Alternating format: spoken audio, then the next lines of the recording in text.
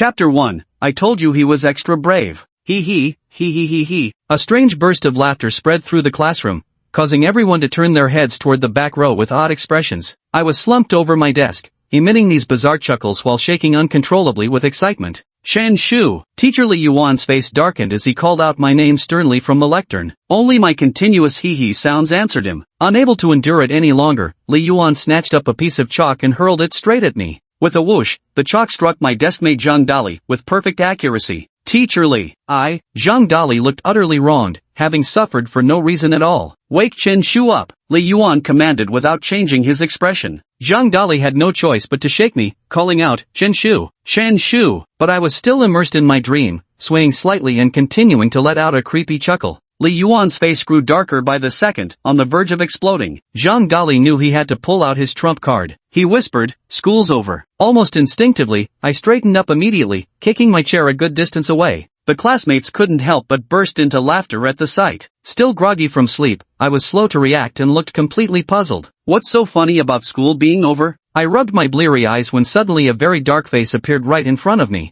Holy shit, what the hell? I exclaimed, realizing a second later that it was Professor Li. Good morning, Professor Li, I said. Had a sweet dream? Li Yuan's face was as dark as coal, looking like he might spontaneously combust. No, I quickly shook my head, but thinking about the scene from my dream, I burst out laughing again. Li Yuan took a deep breath, forcibly suppressing his anger. Bro, you're truly fearless. Zhang Dali looked at me with admiration in his eyes. Coming to my senses, I quickly stifled my laughter and shut my mouth. Why do you sleep in class? Li Yuan asked sternly. I thought to myself that as a student, sleeping during math class seemed perfectly reasonable, but seeing Li Yuan's angry expression, I swallowed my words. Li Yuan's eyes widened, as if he'd thought of something, and he stopped losing his temper. He returned to the lectern, pointed at the blackboard, and said, "What's the answer to the problem I just explained? If you get it wrong, get out of the classroom." I rubbed my eyes and was instantly stunned when I saw the question. The question was, what is the chant for beast masters to form contracts with spirit beasts in the early days of the revival calendar? I stared blankly, my mind conjuring up the three existential questions. Who am I?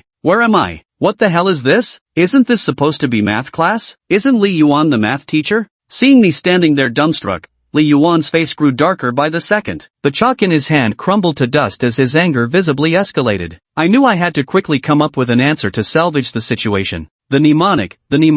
I ventured tentatively, odd changes, even stays, signs depend on quadrant? Slap. Li Yuan slammed his palm onto the lectern and swore, "What goddamn nonsense is this? Mr. Li, don't be angry. Give me one more chance." I quickly spoke up, "Essay questions are beyond my scope of knowledge. Multiple choice is my forte." Multiple choice. Is that the only damn thing you know how to do? Li Yuan roared, his voice so loud the ground seemed to shake. Just then, a voice chimed in my head. Ding. The beast taming selection system has been successfully activated. Immediately, three options appeared before my eyes. Option 1, honesty, admit your mistake and promise not to repeat it. Completion reward, a small amount of beast taming power. Option 2, spread your hands and say sincerely, I wanted to get along with you as a top student, but what I got in return was alienation. Cards on the table, I'm a dunce, I don't know anything. Completion reward, low-grade flame potion. Option 3, remain silent, bowing your head without speaking. Completion reward, contract spirit obedience +1. This is protagonist's halo. Though I'm a bit confused, I reacted quickly, this is clearly protagonist treatment. It seems that as long as I make a choice, I'll get a reward. Though I don't know what the rewards are for, just choosing is the way to go. I glanced at the options and felt none of the rewards were impressive. Small amount, low grade, +1, all these terms are too stingy. What a stingy system. However, the lower grade flame potion should probably work the best. I couldn't care less about the question content anyway, only the reward matters. Following that pick the second longest option rule, I should go with choice 2. With complete composure, I first glanced at Li Yuan and then swept my gaze around the classroom like some inspecting VIP. Then I spread my hands dramatically and said seriously, I truly wanted to interact with everyone while maintaining my identity as a top student, but all it brought me was estrangement. I even sighed before continuing. Alright, cards on the table, I'm actually a hopeless academic mess who knows nothing. The classroom fell into terrifying silence, the air itself seeming to freeze. Every eye was fixed on me, filled with nothing but admiration. A true role model for our generation. Who else would dare pull this off in front of Black Whirlwind Li Yuan? This is like standing at the eye of the storm, grasping the sun and moon as they revolve. Chen Shu, come with me to the office. Li Yuan's face suddenly calmed, yet it felt oppressively unsettling. After he left the classroom, I straightened my shirt, and a voice echoed in my mind, choose success. Reward obtained, low-grade flame elixir. In recognition of the host's exceptional courage, additional reward granted. Contract spirit obedience +1. The elixir has been automatically stored in the system space. I strode out of the classroom like a warrior marching to battle. My classmates all watched me with solemn gazes, as if awaiting my triumphant return. A bloody storm was about to begin. The students began to murmur among themselves. What's going on? Did Chen Pi take some kind of medicine? Why's he being so bold? This is practically challenging the authority of Black Whirlwind. Even the genius beast tamers in our grade wouldn't dare act so recklessly. Dolly, what's going on? You're Chen Pi's deskmate, do you know what's happening? Because I was usually too mischievous and my thought process differed from normal people, everyone called me Chen Pi, Tangerine Peel. Zhang Dali straightened up proudly and proclaimed, obviously, my deskmate is no ordinary person. I've said it before, he's insanely bold. Chapter 2, my freaking worldview just collapsed everyone, prepare the stretchers today. Even if we have to carry him, we'll drag him back. The classmates looked like they were mourning. If anyone else had provoked Li Yuan like this, they'd be considered insane, but since it was me, acting weird was just business as usual. Upon arriving at the office, Li Yuan sat at his desk, lit a Huazi cigarette, and asked, so, tell me, what's going on? I quickly responded, Teacher Li, I think I might be having some mental issues lately. That excuse has been used 23 times already. Come up with a new one, Li Yuan interrupted me. Teacher, I genuinely don't understand. I don't even know what a spirit master is anymore, I said helplessly.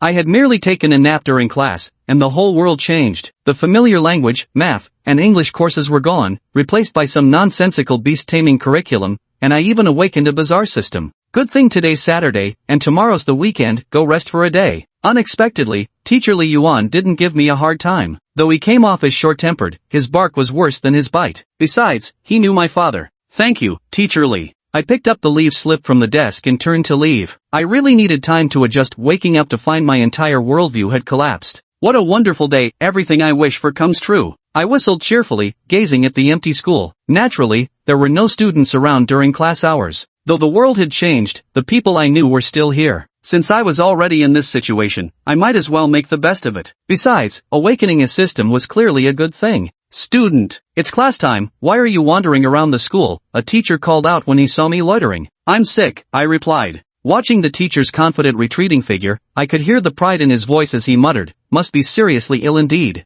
I rode a shared bike home quickly. Son, are you okay? My mother asked with concern the moment I stepped through the door. Clearly class advisor Li Yuan had called ahead. Mom, I'm fine, just a bit confused. Then suddenly remembering something, I asked, by the way Mom, is this still 2021? What nonsense are you talking about? It's the year of revival 980 now. It seems I haven't fully recovered yet. I rubbed my temples and turned back to my room. Though the world had changed, technology remained the same. To learn about current events, the internet was still the best choice. I deftly turned on my computer and brewed myself a steaming cup of coffee. Let's see what the world is really like now. Scrolling through online news, I thought I was prepared, but some headlines still left me speechless. Shocking. Famous Beastmaster embroiled in scandal, now paving the way to prison chic. Beastmaster Glory has opened a new season, waiting for you to battle. A new interdimensional portal has appeared at Qingyuan Mountain in Bailey City, where fierce beasts mainly possess wind attributes. We look forward to the arrival of all Beastmasters. Breaking news! The CEO of Feishuan Group has ascended to the king-level Beastmaster rank,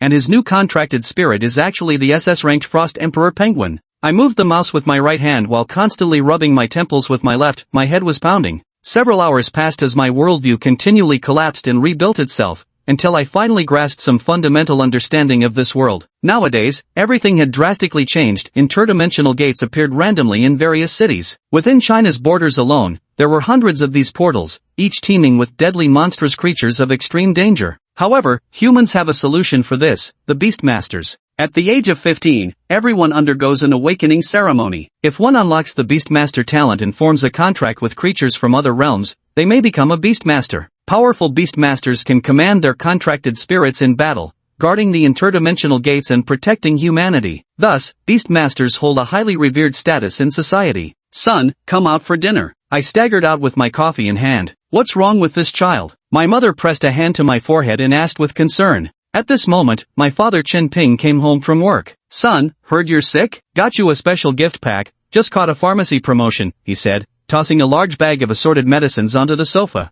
Seriously, Dad, could you be any less reliable? Shopping like it's snacks? My lip twitched. That pile of medicine could treat anything except my actual illness. By the way, Mom and Dad, are you Beastmasters? I suddenly remembered something. After spending hours online, Beastmasters were what impressed me most. Nonsense, your dad works at a Beastmaster unit, father declared proudly, pulling out a red gift box. Perfect timing, this is a reward from work, low-grade flame potion. I gazed at the red liquid in the exquisite bottle, then looked at the red coffee in my hand. Is this medicinal liquid very precious? I swallowed hard and asked softly. Of course, the flame elixir can permanently enhance a contracted spirit's fire attribute. A single bottle like this probably costs several thousand yuan. Father carefully stored the liquid away. Though our family has no use for it, we'll sell it later to help with household expenses. Son, what the heck are you drinking that's so red? Father suddenly noticed the crimson coffee in my hand. Nothing special. I gulped down the coffee in one go. Who knew the low-grade flame elixir rewarded by the system would be so valuable? Just by answering some multiple-choice questions, I'd earned several thousand yuan. Too bad there was no hot water at home this afternoon, so I'd used it to brew coffee. No wonder I'd been feeling so warm inside.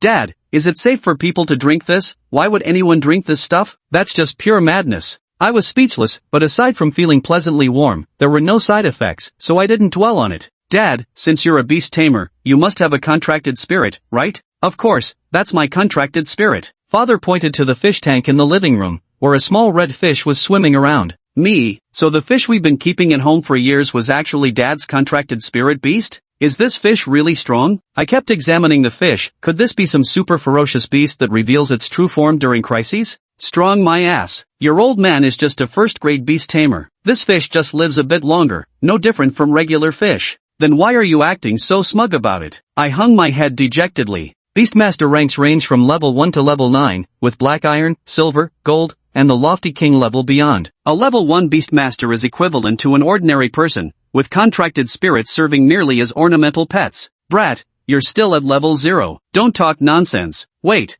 I'm a Beastmaster too? I asked in genuine surprise. Of course you are if you have a contracted spirit, my father said matter-of-factly. Then what's my contracted spirit? As my mother placed a steaming bowl of spare rib soup on the table, she tossed me a slime plushie. This is the spirit you contracted when you turned 15. Black lines practically dripped from my forehead as I fiddled with the slime plushie in my hands. Don't we have any normal contract spirits in this house? Watch your mouth, brat. Dinner. Dad smacked the back of my head. Just then, a virtual panel materialized before my eyes. Name, Golden Slime, personality, lazy, kind-hearted, attribute, all-rounder, spirit race, special class, talent, sleep lover, can enter prolonged dormancy, gaining boosted defense, skill, ram, charges recklessly forward, damage scales with combatant's weight, do not use against opponents over 5 kilograms. Potential rating F, contract master, Chinshu, novice beastmaster level 0, innate talent, average. This slime is indeed my contracted spirit. With a sorrowful expression, I ruffled the slime's head. It felt like kneading a large chunk of jelly. To be fair, the texture was quite pleasant. The ability to view my contracted spirit's attribute panel wasn't granted by some system but rather by this world's inherent rules. Everyone could see their own contracted spirit's status screen. Glop, glop. As if sensing my affectionate touch, the slime awoke from its slumber, its two large eyes opening gently as it nuzzled persistently against my hand. But the golden hue of this slime resembled more of a dull yellow. From a distance, it looked like a wandering lump of feces. Dad, I have a contract spirit, so why didn't I get enrolled in the beast taming class? Dad said the reason was written on little yellow status panel. I searched all over it but claimed I couldn't find it. Dad reminded me to check the potential rating column. Mom put a piece of spare rib in my bowl to comfort me, saying even in the regular class, I could still make something of myself. I sighed. Maybe that was possible before, but definitely not now. Regular students take cultural knowledge for the college entrance exam, with beast taming knowledge making up a huge portion. Right now, I know nothing about it. No way, I must get into the beast taming class. No matter what, I have to become a beast tamer. After all the trouble of transmigrating and awakening a system, ending up as an ordinary person just won't do. I had just made up my mind when two options appeared before me. Option 1 was to tell my parents that I must enroll in the beast taming class, with the reward being a moderate amount of beast taming power upon completion. Option 2 was to promise my parents that I would get into a prestigious university as a regular student and strive to become an ordinary person, with the reward being 10 million in cash and the disappearance of my beast taming talent. Damn, my originally steadfast conviction instantly crumbled. They're offering way too much. I asked my dad whether he would choose 10 million in cash or becoming a powerful beast tamer. He looked at me like I was an idiot and said only kids make choices, adults know it's all nonsense. I coughed awkwardly and said he was being very rational. Then I solemnly stated that I wanted to join the beast taming class. I thought my parents would object, since I'm already in the second semester of my junior year. With senior year approaching, switching classes now would be like changing from liberal arts to science. There's no way I could get into my dream university in just 1 year. Then Dad suddenly burst out laughing, leaving me speechless. Seems like I take after him personality-wise. I told him I genuinely want to become a beastmaster. Being ordinary isn't my goal. I gave up 10 million in cash for this. I'm destined to become the Beast King. Hearing this, Dad stopped laughing and asked if I was serious about studying it. When I nodded, he simply said, "Then do it." I was stunned. Was it really this easy? Mom said Dad was being irresponsible, but he insisted on supporting my ambition upon consideration. Mom didn't object either. I sighed in relief, having encountered none of the resistance I'd anticipated. I even began suspecting I might be a disguised rich kid, but when I asked Dad, he gave me the same contemptuous look he said Grandpa used to give him when he'd ask that question. Dad said we'd talk to the school on Monday and told me to hurry up with dinner. I spent the whole weekend studying in my room. On Monday, when I arrived at Nanjiang City No. 2 High School, Teacher Li Yuan, nicknamed Black Whirlwind, furrowed his brows upon hearing from my dad that I wanted to transfer to the Beast Tamer class. He said switching classes would ruin me, that 1 year wouldn't be enough to become an outstanding beast tamer. My dad said I have the talent for contract spirits and beast taming, meeting the requirements for the Beast Tamer class. Teacher Li Yuan firmly disagreed, saying that getting into a top-tier beast taming university has strict requirements on the tamer's level. With my mediocre talent, I'd only reach a second-level beast tamer in a year at most, not even enough to get into an ordinary beast taming university. I couldn't help but speak out, saying that I'm now a beast master at the first level. With a mere thought, the golden slime appeared in my hand. My dad didn't expect me to have advanced in rank. Instructor Li Yuan sensed the slime's power and, after confirming I had indeed become a first-level beast master, said he'd inform the school. My dad and I left the office feeling satisfied, while Teacher Li Yuan sighed and realized his lighter had been casually pocketed by my father. I returned to the classroom, and classmates gathered around to express concern. Upon confirming I was unharmed, they all looked rather disappointed. Zhang Dali said he'd been hoping for a funeral feast and even wanted to sit at the kids' table, which earned him my playful scolding. The classmates asked if Black Whirlwind had given me trouble. Jokingly, I said he insisted I join the beast taming class, but I just wanted to stay an ordinary person. After their collective look of disdain, they all returned to their seats. I loudly declared, "A single phoenix feather in the northwest sky, truly a phoenix has fallen among crows," which only earned me scornful glares from the entire class. When the class bell rang, in walked a refined male teacher who asked me to step outside. I stood up, coughing a few times to assert my presence, then walked out. This teacher is Mr. Fong Ko, whom I met last Saturday, and he's also the homeroom teacher of Class 5, Beast Taming. He said that Teacher Li Yuan asked me to pack my books this afternoon and report to Class 5, Beast Taming. I asked why it was Beast Taming Class 5. What about Class 1's homeroom teacher? Teacher Fong Ko told me not to dream. Beast Taming Class 1 is only for top students, where every student's contracted spirit is at least D rank. The competition in the Beast Taming division is fierce, with all 5 classes divided based on overall student performance. My purpose for entering the Beast Taming Academy was to cultivate a competitive spirit and push myself to improve my abilities more urgently. From the very beginning, I wanted to enter Class 1 of the Beast Taming division. This was nothing short of a fool's dream. Even getting into Class 5 was a tremendous struggle for me. I sighed. Beast Taming Class 5 it is, then. After all, my skills will improve sooner or later. If one choice made me a rank 1 Beast Tamer, wouldn't a few more send me skyrocketing? In the afternoon, I packed all my belongings and waited outside the Beast Taming Class 5 classroom. Just then, Teacher Fong Ko, wearing black-framed glasses, announced, "Class, today we welcome a new student to Beast Taming Class 5, Chen Shu from the ordinary class. Let's give him a warm welcome."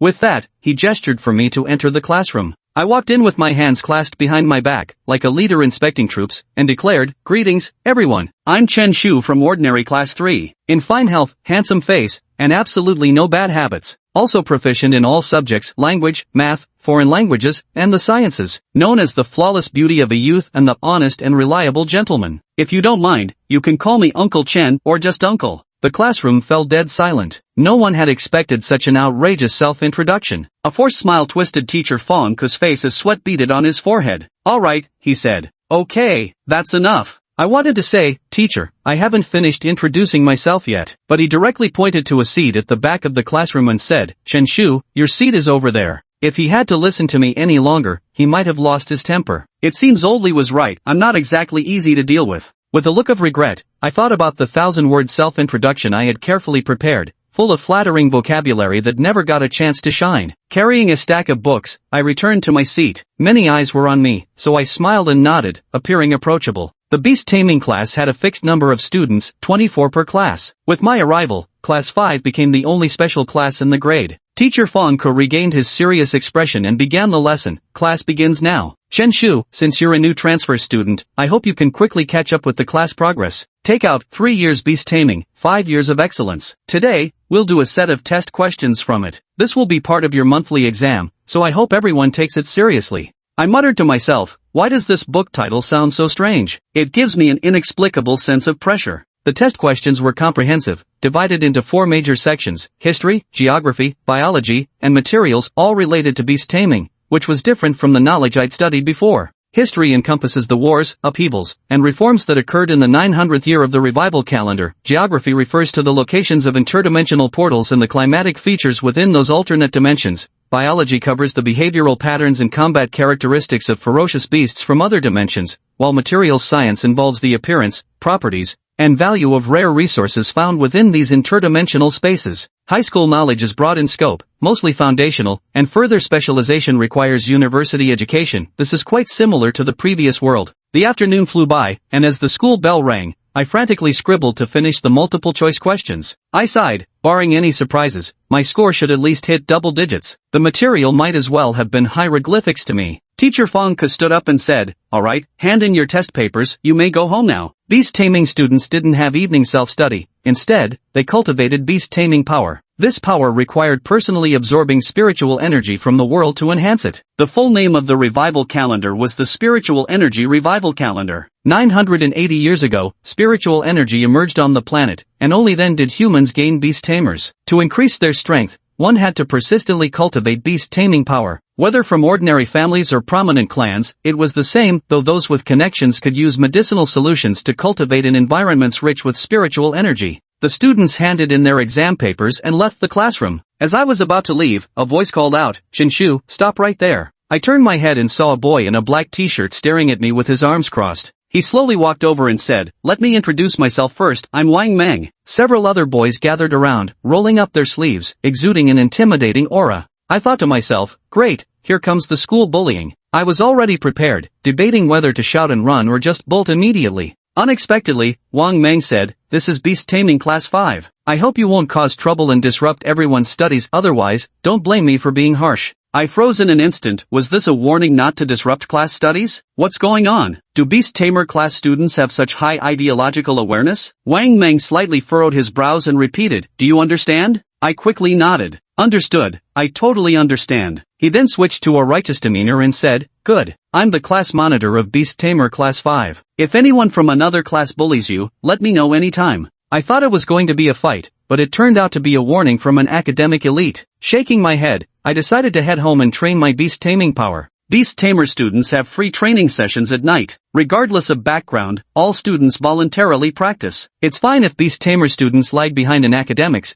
but their beast taming level can't be low. It's a crucial metric for the college entrance exams. Ordinary family students must strive relentlessly to cultivate themselves and succeed, to live up to their family sacrifices. Those from prominent families push themselves even harder, all for the sake of their lineage and inheritance. I rode a shared bike home, hastily ate a few bites of food, and couldn't wait to start cultivating my beast taming power. Everyone knows the basic methods of cultivation, but whether one has the talent for it is another matter. Sitting in my bedroom, I cleared my mind to sense the spiritual energy between heaven and earth. 2 hours passed, and I remained seated, chanting under my breath, "Come quickly, heavenly energy, come quickly." Eventually, I gave up, flopped onto my bed, and sighed, this cultivation business is just too difficult. No wonder high-level beast tamers hold such esteemed status in society. Not everyone can endure the grind of relentless cultivation. With no talent for cultivation, I can only rely on the system. Just a few simple choices made me a first-level beast tamer, equivalent to half a year of hard training for others. Having tasted the benefits, I lost patience for actual cultivation.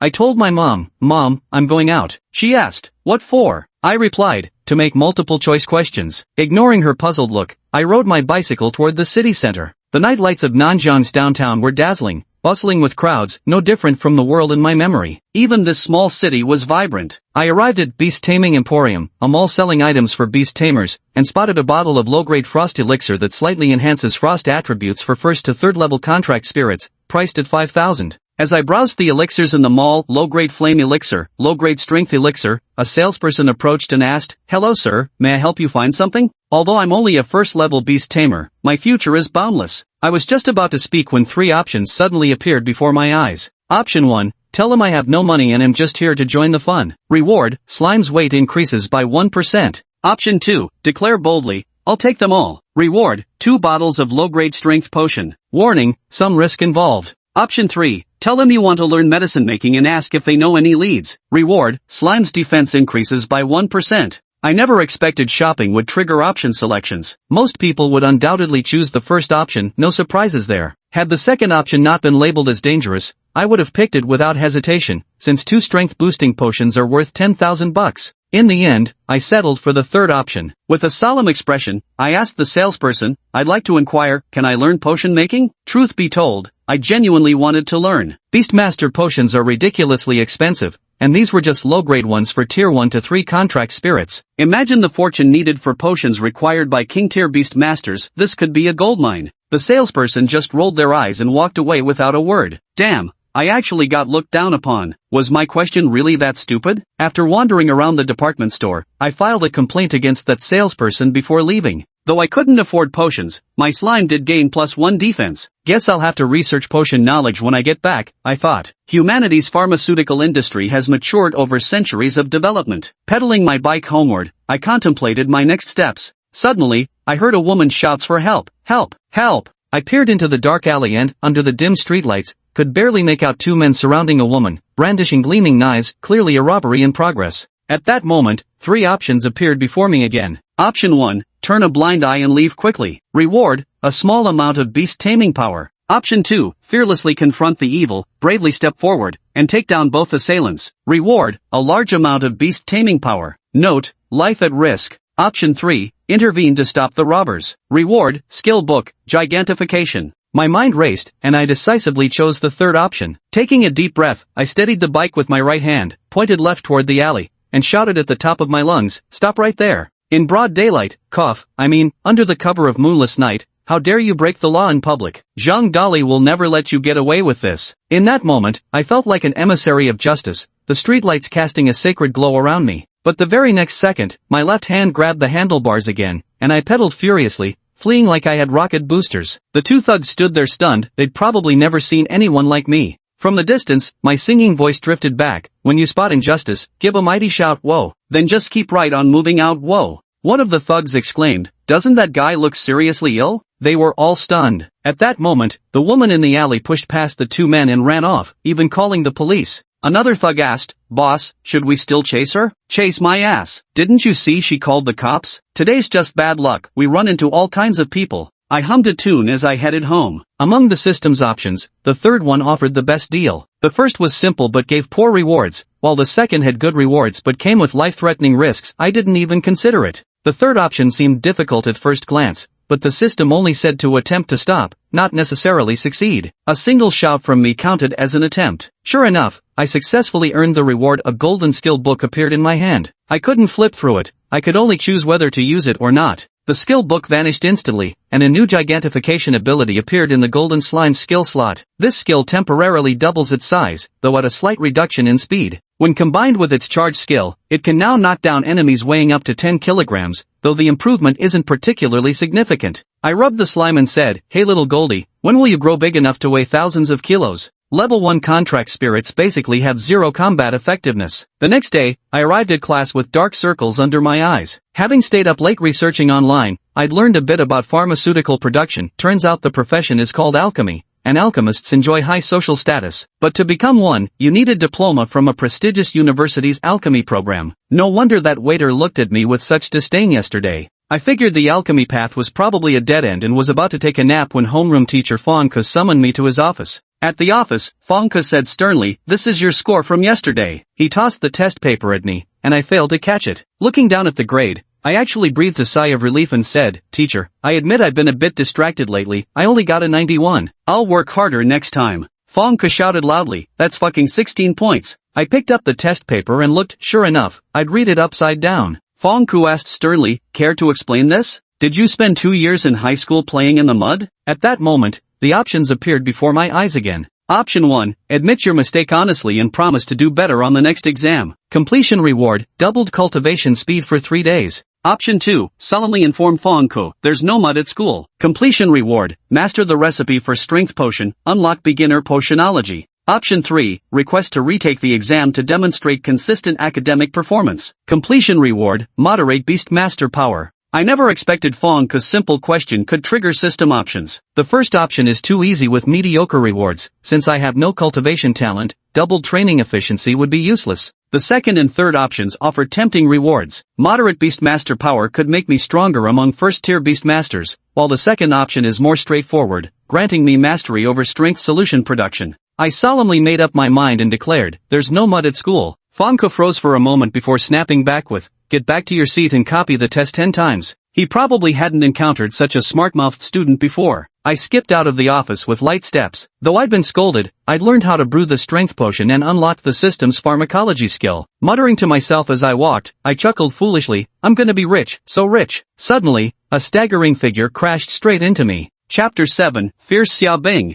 Ha, Squad Leader 1, what's going on? Wang Meng's bruised and swollen face showed clear signs of having been severely beaten. Damn it, who dares bully Chen Pai's classmates? Chen Shu wore an expression of righteous fury as he instantly summoned the golden slime. Gurgle gurgle. The golden slime let out a ferocious cry. It had already evolved into a level 1 contracted spirit, standing a full 3 decimeters tall, looking like a lump of feces with no combat ability whatsoever. In truth, that was indeed the case. Chen Pai, according to Hua country's beast taming laws, you can't casually summon contract spirits. Go back to the classroom first. Wang Meng suddenly looked alarmed and hurriedly spoke to stop them. Bullying my classmate in broad daylight, is there no justice left? No law in this land? Chen Shu burned with righteous indignation while recalling his contracted spirit in the same motion. At that moment, a student suddenly appeared from the beast taming class 3 nearby. He wore a white t-shirt and sported a shockingly dyed green hair. It was me, Zhang Yi, who did it. Got a problem? The loser pays the price, that's the rule in the beast taming class. Zhang Yi sneered as he looked at Wang Meng. Your low-grade beast pearls for this month belong to me now. Remember to deliver them honestly. Xiao Wang, I'm not targeting you, I mean the entire beast taming class 5 is trash. Wang Meng clenched his fists tightly, eyes burning with indignation. Since when did this green-haired punk get so cocky? Chen Shu couldn't help but think it was time to step forward. This is beast taming class 3's territory. Let's go back first. Wang Meng pulled Chen Shu back into the classroom. Chen Shu glared fiercely at Zhang Yi, ultimately restraining his impulse. Why were you fighting with someone? Chen Shu asked. From what he knew of Wang Meng, the other didn't seem like someone who'd stir up trouble. We've always had conflicts with each other. Every month we'd have a Beastmaster competition, and the loser had to surrender their school-issued Beast Taming Pearl to the winner. Beast Taming Pearl? I've never heard of that. The top 3 scorers in each monthly exam would receive a Beast Taming Pearl. No wonder I didn't know. The two supported each other as they returned to the classroom. Several boys gathered around them with concerned expressions, asking, Brother Meng, are you alright? Clearly, everyone was aware of Wang Meng's monthly sparring matches. Useless. 3 months straight of losses. A cold voice rang out as a girl with a ponytail spoke disdainfully. She was wearing a white dress, her face fair and delicate, her figure appearing petite beyond measure. As soon as the words were spoken, the girl walked out of the classroom. Who's this person? Chen Shu wore a face full of confusion. Xiaobing, our class's academic monitor. Wang Meng murmured this response, already completely accustomed to the other's tone. As class president, losing 3 consecutive matches had even brought criticism from other classes upon beast taming class 5. As the group was chatting, a student suddenly shouted, Big news! Xiaobing is challenging the entire Beastmaster class 3 after school this afternoon. What's going on? Our academic monitor is this bold? Beastmaster class 3 has 24 students, and even their weakest is a 3rd-level Beastmaster. Wang Meng froze for a moment, then sighed. Sister Xia was just standing up for me. It's all my fault for not being strong enough to beat Zhang Yi. Can we win this? Chen Shu turned his gaze towards Xiaobing's empty seat. I never expected this girl to be so fierce, daring to challenge the entire class.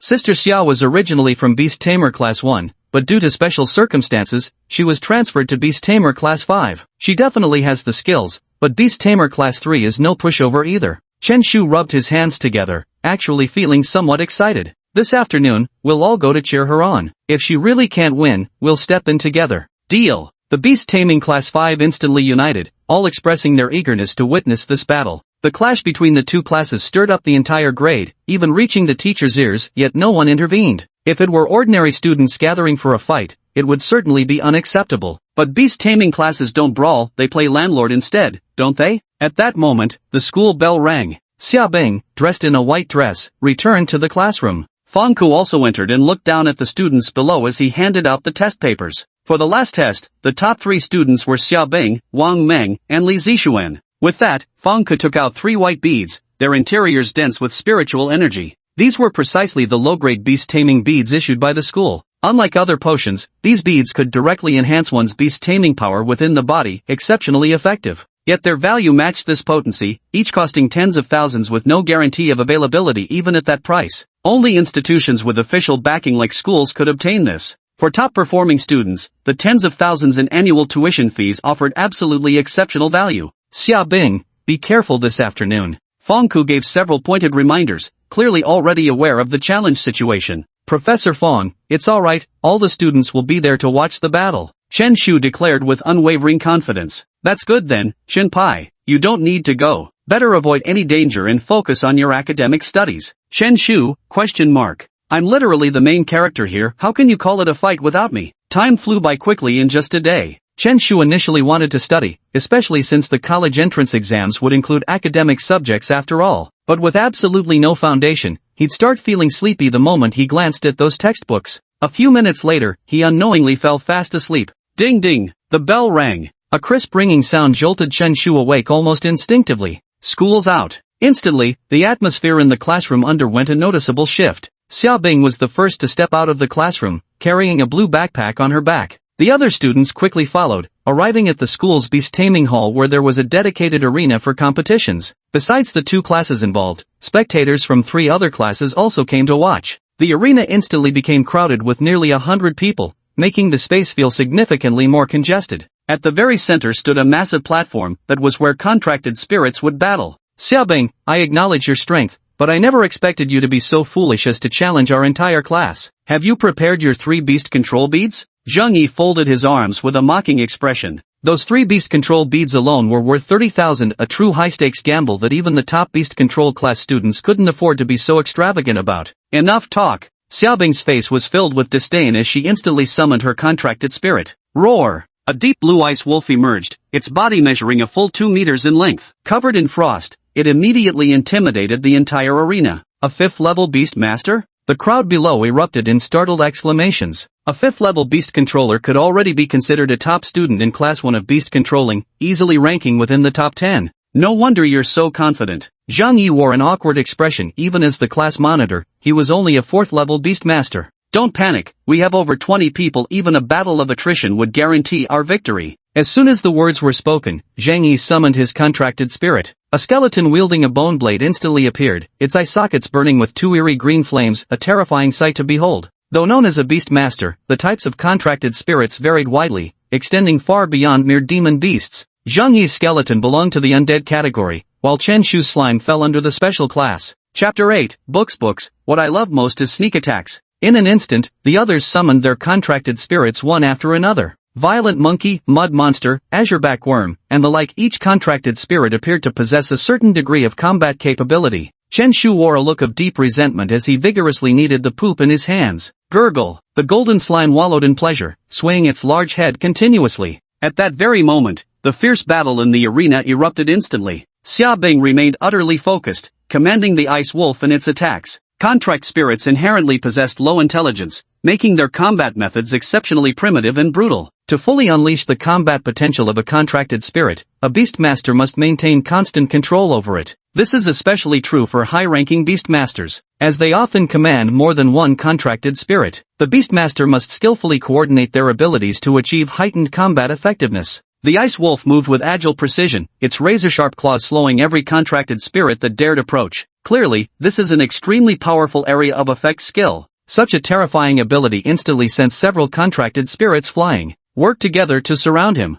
Zhang Yi shouted loudly. The skeleton soldier wields a bone blade, boasting remarkably formidable defensive and offensive capabilities. Just as the competition arena erupted into fierce combat, Chen Shu once again triggered a choice. Option 1, shout cheers from the arena, rooting for Xiaobing. Reward upon completion, golden slime obedience +1. Option 2, wave both hands while shouting loudly, stop fighting, you must stop fighting. Reward upon completion, a bag of contracted spirit feed. Option 3, take Zheng Yi by surprise with a sneak attack and beat him up severely. Completion reward, massive beast master power. Was there even a choice to consider? Chen Shu acted decisively while everyone's attention was focused on the contracted spirits battle. He stealthily made his way to Beastmaster Class 3's position. Zheng Yi was completely focused at this moment, maneuvering the skeleton soldiers in battle, continuously clashing with the ice wolves. Just then, a sinister arm suddenly reached out and tightly covered his mouth. MMPH.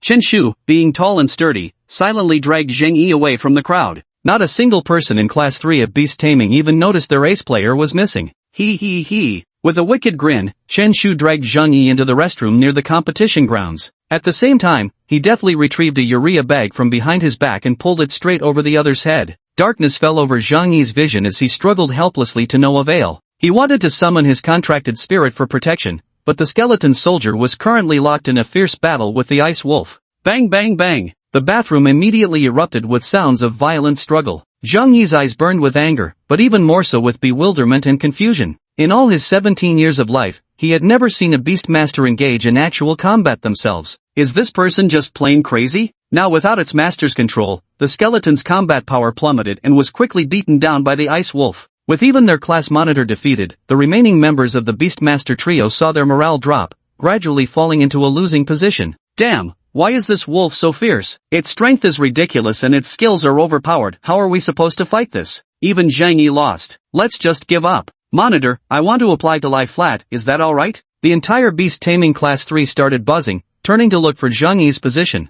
When suddenly, they realized something was wrong. How come you suddenly disappeared in the middle of fighting? Help me, save me. Then a figure staggered out of the restroom, wobbling unsteadily, with a urea fertilizer bag draped over its head. What the hell is this? A group of people glanced at the shifting urea sack and cautiously took several steps back. Whose contracted spirit is this? It's me, Zheng Yi said as he removed the bag from his head, his face covered in dark bruises. Brother Zheng, what's going on? The students from Beast Taming Class 3 all came forward, seemingly full of concern, but it was clear they were struggling to hold back their laughter. No one had expected someone to ambush them midway, let alone throw a urea sack over Zheng Yi's head. What a savage move. It must have been you guys from Beast Taming Class 5. Zheng Yi, bruised and battered, glared with resentment. His injuries were far more severe than Wang Meng's. Nonsense. Chen Shu, who had returned to the classroom a step ahead, immediately stood up and declared with righteous indignation. Every member of our Beast Taming Class 5 is honorable. Who among us would stoop to such underhanded deeds? Don't worry though. I'll personally investigate this matter, and I swear by my name, Chen Shu, to deliver a result that satisfies you.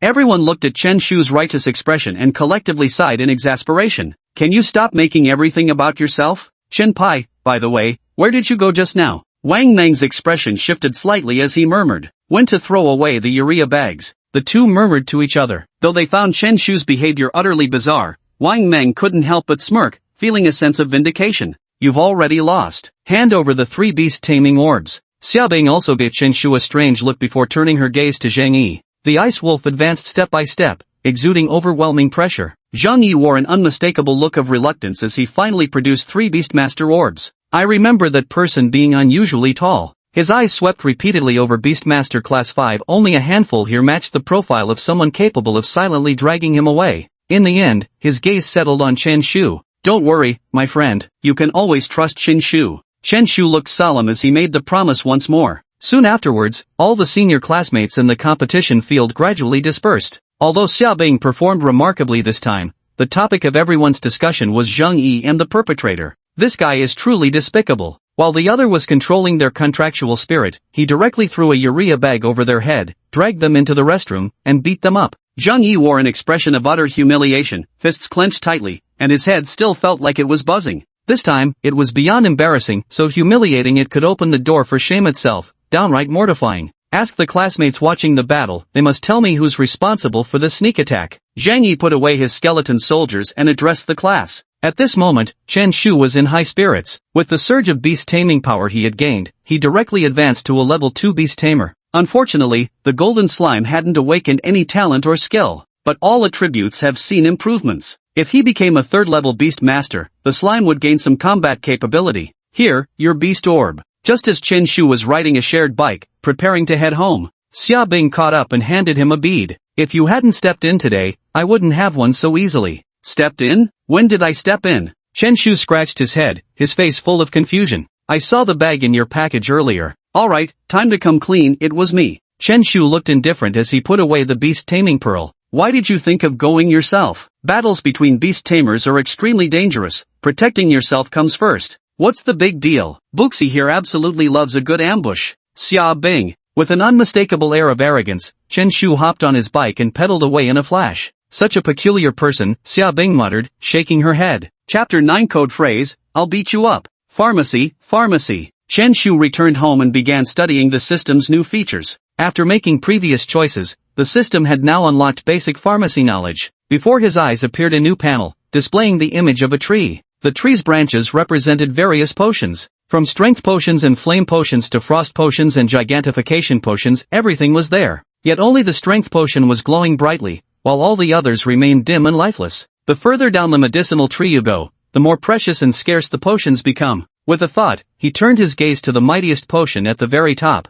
Might Potion permanently enhances a contracted spirit's strength. Proficiency, mastery level, reduces required ingredients for potion making by 30%. Insufficient materials for refining. Note, each refinement attempt increases proficiency. Proficiency levels are categorized as beginner, adept, master, and grandmaster. Additional note, different proficiency levels provide varying additional effects. Chen Shu's face burned with excitement as he continuously explored the functions. As one of the primary disciplines among humankind, the importance of pharmacology goes without saying. Mastering it would be like having gold rain from the heavens. It seems I still need the materials for refinement. Creation from nothingness isn't possible. Chen Shu ultimately reached this conclusion. Others must concentrate fully when concocting potions, without making any mistakes. Even so, failures still occur. Although alchemy has developed for centuries, it still hasn't achieved industrialization, being incapable of using instruments for concoction. Every single potion bottle is personally brewed by an alchemist, which is precisely why they remain so exorbitantly expensive. But Chen Shu was different. He had a system. All he needed to do was add the materials, and the corresponding potion would brew automatically. Strength flower. I need strength flower. Chen Shu muttered incessantly while lying in bed. The ingredients required for the strength potion were all extremely common and easy to obtain. The main ingredient among them is called Titan flower, a medicinal herb originating from another dimension. Large shops in the city center certainly sell it, but he lacks the qualification to purchase it, requiring a pharmacist's license. Guess I'll have to check the black market. Chen Shu murmured to himself, eager to make money as quickly as possible now. The strength of a contracted spirit can be greatly enhanced not only through advancement but also by consuming various potions. Contracted spirits from powerful families have a constant supply of potions, allowing them to fight above their tier. Zhang Dali seems to know the location of the black market. Chen Shu opened Super Chat and found Zhang Dali. The profile picture is a wild grassland wolf, and the name is Lone Wolf. Dali? API, what's up? Why the sudden call? After you left, I'm the only one holding down the fort in the regular class. So lonely, so lonely. Your uncle just beat up the class monitor of Beast Taming Class 3 today. That scene was absolutely epic. Speak quickly. I'll tell you next time. Do you know where the black market is? Why? Looking to buy something? I just want to check it out. Perfect timing. I skipped evening self-study tonight. Let's go together. Hey, lend me some money, will you? Big Lee? Damn it, playing dead when money's mentioned? Seeing no response, Chen Shu persisted relentlessly, bombarding them with pestering messages. We're the same age. If you've got no money, how could I have any? Zhang Dali finally couldn't stand the harassment anymore and fired back with this reply. Hey, why don't you use Huanbei? Doesn't it give you a monthly spending limit? No way. You actually have to pay back what you borrow from that. The lone wolf? Zhang Dali acted decisively, immediately shutting down WeChat. Since they lived in the same neighborhood, Zhang Dali quickly paid him a visit. Hey Chen Pai, are you really broke? Seriously, I'm broke as a joke right now. Forget it, let's check out the black market first. Although Chen Shu didn't have any money, there might be a chance to trigger a system option. As long as he could get some medicinal liquid and sell it on the spot, wouldn't that solve his money problem? The two rode their bicycles, swaying unsteadily as they headed toward the outskirts. Speaking of that black market, I, Zhang Dali, have been lucky enough to visit it a few times with my parents. It's a mixed bag of all sorts. Remember, neither of us should draw too much attention. Zhang Dali's parents were both black iron level beastmasters, placing them among the wealthy elite. But since he lacked the talent for beast mastery, he could only remain an ordinary person. As the saying goes, a powerful dragon cannot suppress a local snake, that much I understand. Chen Shu nodded in deep agreement. The two of them appeared ready to stir up the black market's winds and tides, but when they reached the black market entrance, they were both dumbstruck. Sorry, no entry without a beast master of 5th rank or higher leading your group. Big bro, give us a break. Everyone here's got some status. May I ask, besides just carrying an ID card, what exactly is your status? The checkpoint staff at the black market entrance crossed his arms, utterly unimpressed. He was also a beast tamer and could faintly sense the auras of the two. One was just an ordinary person, while the other was at most a third-tier cultivator. The two hadn't expected the guard to be so rude. Zhang Dali cleared his throat, evidently needing to formally introduce himself. I am Zhang Dali of Class 3 from Nanjiang City's 2nd High School, formerly serving as the materials class representative. Beat it! Got it! Zhang Dali turned and left without a moment's hesitation, simultaneously pulling Chen Shu along. Chenpai, looks like we can't get in this time. Next time, I'll have my dad bring you. Yet Chen Shu remained rooted to the spot, as 3 options materialized before his eyes. Option 1, use the golden slime to force entry into the black market and showcase one's might. Completion reward, Beast Master level +1. Option 2, leave reluctantly and seek another opportunity next time. Completion reward, slime power doubled for 3 days. Option 3, extreme provocation, lean close to the security guard's ear and whisper, I'm your daddy. Completion reward, enlarged skill +1. Chen Shu fell into deep thought until Zhang Dali's urging snapped him back to reality. Dali, do you know the layout of this place well? Not bad, what's up? Get ready to run. Whatever you do, don't look back. Snap the photo. Before Zhang Dali could react, he saw Chen Shu approaching the man. Chen Shu spoke in a low voice. Big bro, I know the password, can I come in? Ha, what? The security guard looked puzzled. At that very moment, Chen Shu stepped forward slowly and gently leaned close to his ear. Damn it! In the next instant, Chen Shu spun around abruptly and took off running at full speed. The security guard froze momentarily before realizing what had happened. Just as he was about to give chase, the two figures had already vanished without a trace. Their speed was simply unprecedented. The guard could only curse under his breath before returning to his post. Chenpai, what the hell did you say? Nothing, just tried the code phrase. Chenpai gasped heavily. He had to admit, the thrill of pulling this little stunt was downright exhilarating. The golden slime's gigantification skill had indeed leveled up. Gigantification temporarily quadruples body size while marginally reducing speed. It seems we'll need to figure out a way to get into the black market. Let's talk about it later. Want some ramen? The two looked up and happened to arrive at a ramen shop named Big Noodle. Does this name feel a bit nauseating to look at? Chen Shu raised an eyebrow. Why did this sound like straining to take a shit? Proof it's got character, then. Perfect timing since I skipped dinner. Zhang Dali wasn't the least bit bothered and strode right into the shop. Boss, 2 bowls of ramen. Would you like the large portion? Extra large, it has to be extra large. Coming right out. Make sure to eat it while it's hot. Chapter 10, You have the potential of an emperor. Chen Shu and his companion found it utterly bizarre. Beads of dark sweat forming on their foreheads. Why did everything feel so oddly unsettling? Does anyone actually come to eat at such a place? Yet the boss wore an expression overflowing with enthusiasm. After a whole week, he had finally welcomed his first customers. The promised bustling crowds near the black market, supposedly no less than downtown, turned out to be a huge disappointment for him. By the way, for 2 extra yuan you can get 2 cans of cola with your meal. You guys in? Oh come on, what kind of shady place is this anyway? Chen Shu's mouth twitched involuntarily when, at that very moment, he spotted a striking figure outside the shop. Dali, come with me, I know how to get to the black market. Aren't you two having any? Your noodles are too hot, I'm afraid they'll burn my mouth. Chen Shu and the other quickly left the noodle shop and stepped out onto the street. Could it really be that my noodles aren't tasty? The noodle shop owner kept reflecting, trying to pinpoint the problem. The black market was located in the suburbs, yet the crowd remained unceasing.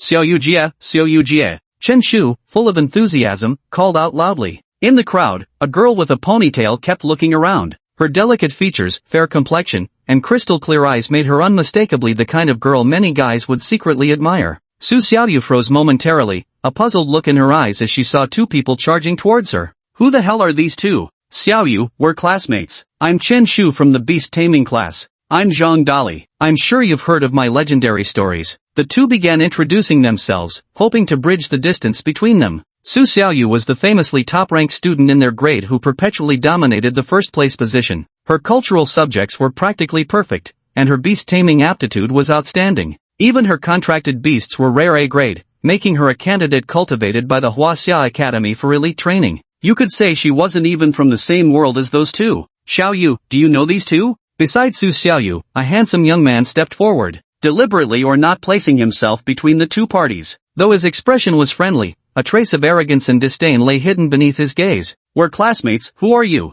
Zhang Dali was certainly not blind to his pretense. With an irritated face, he spoke up. You don't know me? The young man slightly raised his eyebrows, a faint smile playing at the corners of his mouth. Oh, are you the Chinese yuan banknote or something? Does everybody have to recognize you? You bastard. The guy's face darkened. He'd never encountered anyone who dared speak to him like this. Just as conflict seemed imminent, Su Xiaoyu stepped forward to mediate. This is the top student in 3rd high school, Wang Teng. Oh, Wang Teng. Zhang Dali suddenly realized, his face full of astonishment. This naturally greatly satisfied Wang Teng's vanity, his lips curling into a smile as he let out a smug snort. Don't know them at all. Zhang Dali immediately dealt a merciless blow. Chenpai, do you know him? I don't know you, but somehow I can sense you have the bearing of a great emperor.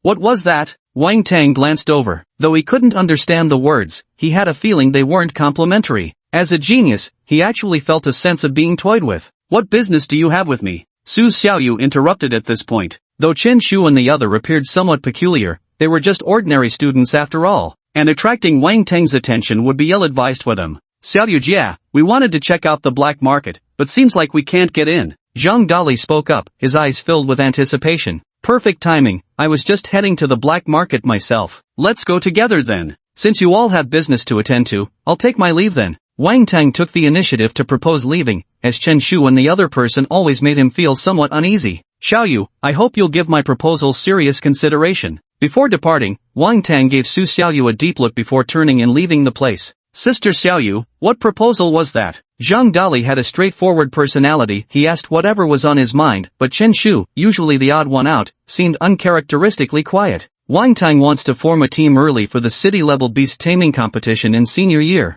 Su Xiaoyu explained briefly, saying no more. Perhaps in her view, for the two of them, even getting close to such a competition was far too distant a prospect. Let's go, take a look at the black market. The trio entered through another entrance of the black market. Su Xiaoyu didn't need any guide. She herself was already a 7th-tier beast tamer, qualified to come and go freely. I have things to do, you two can explore on your own. Su Xiaoyu had already decided to leave after bringing them inside. Though she was kind-hearted, there was no need to waste time with them. Thanks, Xiaoyu. If you ever need anything, just come find me in Beast Taming Class 5. Su Xiaoyu nodded and left the place without hesitation. Zhang Dali and his companion, however, were like curious toddlers, constantly inspecting the black market. The black market was located in Qixing Street of Nanjiang City, where 7 intersecting lanes bustled with various stalls on both sides. The endless flow of people and vibrant atmosphere rivaled even the downtown area. Though called a black market, it actually had some official backing, otherwise, it would have been shut down long ago. Selling Earth Dragon King Beast Core. This comes from the only disaster-level pocket dimension in China. Priceless beyond measure. Can forge divine artifacts for contracted spirits. Opportunity knocks but once, dear customers. Shocking news. A high-level beast master forced by circumstances is selling a mythical beast egg. Consuming it can directly elevate a contracted spirit to gold tier. Good news. Great news. Today only customers purchasing goods worth over 50,000 Huaxia dollars at my stall will receive my personal autograph. First come, first served. The street echoed with incessant vendor cries. This was the open-air market district where mostly independent peddlers hawked their wares. Though more akin to charlatans, patient seekers could still unearth quite a few treasures here. The extra-dimensional realm held infinite rare materials beyond human material science's complete cataloging. Truly miraculous natural wonders might indeed lie hidden in obscurity. Zhang Dali strolled with keen interest, carefully examining each stall before bending down to inquire. Uncle, how much for this earthworm beast core? Young man, you've got a good eye. With your innate wisdom, you're destined to become extraordinary. Today I'll give you a bargain price. Just 10,000 bucks. Take this Earth Dragon King home for a steal. Can you go any lower? What price did you have in mind, my friend? $10. Chen Shu was utterly speechless, their conversation having genuinely shocked him to the core. He'd expected Zhang Dali to get a severe scolding,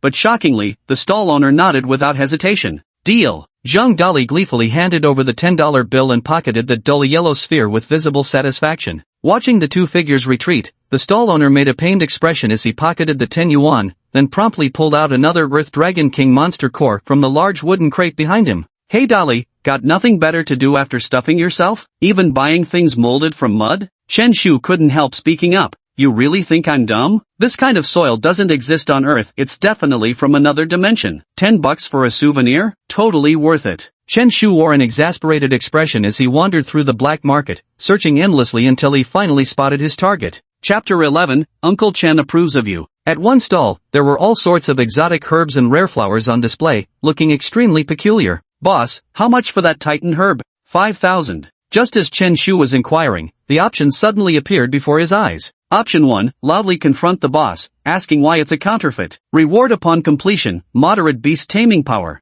Option 2, don't expose the boss, give up purchasing. Reward upon completion, golden slime size increases by 10%. Option 3, with a face full of anger, he spoke up, isn't it too much to pass off paint as dolly flower? And it's still ing wet paint. Completion reward, mid-grade wind attribute potion. Chen Shu was utterly speechless. Never did he expect the black market to be this shady. Just as he was pondering which option to choose, a familiar voice suddenly rang out. I'll take it. I'm offering 10,000. Ha, where did this idiot come from? Chen Shu was taken aback. Was someone actually buying this painted mess? He turned his head and saw, to his surprise, Zheng Yi from Beast Taming Class 3. Zhang Yi's face was still covered in bruises of blue and purple, his eyes filled with resentment. Chen Shu, you shameless bastard, how dare you ambush me? What are you talking about? Chen Shu looked utterly bewildered. I'll remember you now, and you'll get what's coming to you later. Zheng Yi shot Chen Shu a fierce glare. Want to splurge on flowers? Maybe in your next life. Great strength flower is the core ingredient for crafting great strength potions, rarely seen in black market stalls. Only the big stores have a small amount of stock left,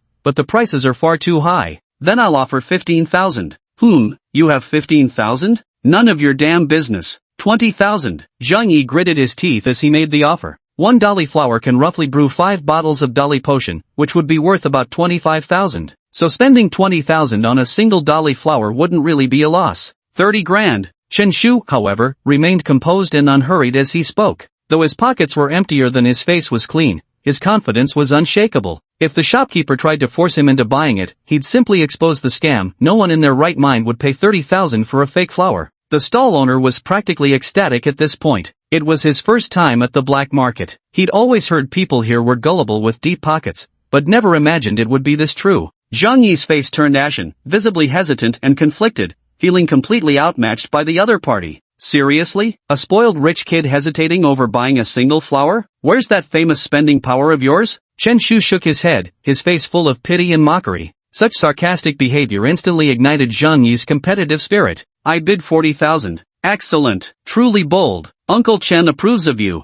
Chen Shu decisively turned around and left the place without hesitation. Zhang Yi was left stunned, perplexed by how straightforward the other party had been. Something felt off about the situation. But after all, he was a man of reputation and standing. Even if spending 40,000 for a single strength blossom seemed like a loss, it was still within his means to bear. By the way, squad leader Zhang, if you need paint markers, just let me know anytime. I guarantee a good discount. Chen Shu suddenly turned back and said this, leaving Zhang Yi completely bewildered. The stall owner, however, grew somewhat anxious, hastily completed the transaction, and then hurriedly left the black market. Damn it, Chen Pai, who would have thought Zhang Yi would show up out of nowhere? What rotten luck. Zhang Dali noticed Zhang Yi's targeting and naturally felt indignant. Let him be. He's probably in for it when he gets home. 40,000 yuan isn't a small sum. Chen Shu looked pleased, even whistling cheerfully. By the way, how did he find out so quickly that I was behind it? Whoever tipped him off better hope I don't find out. Chen Shu grumbled a few words, clearly displeased with the informer. Of course, it was me. Zhang Dali slapped his thigh abruptly, wearing a proud expression as if claiming credit. Chen Pai, you're already famous in the grade now, but no need to thank me. You?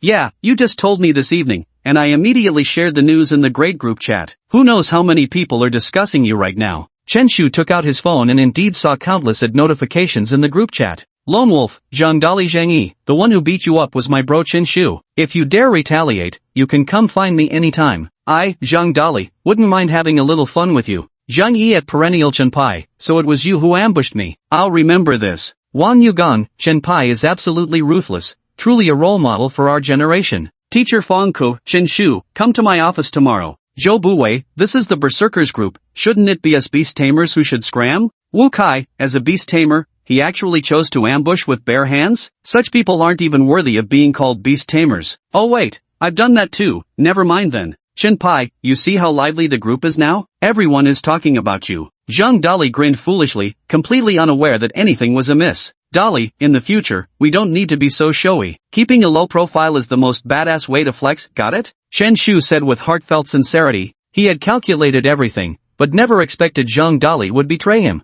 Got it. Zhang Dali suddenly understood, nodding repeatedly. Let's go see if we can still find some strength blossoms. The two continued browsing the black market, but unfortunately, not a single strength blossom could be found at any stall. This kind of resource was already extremely scarce, and was basically purchased by major corporations and government agencies. After all, strength-enhancing potions were considered common medicine, as the vast majority of contract spirits required power boosts. Let's check out the shops around here. In the end, Chen Shu had no choice but to enter the shops in the black market. There are only a handful of shops here, but their merchandise is remarkably comprehensive. More importantly, as long as you have money, you can buy whatever you want, no qualifications needed. 20,000 for Great Strength Blossom? I'm out. Chen Shu stepped into the shop and was instantly struck dumb. The shops in the black market are way too expensive. Factoring in other materials, the cost would easily reach 25,000. An average alchemist can only brew 5 bottles, which means breaking even at best. What's the point of even trying? Either way, Chen Shu wasn't about to bother with that. By the way, boss, are you guys hiring any clerks? Chen Shu suddenly thought. Now that the second year of high school was about to end and summer vacation was approaching,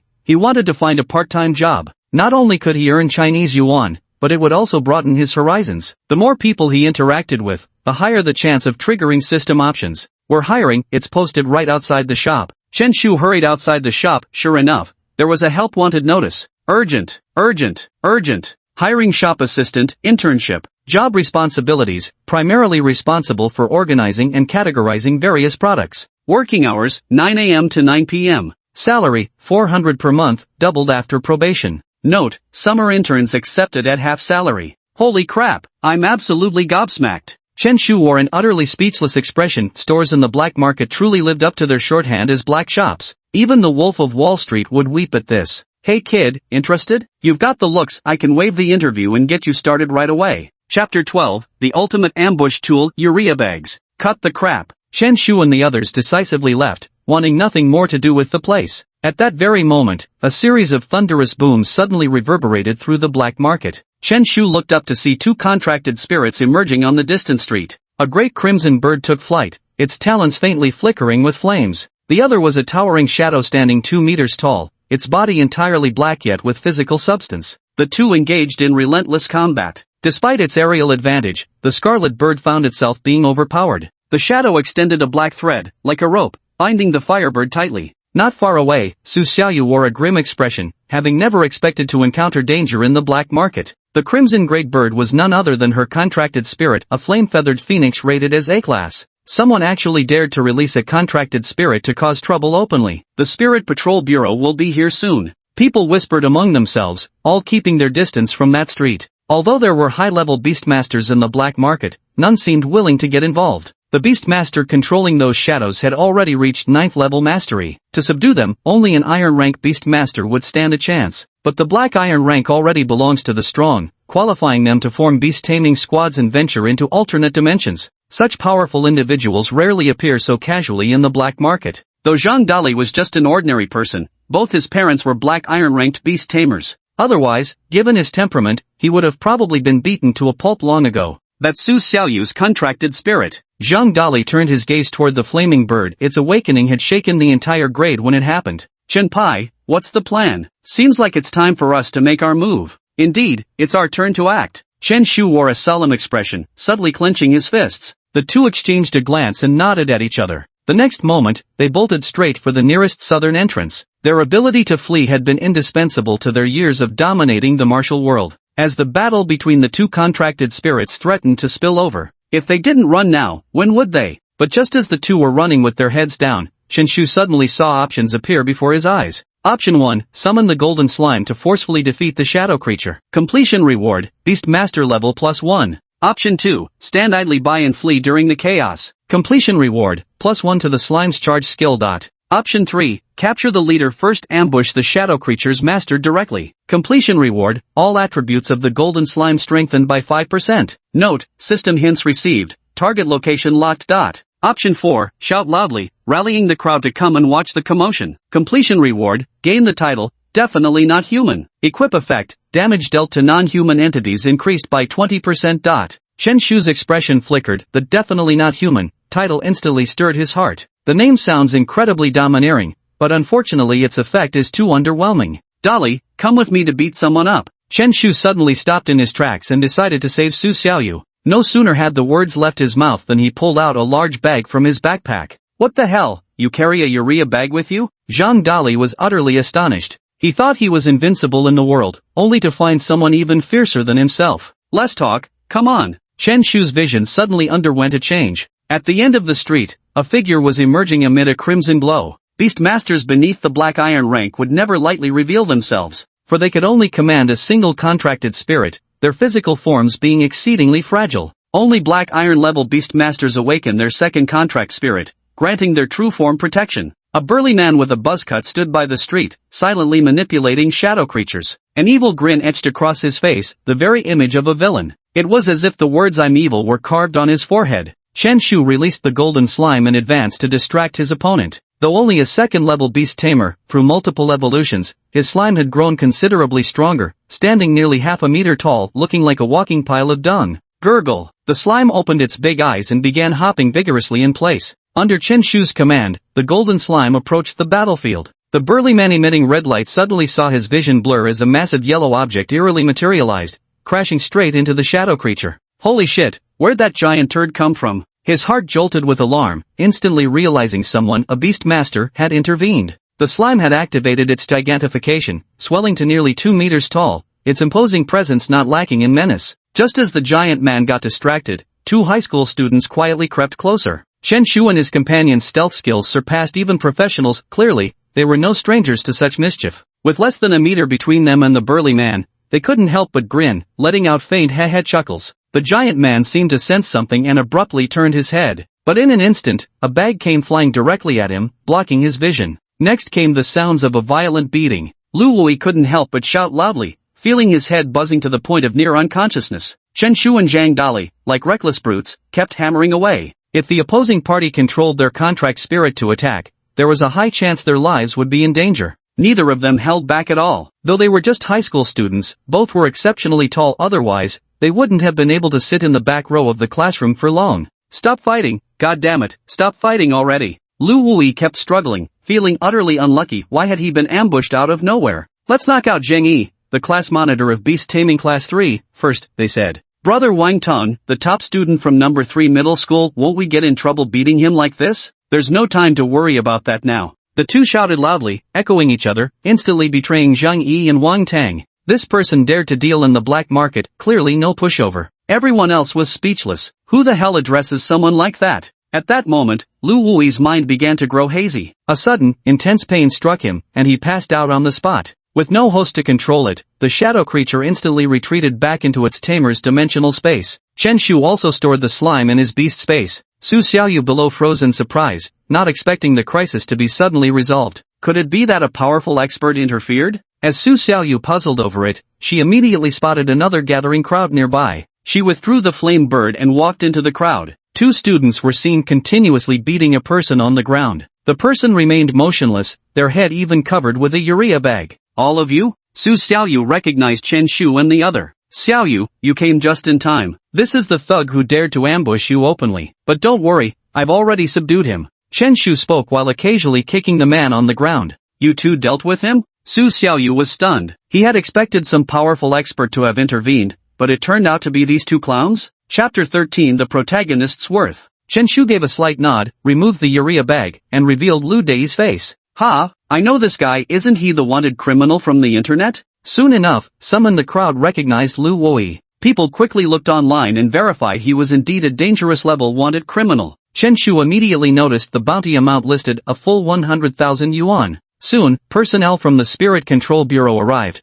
They specialized in handling criminal beastmasters. The crowd in the black market was evacuated, and the trio similarly left 7 Stars Street. Thank you all for this time. The 3 of them stepped onto the street, while Chen Shu left his phone number. If the verification turned out to be true, he would receive a reward. As for Zhang Dali, he carried himself like a master, utterly disdainful of any monetary reward. In his own words, it was to leave with sleeves swept clean, hiding both deed and name. It's nothing. Championing justice is what Chen Shu loves most. The two stood with such righteous indignation, as if solely dedicated to righting the world's wrongs, completely forgetting how freely they'd fled just moments before. I owe you for this. If you ever need anything, feel free to ask. Su Xiaoyu wore a serious expression, clearly uncomfortable with owing favors. Xiaoyu, we're helping you without expecting anything in return. Chen Shu appeared equally earnest before abruptly changing the subject. By the way, I'm looking for a summer job. Zhang Dali's body trembled. Weren't you just saying you didn't want personal favors? You almost had me convinced. What kind of job are you looking for? I might have some suitable recommendations. Su Xiaoyu brushed aside her hair by her ear as the evening breeze blew, looking exceptionally charming. But unfortunately, her beauty was utterly useless in front of these two guys. Xiaoyu Jia, my demands are pretty simple, just something with light workload, close to home, and high pay. Zhang Dali didn't hesitate and spoke decisively. Who could possibly refuse such a job opportunity? You're asking for too much, Dali. Chen Shu immediately spoke up, his tone full of reproach. He turned his head to look at Su Xiaoyu.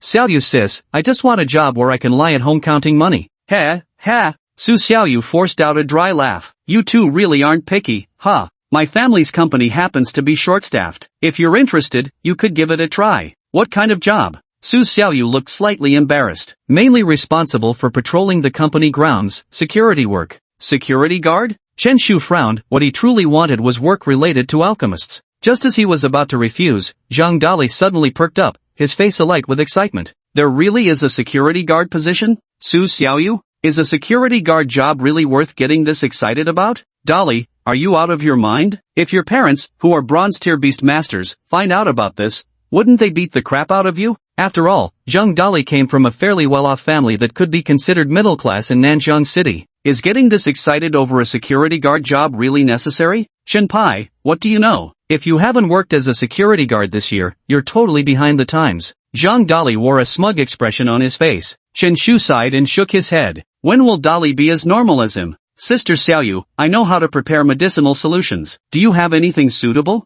Oh, you know how to prepare medicinal solutions? Su Xiaoyu raised an eyebrow, her face full of disbelief. Is this something you can just casually match? You think this is like breeding pigs? To become an alchemist, one needs to master various complex pharmacological knowledge. Only graduates from prestigious universities stand a chance in this profession. And now some high school student is telling me this? I can't make this decision. If you're really serious about trying, you can visit my family's company. Su Xiaoyu didn't immediately agree to the request. Her family's company primarily produced various medicinal solutions, which touched upon core business matters beyond her authority to decide. But if you want to work as a security guard, just mention that you're my classmate. Both of them were fairly tall, more than qualified for security work. Thank you both for helping out this time. Su Xiaoyu gave a slight bow to the two of them. The three added each other on WeChat, then went their separate ways back home. Who would have thought we'd casually save a top student? Zhang Dali couldn't help but exclaim. Chen Pai, do you think we're the main characters?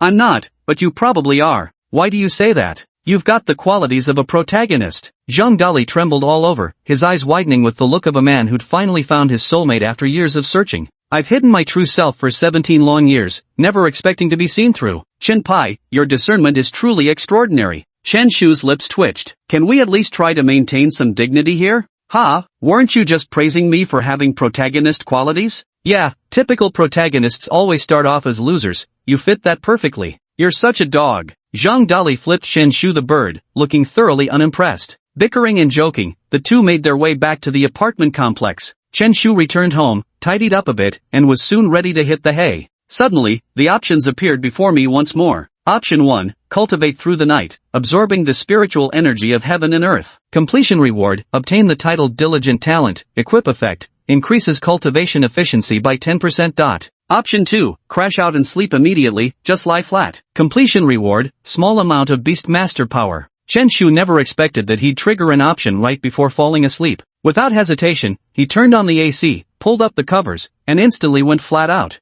If you have to work hard without the system, and still have to work hard with it, then what's the damn point of getting the system in the first place? You can't seriously not understand the protagonist's golden privilege, can you? The next day, as soon as Chen Shu stepped into the classroom, he was met with numerous admiring gazes. Brother Pai, you're truly fierce. While others rely on contracted spirits to fight, you go straight for hand-to-hand combat, truly pioneering a new path in battle. Of course, Brother Pai's reputation in the ordinary class is even greater than Su Xiaoyu's. Just the mere spectacle of that urea bag is enough for us to learn from for a lifetime. Brother Pai, do you have any more urea bags at home? Give me one, I want to hang it on my wall to ward off evil spirits. Chen Shu waved his hand, tilted his head slightly, and even closed his eyes, bearing the unbearable appearance of praise. Everyone, stay low-key, stay low-key. It's mainly because squad leader Zhang cooperated. Just as he was shooting the breeze with everyone, a shrill voice suddenly rang out. Get lost, out of the way. Who the hell is Chen Shu? A lean but fiercely sharp-eyed student appeared at the classroom doorway. Zhang Nan from senior year? What are you doing here? Wang Mang was the first to step forward, shielding Chen Shu. What's the matter? Not welcoming me? Zhang Nan let out a cold laugh, folding his arms across his chest. I heard someone from the sophomore class bullied my younger brother and caused our family to lose 40,000 yuan for nothing. As his older brother, don't I have the right to ask about this? Ha, got the guts to act but not to own up? You little punk think you can flip the heavens over? Chapter 14, so you're the one called Chen Shu, huh? Zhang Nan's gaze locked directly onto Chen Shu, clearly prepared before arriving. He took a few steps forward, while the others hesitated to approach, even retreating a few steps. After all, senior students always carry an invisible air of authority, such as the universal law of schools. Zhang Nan tilted his head slightly to look at Chen Shu, letting out a derisive snort. So you're the infamous Chen Shu, huh? With that, he casually extended his right hand, aiming to pat Chen Shu's cheek. Chen Shu remained impassive and instantly seized Zhang Nan's wrist. At the same time, 3 options appeared before his eyes. Option 1, release Zhang Nan's hand, allowing him to pat your face, while grinning obsequiously and saying, Brother Nan, that feels great. Reward, title a wise man boasts to circumstances obtained. Equip effect, increases appetite by 50%. Option 2, say with a serious expression, Big brother, you've mistaken me for someone else. My name is Zhang Dali. Reward, increases golden slime size by 10%. Option 3, strike back directly and show your true colors. Note, Zhang Nan is a level 6 beast master. Reward, skill book, unyielding body. Chen Shu's mouth twitched, and he nearly burst out laughing when he saw the first option. He could tolerate the shameless content, but damn, the rewards were just too outrageous, weren't they? It was actually a title that increased his appetite, truly living up to the saying, a wise man knows his food. Without further hesitation, he immediately selected the third option. He's even beaten up wanted criminals who were 9th level beastmasters, so what's a mere 6th level beastmaster to him? Chen Shu's left hand gripped him tightly while his right hand swung fiercely. Boom! The name's Chen Shu, got a problem with that? In an instant, Zhang Nan's head jerked violently sideways, his brains practically buzzing from the impact. Are students nowadays also violent? How about the school's universal rules? Where's the respect for seniors? Though he's a 6th level beast tamer, his slender frame was no match for Chen Shu's. You're asking for death? Zhang Nan's face turned ashen, his fists clenched tightly, feeling a surge of rage welling up from his chest. What? Planning to summon your contracted spirit? Chen Shu formed his right hand into a palm and swung it viciously again. According to the official Beastmaster Code, summoning contracted spirits at will is strictly prohibited for Beastmasters. In cases where contracted spirits harm others or create public disturbances, the Spirit Control Bureau will personally intervene for investigation. To maintain social stability, Huaxia has enacted various stringent laws. Dare to summon them, and we won't hesitate to report you to the Spirit Control Bureau. The classmates from Beast Taming Class 5 all issued threats. Their usual fights were just petty scuffles, but summoning contracted spirits to harm others was an entirely different matter. If you've got the guts, come with me to the school's Beast Taming Hall. Zhang Nan felt rage surging through him. He never imagined they'd be this ruthless, cornering and beating him mercilessly. You think I'm as dumb as you? Coming here to get your ass kicked? Chen Shu sneered, his tone dripping with sarcasm that made one's blood boil instantly. You must have played too much Plants vs. Zombies. What do you mean? Zhang Nan had taken several hard slaps to the face by now, his mind foggy from the blows, and he blurted out almost instinctively. Guess your brains got eaten clean, huh? Last time I'm asking, the fuck is the problem with my name being Chen Shu? Chen Shu gave Zhang Nan's face a light pat, looking utterly cocky. Everyone was momentarily stunned. The fog was so thick that it became impossible to tell who was the villain. And no problem. Zhang Nan looked utterly wronged, finally choosing to back down. Had I known this guy was so big, I should have brought more people. Alright, everyone, break it up. It was only then that the homeroom teacher, Fangko, leisurely made his way into the classroom. Chen Pai, what are you doing? Mr. Fong, we were just fooling around. Xiaonan recently leveled up in his Beastmaster skills and wanted to spar with me. Everyone was speechless for a moment. This reason was utterly ridiculous. Which Beastmaster grows stronger only to choose fighting in person? Shouldn't they all go to the Beastmaster arena? Alright, Zhang Nan, return to your class. Fangko gave a slight nod, completely accepting this reason. Zhang Nan, battered and bruised, left Beast Taming Class 5, casting a venomous glance at Chen Shu as he departed. Shinpai, be careful. Zhang Nan is a belligerent guy. If pushed too far, he's capable of anything. Feng Ke reminded, having some recollection of this senior high school student. Chen Shu scoffed dismissively, oh spare me the drama, capable of anything huh? Then let's give him a college entrance exam paper to solve. Feng Ke, stop talking nonsense, come with me to the office. Chen Shu's face immediately fell as he reluctantly followed Feng Ke to the office. Shinpai is really fierce, beating up both Zhang brothers. Those two have some reputation at number 2 high school in Nanjing City. Percent. Of course, Zhang Yi is the head of class 3 for beast taming, and Zhang Nan is a member of class 1 for beast taming. They're definitely future star university students. Will Chen Pai face retaliation? If he gets ambushed, things might take a bad turn. Everyone was abuzz with discussion, mingled with a hint of unease. Although beast masters couldn't summon their contracted spirits at will, remote locations were another matter entirely. As long as no serious injuries or deaths occur, the Spirit Control Bureau won't investigate thoroughly. I think it's unlikely that Chen Shu was set up. Xiaobing, usually aloof, said in a low voice. Everyone froze momentarily, then nodded in agreement one after another. Although Chen Shu's beast taming level isn't high, he's just too treacherous. The key is he never plays by the rules, always capable of shocking actions. Teacher, I really didn't hit anyone. Zhang Nan came to me purely to discuss some questions. What's the problem? He asked if my name was Chen Shu, and I answered him politely. Feng Ke wore an exasperated expression. Then how did the injuries on his face come about? Every time I answered him, he got so emotional that he kept headbutting my hand. It left me completely baffled. Watching Chen Shu's innocent demeanor, Feng Ke couldn't help but feel a bit amazed. How the hell can you be so calm about this? You're practically spouting nonsense with a straight face. Alright, I won't press the matter further. After all, he was the one who started the provocation. Feng Ke had known all along but deliberately chose not to intervene, intending to let Chen Shu teach Zhang Nan a lesson. Zhang Nan brought his misfortune upon himself, but what happened to Zhang Yi was entirely your fault. Combat between beast masters is forbidden among students on campus. If anyone gets injured, how are we supposed to explain it to their parents? If everyone were as unruly as Chen Shu, the school would have descended into chaos long ago. The education we received since childhood taught us that human bodies are fragile, and in battle we can only rely on contractual spirits. Contractual spirits possess formidable vitality, capable of gradually recovering even from the most severe injuries. But if a person dies, then everything truly comes to an end. Teacher, I was just warning him about the dangers of the world. If he enters that interdimensional portal, the savage beasts won't just be targeting his contracted spirit. If you can't even protect yourself, having the most powerful contracted spirit is meaningless. Spare the rod and spoil the child, forge the strong. This is all for the sake of training them both. Feng Ke was momentarily convinced, left speechless for a long while. My words must have touched your soul deeply. Chen Shu clasped his hands in salute. Professor Feng, take your time to reflect on this. Farewell. Feng Ke. Chapter 15, Normal Bowel Movements, A Promising Future Ahead.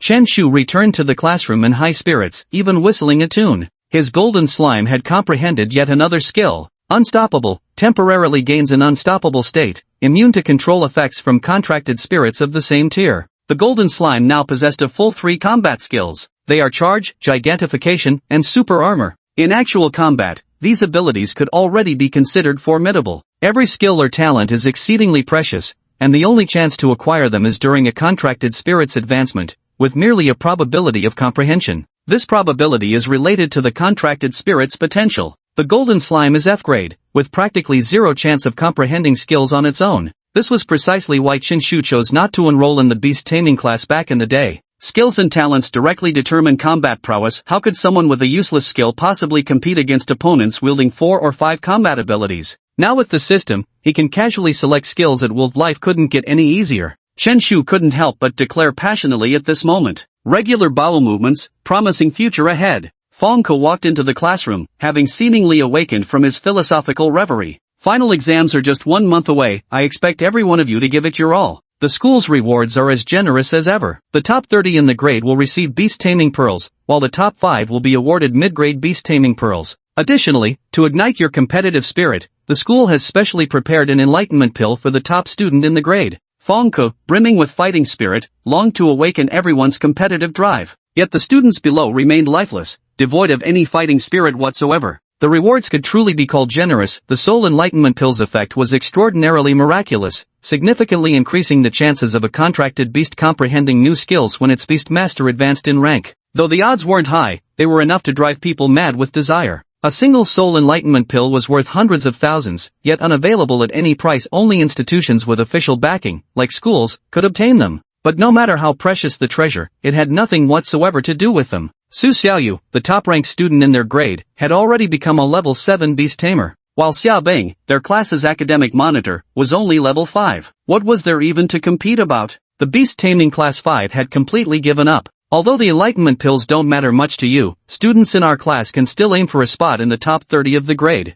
Dreams should still be pursued. What if they come true? Fong Ke hoped to lift everyone's spirits. Just then, an incongruous voice spoke up. And what about the remaining 9,999 in 10,000 chances? The entire class fell silent, unable to help but marvel. That makes perfect sense. If there's only a 1 in 10,000 chance of success, doesn't that mean the remaining probability is all failure? Shan Shu. Fong Ke gritted his teeth, thinking just what kind of student had Li Yuan foisted upon him. Affecting morale before battle is a capital offense. Professor Fong, I was just speaking the truth, Chen Shu said with an earnest expression. Enough talk. Fong Ke finally snapped at him. If you fail the cultural subjects exam again this time, you won't belong in Spirit Beast Class 5 anymore. At this moment, options once again appeared before Chen Shu's eyes. Option 1, sincerely apologize, teacher, I was wrong. Please forgive me. Reward, minimal beast taming power. Option 2, stand up proudly and declare, 30 years east of the river, 30 years west. If I don't pass the final exam, I'll willingly drop out. Reward, medium grade strength potion. Option 3, ask seriously, has beast taming class 1 finally decided to admit me? Reward, high school beast taming historical knowledge. Chen Shu was startled, although the second option aligned more with his temperament. The reward from the third option was too tempting to resist. Without hesitation, he looked solemnly at Fong Ke. Is it because class 1 of beast taming wants to recruit me? You must be out of your damn mind. Fong Ke took a deep breath, forcing down his rage. So you thought my implied meaning when I said you didn't have to stay in beast taming class 5 was that you could go to beast taming class 1 instead? I've got things to do today. Start self-studying now, and everyone better maintain discipline on your own. Fong Ke left the classroom with a dark expression. The college entrance exams were approaching, and the second-year teachers would all be involved in exam supervision, leading to frequent meetings recently. As soon as Fong Ke stepped out of the classroom, he bumped into a stern-faced man. It was Li Yuan, Fong Ke's former homeroom teacher. Old Li, you've really screwed me over big time. The moment Fong Ke saw Li Yuan, his face full of frustration, he immediately started pouring out his grievances, listing Chen Shu's misdeeds as if they were too numerous to record. Li Yuan, however, remained completely calm, looking at him with an expression that seemed to say, you've never seen real trouble before. You have no damn idea what it's like to deal with the combo of Chen Shu and Zhang Dali. It can drive a man to madness. Chen Shu's eyes sparkled in the classroom as he continuously scanned through various test questions, almost instinctively arriving at the correct answers. As expected of a system, knowledge that others had to painstakingly acquire was effortlessly mastered by him. Throughout the morning, Chen Shu tirelessly absorbed the knowledge within his mind. Beyond allowing him to breeze through exams, the foundational beast taming knowledge from high school also gave him a more comprehensive understanding of what it meant to be a beast tamer. Holy shit, has Chen Pai turned over a new leaf? Who knows? Is Brother Pai really trying to redeem himself and aim for second to last place? Many classmates noticed Chen Shu's abnormal behavior. Even by the afternoon, Chen Shu was still studying hard. This was just too damn bizarre. Chen Pai, are you okay? Xia Bing in her white dress approached, her eyes unexpectedly filled with concern. But this wasn't ordinary concern, it was the kind of look one gives to a patient. Chen Shu slightly raised his hand, only then noticing the peculiar gazes from everyone else. Damn, I'm just digesting the knowledge in my head, no need to look at me like that. I was just reading, Chen Shu said. He's gone berserk. Let's take him to the school clinic. The group nodded in emphatic agreement. Chen Shu, if you want to study, I can tutor you. There's no need to push yourself so hard, Xia Bing said with a cold expression. For a moment, the others all wore surprised expressions and even made strange hissing noises. The peculiar gazes from the crowd made Xia Bing's face flush slightly as she lowered her head a little. I'm the study committee member, of course I should take care of him, his grades. Chen Shu wore a dazed expression, with options appearing in his eyes once more. Option 1, gently decline Xia Bing's proposal. Completion reward, small amount of beast taming power. Option 2, rub your hands together and say with a shameless grin, having your tutoring would be wonderful, when shall we start? Completion reward, slime's cold resistance plus 20%. Option 3, righteously declare, are you questioning my learning ability? Reward upon completion, slime's elemental resistance increased by 20%. I didn't expect there to be options again. Do we even need to think about such a simple question? Chapter 16 Commemorating his youth? Chen Shu abruptly stood up, turning to gaze at the petite Xiaobing as he spoke with grave seriousness. Class representative, you dare question my academic abilities? The moment these words were uttered, the classroom fell pin-drop silent. Holy hell, this guy's denser than a fucking brick wall. Even if the matchmaker tied them together with steel cables, they could probably still be snapped apart, let alone red strings of fate. Watching the stunned expressions of everyone else, Chen Shu remained completely unfazed and sat down without a care. But those who knew him well understood, Chen Shu wasn't just clueless about romance, he was legitimately unhinged. Oh,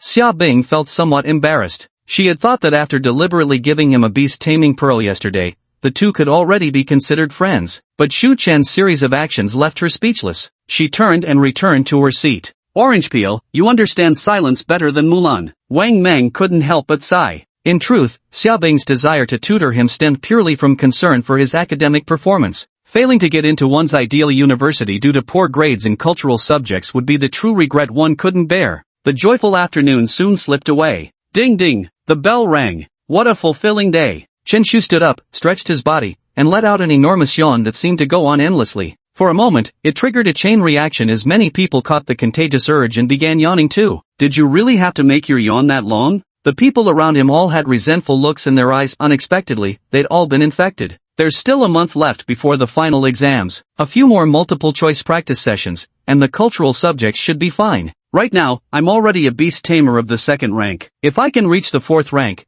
I'll probably be in the top 30 of my grade. Chen Shu walked toward the school gate while reviewing his academic progress. Play is play, fun is fun, but don't joke about exams. Even with the system, the college entrance exam remains a life-changing opportunity. Just as Chen Shu stepped outside the school gate, 7 or 8 people suddenly surrounded him. At their head stood none other than Zhang Yi's elder brother, Zhang Nan. Well, if it isn't Brother Nan, how come your face looks even puffier? Though I can still vaguely make out that dashing charm of yours. Zhang Nan felt a surge of blood rush to his chest. It was as if he'd been physically punched. That jerk was ruthless with his hands and vicious with his words, truly more than most could handle. Since when did second-year high school brats get so bold? A man in a white shirt and glasses looked extremely refined. Enough already, what era is this? Does being a year older mean you can bully others to death? Chen Shu scoffed mockingly, showing not the slightest sign of panic. Because this was the school entrance, with the security guard just a short distance away. I thought it was raining, turns out it's just you leaving me speechless, bro. Chen Shu's taunting words instantly made the guys lose their composure.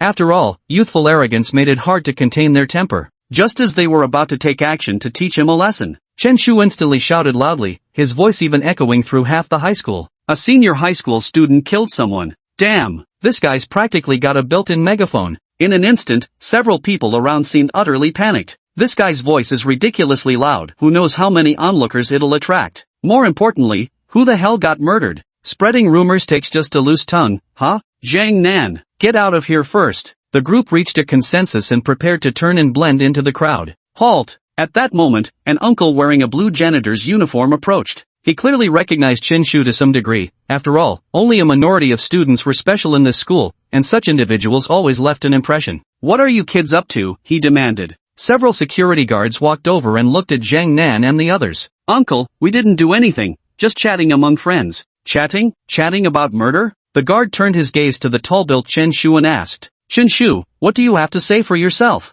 Uncle Wang, it's this guy. He kept saying he wanted to kill me as some kind of sacrifice to his lost youth. Zhang Nan? In that instant, the high school seniors felt like they'd been punched in the gut. What the hell is this bullshit? Can't you say one fucking normal thing? Several guards at the gate also had their lips twitching slightly, clearly thinking this was utter nonsense. Just then, several people in formal attire arrived outside the school gate. What's going on? A solemn-looking middle-aged man approached. It was none other than the senior grade director of the 12th grade. Watching this middle-aged man, Zhang Nan and the others inwardly thought that trouble was coming. Director Ma, you finally came. Chen Shu wore an aggrieved expression as he began pouring out his grievances, accusing Zhang Nan of his misdeeds. Classmate, speak slowly. Director Ma Yu looked towards Zhang Nan and the others, clearly recognizing students from his own grade. Initially, there was anger in Ma Yu's eyes, thinking his students were trying to bully students from other grades. But the more he listened, the more outrageous and absurd things sounded. What's all this nonsense about commemorating youth and killing Chen Shu for fun? Alright, classmate, I think I get the picture now. Ma Yu had a dark expression on his face as he forcefully interrupted Chen Shu's rant. You should head home first. I'll take care of the rest. Chen Shu wore an expression of lingering disappointment before reluctantly leaving the school gate. Jiang Nan, the college entrance exam is just around the corner. Why are you provoking others? Director Ma Yu heaved a long sigh of relief, finally having managed to send Chen Shu away. Director Ma, we really didn't do anything at all. Jiang Nan wore a face full of grievance, and coupled with the injuries on his face, he perfectly embodied the look of a victim. Cut the nonsense. With just a few days left until the college entrance exams, none of you should stir up any trouble if the exams get affected. Ma Yu looked stern, as the great leader who didn't want any mishaps to interfere with the exams. We understand. Jiang Nan and his companions hung their heads in dejection, feeling utterly frustrated. Meanwhile, Chen Shu had returned home and settled down to study in earnest. Although historical knowledge about beast taming had appeared in his mind, he needed to practice with exercises to truly master it. Even if the system spoon-feeds you the answers, you still have to open your mouth to eat, don't you? Moreover, he had now offended the Zhang brothers. It would be best if he didn't walk alone at night. Otherwise, he might genuinely suffer an unexpected failure over nothing. And after all his glorious reputation, how could he let it be cut short like this? A week passed by in the blink of an eye. Chen Shu maintained a low profile and didn't stir up any more trouble. During those few days, he only triggered 2 choices, with rewards being the slime strength and size respectively. Although Chen Shu was still just a second-level beastmaster now, his contracted spirit's combat power was probably equivalent to that of a third-level one. Finally, it's time for vacation. I've waited too long for this day to finally come, dreamed so long to finally make it come true. Now all the classmates in the classroom were getting a little excited. Nanjiang City No. 2 High School was also one of the national college entrance examination centers, which meant students from other grades would have a 3-day holiday during the exam period. Brother Meng, any plans for these 3 days? The family has arranged a beast taming dojo, so I'll have to focus on cultivating beast taming force for all 3 days. Same here, I'll have to obediently attend the beast taming cram school. Chapter 17, Now this is what you call genuine pedigree. Wang Meng and the others were discussing and making plans for their holiday arrangements. They're all top students, so even a 3-day holiday means burying their heads in books. The beast taming dojo is one of society's educational institutions, and due to its high concentration of primordial spiritual energy, countless students compete fiercely to get in, eager to boost their beast taming levels. Chenpai, what about you? Any plans? I'm preparing for a summer job interview. Chen Shu thought for a moment and decided to spend these 3 days visiting Su Xiaoyu's family business. You've got quite the positive attitude, Wang Meng remarked. Needless to say, Chen Shu ranked dead last in academic performance. The beast taming department's strength was also at the bottom of the class. This was already a case of tossing aside all restraint. Chen Shu yawned without offering much explanation. He'd always had a carefree personality, but now that he had the system, he'd become utterly laid back. The world didn't need him to save it, nor did he have any deep-seated vendettas. Taking things slowly would be just fine. Chen Pai. Li Yuan, with his dark complexion, suddenly appeared at the entrance of Class 5 of the Beast Taming Division. Chen Shu froze for a moment, never expecting his former homeroom teacher to come looking for him. Old Li, what's the matter? Chen Shu crossed his arms, resting his hands behind his head, speaking with an air of indifference. A sword from the previous dynasty can't execute officials of the current court. He's already part of Class 5 of the Imperial Beast Taming Division now. You asking for a beating, kid? Li Yuan smacked Chen Shu's head hard, not bothering with further argument. With a grave expression, he asked seriously, did you break the law? The Xunling Bureau is specifically looking for you. The Xunling Bureau? Chen Shu shuddered violently. The deterrence power of the Xunling Bureau was far stronger than the old police stations. He's right here in my office now. The two hurried toward the office. They saw Zhang Dali sitting with a man in a black short-sleeved shirt, apparently deep in pleasant conversation. Noticing Chen Shu's arrival, Zhang Dali stood up and spoke. Uncle Wang, this is the close friend Chen Shu I told you about. You can just call him Chen Pai. If only you'd seen what happened that day, it was genuinely dangerous. The fugitive had a face full of scowling scars, and his contract spirit was even more brutal. But were Chen Shu and I scared? Never. We may not have many virtues, but we stand firm on the side of justice. Without the slightest hesitation, the two of us charged straight ahead and gave that guy a brutal beating. The scene was nothing short of downright bloody. Zhang Dali's face was ablaze with excitement, spittle flying everywhere, accompanied by occasional twitches. All right. Wang Qian shook his head with an exasperated expression. Young Wang has watched you grow up since you were little. Do you think I don't know what kind of person you are? His gaze fell upon Chen Shu, his eyes filled with admiration. It must be this young hero who took the lead, right? Options appeared before Chen Shu once again. Option 1, lower your head and respond modestly. Reward, a small amount of beast taming power. Option 2, tilt your nose upward and give a faint hum. Reward, randomly upgrade one skill or talent of your contracted spirit. Option 3, with hands clasped behind your back, declare spiritedly, Uncle Wang, your judgment can be summed up in one word, damn accurate. Reward, golden slime gains a 10% boost in all attributes. After a brief deliberation, Chen Shu decisively chose the third option. While the rewards for the first and second options were excellent, they paled in comparison to the third. Chen Shu turned to Wang Qian, then suddenly spun around with his hands clasped behind his back, gazing out the window. Uncle Wang, your foresight can be summed up in one word, it's absolutely spot on. Recalling that day, Chen Shu's voice brimmed with impassioned vigor. That thug was simply too brazen. In broad daylight, under the clear heavens, he actually dared to make trouble right before my eyes. There are limits to what people can endure. If Uncle could tolerate this, even Auntie couldn't stomach it. I pulled out a urea bag and immediately covered the guy's head with it, followed by a righteous beating. A few heavy slaps left him completely dazed. Stop, stop. Wang Qian's expression turned strange, his lips twitching uncontrollably. You two really have been inseparable since childhood. These two are absolutely insane, their thought processes are completely alien. Good thing there's the 100,000 yuan reward, should be enough for them to get thorough checkups at a major hospital. What I want to ask is, how did you manage to locate him back then? That day the wanted criminal only summoned his contractual spirit, while hiding himself among the crowd. Not to mention two students, even experienced beast masters couldn't quickly tell the difference. Unless their contracted spirits had relevant detection-type skills. That guy had such an evil look on his face anyone could tell he was bad news at first glance. Chen Shu said with utmost sincerity. There's no way it could be the guidance from the system, that person was glowing red so brightly it nearly blinded me. Just this reason?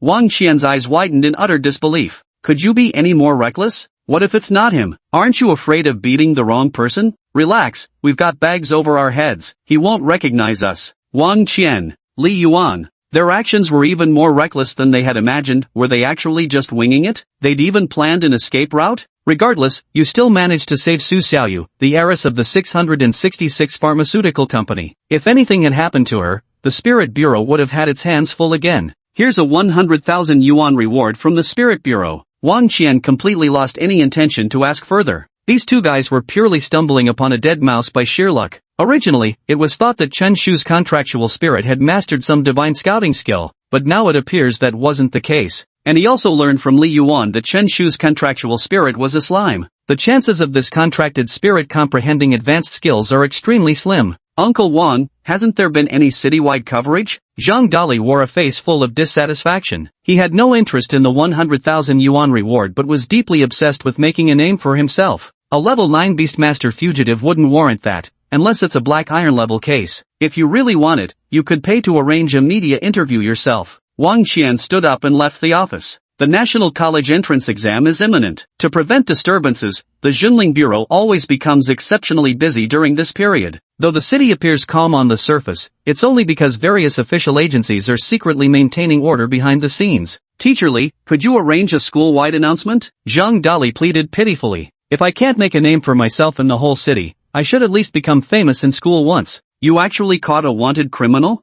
Li Yuan felt it was beyond belief those two had actually saved Su Xiaoyu, the top student in their grade, and captured a 9th-level Beastmaster? No need to doubt it, old Li, it was definitely not a coincidence, Zhang Dali said, practically begging for trouble. Ha, what did you just call me? Li Yuan's expression instantly turned stern, his terrifying glare making Zhang Dali shiver. Teacher Li, Zhang Dali mumbled, lowering his head. Enjoy your 3-day break before the college entrance exams? Forget about it. Go home and copy the entire history textbook 10 times. Li Yuan said sternly. If I can't control Chen Pai, how can I possibly not control you? Zhang Dali's head instantly drooped down. Chapter 18, The Skin King officially returns to his throne. Both of you should head back now. Although you got lucky this time, next time might be different. Even when upholding justice, you need to consider your own capabilities. Understand? Li Yuan's expression turned extremely solemn, hoping they would take his words to heart. As their teacher, he didn't want his students to die heroic deaths. Without sufficient strength, they would only end up harming themselves and others. As for a school-wide commendation, keep dreaming.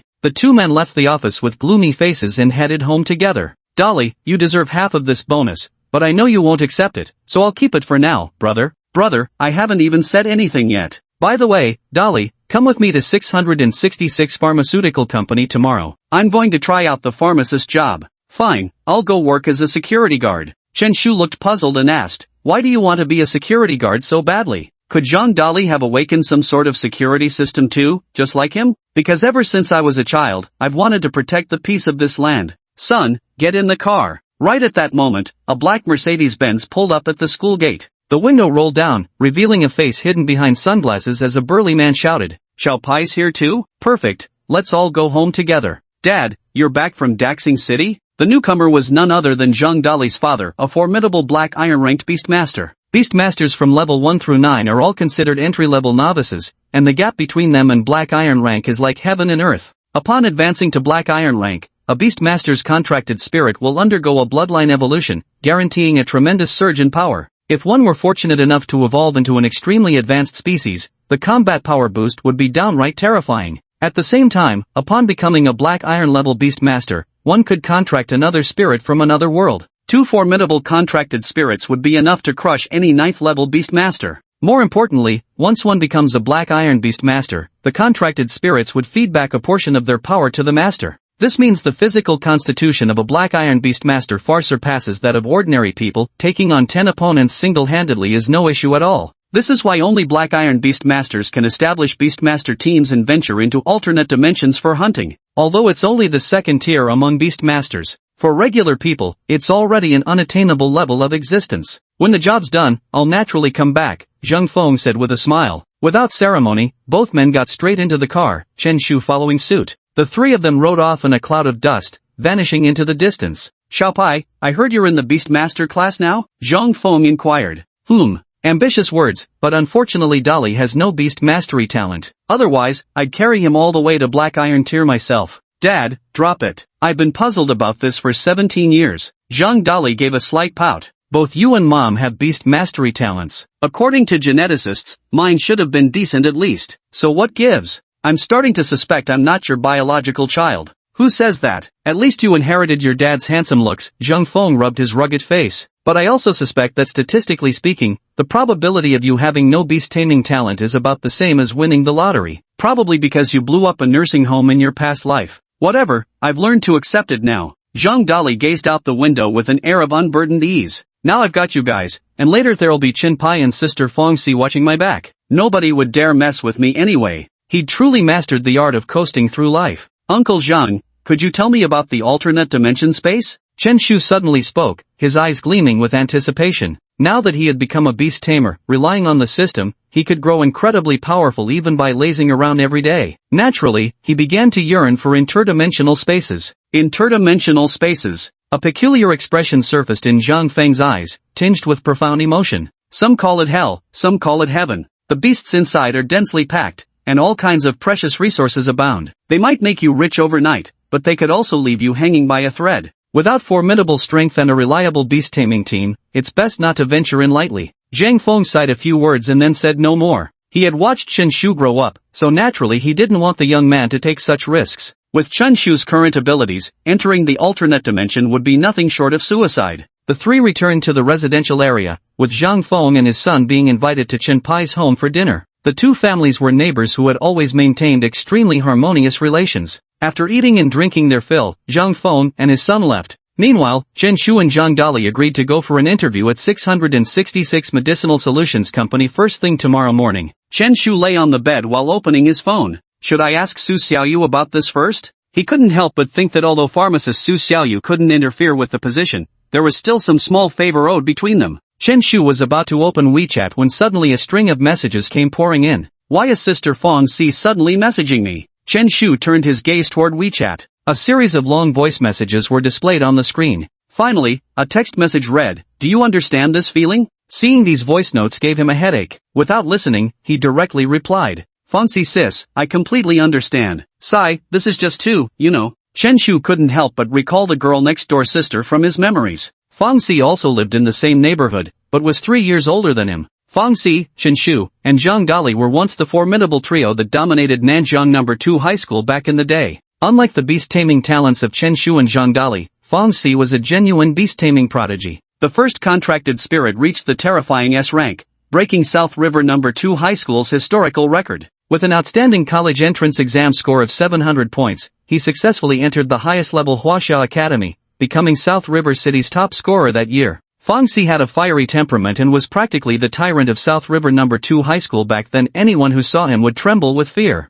Beep beep beep. Just as Chen Shu was reminiscing, another WeChat message notification chimed in. I sent a damn blank audio. Chunpai, are you itching for trouble again? Oh my. Chen Shu's mouth twitched slightly as he tapped the voice message, confirming it was indeed blank. A thought struck him, and he hastily replied. Exactly. Sister Fongxi, this exact feeling of blank helplessness, I totally get it. This is what you call an extreme tug-of-war. Stop messing around. Has anyone at school been bullying you or Dolly? I might come back for summer break for a while and teach them a lesson. Fongxi, you don't need to. Your studies must be keeping you busy. Chen Shu replied in a dismissive tone, immediately followed by rapid typing. I'll send you a list when the time comes. So you weren't being polite at all, you even went so far as to prepare a dedicated list. Zheng Yi, Zheng Nan, Wang Teng. Chen Shu kept contemplating, planning to add all these people to the list. Everything he disliked was added to the list. After all, Fongxi was the undisputed tyrant of Nanzhong City. The 2-year period had expired, the king of pranks was officially back in action.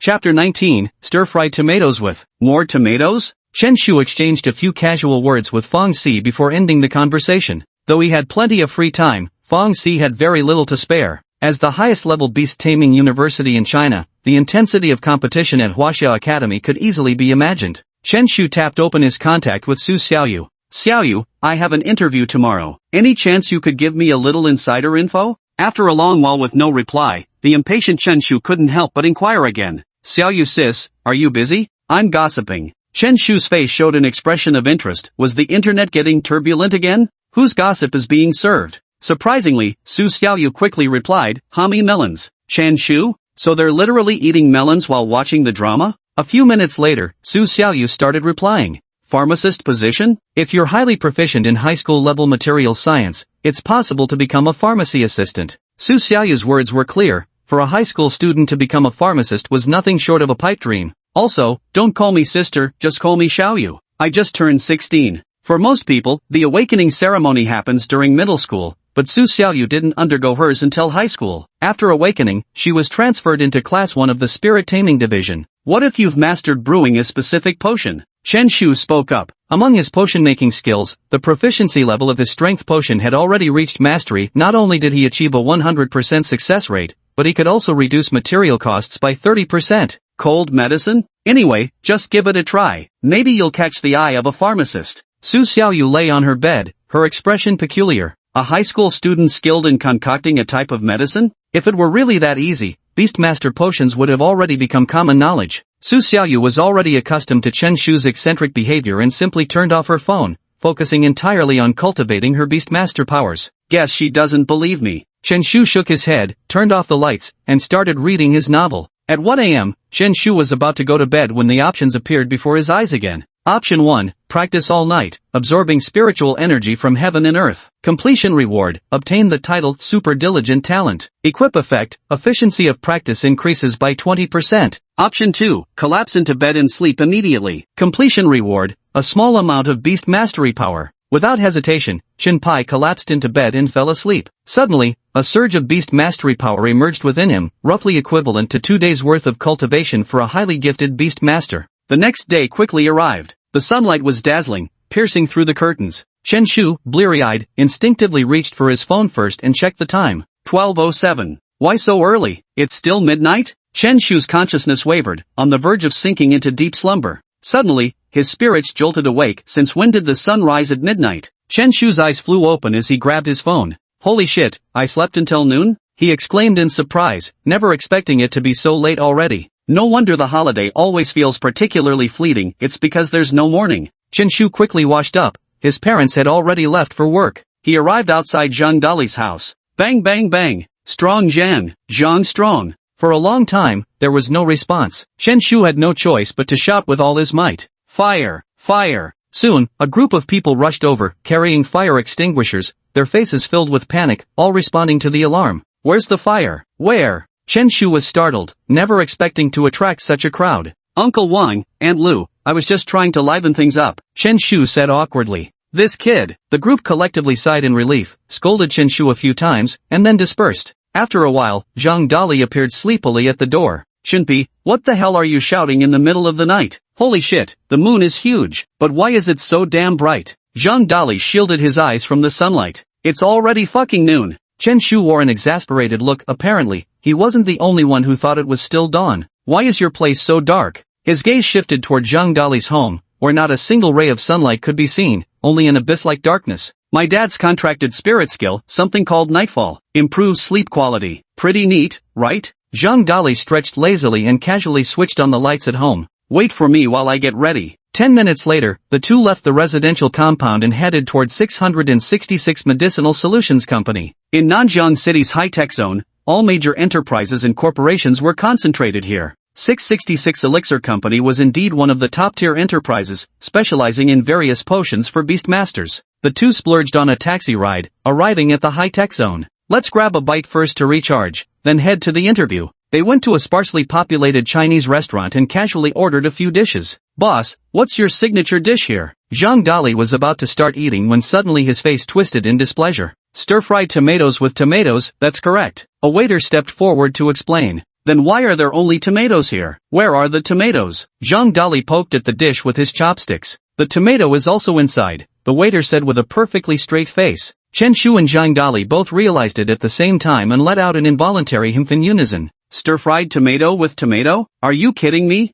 The corners of their mouths twitched slightly, feeling like their perceptions had been shattered. It's actually just stir-fried tomatoes. The boss just padded the name to make it sound more colorful and elaborate. The waiter laughed, laying the truth bare. Forget it. Let's just eat. Chen Shu shook his head and didn't press the matter further. Though the name was absurd, the dish was indeed stir-fried perfectly. The two men ate their fill and arrived at the entrance of 666 Elixir Company. Gazing at the imposing office building, they strode in with an air of unshakable confidence. Excuse me, who are you here to see? The security guard at the door asked politely. Senior, I'm Zhang Dali, a classmate of Su Xiaoyu. I'd like to work as a security guard for the company, Zhang Dali said. So it's you. Miss Su has already given the arrangements. The security team leader spoke with a smile in his eyes, showing no signs of making things difficult. Clearly, Su Xiaoyu had spoken in advance. These two had saved her life after all, so it was only natural she'd put every effort into handling this matter properly. Xiao Wang, take this student to the pharmaceutical department. A security guard came out and led Chen Shu into the company. As for Zhang Dali, he stayed behind in the security department. Thanks to Su Xiaoyu's connections, Zhang Dali would definitely secure a job as a security guard. As for Chen Shu's position, that would depend on luck. Young man, if you're aiming to become a pharmacy assistant, I'm afraid it won't be easy. Security guard Xiao Wang had a strange look in his eyes. It was clearly unusual for a high school student to be working as a pharmacist's assistant. I'm not here to be an assistant, I'm here to properly refine medicine. Chen Shu remarked casually while continuously admiring the upscale decor of the office building. Alchemy? Ha, bro, you've got quite the sense of humor. Xiao Wang forced a dry laugh. The two took the elevator up to the 10th floor of the office building. An extremely sturdy glass door appeared, revealing a layout of small laboratories inside, each occupied by several people wearing white lab coats. You want to become a pharmacist? Chapter 20, Your Attitude, Uncle Chen dislikes it very much. Do you want to become a pharmacist? A cold voice rang out as a long-haired woman with an icy expression stepped forward. Her tall frame naturally exuded an air of arrogance. Even security guard Xiao Wang didn't dare to look directly at her, merely murmuring a few words before quickly leaving the floor. I'd like to give it a try. Chen Shu kept sizing up her counterpart. This isn't a place for kids to fool around. Go home. The woman turned and left without ever glancing properly at Chen Shu from start to finish. What's wrong with Xiaoyu? Introducing all sorts of people to the company, nothing but trouble. My interview hasn't even started yet? Chen Shu shouted loudly. It's already over. The woman's indifferent voice echoed as she returned to the laboratory. Chen Shu's eyes were once again confronted with the options. Option 1, remain silent and return home dejected. Completion reward, obtain the title Fall before the battle begins. Equip effect, loser aura +1. Option 2, catch her off guard and kick the woman in the rear, shattering her dignified facade and provoking instant rage. Completion reward, moderate beast taming power. Option 3, sneak into the laboratory to seek opportunities. Completion reward, +1 level to charge skill. Chen Shu watched the woman's retreating figure. Though tempted to choose the second option, reason made him restrain himself. Once you kick someone, the job is definitely gone, and you'll earn their hatred too. Let's sneak in and take a look first. Seeing the woman had already gone far, Chen Shu swaggered right up to the laboratory entrance. Didn't expect to find clothes here. Chen Shu calmly picked up the white lab coat at the entrance, put it on directly, then donned a face mask before entering the laboratory. His composed demeanor allowed him to instantly blend into the environment. Chen Shu walked into a small laboratory where 3 people were intently brewing medicinal solutions. Each of the 3 had their own responsibilities, specifically preparing flame potion. Everyone busy? Chen Shu stood with his hands behind his back, greeting them warmly. The three of them turned their heads at the words, momentarily unsure of the speaker's identity, but could only respond with polite smiles and nods. It's good to be busy, really keeps things going. The company relies on you backbone staff. Chen Shu walked away from the laboratory with his hands clasped behind his back. Take care, leader, someone hastily said, mistaking him for some high-ranking company executive. Chen Shu, who had been walking steadily, nearly stumbled at this unexpected recognition as a superior. His eyes instantly lit up with confidence, and he began inspecting the place with newfound swagger.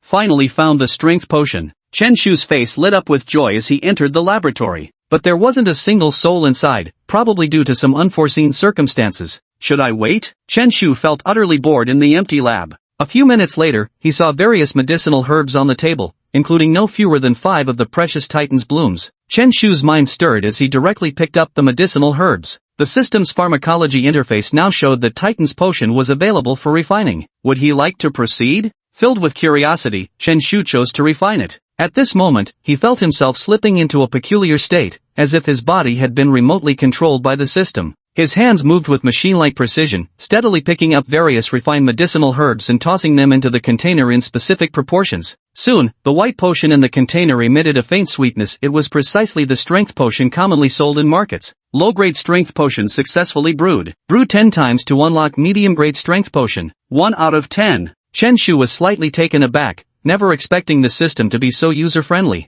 The intermediate strength potion is suitable for contracted spirits from level 4 to 6. While the refining ingredients remain the same, it requires 2 strength flowers as the main ingredient, and the difficulty of concoction doubles as well, naturally causing the selling price to double too. I wonder how many bottles were successfully brewed. Chen Shu carefully poured the potion into standard-sized vials. Soon enough, 13 bottles of strength elixir were laid out on the table, equivalent to over 60,000 Chinese yuan. His actual cost, however, was less than 20,000 yuan. Now that's what you call a truly lucrative business. Of course, the real gold mine wasn't the strength elixir itself, but his system. Depending on an alchemist's skill level, they could produce anywhere from 5 to 10 bottles of the elixir. An ordinary pharmacist could only brew 5 bottles at most, with the possibility of failure. Since Chen Shu used the system to refine them, it naturally produced the highest yield of 10 bottles. Additionally, master-level proficiency reduced the required materials by 30%, effectively increasing the output by an extra 30%,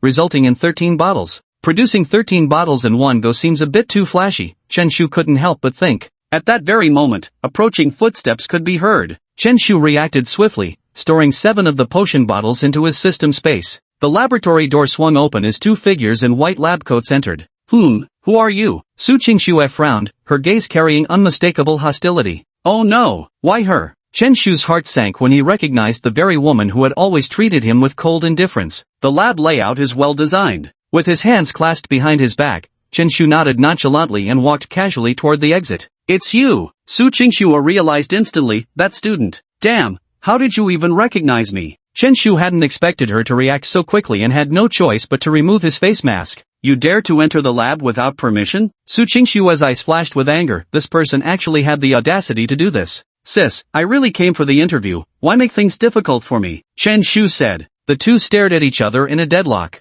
Ha, these potions? The person accompanying Su Qingxue suddenly glanced at the experiment table, noticing 6 bottles of strength potions placed on it. He stepped forward and took a slight sniff of the potion of strength. This is the real strength potion, the alchemist exclaimed, clearly in disbelief. Su Qingxue also snapped out of her daze, staring at Chen Shu in disbelief. You refined this? I told you, I really can brew the strength elixir, Chen Shu said with a shrug, looking rather helpless. A high school student was actually capable of brewing strength potions, and not just any, but 6 bottles at once, signifying his skill surpassed that of the average alchemist. This earth-shattering revelation left the two in stunned silence for a long while. So it turns out, some people are truly just filler in this world. After a long silence, Su Qingxue swallowed hard and asked, do you have a high failure rate when brewing potions? Almost never, replied Chen Shu. On behalf of the company, I'd like to formally invite you to become our department's pharmacist, Su Qingxue declared seriously, though she couldn't help feeling a twinge of regret in her heart. As the heavy fog rolled in, she never expected to find herself the real fool in this situation. I really didn't like your attitude earlier, Kid Chen. Chen Shu raised his eyebrows slightly, shook his head, and looked at Su Qingxue with a teasing gaze. Chapter 21, damn it, he actually pulled it off. Su Qingxue was at most only a few years older than him, so young she probably hadn't even graduated from university. There was no way she was a pharmacist. The the most likely possibility was that she was just an assistant. Of course, her surname was Su, she must have some connection to Su Xiaoyu. However, to a pharmaceutical company, a pharmacist was an indispensable force. Even Su Qingxue needed to treat her with importance. What do you want? Su Qingxue frowned. At the very least, you should apologize. You've been looking down your nose at me from the start, anyone would find that hard to take. Chen Shu replied unhurriedly. Back then you couldn't be bothered with me, now you're not even worthy of reaching high enough. Besides, I can actually attempt to refine both mid-grade and top-grade power potions, I'm just not very proficient yet. His words instantly caused Su Qingxue's expression to flicker slightly. Before she could speak, the pharmacist beside her exclaimed in astonishment. You can refine top-grade strength potion? Naturally. Easy peasy, just needs hands to do it, Chen Shu replied with a laugh. Su Qingxue's eyes flickered with hesitation before finally settling into resolve. Fine, I'll apologize, but if you're lying to me, don't even think about staying in this company. Is this how an apologizer should behave? Chen Shu frowned slightly. I'm sorry, Su Qingxue said, lowering her head. What? I can't hear clearly without my glasses. Chen Shu rubbed his eyes. What the hell do glasses have to do with your hearing? Su Qingxue knew he was deliberately making things difficult for her, but talents like Chen Shu were more important to the company. Even when senior management came, the one who had to back down would always be her. I apologize for my actions, please forgive me, Mr. Chen. Su Qingxue took a deep breath and finally spoke with sincerity. Yeah, that's more like it. Chen Shu didn't push the matter too hard, after all, the person bore the surname Su. Offending them outright would create a rift with Su Xiaoyu as well. I'm just here for 2 months during summer vacation, kind of like a temporary worker. You can pay me whatever you think is fair, Chen Shu said, appearing rather indifferent about the salary. His real goal was the power potions, while others could only brew 5 bottles at a time, he could produce 13. As long as he pocketed 8 bottles each batch, that alone would be worth 40 grand, making the salary practically insignificant. Good, I'll draft the contract. The minimum daily production for each pharmacist is 5 bottles, which shouldn't be a problem for you, Su Qingxue said. The company naturally won't keep idle hands, production quotas are set for a reason. If you can't meet them, you'll have to leave. For Chen Shu, 5 bottles meant succeeding in just one refining attempt. Absolutely no problem, Chen Shu nodded in agreement. Can I come to work for these 3 days? Daily wages would be fine. Of course, Su Qingxue turned and walked out of the medicinal preparation department. Though Su Qingxue appeared aloof, her work efficiency was commendable. A contract was quickly drafted specifically for Chen Shu. His position was merely that of a pharmacist's assistant, because Chen Shu hadn't obtained a pharmacist's license, yet his salary was at the level of a full pharmacist, earning $1,000 daily. Although it sounds like a lot, the daily profit from just 5 bottles of strength potions amounted to roughly $5,000. This meant the company took 80%, while the pharmacist received only 20%. Of course, the contract also had its appealing aspects. If you could produce more than 5 bottles of potion per batch, the extras would belong to the pharmacist, which is why no surveillance cameras were installed in any of the potion labs. As long as you could deliver 5 bottles daily, nothing else mattered. Though the company was greedy, it still left opportunities for high-level pharmacists to earn extra income. If you can't make money, it only proves your inadequate medication preparation skills. With this contract, the company profits and the pharmacist profits too, a true win-win scenario. Chen Shu didn't hesitate and immediately signed the contract with the company. Because he had the ability to independently prepare medications, the company specially prepared a separate lab for him. As for those who share a single potion laboratory, they're basically all newly graduated intern pharmacists. With the system's golden finger advantage, Chen Shu started off on a far higher level than everyone else. Theoretically, he could easily become the world's top pharmacist by continuously unlocking new potion formulas, while others typically only succeeded in brewing potions once during an entire afternoon, yielding precisely 5 vials at most. Brewing medicinal solutions is an extremely draining process that consumes both mental and physical energy, with most apothecaries finding their hair thinning by 30, achieving premature baldness. Yet on Chen Shu's desk lay precisely 20 vials of medicinal solution at this moment. Needle ly perfect. Chen Shu clapped his hands. The system space already contained a full 40 strength potions. This method was far quicker than robbing banks. Xiao Mao, help me apply for the 5th batch of materials. I need to refine another portion. The assistant at the doorway walked in, his eyes filled with astonishment. Master Chen, aren't you tired? Not at all, I'm energized like never before. What's wrong? Chen Shu turned to look at Xiao Mao, who was specially assigned to prepare his medicinal herbs. The company has run out of stock of power blooms. Is that all? So little. Chen Shu raised an eyebrow, never expecting the company would limit his performance. At that moment, a stern-faced middle-aged man walked in, followed by an exquisitely beautiful girl. It was none other than Su Xiaoyu, the top student of their grade. Xiaoyu,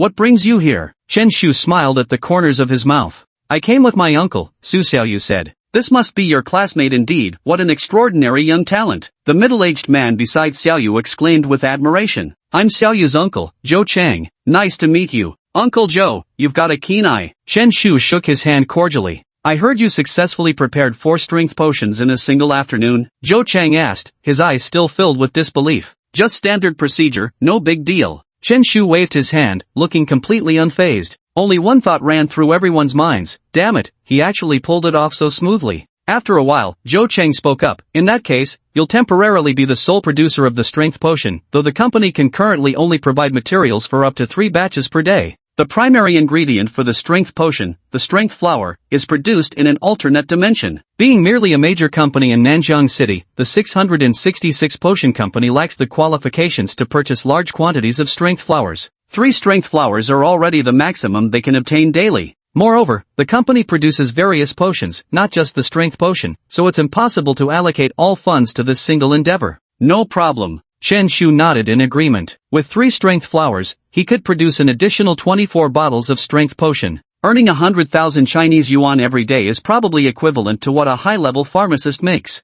Alright, Xiao Chen, Manager Zhou has decided, we'll double your daily wage, and you'll get paid the same day. Zhou Cheng's eyes sparkled with amusement. He never expected the company to acquire such talent today. Spending just 60,000 monthly to gain returns in the hundreds of thousands is, naturally, an enormous profit for any business person. Has Xiao Chen ever considered becoming a professional pharmacist? The company could offer long-term employment with a salary package that would certainly satisfy you. Zhou Chang spoke with eager anticipation. At that very moment, options once again appeared before Chen Shu's eyes. Chapter 22, My Journey is Among Starry Seas. Options once again appeared before Chen Shu's eyes. Agree to Zhou Chang's offer and become the company's dedicated pharmacist. Completion reward, complete unlocking of pharmacopoeia, contract spirit disappears. Politely decline, resolutely choosing to remain a beastmaster. Completion reward, moderate beastmaster power. Chen Shu hesitated almost not at all, instantly selecting the second option. Though the first reward was extraordinarily tempting, unlocking it would immediately make him the world's top pharmacist. But what's the use? When it boils down to it, pharmacists ultimately serve beastmasters. Uncle Zhou, my journey lies among the stars, Chen Shu declined with those words. Zhou Chang chuckled, that's ambitious. If you ever want to become a pharmacist, our company's doors will always be open for you. The two shook hands briefly, and Zhou Chang turned his gaze toward Su Xiaoyu once more. Xiaoyu, I never expected your school to have such talent. You should communicate more with Chen Shu and learn some pharmaceutical knowledge from him. Though Chen Shu had rejected him, Zhou Chang still wanted to make another attempt. If he could convince Chen Shu to stay, the young man would become a veritable money tree for the company. It's after hours now. Do you need Uncle Zhou to give you a ride? Zhou Chang offered. No need, I'll go with my friend. Fair enough. Xiaoyu, see your classmates out. Zhou Chang exited the medicine preparation room. I never expected you'd actually know how to brew potions. Su Xiaoyu kept studying him, her eyes even showing admiration. Although she ranked first in her grade and had hopes of entering Huaxia Academy, she knew absolutely nothing about pharmaceuticals. In fact, even many college graduates fall far short of this level, requiring time to practice and refine their skills. You're so young, how do you know how to concoct medicinal solutions? Su Xiaoyu was utterly baffled, unable to comprehend it. Then let me start from when I was little. The two walked while talking. That day, dark clouds gathered, the sky was gloomy, and a storm was brewing. I was walking down the road eating spicy strips. Chen Shu seemed to be recalling that day. Suddenly, the wind rose, and amidst the swirling clouds, a faint golden dragon coiled and tumbled in the depths of the sky. Its mouth was big enough to swallow a football field whole, terrifying beyond words. I suddenly sensed something and looked up abruptly, locking eyes with the golden dragon. To my surprise, it actually spoke in human language. Chen Shu deliberately paused and swallowed hard. What then? What did it say? What did it say? Su Xiaoyu's eyes sparkled with interest. I'll remember the dragon's words for the rest of my life. Chen Shu pressed the button for the first floor. It exclaimed in astonishment, incredible, simply incredible. Young man, I can see a divine light bursting from your crown. You're a once-in-10,000 years prodigy. Here's a priceless treasure, the art of alchemy. Seeing how fate has brought us together, I'll sell it to you for just 10 yuan. Su Xiaoyu fell into complete silence. What was I even expecting? So you just bought it for 10 yuan, and then instantly mastered alchemy? Black lines practically appeared on Su Xiaoyu's forehead. Do you think I'm stupid, Chen Shu? Chen Shu said. I questioned it right away. What kind of crap dares to be sold at such a high price? Who would have thought the golden dragon's massive body heaved as it roared, damn it, you think I'm some kind of con artist? We intellectuals have principles. Su Xiaoyu rubbed her head. My head hurts so much. I can prove it, it's true. I am that dragon, a voice suddenly rang out. There came Zhang Dali in his security uniform, walking over with a solemn expression. Chin Pai, I never thought you'd still remember that childhood incident. When are you going to pay me back those $10? Heavens, help! Su Xiaoyu slapped her forehead and walked away without hesitation. She was afraid that staying with those two for too long would make her seem mentally ill as well. Chin Pai, how was your interview today? You can call me by another name now, Shun the great pharmacist. Chen Shu coughed deliberately, emphasizing the word pharmacist. As expected of my best friend. The two walked together back home after enjoying a full meal in the city center. Mom, Dad, I forgot to mention earlier, this 100,000 yuan is a reward from the Spirit Guard Bureau. Chen Shu took out the money from his backpack. He had been so busy with interviews that he'd nearly forgotten about it. Son, what did you do? Asked Father Chen Ping, his brow slightly furrowed without any trace of joy, his tone solemn instead. After Chen Shu's explanation, his parents sighed in relief. There better not be a next time. A fugitive with a 100,000 yuan bounty definitely has blood on their hands. That's not something you students can handle. Chen Shu nodded repeatedly, thinking his parents would happily accept it, but unexpectedly, they refused. No need at home for now. Since you're cultivating beast-controlling abilities now, buy whatever potions you need yourself. If it's not enough, just tell your dad. You don't need it? Dad, am I really a rich second generation? Chen Shu's eyes widened in disbelief. His family was just an ordinary household, and 100,000 yuan was already a huge sum of money, yet his parents had actually refused it. Don't bother about it. We just don't have any use for it at home, his father Chen Ping replied without further explanation. With no other choice, Chen Shu put the money away and returned to his room. Could there really be a secret at home? Chen Shu began to ponder, recalling all sorts of clues. Uncle Zhang was a black iron-level beast tamer, yet he often addressed father as Brother Chen without any trace of a beast tamer's arrogance. Could there be a deeper reason behind this? Chen Shu shook his head and stopped overthinking it. If there truly was a secret, father would naturally tell him.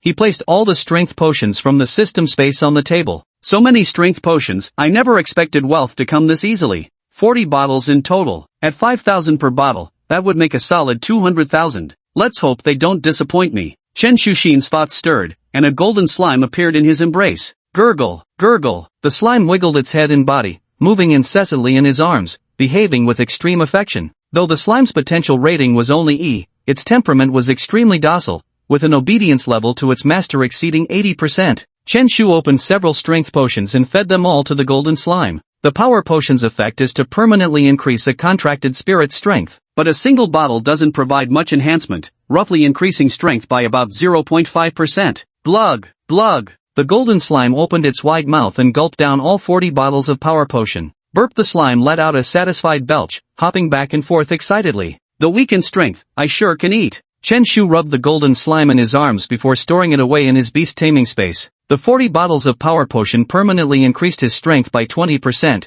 giving his contracted spirit a noticeable advantage in battle. Paying to win never goes out of style. This is the oppressive dominance of a whale player. Chapter 23, Someone's mixing potions in the restroom. The maximum limit of the inferior strength potion is a 20% power increase. At this moment, the golden slime has developed drug resistance and can no longer gain additional strength. Only other potions could be used, or at least mid-grade strength potions. It's time to brew mid-grade strength potions next, Chen Shu thought to himself. If he hadn't unlocked potion studies, increasing the slime strength by 20% would have required purchasing 40 bottles of low-grade strength potions, a staggering cost of 200,000 Huaxia dollars. An ordinary family naturally couldn't afford such expenditure, especially considering this was just for strength potions alone. The remaining speed potions, defense potions, and so on, represent another terrifyingly large expense. Even in the world of beast taming, the wealth gap remains unchanged and persists. The contract spirits of the wealthy are invariably far superior to those of the poor, a reality that cannot be altered.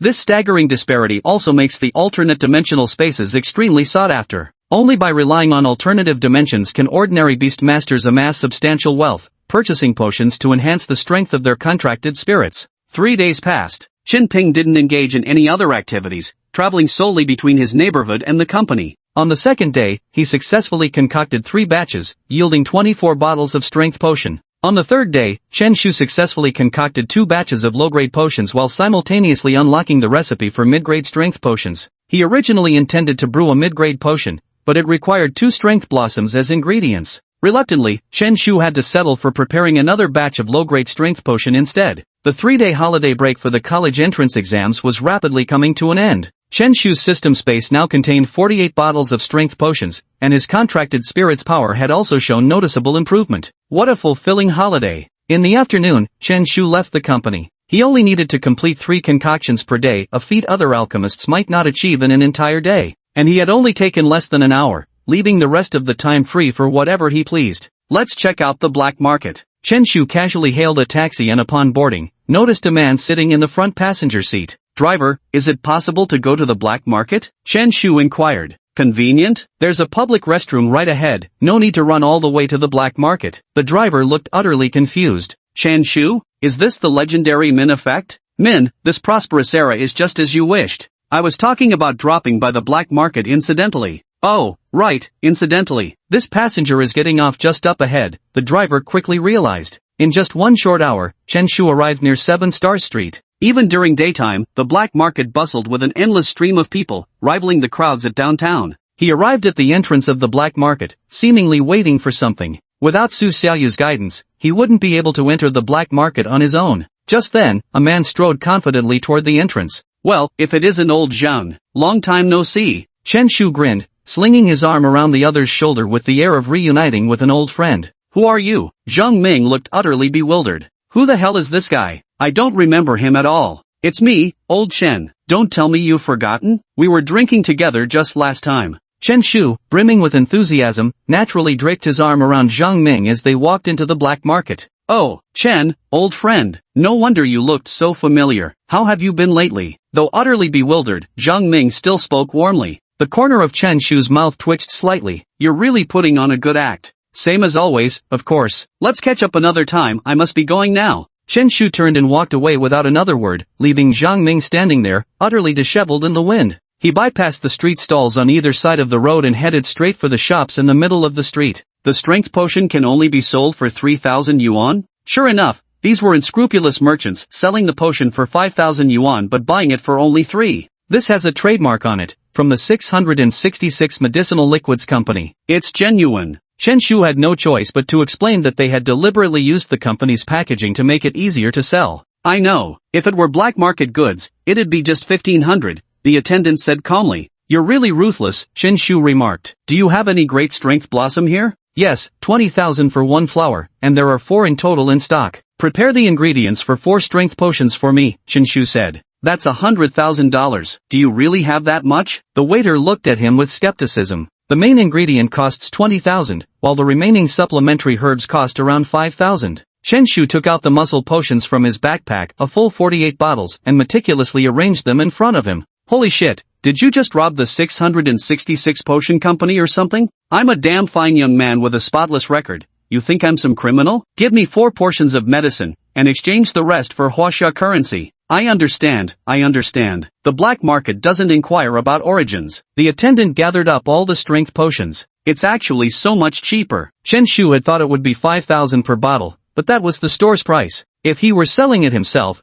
there would naturally be a discount. It's a pity he didn't have a pharmacist's license, otherwise selling it at formal shops in the city center would fetch a much higher price. Young man, here are 4 portions of herbs, and this is 44,000 yuan. Please check. The attendant quickly came out and said. Chen Shu briefly examined the great strength flower to confirm it wasn't dyed with some coloring agent. The waiter directly placed the purchased great strength potion on the shelf, priced at 5,000 yuan below it. Could you at least show me some respect? The corner of Chen Shu's mouth twitched slightly, bought for 3,000 yuan, and they immediately put it on display right in front of him. He shook his head and walked straight out of the shady shop. Next time, I'll have to get a black market stall permit. Selling it myself, I could get at least 4,000 per bottle. This damn shop is way too shady. 4 portions of herbs can be brewed into 2 batches of mid-grade strength potions, yielding about 26 bottles. The value practically doubles instantly. The black shop may reap huge profits, but Chen Shu never loses. First, go prepare the medicinal solution. Chen Shu wanted to find a quiet place, but unfortunately, the black market was crowded and noisy.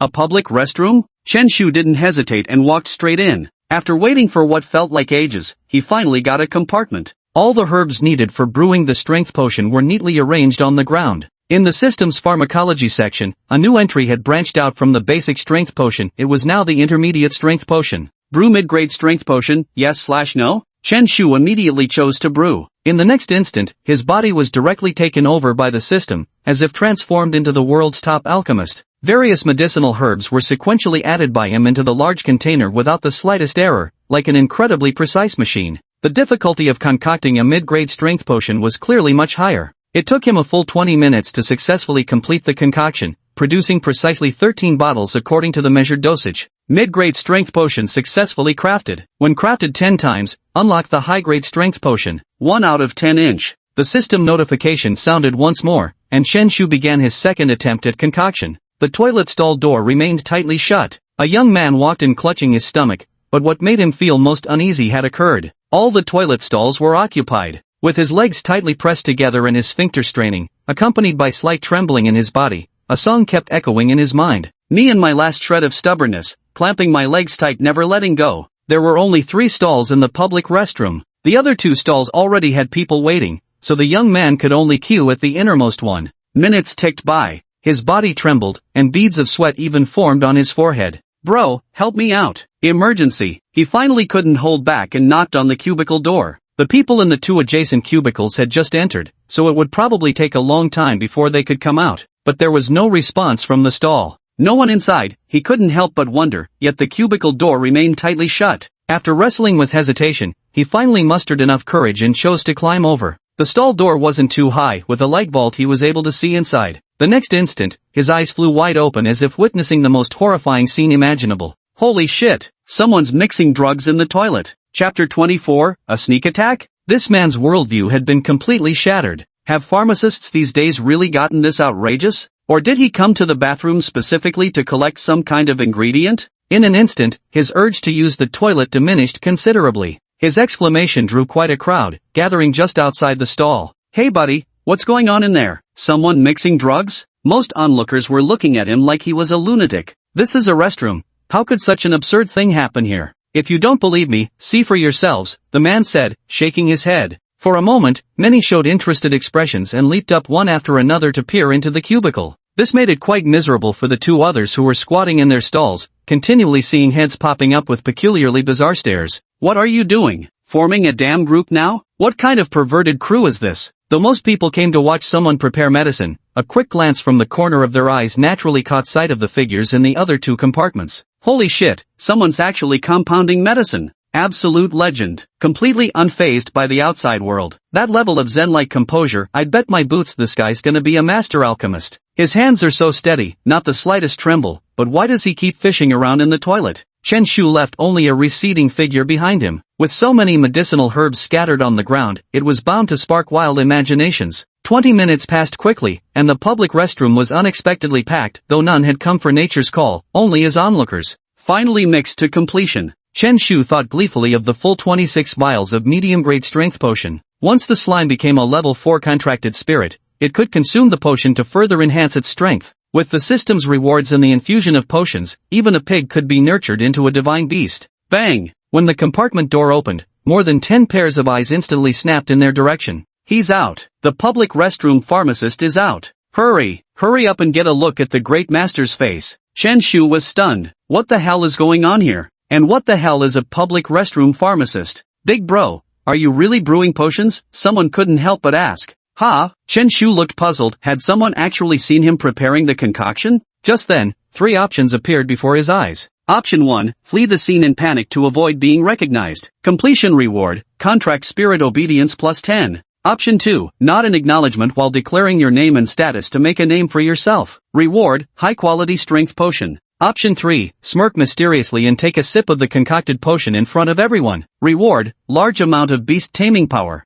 Chen Shu was momentarily stunned but quickly regained his composure. He spoke up, in that case, I won't hide anything. Would anyone like to give it a try? Chen Shu took a container out of his backpack, revealing a pale yellow liquid inside. The group already had preconceived notions and naturally associated it with something unpleasant. Anyone want to take a sip? It's free. Chen Shu offered the container forward. The crowd immediately stepped back in unison, as if facing a formidable enemy. What the hell is this thing? Why does it smell like piss? Chen Shu shook his head, then flashed what he thought was a devilishly charming smile before opening the container's lid. He's not going to. Everyone's eyes widened in utter disbelief. Thud. Chen Shu tilted his head back and openly drank a dose of power potion under everyone's gaze. Not bad at all. Chen Shu only noticed a slight sweetness, but felt no other effects. As a potion meant for contracted spirits, it had minimal impact on him and caused no side effects. Holy shit, aren't you being way too brave? Everyone could only feel their scalps tingling and their stomachs churning. Tastes pretty good. Chen Shu grinned, placing the container into his backpack before calmly walking out of the public restroom.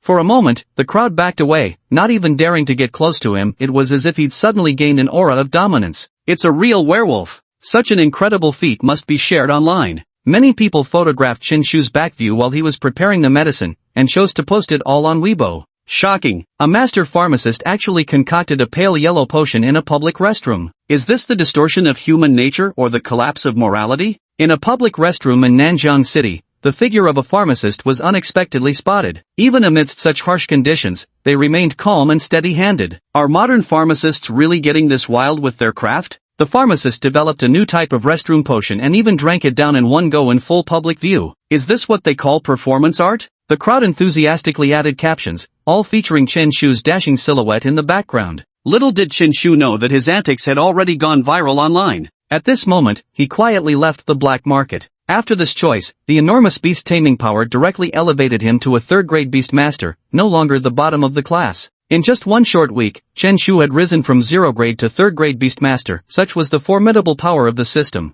As evening approached, he chose to ride his bicycle home. As for Zhang Dali, he only lasted 2 days as a security guard before completely losing interest. He was just trying to experience life, not actually wanting to become a security guard. Such is the confidence of a rich second-generation heir. Today is a good day, everything you wish for can come true. Chen Shu was in high spirits, humming a tune all the way. Soon, he passed by that dimly lit intersection from last time. Surely there wouldn't be any robbers today, right? As he glanced toward that alleyway, he couldn't help but recall last time's incident. At that moment, a black figure suddenly appeared at the alley entrance. SSS. A roughly half-meter-long black snake dashed forward, its eyes gleaming with venomous cold light. Holy shit, what the hell is that? Chen Shu's heart gave a violent start. The black serpent moved with terrifying speed and would be upon him in an instant. Behind a large tree at the intersection, a man watched with malicious intent. Daring to offend young Master Zhang? You've brought misfortune upon yourself, boy. Wu Li was a beast-taming adept from the common class. Despite nearing 30, his inferior talents had confined him to the rank of a mere 4th-tier beast master. However, because he was skilled at pleasing the Zhang Yi brothers, he never had to worry about food and clothing.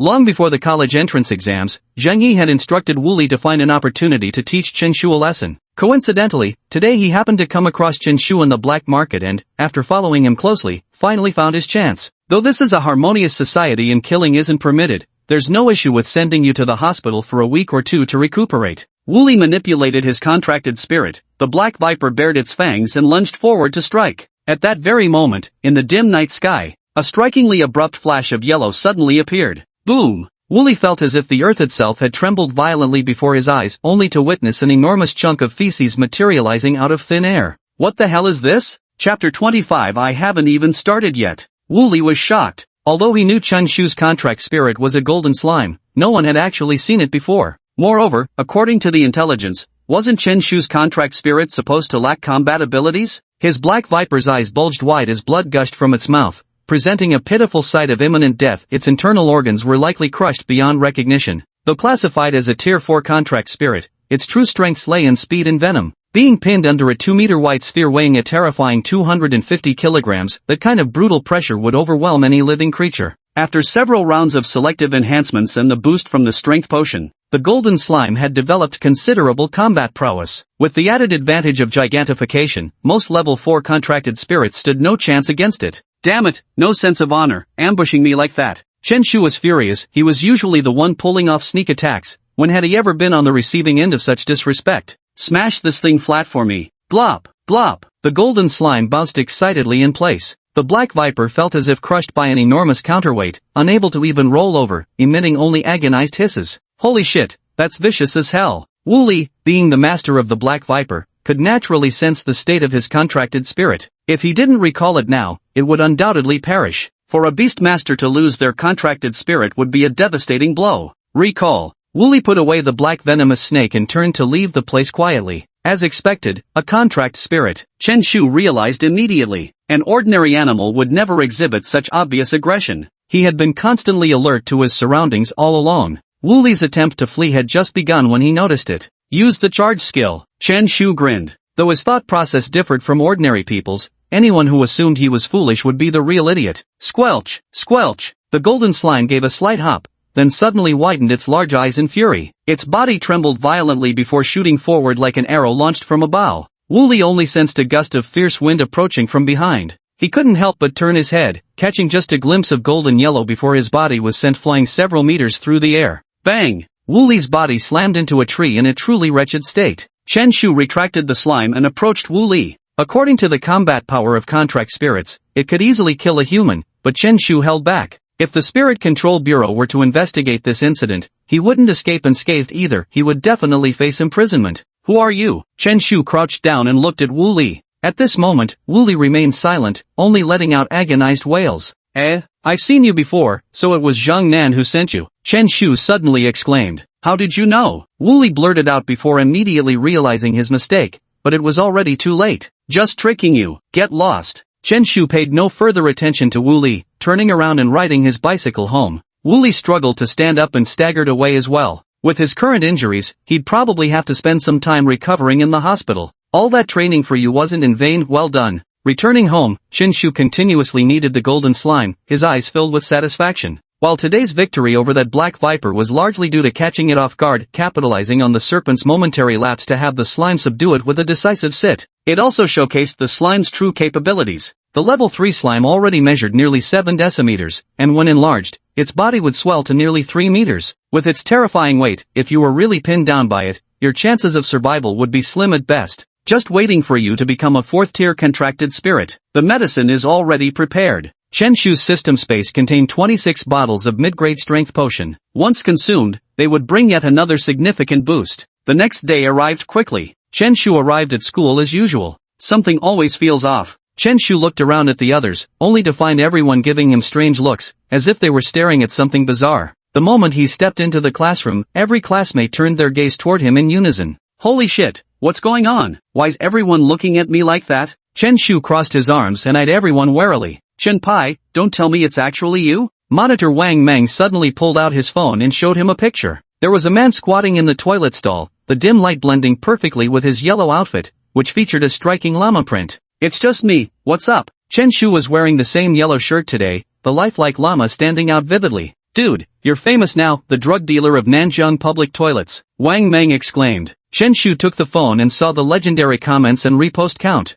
Is this the so-called epic level potion? Art imitates life. Good effort with the gag, just a bit lame. Holy crap, this actually went viral? He just casually brewed some medicine, never expecting it to become the talk of the town. Brother Pai, you didn't actually use stuff from the toilet to make medicine, did you? That junk can actually be used as medicine now? Everyone's faces were filled with shock and overwhelming curiosity. I was really refining medicine. Chen Shu's lips twitched slightly. It seemed there was no way to explain this clearly. Damn it, I was refining medicine, not mixing fertilizer. What the hell would I need that for? Ding ding, the bell rang. Soon, class time arrived, and the chatter in the classroom abruptly ceased. Feng Ko, wearing black-framed glasses, walked in and cast a rather odd glance at Chen Shu. He too had heard of the legendary restroom alchemist. In fact, upon seeing the photo, he had guessed it might be Chen Shu. This guy is capable of doing anything, no matter how abnormal. If it's done by him, it somehow appears utterly normal. Alright, everyone, let's not discuss other matters. Feng Ko coughed and turned serious. The college entrance exams are over, and high school seniors can let loose, but you all can't. The finals are approaching, and here's a little hint. Whether you can enter the special training class for senior year largely depends on your performance in these final exams.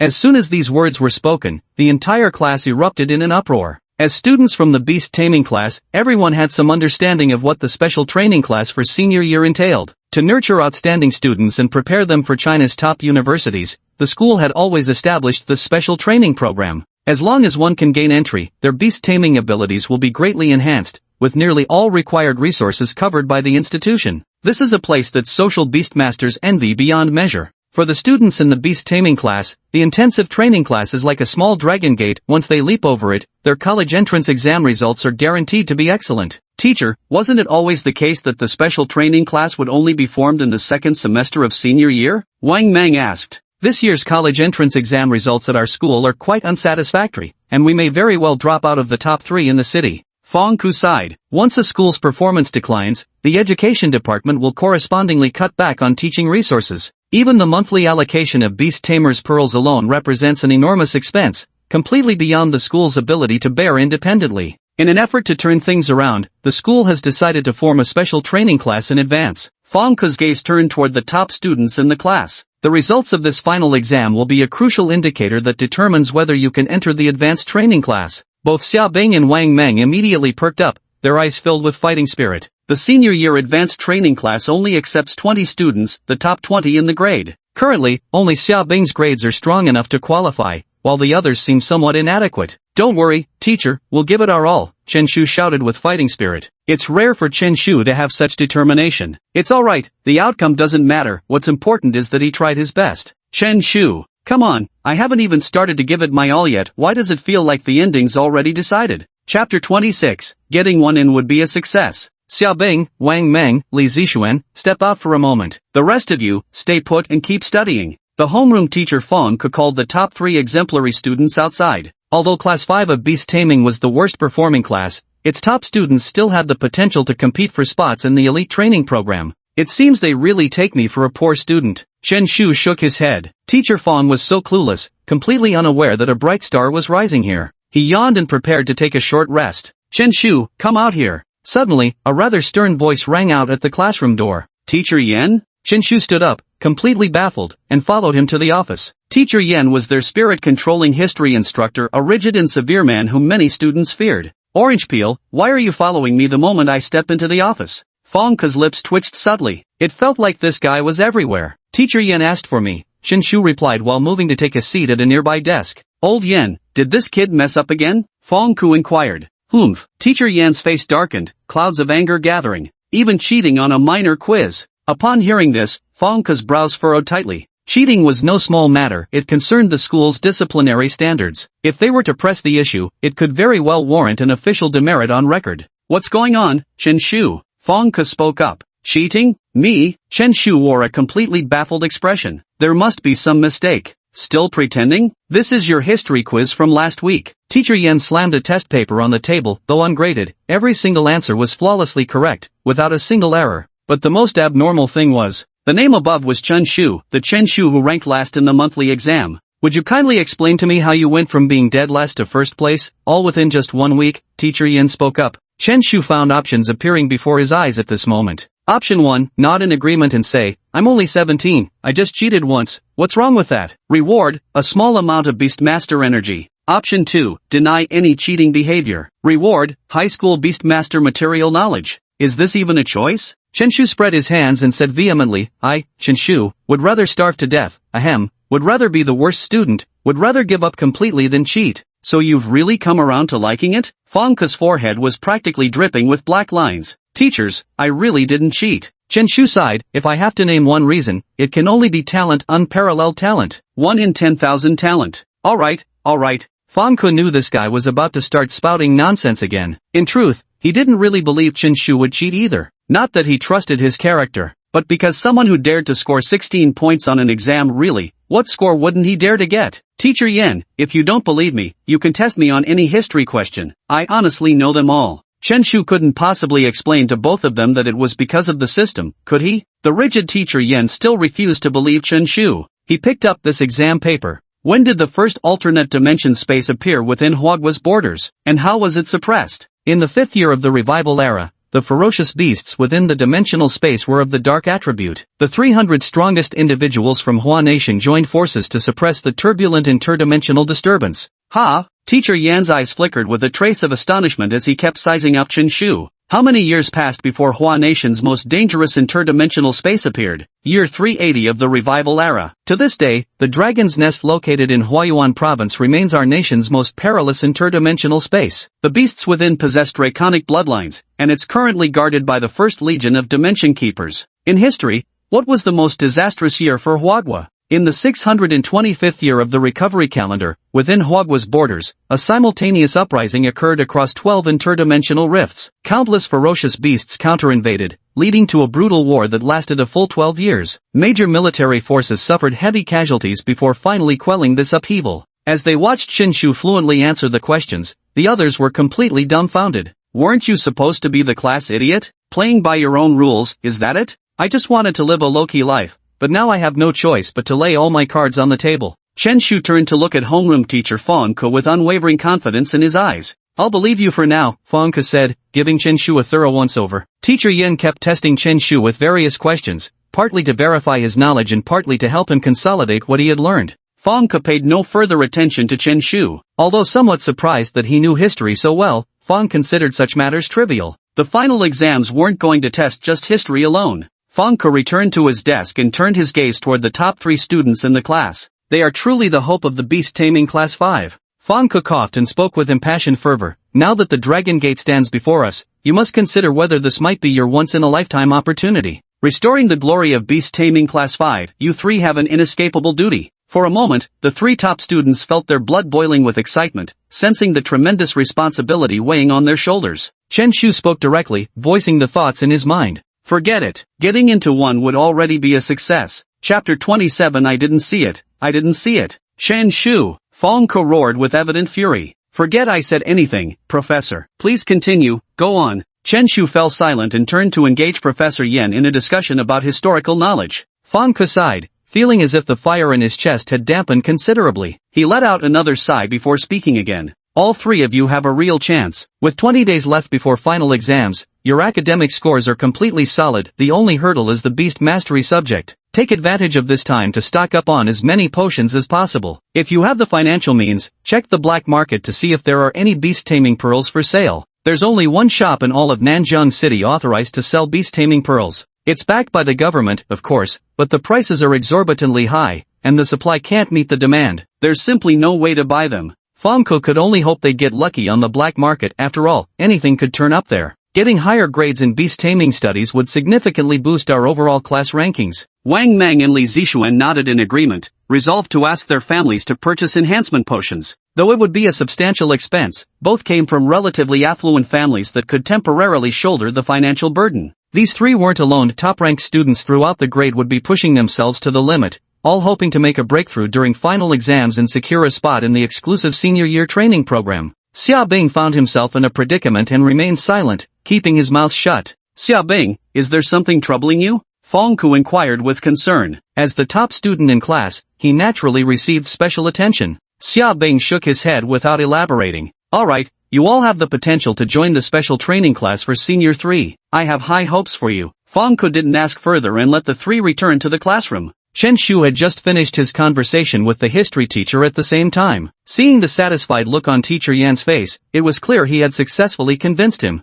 Teacher Fong, don't you have faith in me? Chen Shu asked. Just maintain your current ranking, that's enough. Fong Ke shook his head, suddenly remembering something. Don't embarrass yourself too much in the final exams. After this year's college entrance exam setback, the school leadership is furious. They'll probably crack down hard on underperforming students, and might even send you back to the regular class to avoid dragging down the elite class's admission rate. Got it. Chen Shu waved his hand and returned to the classroom. Dead last? Never again in this lifetime. Chen Shu returned to the classroom and began absorbing the newly acquired beast-taming material knowledge in his mind. All sorts of rare materials came from interdimensional spaces. Their appearances, characteristics, growth environments, and effects all surfaced vividly in his thoughts. This world is even more marvelous than I imagined. The various rare herbs and spiritual medicines swirling in his mind broadened his horizons immensely, and this was just high school level knowledge. Soon, the school bell rang, and Chen Shu stretched lazily, ready to head home for some rest. Shan Pai. Zhang Dali walked in from outside the door. Aren't you staying for evening self-study? Chen Shu looked puzzled. After all, students in the regular class were all supposed to attend evening self-study.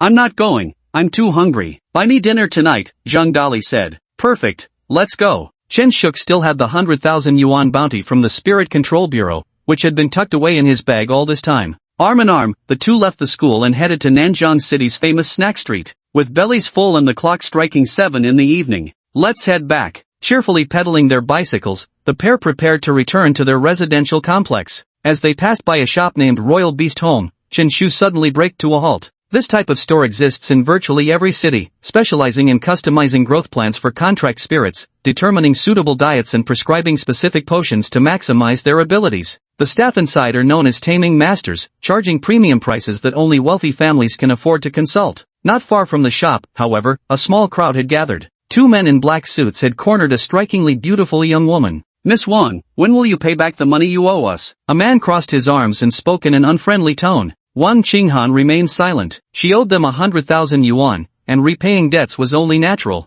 I don't have that much right now, but I'll be able to pay it all back soon. Just then, a little girl wearing a backpack came running over. Miss, I've finished all my homework. When are we going home? The girl appeared to be around 10 years old, looking as delicate as carved jade and extremely adorable. Wang Qinghan was an intern at the Beast Tamer family, earning a decent salary. However, to afford his younger sister's awakening ceremony, he had exhausted his savings and even accrued debts. The awakening ceremony was prohibitively expensive. Even the most basic tier was beyond what ordinary families could afford. The baptism serves only one purpose: to increase the probability of awakening a high-potential contract spirit. The gazes of the 2 men shifted to the girl standing behind Xiaobeng. What a cute little girl. Is she your younger sister? The man reached out to pat the girl's head, but Wang Qinghan swiftly blocked his hand. This has nothing to do with her. Don't you dare lay a finger on my little sister, Wang Qinghan threatened with icy determination. Now you're scared? The man glared maliciously, his expression dark with ill intent. If you don't pay up soon, I'll erase all your sister's homework with this eraser. Wang Qinghan was taken aback. 2 useless idiots. Not far away, a crew-cut man under a tree took a drag of his cigarette and swore under his breath. He walked over and slapped both their heads hard. You're utterly useless, can't even collect debts properly. The buzzcut man cursed angrily, then turned his gaze toward Wang Qinghan. With principal and interest combined, it's 200,000 now. I expect 30,000 every month. You're a Beastmaster home employee. Your monthly salary alone is at least that much, the man declared with finality. In the distance, Chen Shu and Zhang Dali parked their shared bicycles. The options had already appeared before his eyes. Option 1, cover your eyes, walk past while muttering, I didn't see anything, I didn't see anything. Reward, skill book, violent sit crush. Option 2, take decisive action to help the woman out of her predicament. Reward, moderate beast taming power. Option 3, join the villains and force the woman to repay the debt. Reward, title, fully corrupted, equip effect, your contracted spirit's personalities turn evil and cruel. Chen Shu's expression froze for a moment, but without hesitation, he walked forward with firm steps. Chin Pai, those 3 clearly aren't good news. Don't cause unnecessary trouble, Zhang Dali said. If it were ordinary students, the 2 of them could still intervene. But when facing this kind of people, careful consideration was needed. Chen Shu, however, remained silent and continued walking forward. Forget it. I'll go crazy with you this once. Zhang Dali rolled up his sleeves, ready to strike at any moment. Kid? The buzzcut man immediately noticed the 2 approaching figures. These newcomers clearly meant trouble. Just as the 3 stood ready, poised to strike at any moment, Chen Shu unexpectedly covered his eyes and kept mumbling, I didn't see it, I didn't see it. Chapter 28. What kind of absurd request is this? In an instant, the entire place fell silent. The buzzcut man's lips twitched uncontrollably, his face darkening with exasperation. This guy must be out of his damn mind? Zhang Dali felt his breath catch in his throat. So you marched over with all that righteous indignation just to say this? Where was the legendary heroic rescue of the damsel in distress? Wang Qinghan wore an equally speechless expression. Just what kind of person was this? He absolutely refused to follow the script. The skill book Violent Seated Strike has been placed in the system storage. Chen Shu suddenly let out a sigh of relief. Seeing his objective accomplished, he bolted away, with Zhang Dali hot on his heels. The 2 came strangely and left strangely, taking not even a wisp of cloud with them. Big bro, seems like we've been played for fools, a man said in a peculiar tone. Idiot, what do you mean seems like? It obviously is. The buzzcut man looked thoroughly annoyed. Remember these 2. Next time you see them, beat them up. Beat them till they're smoking. Chin Pai, I feel like your condition has gotten worse, hasn't it? The 2 ran a long distance before Zhang Dali came to a stop, panting heavily. You don't understand anything. Everything I do has a reason. Others might weep and wail without managing to make their contracted spirits comprehend even a single skill, yet he could obtain them effortlessly. Violent sitting crush. The contracted spirit's body leaps high and lands with pinpoint accuracy on the enemy's head, with damage proportional to its size. It was practically tailor-made. Chen Shu's risk-taking definitely didn't go to waste. With a single pat of the skill book, the golden slime immediately grasped it. Gaining a battle skill that fit it perfectly, the slime's strength skyrocketed out of nowhere. What a fulfilling day, he sighed. Chen Shu was in high spirits and even bought a big bag of grilled skewers on the way home for a late-night snack. The 2 parted ways, each heading back to their own homes. Once home, Chen Shu played with his phone while eating the skewers, feeling utterly relaxed. On Weibo, various rumors about the apothecary in public restrooms kept spreading. His alpaca print t-shirt has gone viral overnight, with some even offering 10,000 yuan to buy it. What a crazy era we live in. Guess I'll have to stash this shirt away for good, Chen Shu sighed. He had always preferred keeping a low profile. Besides, with this newfound fame, how could he possibly pull off any surprise attacks now? All the photos on Weibo showed his back, not a single frontal shot was posted. Perhaps his heroic demeanor from personally testing the strength potion that day awed everyone, which is why no front-facing photos circulated. After surfing the web for a while, Chen Shu yawned and suddenly remembered something. He opened Fong Si's chat window and quickly typed a message. Fong Si, I went to the hospital today to get my leg checked. Ding! What's wrong? Fong Si replied quickly to the message, apparently coincidentally playing with her phone at the time. Turned out I got there too late. First tell me, what happened to your leg? Did someone beat you up? Fong Si asked with concern. The nurses are off duty, no legs to examine. Shinpai, are you looking to die? At Huaxia Academy, Fong Si lay on the bed muttering, looks like this guy's really itching for a beating.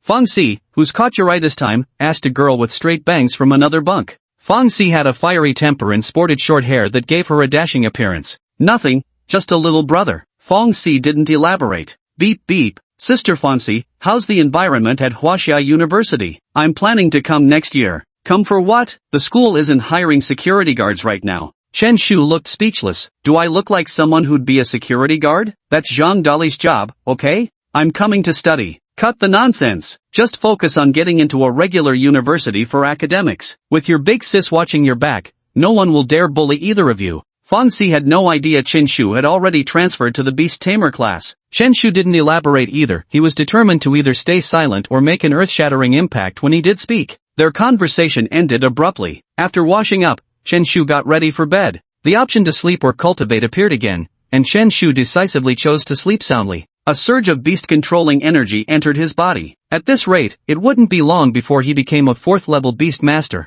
The next day, Chen Shu walked into the classroom. Nothing else happened throughout the day, except for the history and materials teachers praising him by name. When school ended in the afternoon, Xiaobing suddenly approached with an awkward expression. Chen Shu, could you lend me some money? She said softly, lowering her head in evident embarrassment. Chen Shu was momentarily stunned. Someone was actually asking him for money. Before his eyes, the prompt appeared once more. Option 1, generously reply, what's between us needs no talk of borrowing. Don't be so formal, just tell me how much you need. Reward, minor beast taming power. Option 2, shake your head wildly while quickly saying, hey, I've got money, but I'm not lending it, just not lending it. Completion reward, golden slime size increased by 10%. Option 3, gaze at the sky at a 45-degree angle and say melancholy, talking about money really hurts feelings. Completion reward, rampage potion. Option 4, pat your chest generously and say, as a friend, I'll lend the money, but with interest. Completion reward, high school beastmaster geography knowledge. It was rare to see 4 options appear at once, and Chen Shu's eyes flickered with hesitation. The first option was definitely out of the question. It only rewards a small amount of beastmaster energy. Not to mention it's basically giving money away. Nobody's money grows on trees. Even wealthy landlords don't have unlimited grain stores. As for the other 3 options, the most useful one for him was naturally the 4th. As long as he gets full marks in the cultural subjects, he has every chance to compete for the senior year intensive training class. Chen Shu hesitated no longer and patted his chest. I'll lend the money, but as for the interest, let's calculate it at double the bank rate. Xiaobing quickly spoke up and agreed outright. She was proud by nature, and asking to borrow money was already tremendously difficult for her. If no interest was charged, she'd feel uneasy about it instead. How much do you need? Chen Shu spoke up. 100,000 yuan. Xiaobing said in a low voice. Ahem, ahem. Chen Shu immediately choked on his saliva and started coughing. Big sis, did you inquire about all my assets? What do you need so much money for? Chen Shu asked.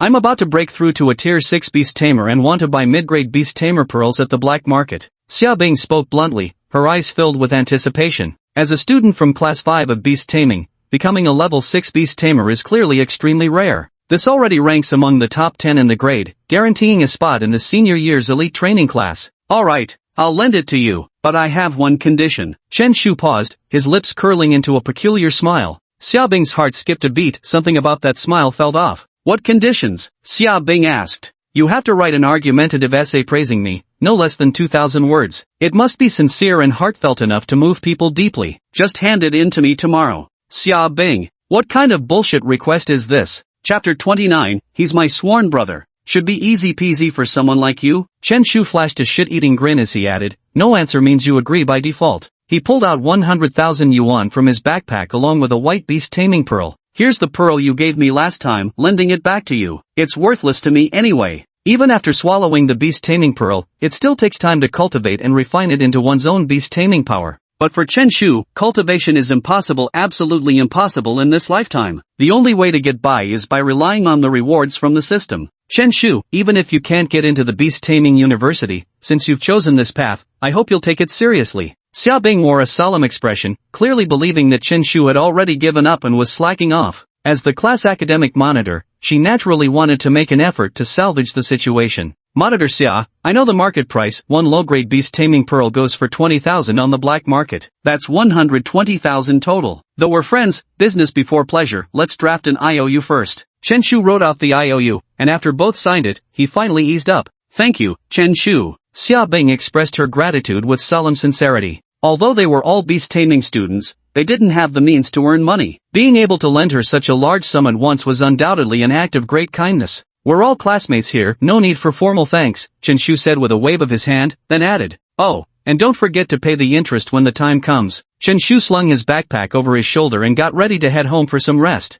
Meanwhile, Xia Bing headed to the black market. Although she had money now, spirit beast pearls were extremely rare items, there was no guarantee the black market would have any in stock. It all depended on her luck. The days passed one after another. Chen Shu had wanted to teach Zhang Yi a lesson, all because Zhang Yi's elder brother had previously hired people to beat him up. Now that Zhang Nan has graduated and left the school, Chen Shu had no choice but to set his sights on Zhang Yi. But during this period, Zhang Yi was extremely cautious, never giving Chen Shu any opportunity. He always moved in groups, never going alone even when using the restroom. 2 weeks passed, and Chen Shu successfully broke through to become a 4th-level beast master. Every ounce of his beast mastery power was painstakingly earned through the system, making him deeply lament the hardships of being a beast master. At the same time, he had completely mastered all the high school level beast mastery knowledge, making virtually no mistakes. The cultural studies score actually surpassed that of Su Xiaoyu, the top student in the grade. On this day, homeroom teacher Fang Ke walked in with a grave expression. Classmates, this year's college entrance exam results are out, Fang Ke announced solemnly. In an instant, the entire class was filled with curiosity. With less than a year remaining until their own college entrance exams,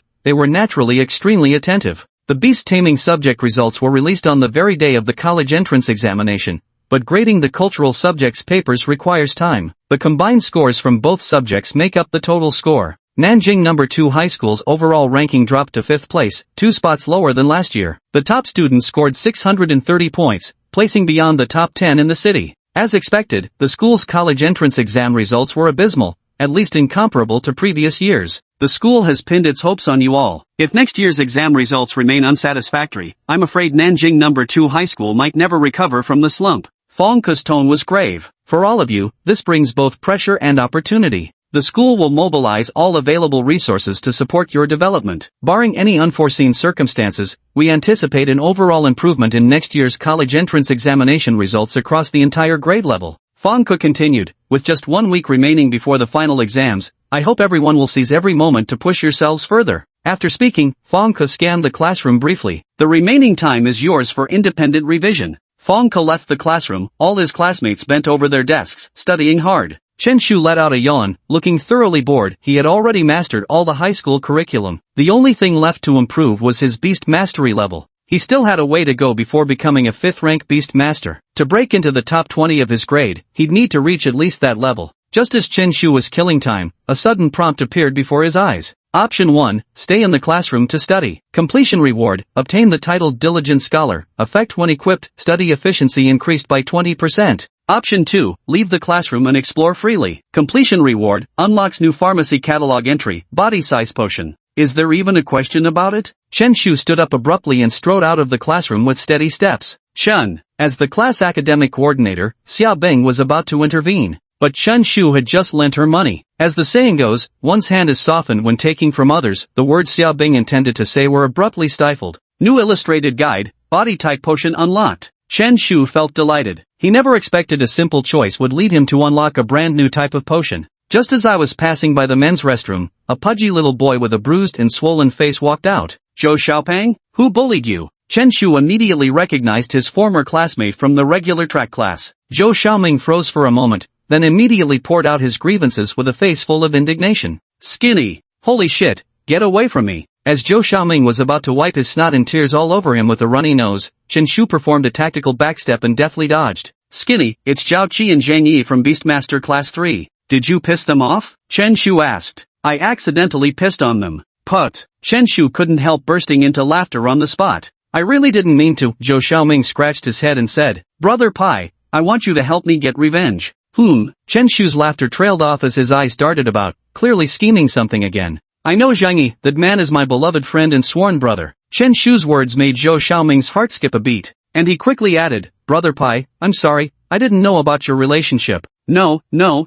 Chen Shu waved his hand, frowning slightly. You little chubby guy just don't get it, do you? He cleared his throat and said with a serious expression, what I meant to say was, the price just went up. Chapter 30, think you're pretty funny, don't you? Zhou Xiaoming instantly petrified. Was this the legendary brotherly bond he'd heard about? Pig brother, how much do you want? Zhou Xiaoming asked. Though timid by nature and often bullied at school, he came from an exceptionally well-off family. Although my parents weren't beastmasters, they ran a medicinal herb store specializing in selling various precious herbs, including materials from otherworldly spaces. Talking about money is so impersonal. Do I, your bro Pai, look like that kind of person? A sly smile played in Chen Shu's eyes. I want to discuss a business deal with your family. Zhou Xiaoming was momentarily stunned. Bro Pai, what kind of deal could you possibly have with my family? Don't worry about that, just introduce me when the time comes, Chen Shu spoke up. He currently worked as a pharmacist at 666 Potion Company and received extra strength potions daily, but the slime couldn't absorb any more now, so the excess potions had to be sold off to purchase other materials. This required finding a reliable shop to partner with. The main reason was that he lacked an official pharmacist's license, which prevented him from buying materials from other dimensions. Zhou Xiaoming's family herb shop naturally became his first choice. Fine, but whether it works out or not isn't my concern, Zhou Xiaoming nodded. Also, don't tell my parents about me being bullied. The problem with you is you're too soft. When things happen, you should tell teachers and parents, they're the ones who can solve it. Chen Shu patted Zhou Xiaoming's shoulder and walked away. Coincidentally, he was looking for trouble with Zhang Yi, and now it seemed he needed to plan it carefully. Chen Shu arrived at the playground, wondering if there was any chance to trigger an option. Aimlessly wandering, he suddenly heard noises coming from the auditorium. Ah, today's the day the college entrance exam results come out, he realized. If this were any other year, graduating seniors would be returning to their alma mater for one final visit. Chen Shu walked toward the auditorium. Inside the auditorium, all the graduated seniors had gathered, while above them on stage, the principal of Nanjiang No. 2 High School was delivering a speech. Although he was extremely dissatisfied with this year's academic performance, but the principal was still saying things like, I hope everyone can achieve great things and remember you are students of No. 2 High School.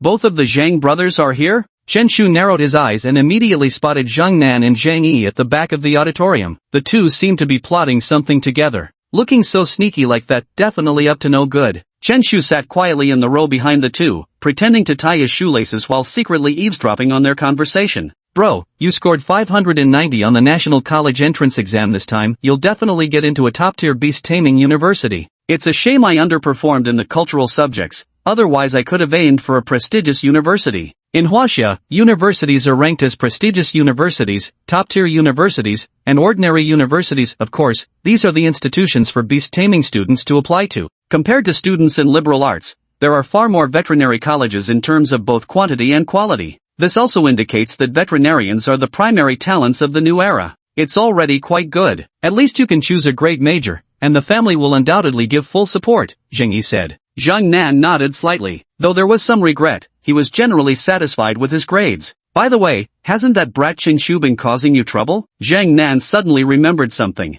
No, I've been moving around with a group lately. Even if he had the intention, he wouldn't have the opportunity. Zhang Yi gritted his teeth in anger. The memory of Chen Shu trapping him in a urea bag still burned fresh, not to mention the inexplicable loss of 40,000 yuan in the black market because of it. Brother, you're a level 6 beastmaster now. When are you going to teach that punk a lesson? Zhang Yi asked. That kid's not so simple. Wu Li was severely injured by him. Zhang Nan stroked his chin, his eyes filled with contemplation. Wasn't Wu Li a 4th level beast tamer? Zhang Yi exclaimed in surprise. Although Wu Li's contracted spirit also had an F-rank potential rating, a 4th level contracted spirit should have been more than enough to easily handle an ordinary person. That little bastard Chen Shu isn't a 1st level beastmaster, he's at least 3rd level, always hiding his true strength, Zhang Nan explained. What the hell, such a sneak. Zhang Yi thought to himself, if the guy could defeat Wu Li, he could probably defeat him too. As class monitor of Beastmaster Class 3, How could he not handle the worst student from Beastmaster Class 5? Since we're making a move, let's hit him hard.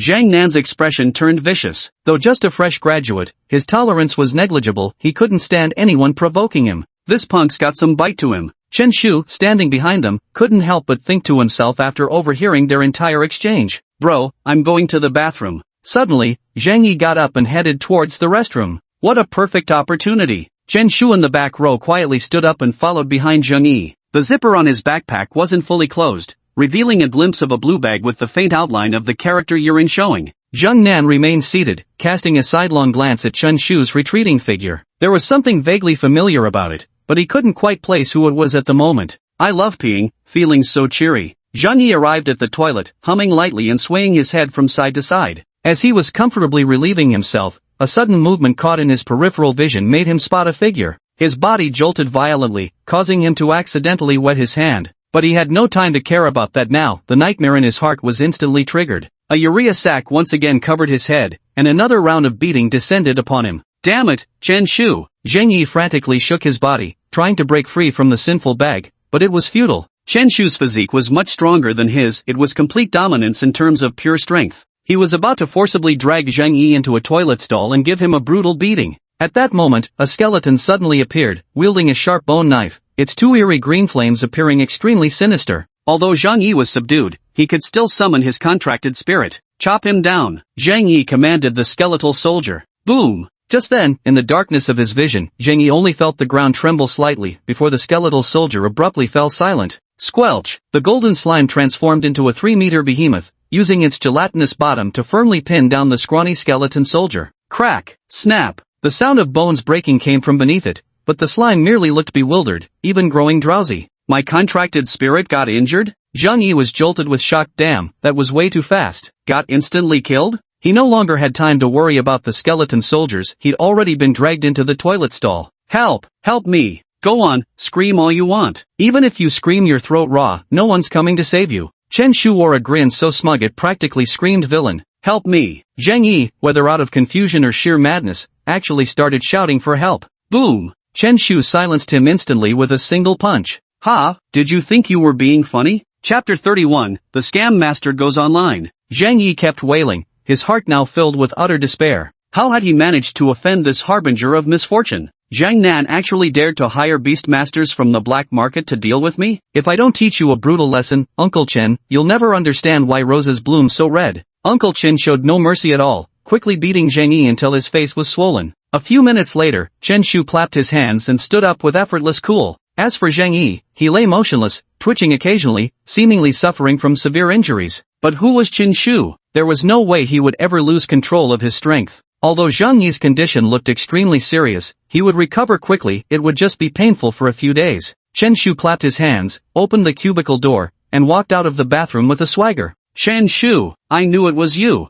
Zhang Nan rushed over with an anxious expression. Well, if it isn't little Nan? Haven't seen you in days. How'd you fall so low? Zhang Nan choked on his words. Who the hell are you calling low? Cut the crap. Where's my brother? Zhang Nan's gaze turned sharp, a bad premonition already settling in his heart. Your brother? Zhang Yi? I think I saw him going into the women's restroom. Chen Shu remained calm, lying through his teeth with his eyes wide open. Humph, stop him. Zhang Nan didn't come alone. He had brought 5 people with him on purpose. After all, he was afraid of getting beaten up by Chen Shu. The other 5 men aggressively surrounded Chen Shu, while Zhang Nan entered the restroom. At a glance, he didn't see his younger brother's figure. As if possessed, Zhang Nan suddenly recalled Chen Shu's words. Could his brother really have gone into the women's restroom? Suddenly, his gaze flickered and caught sight of a bag peeking out from the last toilet stall, faintly bearing the character for urine written on it. At this moment, Chen Shu triggered an option prompt. Option 1, take aggressive action while shouting loudly. I'm gonna take on 10 of these bastards. Completion reward, golden slime strength plus 5%. Option 2, employ serpentine footwork while muttering continuously. Ghost blade activated, can't see me, stomach first, stomach first. Completion reward, golden slime speed plus 5%. Option 3, shout for help loudly to request backup. Completion reward, teleportation potion. Option 4, engage in friendly conversation with the 5 people, attempting to turn foes into friends. Completion reward, beast taming level plus 1. Chen Shu pondered slightly. Though the first 3 options weren't bad, the 4th one was exactly what he needed. Although most of the beast taming resources in his class were useless to him, he could sell them in exchange for various potions. Hey buddy, long time no see. You must have scored pretty well this time, huh? Chen Shu wore a friendly smile as he casually slung an arm over someone's shoulder and struck up a conversation. You know me? Wang Yu looked completely baffled, while the other 4 people wore similarly dazed expressions. Chen Shu immediately left all 5 of them at a loss. It's me, Chen Shu. Forgot? Chen Shu frowned, looking somewhat displeased. Wang Yu shook his head, still appearing utterly confused. Terrible memory. Chen Shu shook his head and began to bluff. Actually, Zhang Nan and I get along quite well. He might seem rough with me, but we've been friends since childhood. Then why did you beat up his younger brother? Wang Yu felt something was off. It was all just fooling around. Zhang Yi is like a little brother to me too. If there were real issues, I'd have run off long ago instead of staying this calm. With just a few words, Chen Shu managed to thoroughly baffle the 5 men. 5 minutes later, Zhang Nan helped Zhang Yi out of the restroom. Zhang Yi's face was battered and bruised, his lips stained with blood, utterly disheveled. Chen Shu, you damn. Zhang Nan gnashed his teeth in frustration, but when he looked up, his words instantly died in his throat. To his disbelief, all 5 of his close friends were getting along famously with Chen Shu, arms slung over each other's shoulders almost as if they were about to swear brotherhood on the spot. How the hell had all 5 of them defected in just a few minutes? Not that he could blame them, Chen Shu had made everything sound so damn convincing. Chen Shu vividly recounted all the experiences he and the Yi brothers had gone through, delivering them with such flawless emotion that no flaw could be found. Just his talent for spinning yarns was already beyond what most could achieve. The key was how remarkably natural his expressions appeared,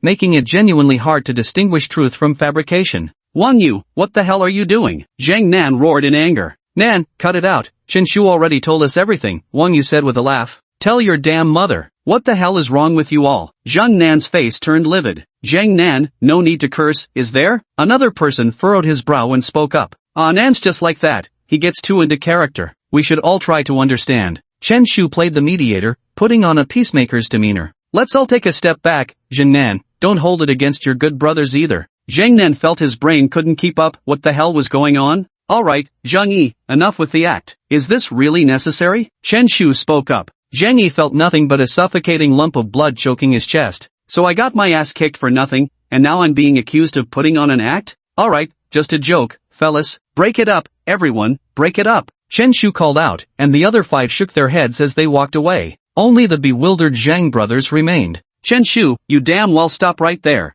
Zhang Nan strode forward angrily, his eyes burning with rage. Guys, you go ahead first. Anan still hasn't gotten out of character yet, I'll help him. Chen Shu signaled for the other 5 to leave first, then immediately covered Zhang Nan's mouth and forcibly dragged him into the restroom. Something seems a bit off. Wang Yu snapped to realization upon seeing Zhang Nan's continuous struggles. To the restroom. One person quickly spoke up, their mind finally clearing. The 5 of them ran all the way to the restroom. Stop. As soon as they entered, they saw Chen Shu violently beating Zhang Nan. Though Zhang Yi was also nearby, the 2 of them together were no match for Chen Shu. Brothers, why are you back? We were just fooling around. Chen Shu remained completely calm. Damn you. Zhang Nan's rage was about to explode from his chest, steaming mad with fury. You little bastard, you dare mess with me? Wang Yu's mind was exceptionally clear at that moment, and even Zhang Nan's face had swollen from the beating. Hold on, we're all civilized people here. If you lay a hand on me, I'll start screaming. Go on then, tough guy, think you can fight? The 5 men closed in, rolling up their sleeves ready to throw down.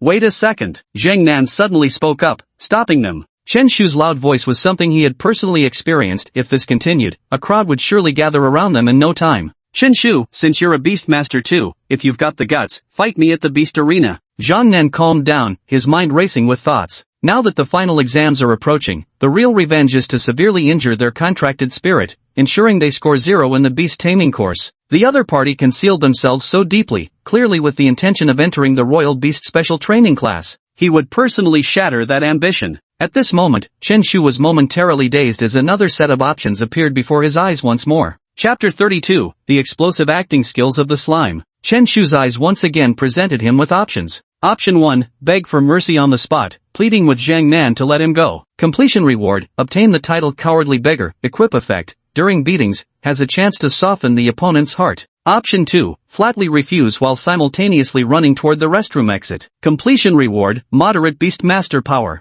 Option 3, nod in agreement and win the contracted spirit battle. Completion reward, Golden Slime comprehends the thick armor talent. Chen Shu's expression froze for a moment before he nodded directly, agreeing to Zhang Nan's request. After the choices he'd just made, he had already become a 5th-level Beastmaster. Facing 6th-level Zhang Nan, there might still be a chance for him to win. But I need to find a witness. I question your character. Chen Shu spoke bluntly. If you lose and all of you gang up on me, where would I go to reason with that? How dare you question someone else's character? Several people curled their lips, and this guy actually started talking about character, which is really ridiculous. What if you take the chance to run off? Zhang Nan had finally cornered Chen Shu in the restroom and wasn't about to let him slip away that easily. I, Chen Shu, have always conducted myself with integrity. Do you think I could be that kind of person? Chen Shu's face was flushed with indignation. What do you think? Zhang Nan retorted with a cold sneer. Alright, Chen Shu had to admit, if not for the system's choice, he might have seized the chance to flee. But now, with talent delivered right to his doorstep,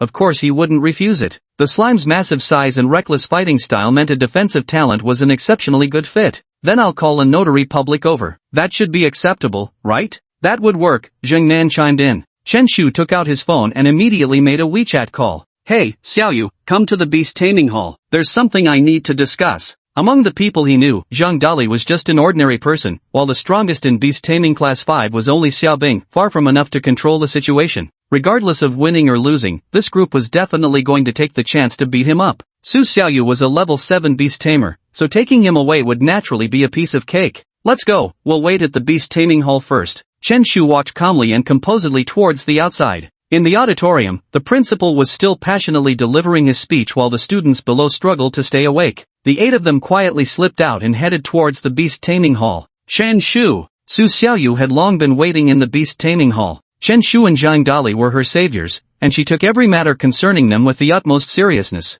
The wanted criminal back then clearly had murderous intent. Sadly, even now, the 666 pharmaceutical company has yet to uncover the mastermind behind it. You, Chen Shu greeted with a smile. Suyu, the top-ranked student in your grade? Zhang Nan and the others were startled. As an academic prodigy likely to be admitted to Huaxia Academy, Suyu's reputation was well known across other grades. Seeing how familiar the two appeared, their expressions wavered with hesitation. Whether it was her personal strength or family background, Su Xiaoyu was intimidating enough to make others wary. Brother Nan, maybe we should just forget about it? Wang Yu suggested in a low voice. They all knew Zhang Nan's intention to severely injure Chen Shu's contract spirit. But with Su Xiaoyu holding the fort now, it seemed somewhat impossible, as an A-grade firebird wasn't something they could handle. Zhang Nan remained silent, though hatred still burned in his eyes. In the end, he shook his head firmly. Su Xiaoyu might come from a powerful family, but the Zhang family wasn't much weaker. Besides, Chen Shu was from an ordinary background, there was no way he could have any significant connection with Su Xiaoyu.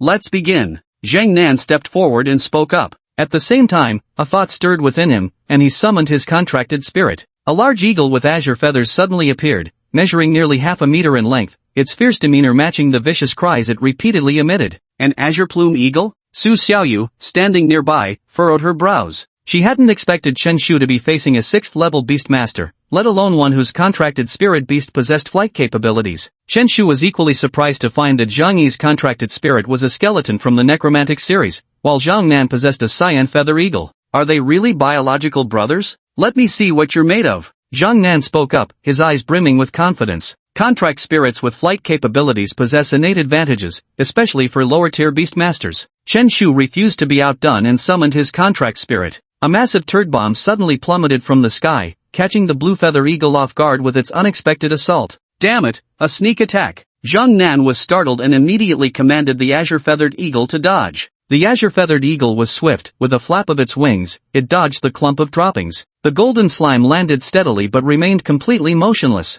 Phew, phew. The slime's eyes were tightly shut, emitting soft snores, it was actually still sleeping. The crowd. No wonder it's Chen Shu's contract spirit, they're a perfect match, both choosing unconventional paths. Chen Shu silently recited in his heart as the golden slime gradually woke up, still bleary-eyed and even letting out a yawn. Is this really a combat-type contract spirit? The thought couldn't help but cross the minds of those observing from outside the arena. Squelch, squelch. The golden slime kept bouncing around, but being too heavy, its jumping ability was utterly lacking. It could only taunt the azure-feathered eagle in a rather comical manner. Chen Shu sighed, he hadn't expected the ambush to fail. Zhang Nan commanded the azure-feathered eagle to attack. With a sweep of its wings, the eagle's sharp talons came slashing down. The slime's defense was instantly breached, oozing pure colorless mucus, this was its blood. Gurgle, gurgle. The slime cried out in pain, its eyes wide with distress, its expression full of grievance. Yet the azure feather eagle only grew fiercer, attacking once more. Though it possessed no special skills, its sheer physical prowess was enough to crush a slime. Such is the advantage of the potential rating system.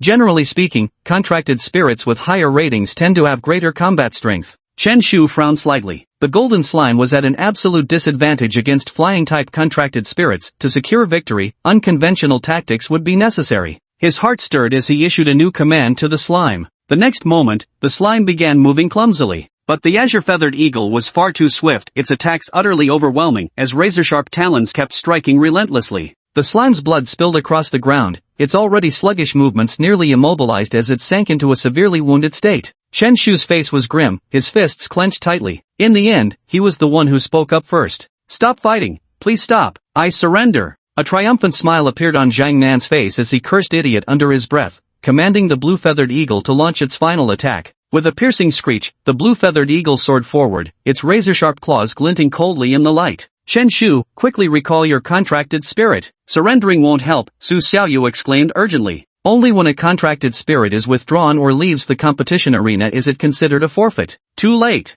With a smirk, Zhang Nan's cyan feather eagle had already closed in on the slime, unleashing its full-force attack without holding back. But in the very next instant, a sly smile crept onto Chen Shu's lips. The slime's form suddenly leaped high into the air, a full 5 meters up, like an astonishingly nimble fat man, completely clearing the green-feathered eagle. Not a trace remained of its supposedly grave injuries. This level of acting could easily win an Oscar in the slime world. Chapter 33, Little South flies high, while the wheelchair pushes itself. With the slime's weight and jumping ability, there was absolutely no way it could leap this high. Naturally, it was the effect of the skilled violent but slam. At the same time, the slime even used its gigantification skill, as a 4-meter wide yellow sphere came crashing down. All these changes occurred within an extremely short period, too fast for anyone else to react. The green feather eagle's pupils contracted as it tried to flap its wings and escape, but it was already too late. Boom! The spectators outside only felt the ground shake violently. "Damn it! You dare trick me!" Zhang Nan's expression turned extremely grim as the golden slime's size rapidly expanded,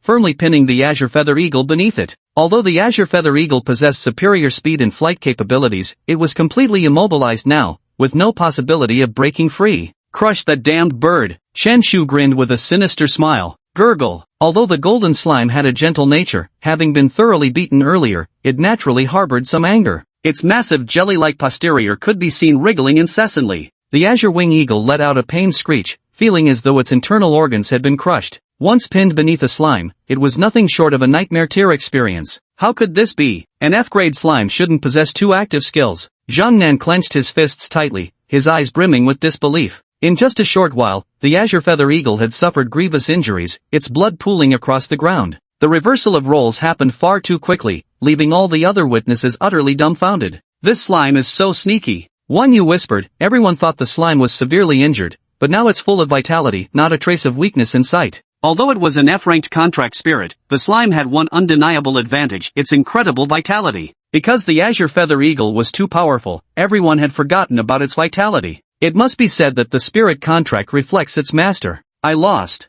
Zhang Nan said weakly, looking utterly defeated. As he was about to recall the azure wing eagle, the golden slime proactively hopped away, no longer pinning it down.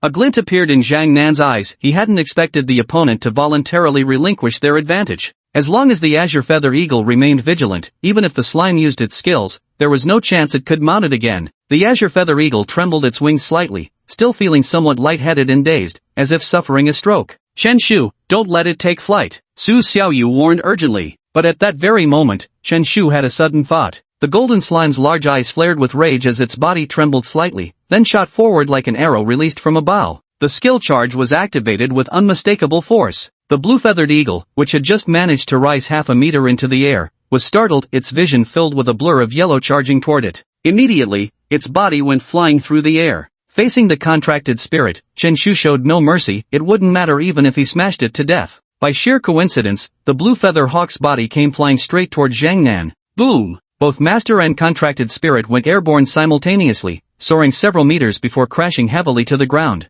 "Fly free, Nan, the wheelchair rolls itself." Cough, cough. Zhang Nan clutched his chest in excruciating pain, coughing incessantly. "You've lost." Chen Shu spoke softly. The green wing eagle had already been forced out of the battle arena, which naturally counted as a loss. 3 skills. Why do you have 3 skills? This defies all logic. Zheng Nan clenched his fists tightly. Despite the excruciating pain coursing through his body, it couldn't mask his sheer astonishment. An F-rank slime possessing at least 3 combat skills was nothing short of a fantasy, a downright absurdity that defied all reason. But the truth was indeed so. Su Xiaoyu covered her small mouth with her hand, equally shocked beyond measure. You must understand, even her A-grade flame bird possessed only 2 combat skills, because it's the yellow flash of Nanjiang No. 2 High School. The group? Chen Shu stored the slime in his beast taming space and turned to leave with Su Xiaoyu. Bro, are you okay? Zheng Yi suddenly ran over, his eyes filled with worry. Cough, cough. I'm fine. I won't be at Nanjiang No. 2 High anymore, don't provoke Chen Shu again.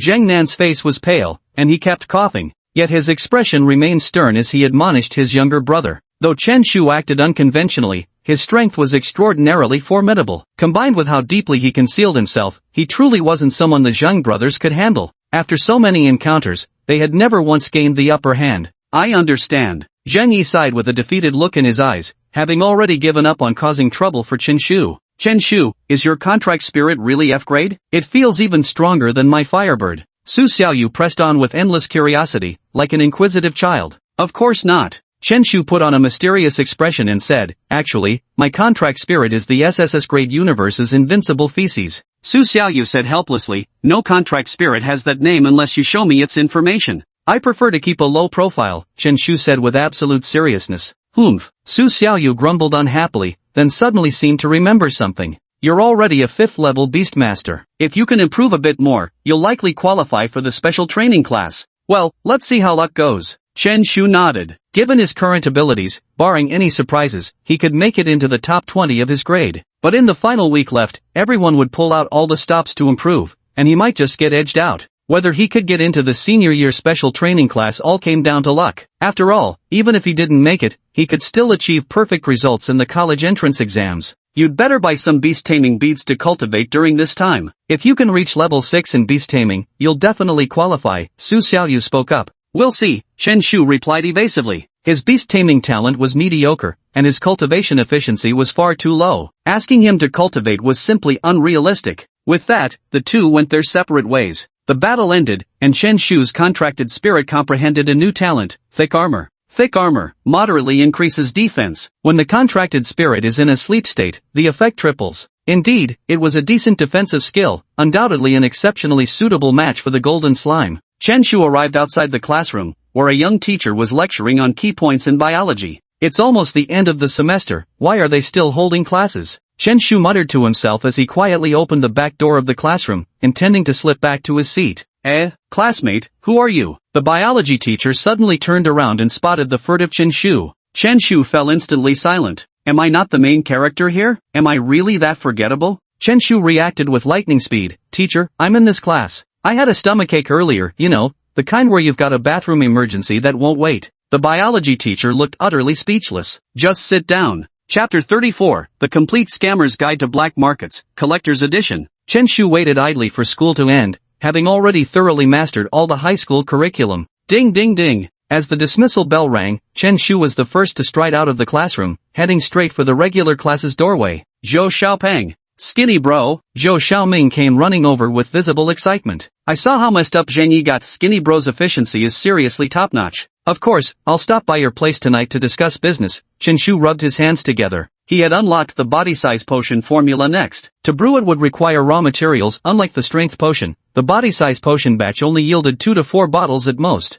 If he brewed at the 666 potion company, his profits would be negligible. Moreover, it would draw far too much attention. A high school student proficient in brewing 2 different potions was already rather extraordinary. Tonight? Zhou Xiaoming looked startled. Isn't it a bit too soon to meet my parents? Ha! Chen Shu's mouth twitched. Are you asking for a beating? Speak properly. No, Brother Pai, what I meant was I haven't talked to my parents yet. Zhou Xiaoming gave an awkward laugh. Besides, we have evening self-study tonight. Chen Shu grabbed Zhou Xiaoming and dragged him toward the school gate. No problem. Tomorrow I'll have Zhang Dali tutor you. Zhou Xiaoming. Have Zhang Dali tutor me? Are you kidding? I don't want to become the bottom of the class. The two went to Zhou Xiaoming's family shop, and it went even smoother than Chen Shu had imagined. Although he didn't have a pharmacist certification, under the power of money, Zhou Xiaoming's parents agreed to reserve the specified other space materials for him, albeit at 10% to 20% above market price. The two parties hit it off immediately. As long as Chen Shu could produce the money, Zhou Xiaoming's family shop was willing to sell the medicinal materials. Unfortunately, Zhou Xiaoming's material shop didn't deal in potions, so naturally wouldn't purchase his potions. The next day, instead of going to school as usual, Chen Shu went directly to the 666 Medicinal Liquid Company. By now he had completely mastered the high school Beastmaster knowledge, so there was no need to review textbook materials anymore. As a Beast Tamer student, it's perfectly reasonable to study off campus, right? He quietly arrived at the pharmaceutical department of the medicine company, where everyone else seemed to ignore his presence. The company didn't make a big fuss about him since Chen Shu lacked a pharmacist certification. If exposed, he could face termination. Master Chen, what brings you here today? Assistant Xiao Mao asked with evident surprise.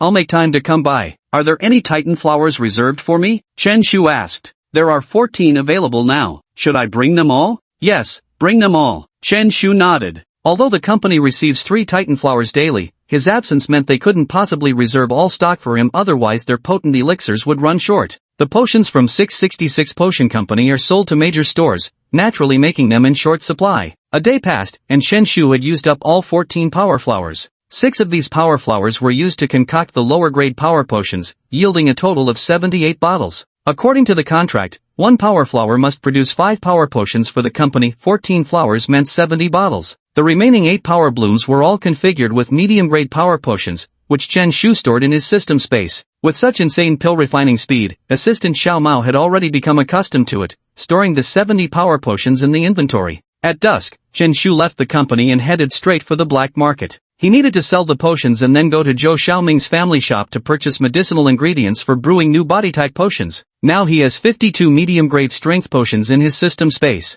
14 of them were devoured by the golden slime, which has developed resistance again and can no longer consume medium-grade strength potions. Chen Shu arrived at the streets of the black market, found a vacant spot, and began setting up his potions. Take a look, come and see. Freshly brewed medium-grade strength potions. Chen Shu set up a street stall in the black market and began shouting loudly. Genuine goods guaranteed. Fake items compensated tenfold. Though his voice boomed, few people approached his stall, and those passing by cast contemptuous glances his way. Damn it, how could an exemplary student like me be mistaken for a scammer? Young man, your scam is too clumsy. The stall owner next to him spoke up. This is genuinely a strength potion. Chen Shu's mouth twitched as he explained helplessly. Who'd believe you'd pay 10 for one fake promise? Would you just give people 11 bottles when caught? The man continued. Chen Shu turned to look at the speaker and suddenly remembered. Aren't you the guy who sells mud? Chen Shu and Zhang Dali visited the black market for the first time, and Zhang Dali immediately spent $10 to buy a lump of clay. What do you mean, clay? That's an Earth Dragon King's beast core.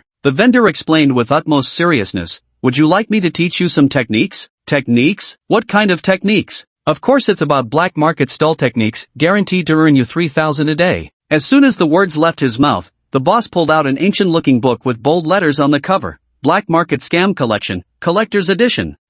Chen Shu's mouth twitched slightly. Could this get any more outrageous? To think it's actually been published, and a damn collector's edition at that? Cut the crap, mine's authentic, not like you bunch of frauds. Not bad, not bad. The shop owner nodded approvingly. Your con might be lousy, but your acting skills are decent. Chen Shu was utterly speechless. Suddenly, he thought of something and asked, may I ask what I should call you? Call me Lao Wang. Everyone calls me that. Alright, Brother Turtle Wang, there's a favor I'd like to ask you, Chen Shu said. I'm Lao Wang, not Old Turtle. The stall owner looked utterly speechless. Alright, Brother Turtle. Chen Shu nodded, then suddenly lowered his voice and said, can you help me find some people to pretend to shop and liven up the place? Old Wang shook his head, no longer caring about the nickname. Is this really useful? He asked, rubbing his hands together. Calling people isn't a problem, but you know everything requires money. 100 yuan per person, Chen Shu declared grandly. Just get people to come. Once it's done, I'll give you 1,000. Do you even have that much money? Old Wang looked doubtful.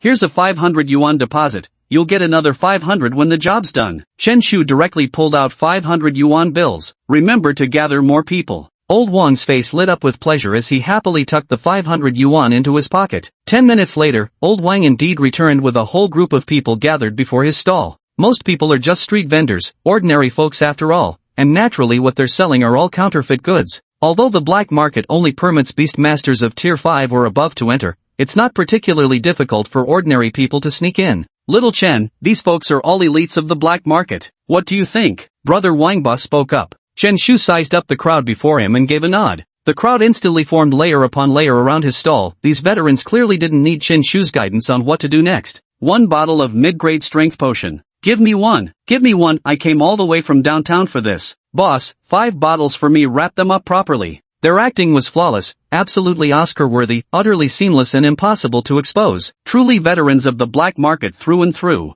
The only problem is, you guys gotta freaking pay up. Damn, at least put on a show. This is just too fake. Chen Shu sighed, rubbing his forehead as a headache pulsed behind his temples. It's not that people are unwilling to pay, it's just that their pockets are far emptier than their faces. Who with money would still come to be a plant? Chapter 35. What's most precious in these times? But Chen Shu had a backup plan. He gathered everyone around him and spoke to them in a hushed voice. After a moment, everyone wore troubled expressions on their faces as they each voiced their concerns. Is that really appropriate? I agree, it does hurt our image. I, Wang Tianba, have lived my life with honor and integrity. I would never do such a thing, unless you can sweeten the deal a bit. Chen Shu looked speechless as he said, 200 per person. The moment these words fell, everyone's bodies shuddered as if injected with adrenaline, instantly snapping into action. I'll take all these potions. Anyone who tries to snatch them will have to deal with me. Damn it! Who in the black market dares to cross Wang Badian? The crowd erupted in curses, escalating the situation instantly. Soon, fists started flying. More than a dozen people were entangled in a chaotic brawl. Such a huge commotion naturally drew quite a crowd. What started this sudden fight? With onlookers gathering in growing numbers, it proved once again that humans instinctively love excitement whenever drama unfolds. Chen Shu hadn't expected this group to be so dedicated, though they were fraudsters. Their professionalism was still commendable. Everyone should try to persuade them to stop fighting. There's plenty of this mid-grade strength potion for all, priced at just 8,000 yuan. While appearing to mediate the conflict, Chen Shu was actually promoting his potion, particularly emphasizing the phrase 8,000 yuan. A crowd of onlookers quickly gathered, pulling everyone apart. Among them, Wang Tianba was covered in blood and filth, his appearance utterly wretched. He struggled to crawl towards Chen Shu, even spitting out a mouthful of bloody saliva. Damn it, do you really have to go this hard? Chen Shu instinctively took a strategic step back, staring at Wang Tianba with shock, though he faintly caught the scent of ketchup. Give me a bottle of authentic mid-grade strength potion worth 8,000. With that, Wang Tianba tilted his head and fainted directly on the spot. What a talent! Uncle Chen's lips twitched, his eyes filled with admiration. Are you okay? Are you okay? The others rushed over to help Wang Tianba up. At that moment, Wang Tianba's body suddenly twitched as he muttered incoherently. Hurry, give me the mid-grade strength potion now. Chen Shu looked utterly speechless. Even he felt this acting was over the top. With a meaningful glance, he signaled the dozen other shills to forcibly drag Wang Tianba away. Xiao Chun, I told you long ago that mid-grade strength potions can't be sold for 8,000. You're disrupting the market. Stall owner brother Wangba walked over, speaking with an admonishing expression. Mid-grade strength potions selling for just 8,000? Only then did the crowd collectively react, their eyes turning toward the yellow potions on Chen Shu's stall. At market price, mid-grade strength potions generally sell for around 10,000, reaching up to 12,000 in the black market. Fake, right? A college student approached, suspicion evident in his eyes. Chen Shu sized up the person and ventured a guess. You're a student at Nanjiang University?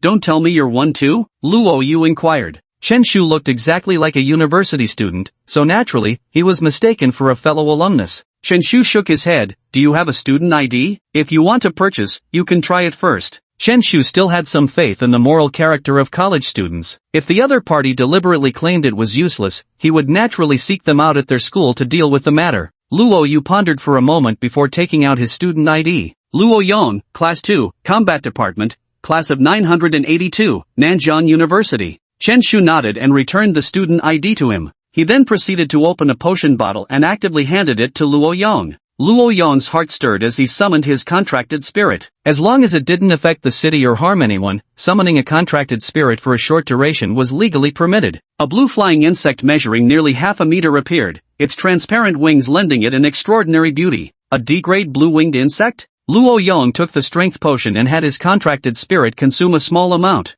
After a moment, his expression grew excited as he nodded approvingly. It's a genuine middle-grade strength potion. The crowd instantly became extremely excited, with no doubts about Luo Yong's words. A student from the Imperial Beast University carries considerable credibility in society. Only 8,000. Only 8,000. Limited time offer. Certified by a Nanjiang University student in person. Chen Shu shouted loudly. As long as it could be proven to be genuine, the medium-grade power potion costing 8,000 was definitely worth its price. Soon, all of Chen Shu's potions were sold out, including even the remaining low-grade power potions, and thus, he earned well over 300,000 Huaxia dollars. Luckily, Chen Shu had previously gone out of his way to open a bank card. Luo Yang played an extremely significant role in this, and Chen Shu specifically sold him 3 bottles at the price of 7,000 per bottle. Damn, they're really raking in the money. Old Wang stood by, dumbfounded, thinking that even after hawking his wares in the black market for a year, he might not earn this much. Turtle bro, here's your payment. Chen Shu took out 500 Chinese yuan and packed up his stall. Old Wang wore an expression of speechlessness as he looked at the 500 yuan in his hand, feeling like it wasn't the least bit satisfying. At the same time, Chen Shu found the group of shills from before. Their contribution to selling out the potions so quickly was undeniable. Flush with cash, Chen Shu generously gave each of them a 300 yuan performance fee, and for Wang Tianba, he even added an extra 700 yuan. No need, I just used ketchup. There's no wound at all. Wang Tianba declined politely. Since everyone else was only taking 300, he felt embarrassed about accepting 1,000. But Chen Shu insisted on giving it to him, while also adding the other man's WeChat contact. In today's world, what's most precious? Talent, of course. Being able to carry ketchup around at all times, just this level of dedication alone is admirable. Chen Shu hastily left the black market. It was already 9 o'clock, so he grabbed some barbecue on the way and happily returned home. The next day, Chen Shu arrived at Zhou Xiaoming's materials shop early in the morning and bought 5 portions of giant fruit, the main ingredient for crafting size-altering potions, along with the rest of the required herbs. Unlike the Hercules flower, the size potion is no longer divided into lower, middle, and upper grades. Instead, it's categorized as basic, black iron, and silver levels, each designed for contractual spirits of 3 different tiers. The price of enlargement fruits is significantly higher than that of Hercules flowers, with a market unit price of 30,000. Chen Shu spent a whopping 180,000 to purchase all 5 enlargement fruits from Zhou Xiaoming's family stock. A single sentence cost Chen Shu 180,000 for it. Chen Shu couldn't wait to return home after purchasing the gigantification fruit, immediately brewing 20 bottles of body size potion in one go. Due to lacking mastery level proficiency, there was no additional yield beyond this. Yet 20 bottles of body size potion were already exceptionally rare. Most shops didn't even carry such quantities. In terms of value alone, each bottle was worth approximately 30,000. He had no intention of selling them, prioritizing instead the cultivation of his golden slime. With the system's various rewards and potion infusions, even an F-rank contract spirit can become the strongest creature. Chen Shu had already started imagining the absurd scene of the golden slime squashing a dragon to death with its butt. Chapter 36. This year's examinees have weak mentalities. 20 bottles of size potion increased the golden slime size by 15%. The cap is 30%, so it needed to consume another 20 bottles. Just increasing the size of a contracted spirit by 30% requires a staggering 1 million Huaxia dollars, a sum only a select few can afford.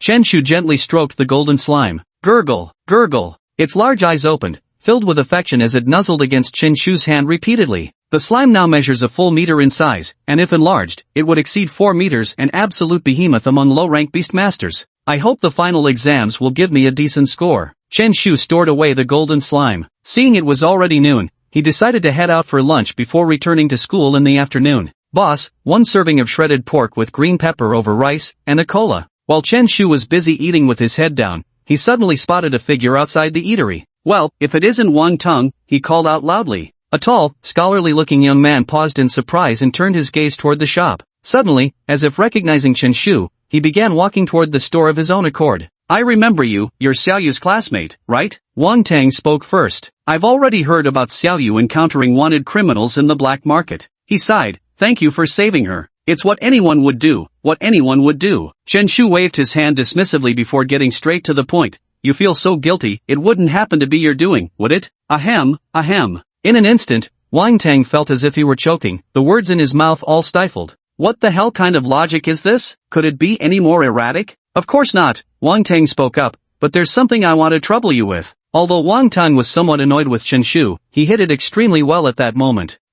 What's up? Just letting you know up front, I don't have any money to lend you. Chen Shu responded instinctively. Wang Teng took a deep breath, finding it really hard to adapt to Chen Shu's way of conversation. Our prestigious Wang family, no matter what, is one of the top clans in Nanjiang City. Would we really need to borrow money from you? I want you to help convince Xiaoyu. If she teams up with me, we could definitely achieve top rankings in next year's beast taming competition. Chen Shu was just about to speak when another set of options suddenly appeared before his eyes. Option 1. Agree to Wang Tang's request. Reward, 100,000 Huaxia currency. Option 2. Shake your head in refusal while saying, "Are you even worthy?" Reward, strengthening flower. Option 3. Earnestly say, "Anyone can participate, we can team up and still get a ranking." Reward, golden slime granting plus 5% to all attributes. Chen Shu never expected to see a reward in Huaxia currency again, though unfortunately, it was useless to him. As for the second reward, it was even more impractical, not even worth 100,000 Huaxia dollars. Chen Shu shook his head and spoke up, "I can't persuade Xiaoyu either, so why don't the two of us team up instead?"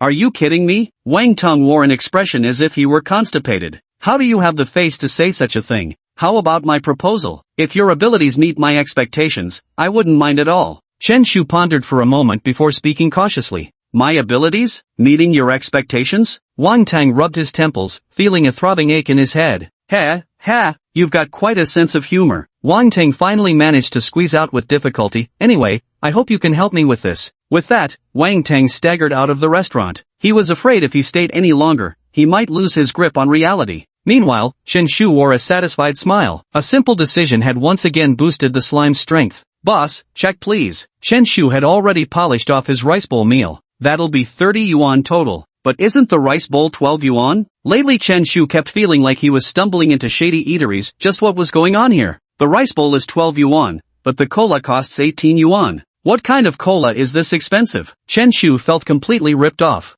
Though he had money, he couldn't just squander it recklessly. "It's the same 3 yuan cola you get outside," the owner explained matter-of-factly. You're really direct." Chen Shu checked the menu. The price was indeed clearly marked. But the font size of the cola was at least twice as small as the dishes. Most people wouldn't even notice it. He shook his head, paid the bill, and left the restaurant, mentally adding it to his blacklist. Full and satisfied, Chen Shu returned to school. "Chen Shu, exams are coming up soon. Stop wandering around so much." As soon as he returned to school, Xia Bing approached him with well-meaning advice. "If I don't explore, how can I grow stronger?" Chen Shu thought to himself, but outwardly nodded and promised to stay put obediently. The days passed quickly, and before long, the final exams arrived as scheduled. "Students, today is the day of the final exam. I won't elaborate on its importance, it all depends on your performance now," Fong Ke said with a stern expression. Ding ding, the bell rang. With the sound of a bell, the cultural subjects exam officially began. Besides Fong Ke, 3 additional invigilators had joined the classroom. With 4 teachers supervising 25 students, the possibility of cheating was practically eliminated. The humanities subjects were divided into 4 disciplines: history, materials, geography, and biology, each worth 100 points. Unlike the monthly exams they were used to, this test followed the standards of the college entrance examination. With each subject worth full marks, the scope of the assessment was naturally broader, primarily testing students' grasp of knowledge taught in their second year of high school. Chen Shu looked confident, barely needing any deliberation before swiftly completing the entire test paper. A genius, a true genius. Looking at the fully answered exam paper, Chen Shu couldn't help but sigh. He could guarantee there wouldn't be any mistakes in his cultural subjects. Just as he was feeling utterly bored, new options suddenly appeared before his eyes. Option 1, hand in the exam early to demonstrate your capabilities. Completion reward, moderate beast taming power. Option 2, lie down obediently and nap until the exam ends. Completion reward, chaos potion. Option 3, wreck the other candidate's mentality. Completion reward, charge skill +1.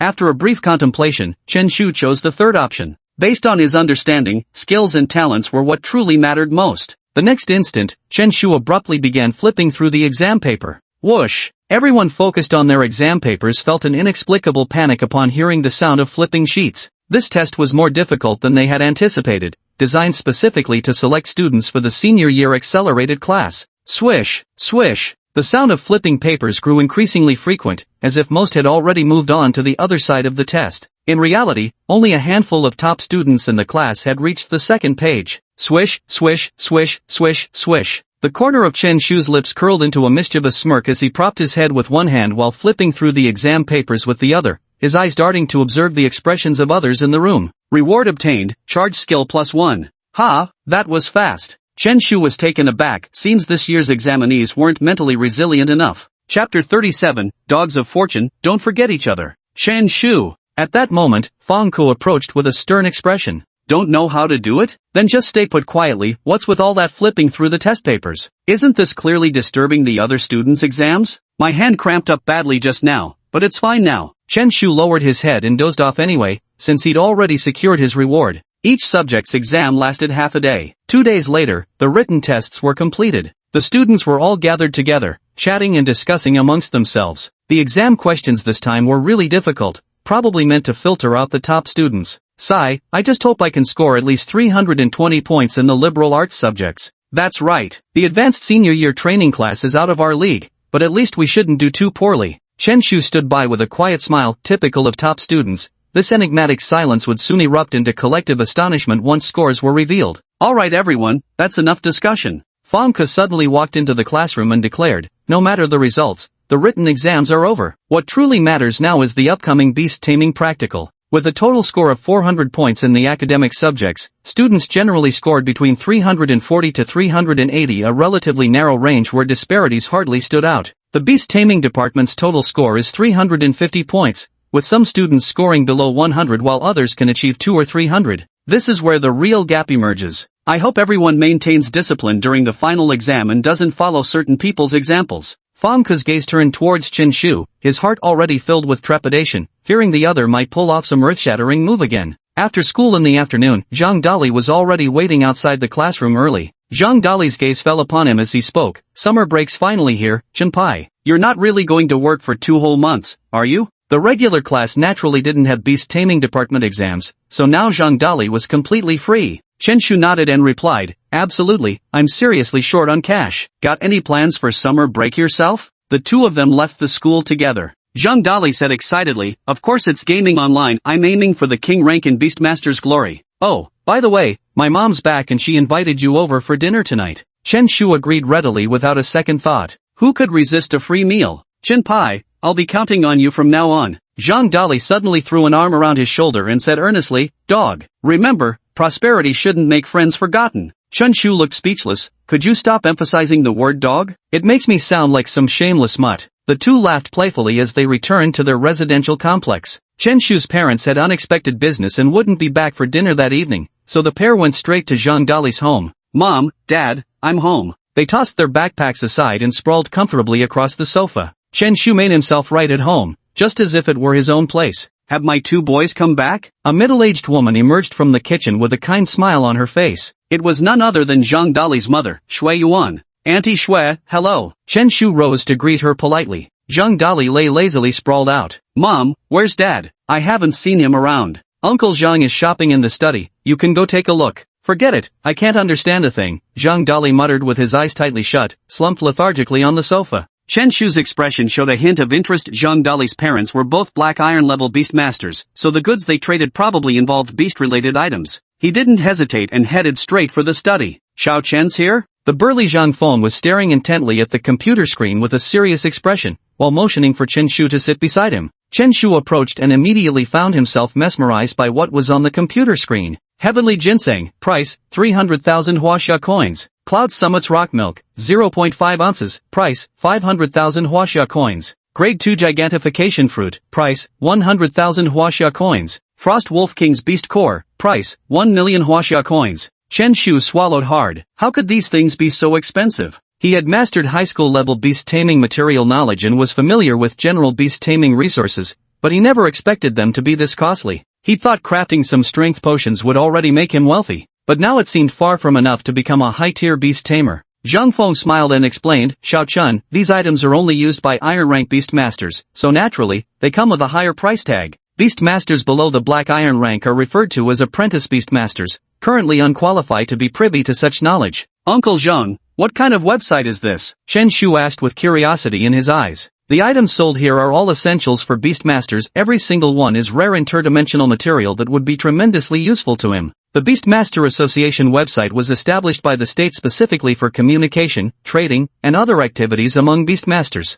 Zhang Feng explained, once you become an Iron-level Beastmaster, someone will come specifically to invite you. Chen Shu sighed. It seemed apprentice Beastmasters knew far too little. No wonder there are so few dimensional materials in the city's physical stores, they're all for apprentice Beastmasters. Most of the rare extra-dimensional materials are sold online by the Beast Taming Association, and apart from beast tamers, no one else can afford them. Chen Shu stared dumbfounded as Zhang Feng spent $1 million Huaxia all on materials needed by bronze rank beast tamers. If it were silver or gold rank instead, How much more expensive would the various herbs be? Let's go, Xiao Chen. Time to eat. Zhang Feng stretched lazily and shut down his computer. The items he purchased would arrive in 2 days. The aroma of food wafting from the living room stirred Zhang Feng's appetite. The four of them gathered happily around the dining table. Xiao Chun, you still have your beast taming subject exam tomorrow, right? Aunt Shui suddenly spoke up. If you get the chance to join the special training class, don't let this opportunity slip away. Aunt Shui, you've also heard about the special training class? Chen Shu said. Of course. Actually, your Aunt Shui was part of the first special training class batch at Nanjiang No. 2 High, Zhang Feng said with a faint smile. Most students who get into elite universities basically come from the special training classes, Aunt Shui explained. The resources provided there will help your beast taming abilities improve by leaps and bounds. The senior year special training class isn't unique to Nanjiang No. 2 High. Virtually every beast taming school nationwide has them, though the resources provided may differ. In Chen Shu's previous world, the senior year of high school was indeed an extremely crucial phase, one that could bring about a comprehensive improvement in students' academic performance. And in this world, the same holds true. For the sake of the college entrance examination, every family would spare no effort, exhausting all their resources, with some even falling deeply into debt, all in hopes that their child could successfully enter their desired beast taming university. Chapter 38, Examinees Disappearing Mid-Test. We'll leave it to fate, I'll do my best, Chen Shu replied. He didn't place much importance on the senior year intensive training program. Getting in would be nice, but if not, it wouldn't matter anyway since he had his system. Mom, Dad, why don't you ever seem concerned about my grades? Zhang Dali grumbled from the side, clearly displeased. Am I not your son? My final exams are over, and you don't even have any expectations? Your grades have always been stable, nothing worth asking about, Zhang Dali's father Zhang Feng said. Unless you actually have hope this time to compete for second to last place? Well, not really, Zhang Dali admitted. I just wanted you to ask, that's all. Zhang Feng shook his head and chuckled. Give me a break. You've never failed to disappoint me when it comes to disappointing me. Zhang Dali suddenly thought of something and said, by the way, Mom and Dad, I'm about to turn 18 soon, and I want to live alone to experience what independence feels like. Ha, you actually have this mindset? Zhang Feng's eyes widened as he kept sizing up his son, almost unable to believe it. Of course I am your son, after all. Zhang Dali patted his chest proudly and said, Mom and Dad, I've already packed all your luggage for you. You can take it whenever you're ready. For a moment, the dinner table fell into silence. So this is what he meant by living alone? Chen Shu suppressed a laugh at the corner of his mouth. This was truly filial piety on another level. You little rascal looking for a beating? Zhang Feng spoke up, and suddenly a black shadow appeared, hitting Zhang Dali with a thud. Zhang Dali clutched his head, wearing a pitiful expression, and said, Dad, who uses a contracted spirit to hit their own son? Only then did Chen Shu notice it, a small monkey about 30 centimeters tall. That'll teach you a lesson. Zhang Feng withdrew the contracted spirit, while Aunt Shui nearby smiled without uttering a word. Chen Shu's eyes flickered slightly, recognizing that black ape. Most of the high school biology curriculum covered ferocious beasts from other dimensions, but it also documented some common human contracted spirits. Zhang Feng was a black iron level beast master, and his contracted spirit had undergone a bloodline evolution. That ape had evolved from a strength monkey into a violent ape, its potential rating jumping from grade C to grade B. Although bloodline evolution can change potential ratings, the initial rating of a contracted spirit still affects a beast master's entire life. Chen Shu's slime is rated F tier. If it awakens a common evolution path, its potential rating would rise to E tier when he reaches the black iron rank. However, others' contracted spirits also evolve, meaning the gap would persist. Unless Chen Shu awakens a rare evolution path that causes its potential rating to skyrocket, but the odds of that are incredibly slim. Thus, beast masters were essentially divided into hierarchies from the moment of awakening, where talent far outweighed diligence and importance.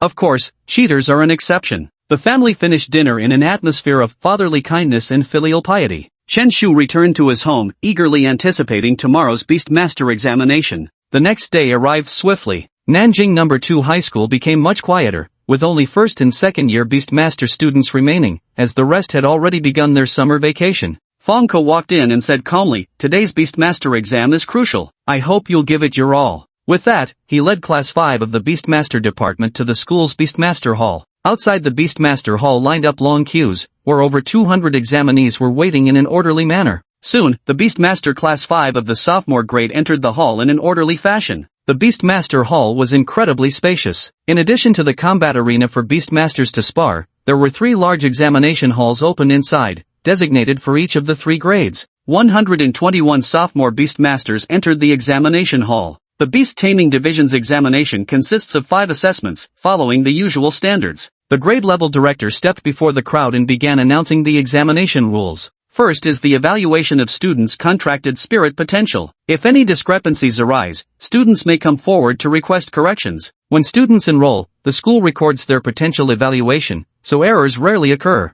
If there are mistakes, they can naturally be corrected, but one must share their own contract spirit panel with others. The potential rating displayed there cannot be faked. Su Xiaoyu, potential rating, A. Tang Lai, potential rating, A. Lin Xingchen, potential rating, B. There are only 2 A-level contracted spirits in the grade, but Chen Shu's F-level contracted spirit is even rarer, standing alone as the only one. In fact, many students in the regular class possess F-level spirits, but they have the self-awareness to choose an ordinary life without burdening their families. There should be no objections now. The grade director scanned the audience below and tucked away the name list. Now begins the second assessment, Beastmaster rank. Under the homeroom teacher's guidance, each class formed orderly lines to record their respective Beastmaster ranks. The Beastmaster rank assessment was equally straightforward. Students simply needed to share their contracted spirit panel with the teacher, which displayed their Beastmaster level. Su Xiaoyu, rank 7 Beastmaster. Tang Lai, a 6th rank Beastmaster. Lin Xingchen, 6th level Beastmaster. The grades of each student were recorded, and indeed, the students of Beast Taming Class 1 lived up to their reputation as the top class. Even the weakest among them was a 5th level Beast Tamer. Soon it was the turn of the Beast Taming Class 5, with Xia Bing, as the study representative, naturally positioned at the very front.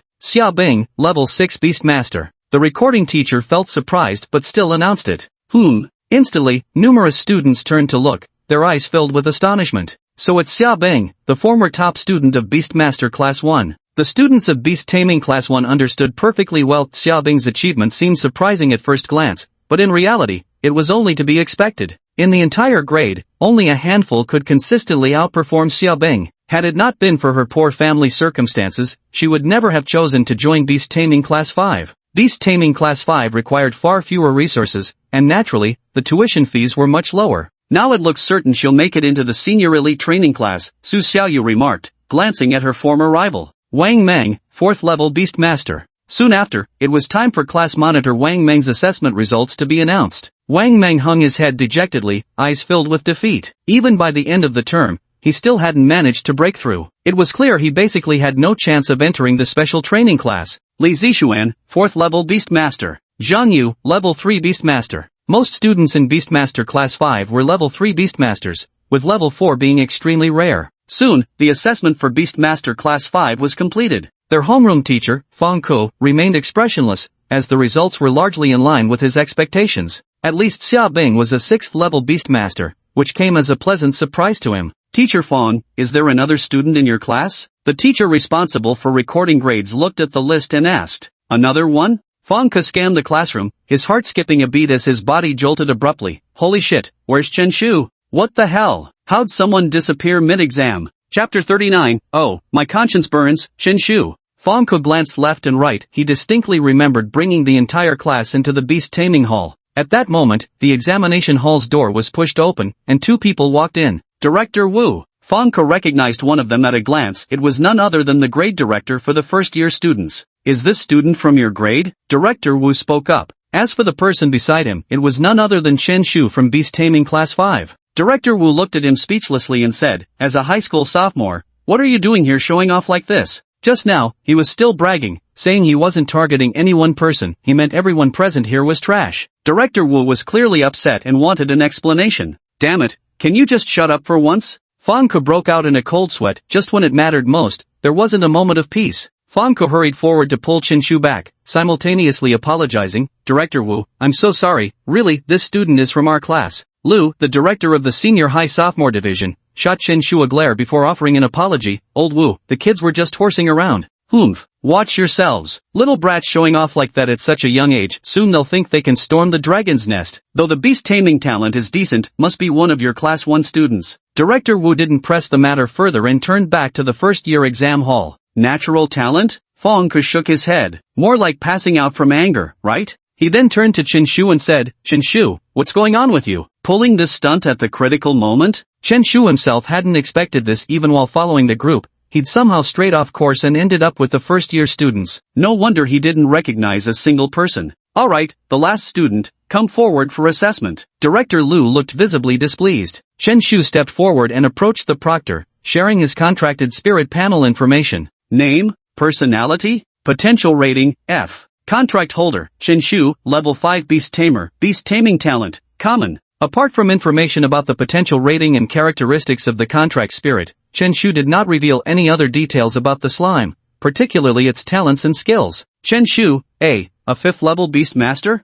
The invigilator's expression shifted, his voice carrying obvious amazement. This was the first level 5 beast tamer from beast taming class 5. As expected, remarkable talent. Seems we have a top student in this class. Director Lu cast a glance at Chen Shu, his demeanor softening noticeably. Yet the entire beast taming class 5 sat with eyes wide open, utterly dumbstruck. Had they been drooling slightly more, they could have directly applied for psychiatric hospitalization. You're level 5? Fong Ke's mind went completely blank. Could the class's eternal underdog really be a 5th level beast master? The other students were equally incredulous. This guy who fooled around every day had actually been hiding such extraordinary skills? Chen Shu saw options appear before his eyes at that moment. Option 1, keep silent and maintain a low profile. Completion reward, proficiency and strength potion enhanced. Option 2, sighed slightly and lamented, I just happened to step ahead of you all by accident. Reward, smash skill +1. Option 3, play dumb and say, huh? I remember being a first-rank beast tamer. How did I suddenly become 5th rank? Completion reward, 1 giant growth fruit. Chen Shu gave a slight start, pondered for a moment, then chose the second option.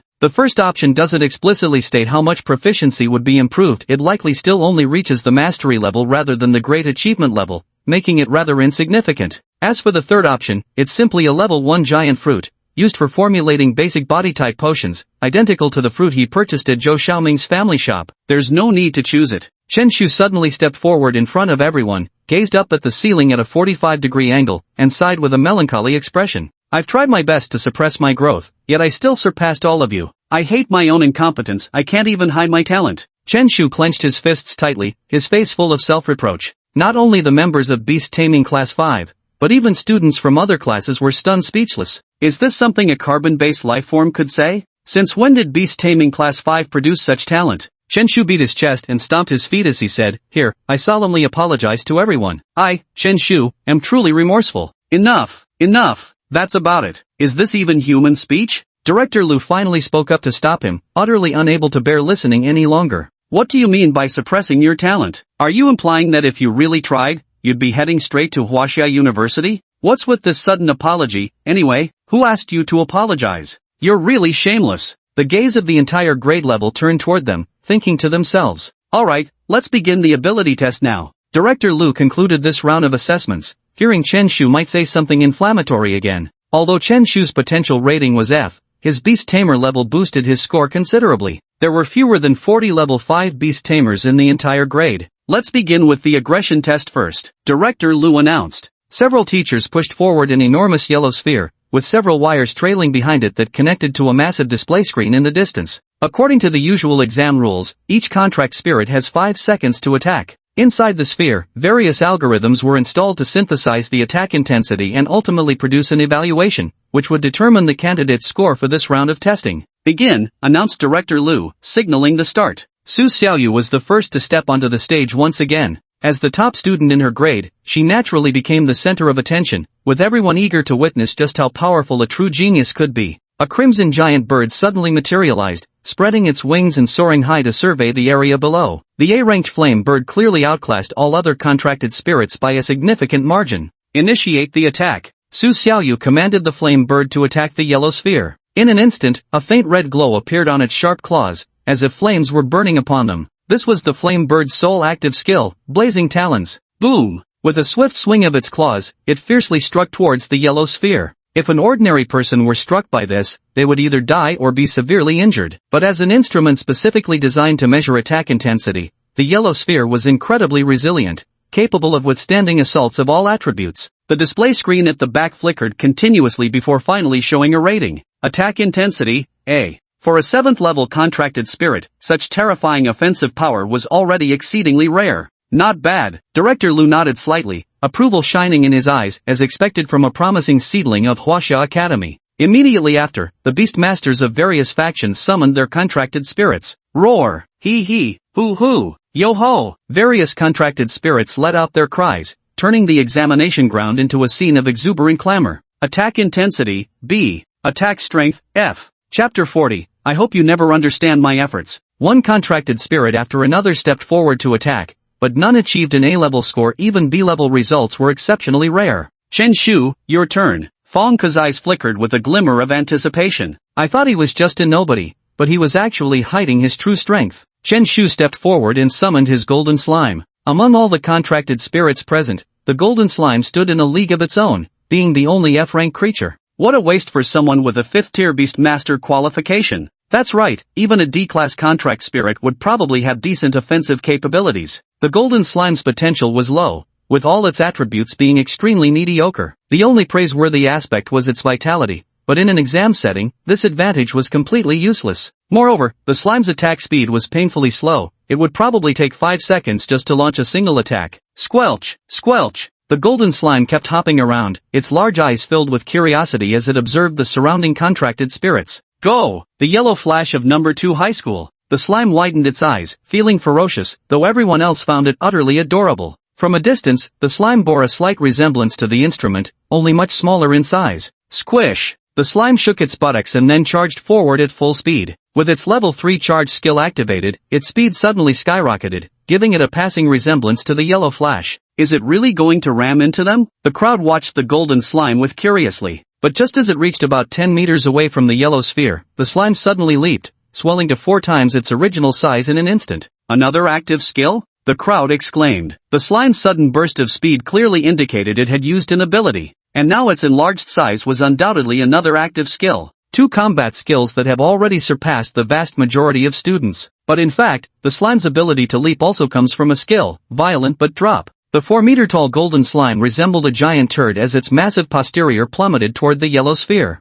Boom! Both were yellow spheres, looking almost indistinguishable from each other, creating a somewhat comical scene. Squish! Squish! The golden slime strained its large eyes wide open, its expression reminiscent of someone constipated, as it continuously pressed down on the yellow sphere with all its might. Its master had given the order to crush its own kind. The yellow sphere developed a deep depression, yet ultimately did not collapse. Not to mention a 5th-grade Beast Master, even a 9th-grade Beast Master wouldn't be able to destroy it. Squish! The yellow sphere suddenly bounced, sending the golden slime flying straight toward the ceiling. Put it away now. Director Liu immediately spoke up. He wasn't worried about the slime's safety, but rather feared the pet training hall's ceiling might get smashed in. Such a colossal creature undoubtedly carried tremendous weight. Chen Shu concentrated momentarily and retracted the golden slime back into his possession. Within a certain range, contracted spirits could be recalled any time, though summoning them again required some preparation time. Attack potency, B. Finally, an evaluation appeared on the display.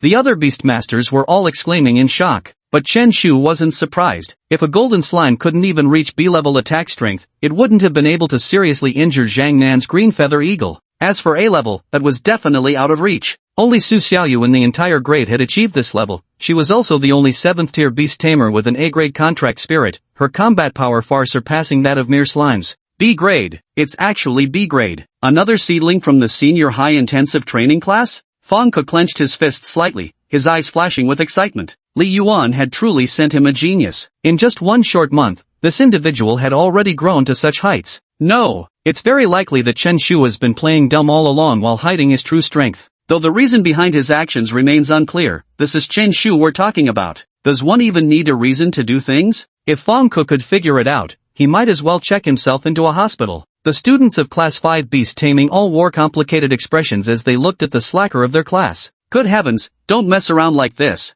Ahem. Chen Shu coughed lightly and said seriously, no one is born a genius in this world. Only through continuous effort can one become strong. The crowd froze momentarily. Is he actually going to motivate us now? Look at me, after slaving away for an entire month, I finally went from a 1st-tier beast tamer to 5th tier. Chen Shu heaved a deep sigh. I hope you'll never understand what this effort cost me. The entire room fell into stunned silence once more. Going from 1st tier to 5th tier beast tamer in just a month, how is that even humanly possible? All the beast taming students present had diligently trained for 2 years, yet most remained at the level of 3rd-rank beast tamers. Why do I feel such a strong urge to beat him up? I feel you, this guy really knows how to draw hatred. Even Su Xiaoyu couldn't help twitching her lips, tempted to summon her flame bird. Director Liu hurried out to intervene. That's enough. You'll all continue with the exams. The beast taming subject must be completed today. If a real free-for-all broke out, the scene would be unimaginable. At the same time, he gave Qinshu a profound look that was merely an F-grade slime, yet it had comprehended 2 combat skills.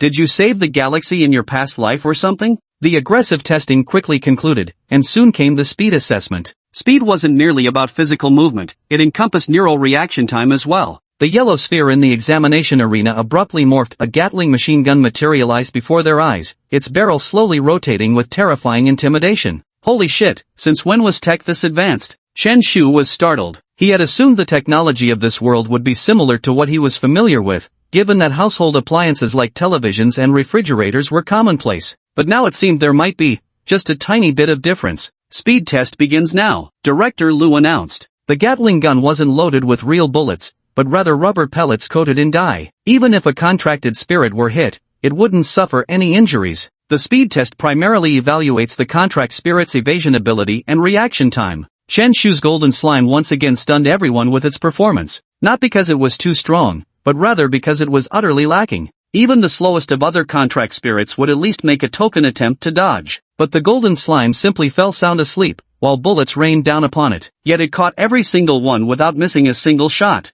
In a certain sense, this was perfection in reverse. Speed rating, F grade. As expected, Qinshu earned the worst possible rating. This came as a relief to many. It seemed the slime's abilities were highly specialized as a contract spirit. Now, with 2 F ratings under his belt, Qinshu's overall performance would be drastically affected, making it nearly impossible for him to join the elite training class. The speed assessment concluded swiftly, and soon the final test, measuring the contract spirit's defensive capabilities, would begin. Despite receiving 1 F rating, Qinshu remained utterly unfazed. The defensive ability assessment will ultimately determine his final score, especially since he still has liberal arts subjects to help boost his grades. Chapter 41. Read more books, stay informed. Now begins the defensive ability assessment. Director Lu announced from above. The Gatling gun in the examination arena began to transform, with a faint blue glow emerging from its barrel. The bullets inside were no longer rubber but had been replaced with special rounds. The first to undergo assessment was still Su Xiaoyu's Flamebird. Director Lu cautioned, if the contracted spirit shows signs of being unable to endure, recall it immediately.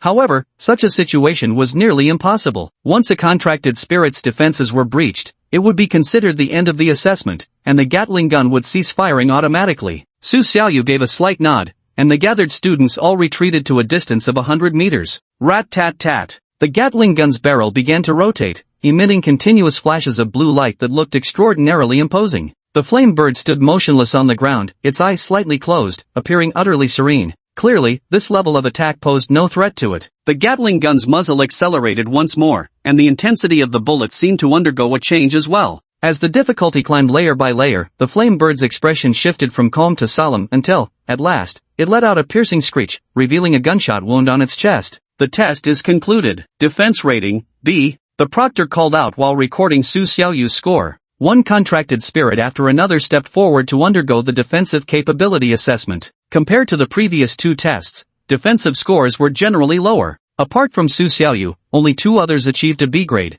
with many even receiving an E grade evaluation. One by one, the students stepped forward, with Qinshu still at the end of the line. It wasn't until all the others had finished their tests that his turn finally came. The golden slime appeared like a giant sphere, its eyes tightly shut from the moment it emerged, even drooling slightly, clearly lost in the depths of sleep. Fangke said, Qinshu, wake up your contracted spirit. The defense assessment was now critically important. There was no room for mistakes. If it's another F-grade evaluation, Qinshu will definitely be done for. No need, let's just begin like this. Qinshu shook his head and refused outright. Golden slimes possess the thick armor talent, which triples in effect during sleep mode, and their innate sleeping talent likewise boosts their defense. In other words, a sleeping slime is at its toughest. Let's begin. Director Lu gave a slight nod. The other students also turned their gaze, focusing on Qinshu's slime. In this final exam, Qinshu undoubtedly became a dark horse. Both his attack potency and Beastmaster ranking placed him at the top of his grade. In truth, many students had never even heard Qinshu's name before.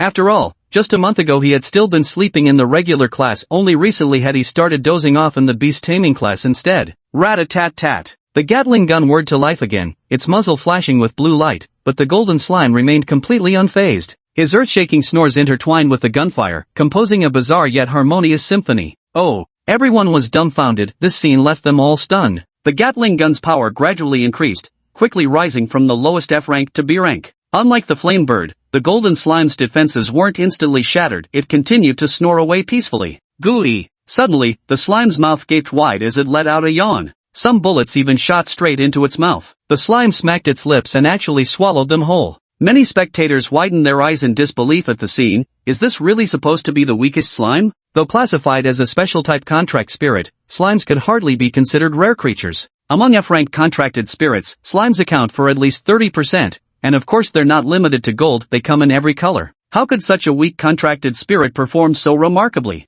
Many found it hard to accept this reality. The B-rank offensive lasted nearly a minute, yet still couldn't breach the slime's defenses. Could it be a contract spirit with A-grade defense? Director Liu narrowed his eyes, unable to suppress the thought. But just as the Gatling was about to elevate its attack level, the golden slime instantly vanished. Ha! What's going on? The crowd turned their gaze toward Chen Shu, momentarily baffled. At that moment, Chen Shu saw the options appear before his eyes once again. Option 1, honestly admit that the slime can't hold on any longer. Completion reward, slime defense plus 5%. Option 2, pretend to be mysterious and maintain an air of cool. Completion reward, unlock new potion catalog, defense potion. Option 3, stride out of the beast taming hall with confident steps, leaving behind a dashing silhouette. Completion reward, swiftness potion. Why even hesitate? The first and third options are only temporary boosts. The alchemy compendium is the most enduring solution. Chen Shu glanced calmly at the others and declared, so this is a B-rank attack? Just this? Seems like A-rank attacks aren't much either. Teacher, record the score, this A-rank attack isn't even worth Skin King's time to test. The crowd was speechless, what an outrageous show-off. For now, they genuinely weren't sure whether a slime could withstand A-rank attacks. Defense level, B. The invigilator ultimately recorded his defense level. Although it was the same grade as Su Xiaoyu's, when evaluating overall performance, the teacher naturally ranked his defensive score higher. The results for today's beast taming subject have been successfully concluded. Final exam scores will be sent to everyone's mobile phones. Director Liu announced, wishing all students a delightful summer vacation. Finally, he gave Chen Shu a profoundly meaningful look. This student had left an indelible impression on him. With such bizarre contracted spirits and an owner who consistently defied conventions, it was impossible not to remember them. Everyone in the examination hall was in high spirits. Even if the results might not be ideal, the thought of summer vacation approaching lightened their moods considerably. Of course, most were still discussing Chen Shu and his slime. Some even came specifically to seek his advice. Brother Chen, a ponytailed girl called out as she ran over. No need to be so formal, just call me Uncle Chen. Chen Shu waved his hand dismissively. The girl seemed momentarily confused before asking, I wanted to ask how you train contracted spirits to make them so powerful. Chen Shu thoughtfully stroked his chin and replied with utmost seriousness, read more books, read newspapers regularly, eat fewer snacks and get more sleep. Chen Shu, come with me for a moment, Fong Ke called out. Chen Shu was about to continue his persuasion when Fong Ke suddenly called out to stop him. Remember, you must make your contract spirit read more books to awaken its intelligence. My slime can already use a smartphone. The girl looked utterly bewildered, so they were actually making their contract spirits read books and newspapers? Chen Shu and Fong Ke left the examination grounds and arrived at the school's sports field. Do you feel confident about making it into the special training class this time? Fong Ke inquired. 1 part depends on effort, 9 parts on fate. I'll only know when the results come out. Chen Shu crossed his arms, cradling the back of his head with an utterly relaxed expression. He felt no pressure whatsoever. In just a single month, he had become a 5th grade beast tamer. How far could he climb in the coming year? You're really calm about this. Fong Ke's mouth twitched before he sighed. I misjudged you before, never expected your talent to be this formidable. Talent matters, but it's not the most important thing. Chen Shu suddenly grinned, raising his eyes to the sky. Oh, you think it's hard work? Fong Ke asked, puzzled. How could it be hard work? It's obviously cheating. Chen Shu smiled wordlessly and leisurely walked away from the playground. The setting sun's afterglow cast down, stretching Chen Shu's shadow very, very long. Fong Ke's eyes grew distant, as if glimpsing a future grand beast master. Chapter 42, Me, Social Anxiety. Can't handle team battles. Chen Shu returned home, where his father had specially invited Zhang Dali's family and Fong Xi's parents to celebrate the successful conclusion of his final exams. The three families had always shared an exceptionally close relationship, but alas, Fong Xi was currently far away at Huaxia Academy and couldn't return to Nanjiang City. Time flies, who would have thought little Chen and Dali are about to enter their senior year of high school already. Fong Xi's father, Fong Wei, had dark skin and wore an honest, good-natured smile on his face. Zhang Feng smiled and shook his head. True, but unfortunately these two boys aren't as talented as Xiao Fong. An S-class contracted spirit makes too great a difference for a beast master. I wouldn't be so sure, Fang Wei replied with a serious expression, countering Zhang Feng's view. Xiao Chen and Dali are both extraordinary in their own ways. Even if they can't become powerful beast masters, they can still distinguish themselves in other fields. Father Qinping chuckled and interjected, the younger generation will find their own path. We shouldn't interfere too much. Although Fang Xi had already achieved success, there was no estrangement or distance among the three families. What a pity Fang Xi can't come back during summer vacation, otherwise you three siblings could get together again. Elder sister Fang Xi can't return for summer vacation? Chen Shu frowned, his eyes filled with regret. Their beast taming squad took on an otherworldly mission at the last minute. They probably won't make it back. Fang Wei explained, thinking Chen Shu missed Fang Xi. Chen Shu sighed. If Fang Xi couldn't return, hadn't he made that enemies list for nothing? Strength, don't you have any reaction? Chen Shu nudged Zhang Dali with his elbow. Hold on, I'm in my promotion match. Zhang Dali said excitedly, completely absorbed in his phone game. Chen Shu casually glanced over, then froze in shock, nearly wetting himself. You're already 0 kills, 10 deaths, and 0 assists, at least join team fights. Are you kidding me? It's only been a few minutes since the game started, and you've already died 10 times, you're either dead or on your way to die. I have social anxiety disorder, can't handle group hangs, Zhang Dali explained. Chen Shu? The three families happily chatted about old times, and after eating and drinking their fill, each returned to their respective homes. Uncle Zhou, do we have any iron core walnuts in the shop? Early the next morning, Chen Shu arrived at Zhou Xiaoming's family shop. Having just unlocked the defense potion, he naturally wanted to brew it. There are 2 in stock, I'll get them for you. Zhou Xiaoming's father came out holding 2 black fruits. As for the giantization fruit, we're temporarily out of stock. The main materials sold in Zhou Xiaoming's shop were actually from Blue Star, only occasionally obtaining otherworldly materials from independent harvesters. Most beast taming groups have their own sales channels, such as partnering with large families or corporations. Many beast tamers opt to sell directly to official authorities. Although the prices may not match those offered by private enterprises, there are additional welfare benefits to consider. Thanks, Uncle Zhou. Chen Shu nodded and pocketed the 2 iron core fruits. If you come across Mike Bloom's iron core fruits, or Gigantify berries, please set them aside for me. I'm willing to pay a premium. Chen Shu acquired 2 iron core fruits and immediately headed to the 666 potion company without delay. Master Chen, you're here? Assistant Xiao Mao asked while inwardly sighing. To think that he, a distinguished graduate of the Imperial Beast University, had to work as an assistant to a mere high school student, such injustice was truly beyond reason. Xiao Mao was already contemplating writing a book titled My Days of Merely Existing in This World. Chen Shu nodded. Now that summer vacation had begun, he had made his plans early. In the morning, he would refine medicinal solutions at the pharmaceutical company, in the afternoon, he would sell excess potions at the black market, and at night, he would roam around randomly to trigger system options. 10 days passed in the blink of an eye. Chen Shu earned nearly 1 million huaxia coins using potions, a level of earning efficiency that would leave countless people in awe. Although he earned a great deal, Chen Shu's spending was equally extravagant. Unable to procure raw materials, he had no choice but to purchase standard potions from shops. Naturally, he didn't buy defensive or physique-enhancing potions, since he could brew those himself, he simply needed time to wait for the raw ingredients. Chen Shu invested all 1 million huaxia coins in purchasing basic cell potions to enhance the vitality and recovery speed of his golden slime.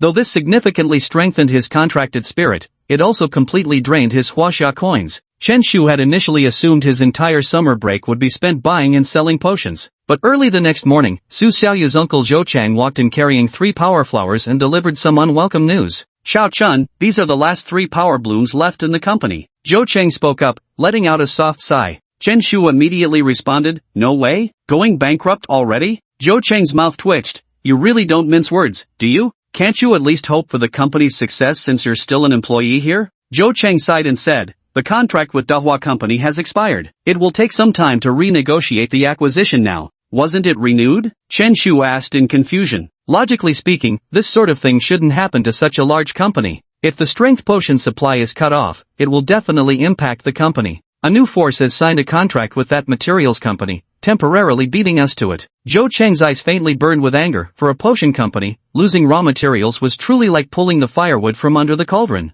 Fine. Does the company have any defense potions or body-enhancing potions in stock? Chen Shu didn't understand these business matters, he only wanted to know if he could still earn money from potions. If the 666 potion company couldn't provide hardy flowers, his money-making plan would fall through. As just a student with no connections or potion maker certification, it was hard for him to reliably purchase materials from the alternate dimension. Zhou Cheng said awkwardly, these 2 potions are the company's flagship products, we might not need extra help for now. As the primary potion, the pharmacist responsible for its formulation naturally commanded an extremely high salary. It was impossible to let a summer intern jump in. Not only would it require paying wages, but it would also upset the other pharmacists. Moreover, Chen Shu was just a high school student. I'll find a new materials company to work with as soon as possible, Zhou Chang reassured him, patting his shoulder. Your salary won't be stopped. Chen Shu shook his head. My focus is on the potion, not the salary. Without windfall gains, one cannot grow rich. Without night grazing, a horse cannot grow stout. The meager salary could no longer satisfy Chen Shu.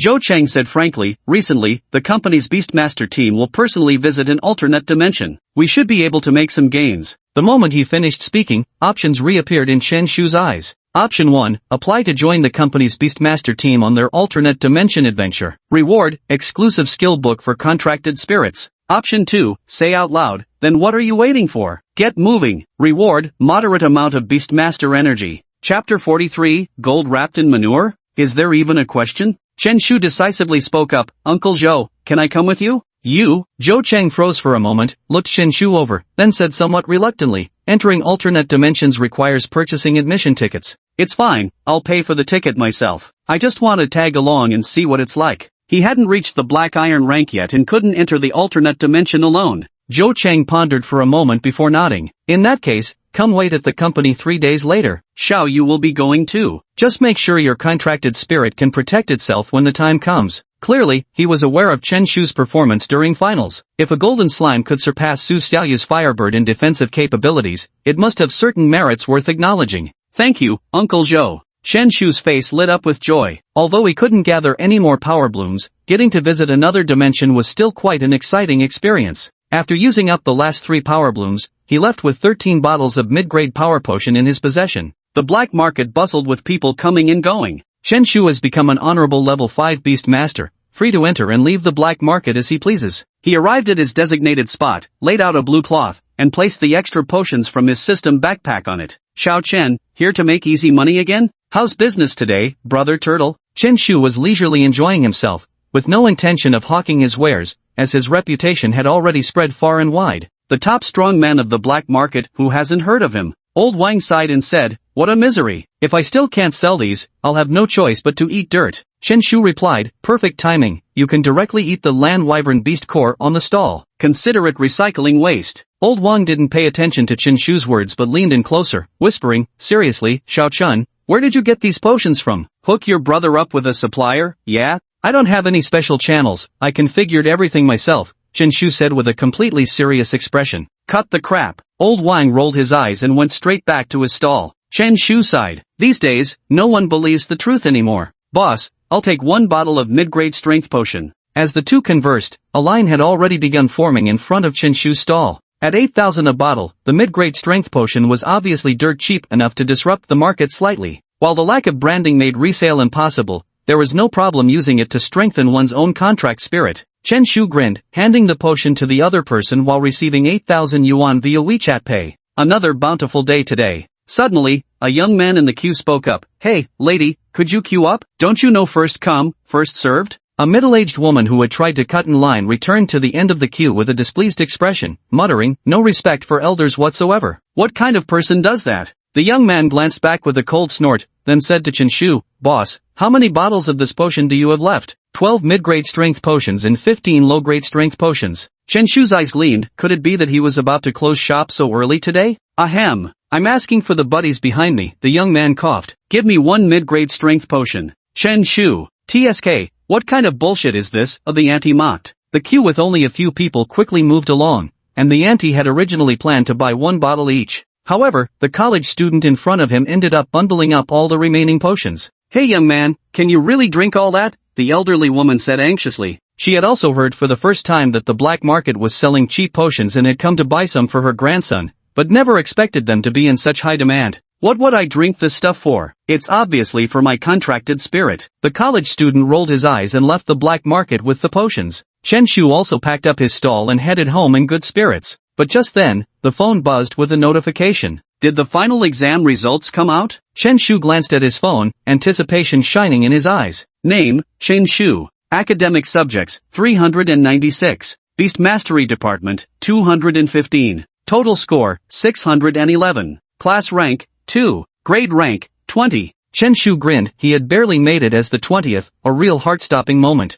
However, it wasn't much different from Chen Shu's expectations. His cultural subjects grades undoubtedly made him the rightful top student in his year, while his beast-taming course performance was merely passable. Although his defense ranked first in the entire grade and his offensive capabilities were equally outstanding, his beast-taming level was merely average. The most fatal shortcomings, however, were his contracted spirit's potential rating and speed test scores. 2F grades would undoubtedly drag down his overall score significantly. This would be like in your previous world where you excelled in every subject but could only score around 50 or 60 in English. No matter how outstanding you were otherwise, you'd absolutely never make it to the top of your class. Fortunately, Chen Shu's performance in cultural subjects was nothing short of miraculous. No matter how I fly, I can't escape this dazzling world. Suddenly, the new ringtone Chen Shu had set on his phone started playing. The note clearly read Fong Zhengjing. Chen Shu froze in surprise. It was his homeroom teacher calling. Without hesitation, he answered the call. Hello, Mr. Fong. Chen Shu, you've been admitted to the senior year honors class. Fong Ke's voice trembled, evidently brimming with excitement. Chen Shu curled his lips and said, Old Fong, keep calm. Isn't this exactly what we expected?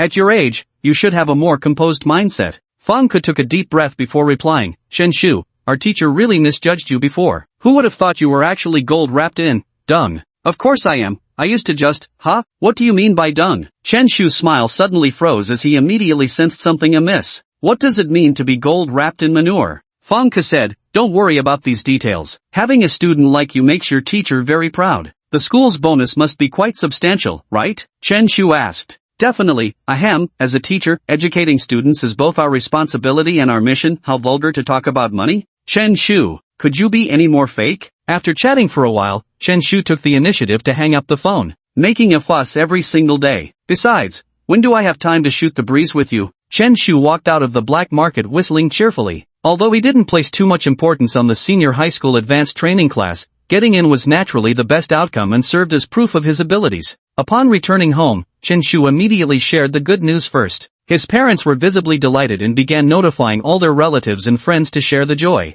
Chen Shu returned to his room instead, preparing for his journey to another dimension. Cell phone, power bank, playing cards, sunglasses, instant noodles, snacks. Without any wilderness survival experience, Chen Shu carefully prepared all the possibly useful items. Unfortunately, the system space couldn't store real-world objects, only system rewards or potions refined through the system. 20 minutes later, his large military backpack was stuffed to the brim. That should be about enough. Chen Shu clapped his hands with a satisfied expression. Damn, I'm such a genius. Though accustomed to lying flat, Chen Shu felt a surge of boundless ambition. While he didn't want to put in effort, he still adored battle beyond measure. Conquering the first alternate dimension will be the beginning of my rise to fame, Chen Shu Yang. But he forgot he was already famous. Though being known as a public restroom pharmacist wasn't exactly glamorous, he was still somewhat of a celebrity. In fact, thanks to him, the manufacturers of those alpaca t-shirts made a hefty profit. Chapter 44, The Invincible Crush Crush Crush. Wait, I nearly forgot about the system's exclusive skill book reward. Chen Shu suddenly remembered and pulled out the skill book from his backpack. With a light pat, a golden light surged from the golden slime's body, and he immediately grasped a new skill. Invincible Crush Crush Crush, passive skill. Creatures pinned down by the slime cannot use active skills. Note, ineffective against contracted spirits one major realm above. Chen Shu's expression lit up with joy as expected of an exclusive skill. It matched perfectly with the golden slime. Though the slime's terrifying weight made it nearly impossible for contracted spirits pinned beneath it to break free, that was only when no skills were involved. Even with just a simple charge skill, the slime might not be able to maintain its hold. From Chen Shu's knowledge, skills and talents held immense advantages, directly determining a contracted spirit's combat prowess. 3 days passed in the blink of an eye. Mom, Dad, I've decided to go on a trip to relax and clear my mind. Early in the morning, Chen Shu left home carrying an oversized military-style backpack. Chen Shu's parents didn't pay much attention, simply assuming their son was traveling out of town. Had they known he was heading to another dimension, they would have grounded him for the entire summer vacation. A 5th-level beast master daring to charge into a rift space, isn't that just asking for trouble like a fox in a henhouse? At the entrance of 666 Pharmaceutical Company, 2 black off-road vehicles were parked on the side. A group of people stood waiting at the door. Hey bro, are you seriously dumping this deadweight on us? That's just adding to the team's workload. A middle-aged man with a fierce expression spoke to Zhou Chang in dissatisfaction. He was none other than Zhou Chang's younger brother, Zhou Shi, who was also the leader of the beast taming squad and a powerful black iron-level beast tamer. Zhou Chang said, it's just a common grade other space. I believe with your strength, you can protect the team. Besides, that kid can take care of himself. Let's hope so. Zhou Shi shook his head. At that very moment, a person wearing sunglasses came speeding over on a shared bicycle. Shan Shu. Su Xiaoyu waved, her eyes lighting up with excitement. Shan Shu's last-minute addition gave Su Xiaoyu some much-needed company. This little guy? Zhou Shi's mouth kept twitching. Why did this always feel somewhat unreliable? Shan Shu disembarked stylishly from the bike, intending to park it properly, but soon he hopped right back on and shouted loudly. This isn't a parking spot, wait for me a sec. The crowd. Zhou Shi forced a stiff smile and said, Bro, are you sure he can protect himself? Shan Shu's actions left Zhou Cheng feeling uncertain, as he hesitantly replied, Ahem, probably maybe perhaps, it should work. Before long, Shan Shu came sprinting over with his backpack. Since Xiao Chen is here, let's get ready to go, Zhou Cheng said, gesturing. This is the leader of the beast taming team, Zhou Shi, also my younger brother.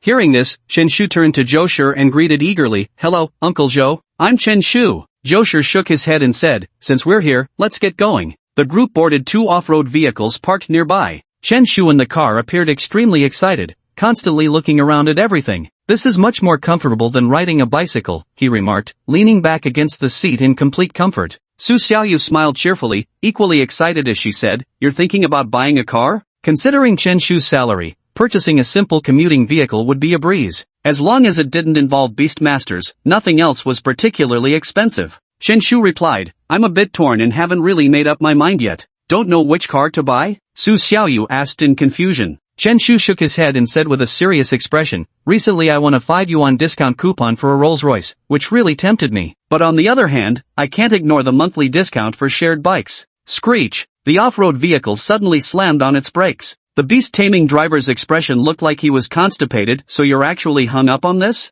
Uncle Wang, Chen Shu is humorous, not abnormal.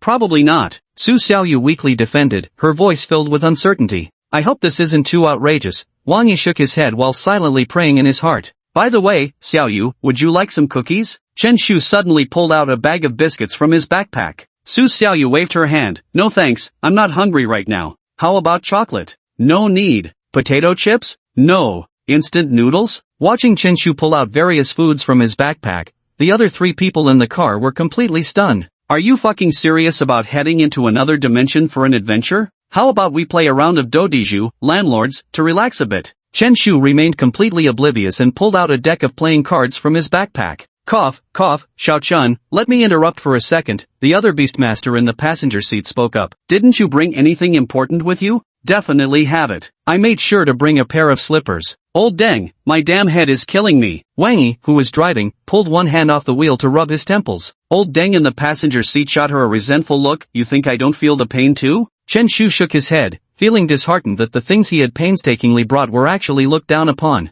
He gazed at the scenery outside the car window while munching on various snacks. He didn't look like a beastmaster preparing to venture into an alternate dimension at all. The off-road vehicle drove out of the city. The nearest alternate dimension space to Nanjiang City was called Qingyuan Forest, an ordinary level alternate space. Based on the strength of the ferocious beasts within the alternate dimensions, the nation has classified them into 5 categories: common, hazardous, nightmare, cataclysmic, and the highest tier calamity class. The Qingyuan Forest is located between Nanjiang City and Daxing City, attracting beast hunting teams from nearby cities to venture in for their expeditions. 5 hours later, Chen Shu and her companions had already left Nanjiang City and arrived in a small town. This place is called Qingyuan Town, established nearly 50 years ago, specifically built for the Qingyuan Forest. Every emergence of the alternate dimension is both a crisis and an opportunity. Countless merchants, formidable beast tamers, major corporations, and beast taming families would come, all eager to claim their share of the bounty. Stop! At the town entrance, several burly soldiers in military uniforms immediately stopped the off-road vehicle.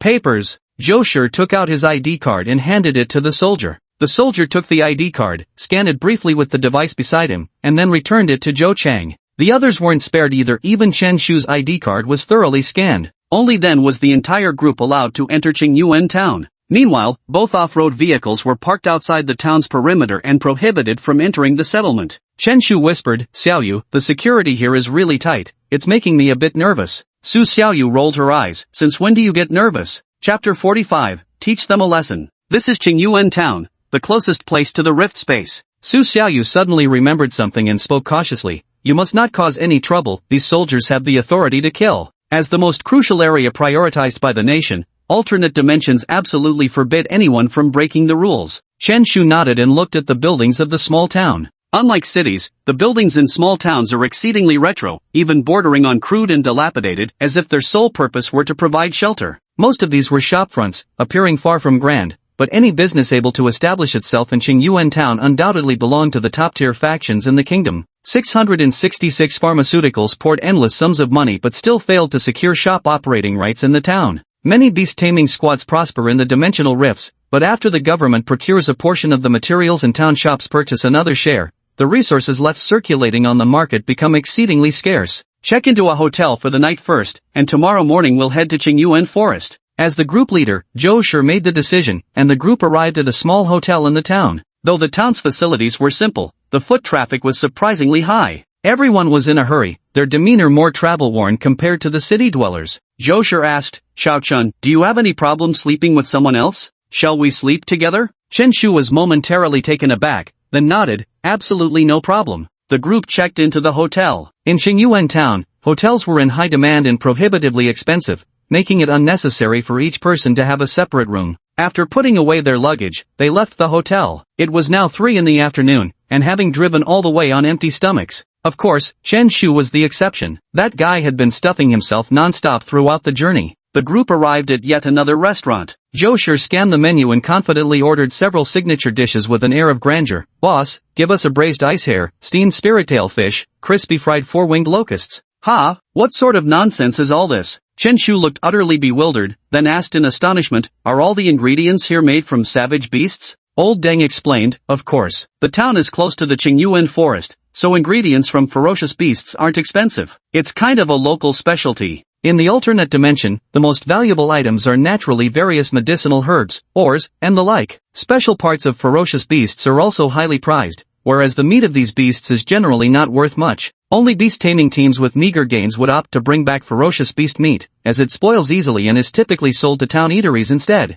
Well, if it isn't the famous beast master Zhou Shi. Suddenly, a group of people entered the restaurant, led by a large man dressed in black. His eyes were fierce, clearly signaling trouble, and the others radiated hostility as well. It was obvious there was bad blood between the two Beastmaster teams. In the alternate dimension, unbound by laws, one could fully unleash the power of contract spirits. Conflicts were inevitable due to resource competition. Zhou Shi swirled the tea in his hand and sneered, Weasel, didn't you get enough of a beating last time? Still not convinced? That mutated ice hare gave my Beastmaster energy quite a boost. Hearing this, Huang Wei glared furiously, and the people behind him bristled with anger, instantly escalating the tension in the scene. Zhou Shi's face was full of mockery as he provocatively taunted, What, wanna fight? Come on, baby, don't hold back. You're fucking asking for death. In an instant, a young man's rage erupted, itching to charge forward. Xiao Su, get back here. Huang Wei, the team leader, scolded them harshly, forcing himself to suppress his rage no matter how intense it was. This is Qingyuan town. If you dare to cause trouble, the soldiers have the right to shoot you on the spot. No matter how powerful a beastmaster is, they cannot break the law.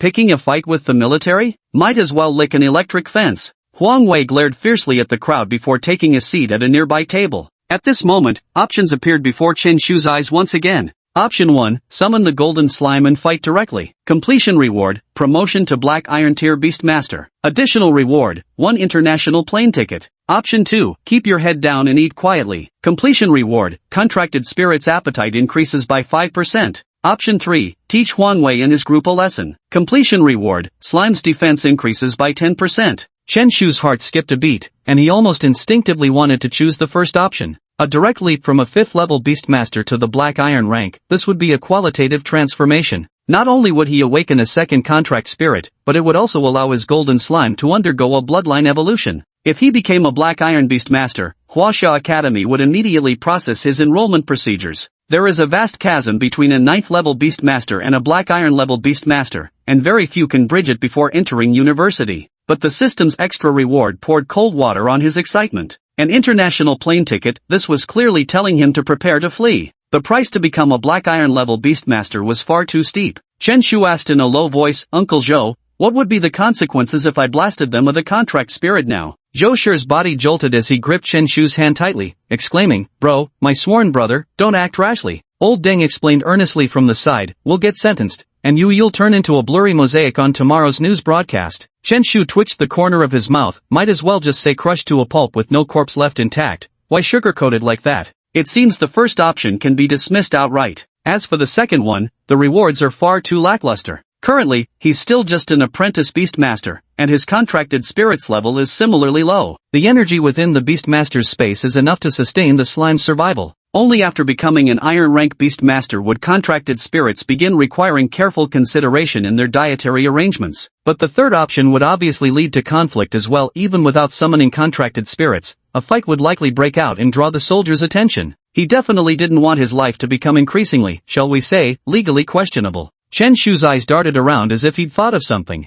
Lowering his voice, he said, "Uncle Zhou, let me teach them a lesson." As soon as he finished speaking, Chen Shu pulled out some sort of deadly weapon from his pocket and immediately stood up, heading straight for Huang Wei's table. Holy shit, this ain't right. Zhou sure wanted to stop him quickly, but it was already too late. He could only watch as Chen Shu walked over to the other table. Squinting his eyes, Huang Wei said, "Kid, what do you want?" The others also blared with hostile eyes, radiating an overwhelming pressure. Chen Shu, however, wore a cheeky grin as he said, "Let me show you all some real skills." Boom! Huang Wei violently slammed his palm on the table and roared in anger, "Humph, you arrogant little brat. Let's see exactly what you're planning to do." The rest of them also rose to their feet, eager for a confrontation, yet none took the initiative to strike first. Whoever strikes first is most likely to be considered guilty of provocation and assault. I knew it, this is really giving me a headache. Zhou Shi shook his head, preparing to bring Chen Shu back. But the next moment, Zhou Shi's eyes widened as he stared dumbfounded at Chen Shu. The others were equally stunned,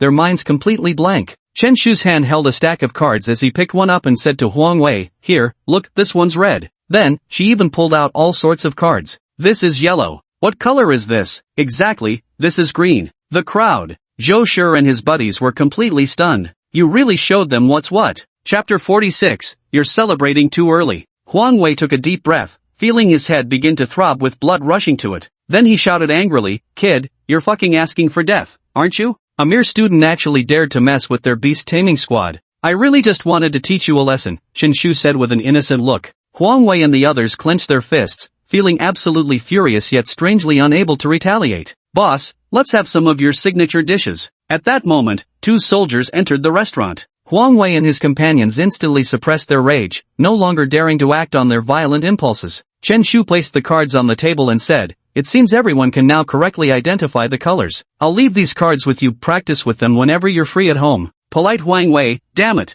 Chen Shu returned to Zhou Shi's side, while the Golden Slime's defense increased by another 10%. The system told him to teach the other party a lesson, so he meticulously followed through, fulfilling the requirements perfectly. System. Xiao Chun, you really don't mind offending Huang Wei, do you? Seeing Chen Shu eating heartily, Zhou Shi wore an expression of speechless frustration. After all, the man was the leader of a beast taming corps and a black iron level beast tamer himself. Why does this guy feel so reckless? It's fine, I hardly ever leave the city. Chen Shu looked thoroughly satisfied. He hadn't expected the beast meat to taste even better than he'd imagined. As for Huang Wei, he wasn't the least bit worried. As long as he didn't venture into the interspatial zone, not even a gold-ranked beastmaster could do anything to him, let alone a black iron-ranked one. The most crucial point was that the other party didn't know him, they'd only target Zhou Shi's beastmaster team. And right now, Huang Wei's beastmaster team had clearly just returned from the interspatial zone. They wouldn't re-enter it for his sake. Did they think entry tickets grew on trees? That kid. Zhou Shi shook his head and also stopped dwelling on it further. Although there was conflict with Huang Wei and the others, there had already been enmity between them to begin with. He simply didn't care. The group, satisfied with food and drink, began strolling around Qingyuan town again. That must be the entrance to Qingyuan forest, right? They arrived at the rear of the town, where a sizable building stood prominently, surrounded by heavily armed soldiers on patrol. Behind the building, a thick white mist shrouded the area, making it impossible to discern what lay beyond. Yet it was nearly dusk. Such dense fog was unheard of at this hour. Zhou Shi nodded and said, "Yes, we'll head there first thing tomorrow morning." At this very moment, a group of people emerged from the white mist, all dressed in camouflage fatigue smeared with dull bloodstains, their faces gaunt with exhaustion. Yet everyone's expression carried a glint of excitement. A mutated blue-eyed snake to the highest bidder. The leader shouted loudly, and instantly the surrounding vendors grew exhilarated, swiftly gathering around. "I bid 100,000, 200,000, 400,000. Soon, the price of the green-eyed serpent skyrocketed, ultimately being purchased by a merchant for the staggering sum of 800,000. Su Xiaoyu's eyes filled with doubt.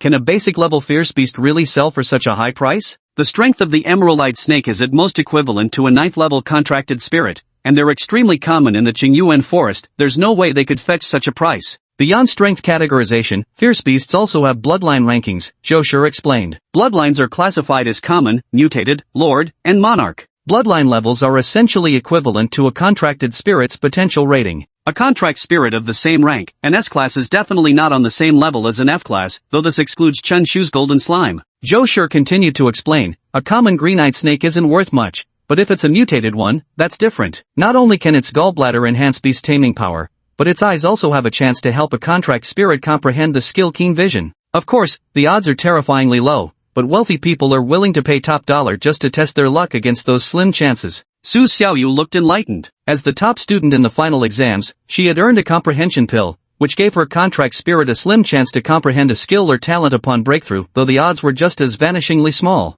The awakening elixir is also worth several $100,000, often becoming so rare it's practically unavailable on the market. Anything related to skill talents invariably gets hyped to astronomical prices. This is precisely why Chen Shu's slime having 2 active skills made the grade director suspect he must have saved the galaxy in a past life. Never mind overlords and monarchs, even mutated level ferocious beasts are happenstance encounters you can't deliberately seek. Old Deng shook his head and said, let's go back. I hope this adventure brings us some good luck. Everyone nodded and left the place, returning to the hotel. In the dead of night, boom, boom, boom. Chen Shu lay on the bed, his face twisted in discomfort. On the adjacent bunk, Uncle Wang, who had driven all day, snored thunderously, a symphony of rising and falling, vigorous and vehement. Had I known, I would have slept alone, Chen Shu muttered. He had tormented the other by day. Come nightfall, their roles had reversed. I can't take it anymore, I can't. Chen Shu splashed cold water on his face to sober up, gazed at the nighttime town, and left the room on a whim. At night, the hotel became utterly quiet, with only the front desk clerk engrossed in watching a suspense drama.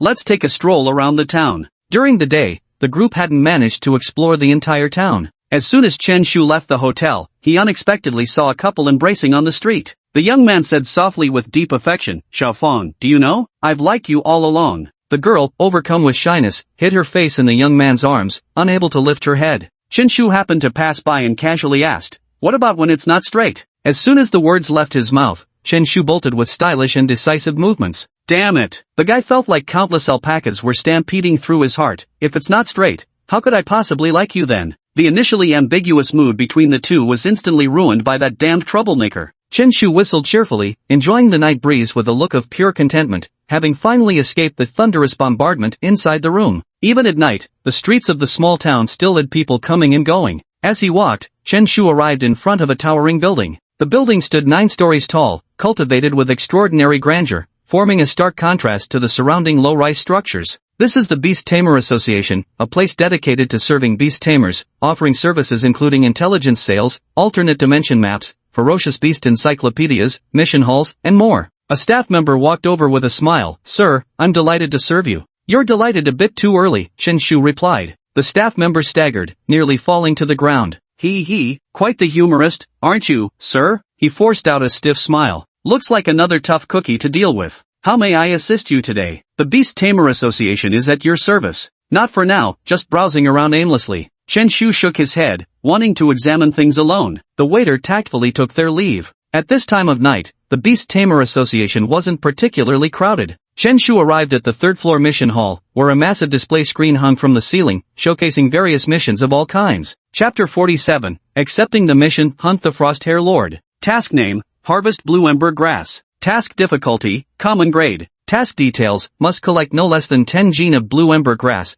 with the sole requirement being freshness. Harvesting must be completed within 10 days. Blue ember grass is a common plant found in the Green Abyss forest, serving as staple food for certain contract spirits. Long-term consumption can slightly enhance one's affinity for wood and fire elemental attributes. But fresh cyan flame grass is needed, otherwise the internal fire attributes will dissipate significantly, making it ineffective for the contract spirit. Chen Shu then proceeded to review the remaining tasks. Mission name, Hunt the Ironback Bear. Mission difficulty, Dangerous. Task content: the employer wants to go to Qingyuan Forest to hunt a black iron level mutated ironback bear and is looking for a beast master to join the expedition. Task requirements: black iron level beast master, preference given to those with experience in alternate dimensions. Quest name: Capturing the Azurite Snake. Quest name: Recover the Lost Undergarments. Mission name: Hunt the Frost-Hair Chieftain. Chen Shu couldn't help but vent, damn, Even underwear can get lost? How ridiculous is that? And who would specifically issue such a mission anyway? Is the underwear made of solid gold or something?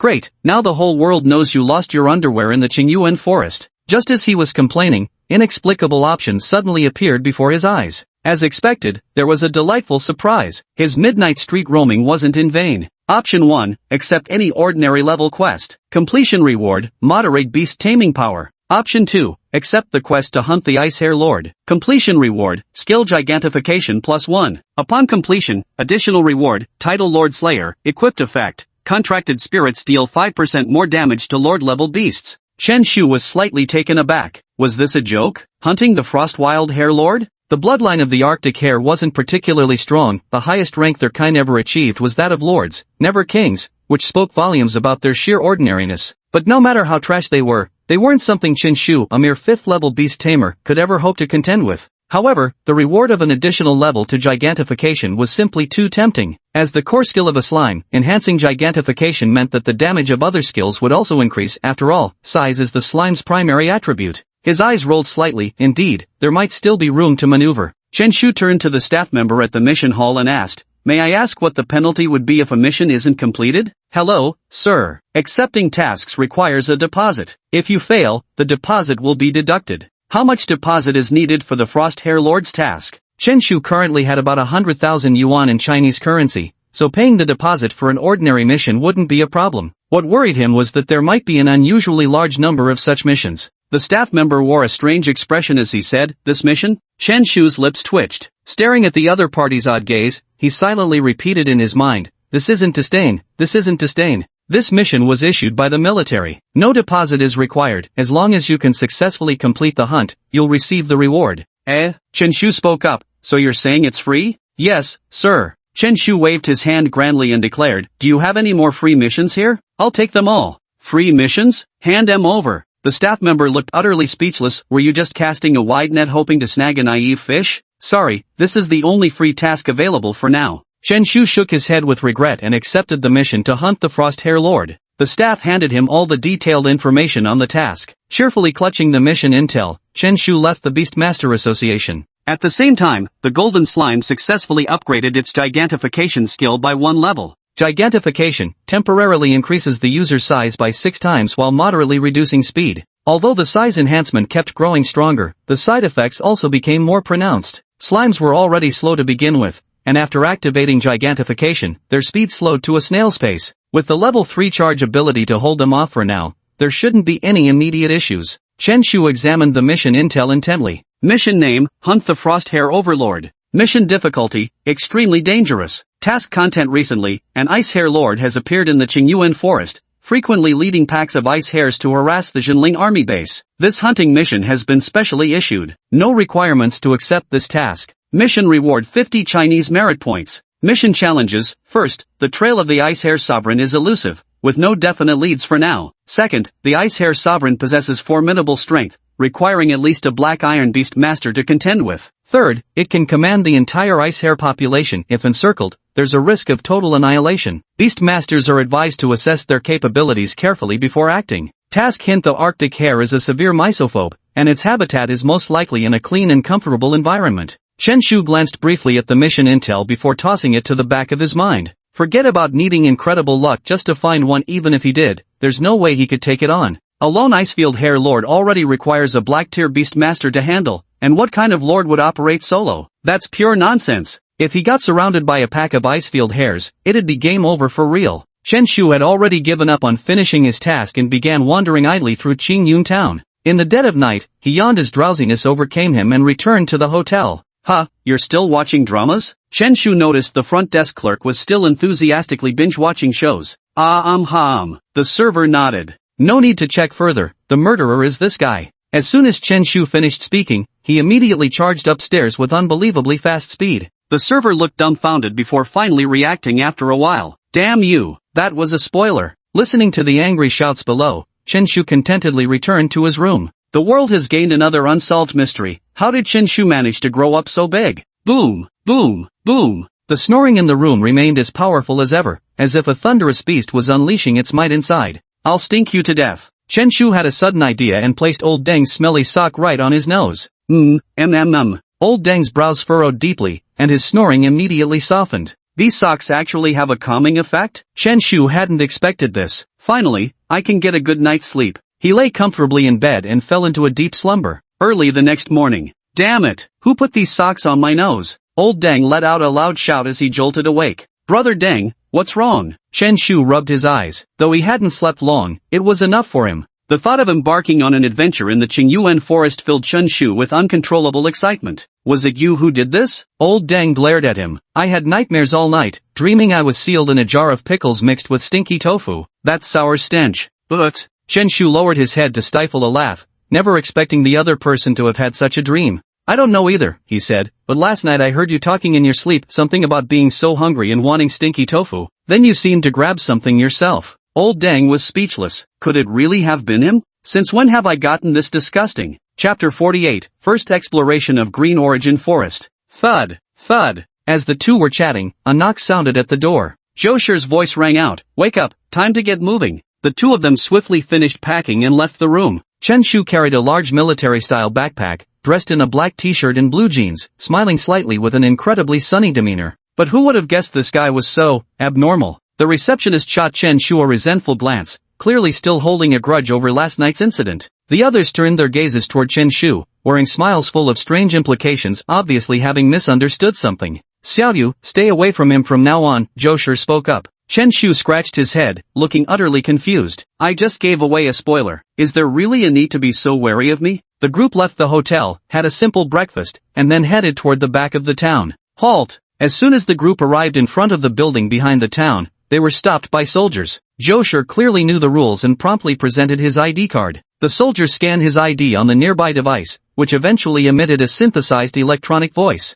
Zhou Shi, Black Iron 1-star beast tamer, captain of the 666 beast taming regiment. Put. Chen Shu couldn't hold back and burst out laughing. I never expected it to be called the 666 Beastmaster Squad, but having it announced by an electronic voice was absolutely hilarious. Zhou Shi's lips twitched before he pulled out a bank card and deducted everyone's admission fee. Alternate dimensions are crucial national resources under government control, so of course they wouldn't allow Beastmasters to enter for free. Whether it's pioneering alternate dimensions or maintaining garrisons, massive operational costs are involved. The group successfully arrived in front of the building, but instead of entering, they proceeded toward the dense fog behind it. This was the entrance to Qingyuan Forest. Within the thick fog, soldiers could frequently be seen patrolling back and forth, evoking an involuntary sense of solemnity. In the end, Chen Shu caught sight of a faint white glow shimmering through the mist as if emerging from another dimension. They stepped inside. Soft sunlight streamed in, and a gentle breeze carried the refreshing fragrance of flowers, lifting everyone's spirits. Their minds instantly cleared,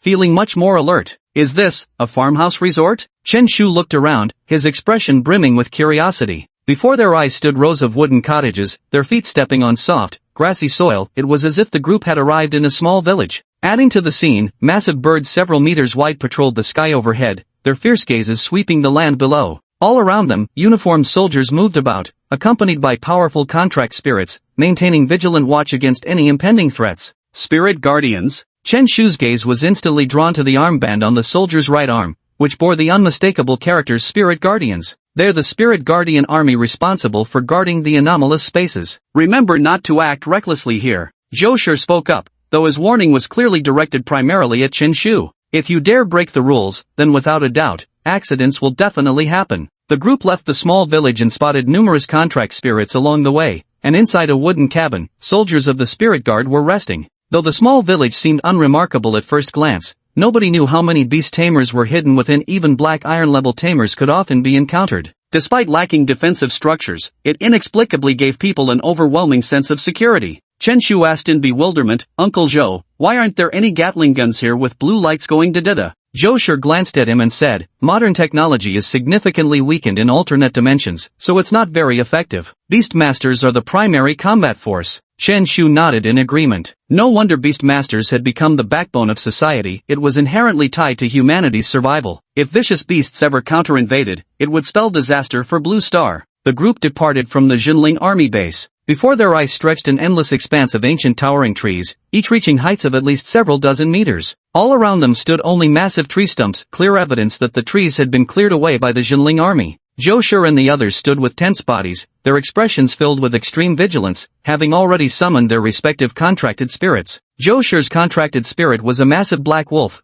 over 4 meters in length, its sharp fangs bared in an intensely intimidating display. He is an Iron Tier Beast Master, naturally possessing 2 contract spirits, but he hasn't summoned the other one. The rest of the Beastmaster team also summoned their contract spirits. A black crow had already taken to the skies early, continuously scouting the surroundings. There was also an iron-backed creature resembling a giant lizard, an exquisitely beautiful blue-tailed butterfly, a firebird flying at low altitude. Although Qingyuan Forest is classified as an ordinary-level alternate dimension, it remains fraught with danger. Even a common frostwild hare could effortlessly kill a person. Seasoned Beastmasters would typically summon their contracted spirits early as a precautionary measure. Why's the atmosphere so tense? Seeing everyone on high alert, Chen Shu couldn't help but feel a pang of tension, silently pulling out a bag of potato chips. Stop eating. Summon your contracted spirit. Zhou Shi turned around with an utterly speechless expression. You're really calm, huh? At a time like this, you're still munching on chips here. My contracted spirit has flaws. Chen Shu began explaining to Uncle Zhou.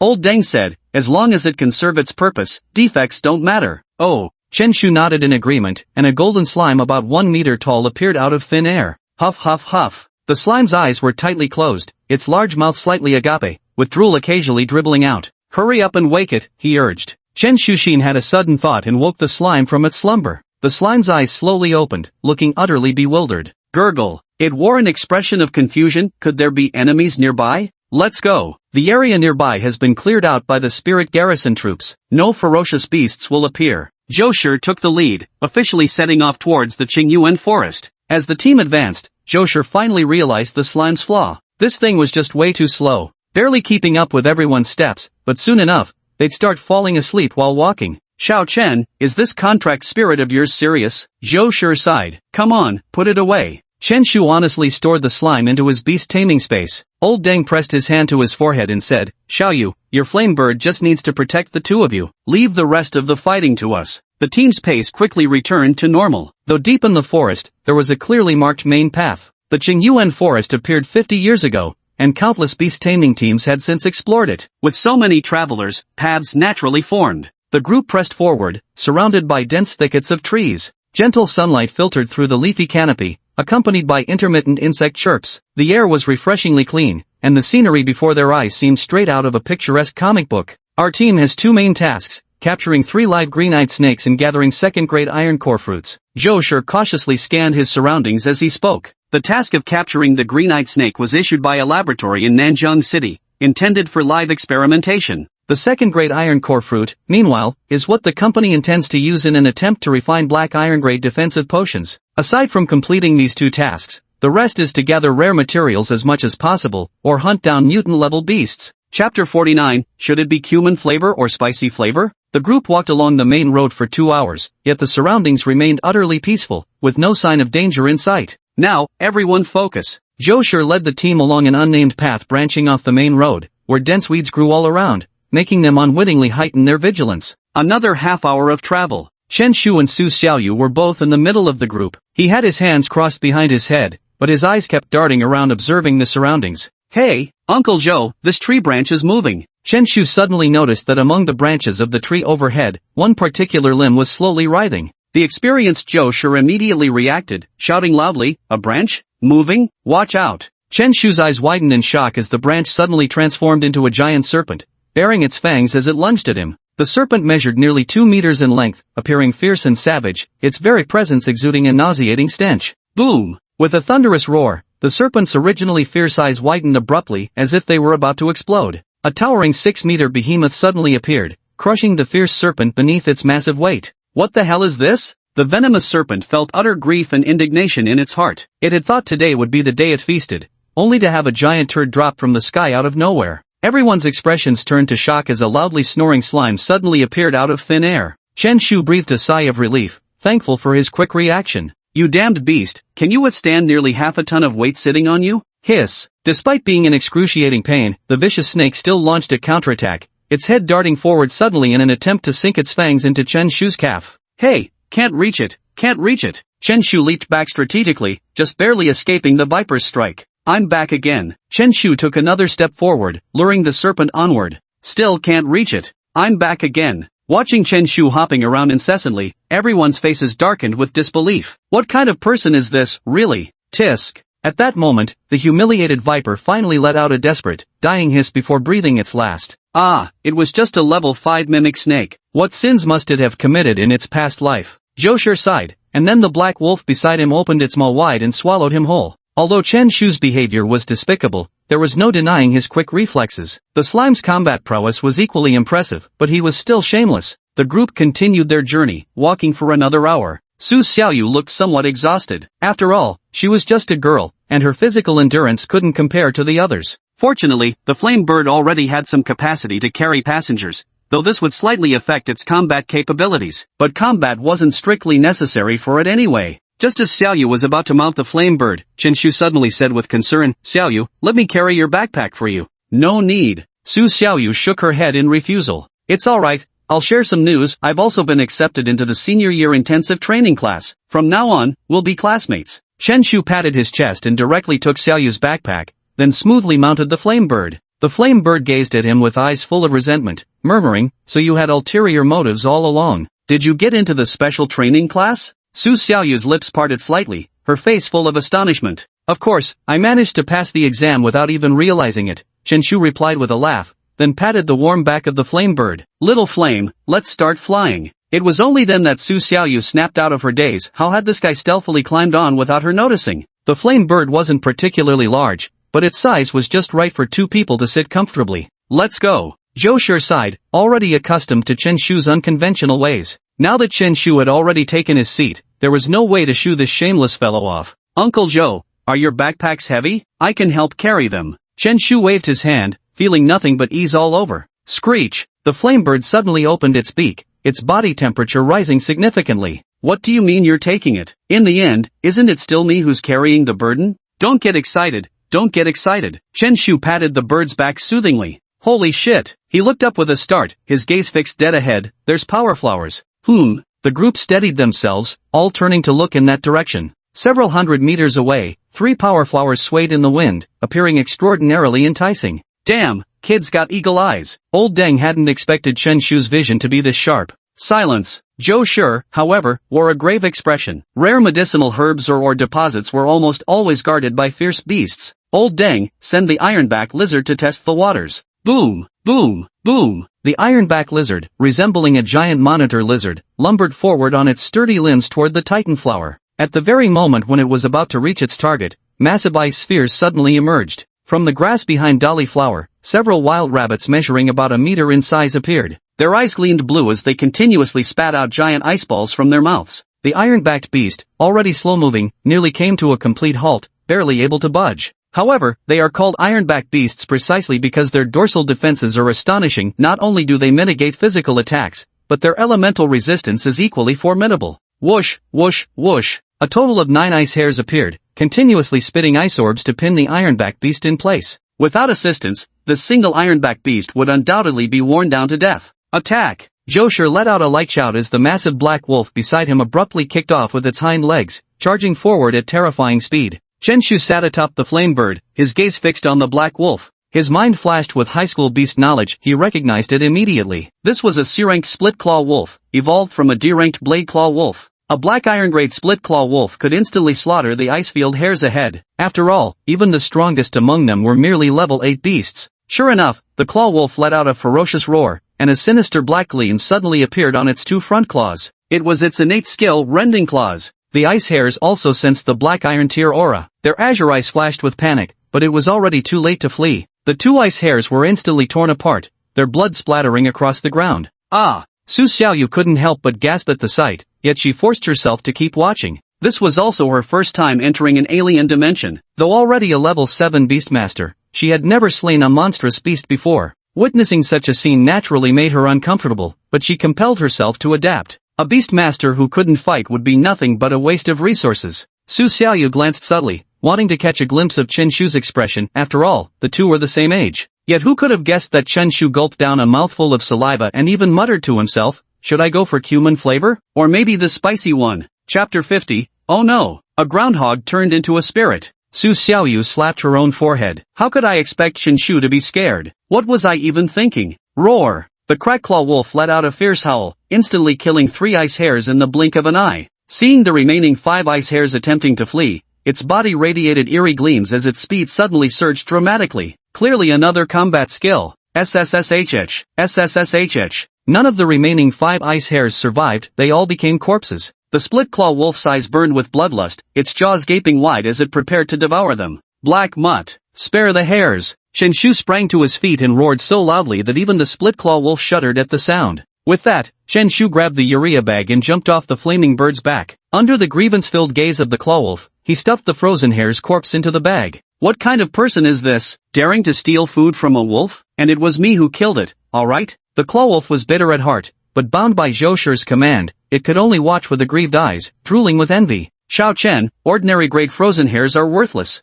Zhou Shi couldn't help but say, even if we take them back to sell to restaurants in Qingyun town, they'd be worth at most a few hundred yuan each. Chen Shu said seriously, I know that, but aren't you hungry right now? To everyone's surprise, Chen Shu actually pulled out various metal rods and supports from his military backpack. It turned out to be a collapsible barbecue grill set? Wait, hold on a second. Zhou Shi twitched at the corner of his mouth, feeling as if his brain had momentarily frozen. Bro, this is Qingyuan Forest, we're not here for a picnic. Zhou Shi spoke up, it's daytime now, our window for action is limited. As if savoring the delicious thought of snow hares, he gulped down some saliva and added, even if we're hungry, we'll have to wait till nightfall. Chen Shu looked disappointed as he packed away the barbecue stand. However, the ice hares were nearly a meter in size, and only 2 could fit in each urea bag. Without processing them on the spot, it would be difficult to carry them all. Here, big black dog, I'll give you a few. Chen Shu tossed 5 ice hares to the claw-splitting wolf and placed the remaining 4 on the ironback beast's back. The whole group was feeling greedy, yet no one stopped Chen Shu's actions. With the fissured claw wolf handling the fighting, the others didn't have much to do except improve their teamwork. After all,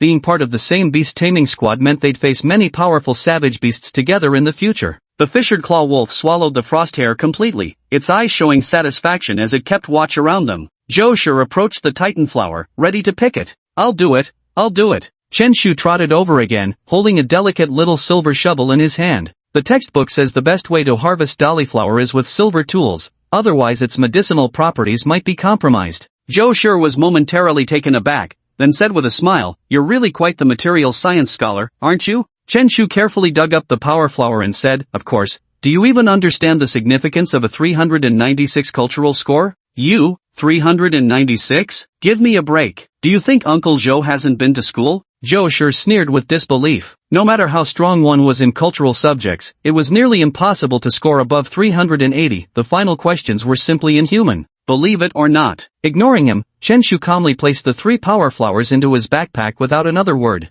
Zhou Shi? That was such a smooth operation, are you a habitual offender or something? Meeting Zhou Shi's gaze, Chen Shu explained, I know how to store it properly. Let me keep it for now. Zhou Shi shook his head and turned to address the group. We'll rest here for a while. With that, Zhou Shi took out a small blue bottle and began spraying it wildly around them. An extraordinarily peculiar scent spread through the air, instantly neutralizing the pervasive stench of blood. Uncle Zhou, this air freshener of yours is ruthless. It's absolutely essential for home invasions, murder, and arson. Chen Shu's eyes gleamed with astonishment, he hadn't expected it to be so miraculous. Zhou Shi remained silent, you're the one who's air freshener, bitch. The group replenished their energy and regained some stamina before setting out again half an hour later. But after the party had advanced barely a kilometer, the black ravens overhead erupted into frightened, raucous cries. Boss, trouble ahead. Steel-toothed rat tide approaching. A beastmaster's face turned deathly pale, his eyes filled with terror. Zhou Shi's expression drastically changed as he shouted, ascend. In that fleeting moment, everyone's contracted spirits vanished instantly, withdrawn back to their beast space. Even the claw-rending wolf disappeared without exception.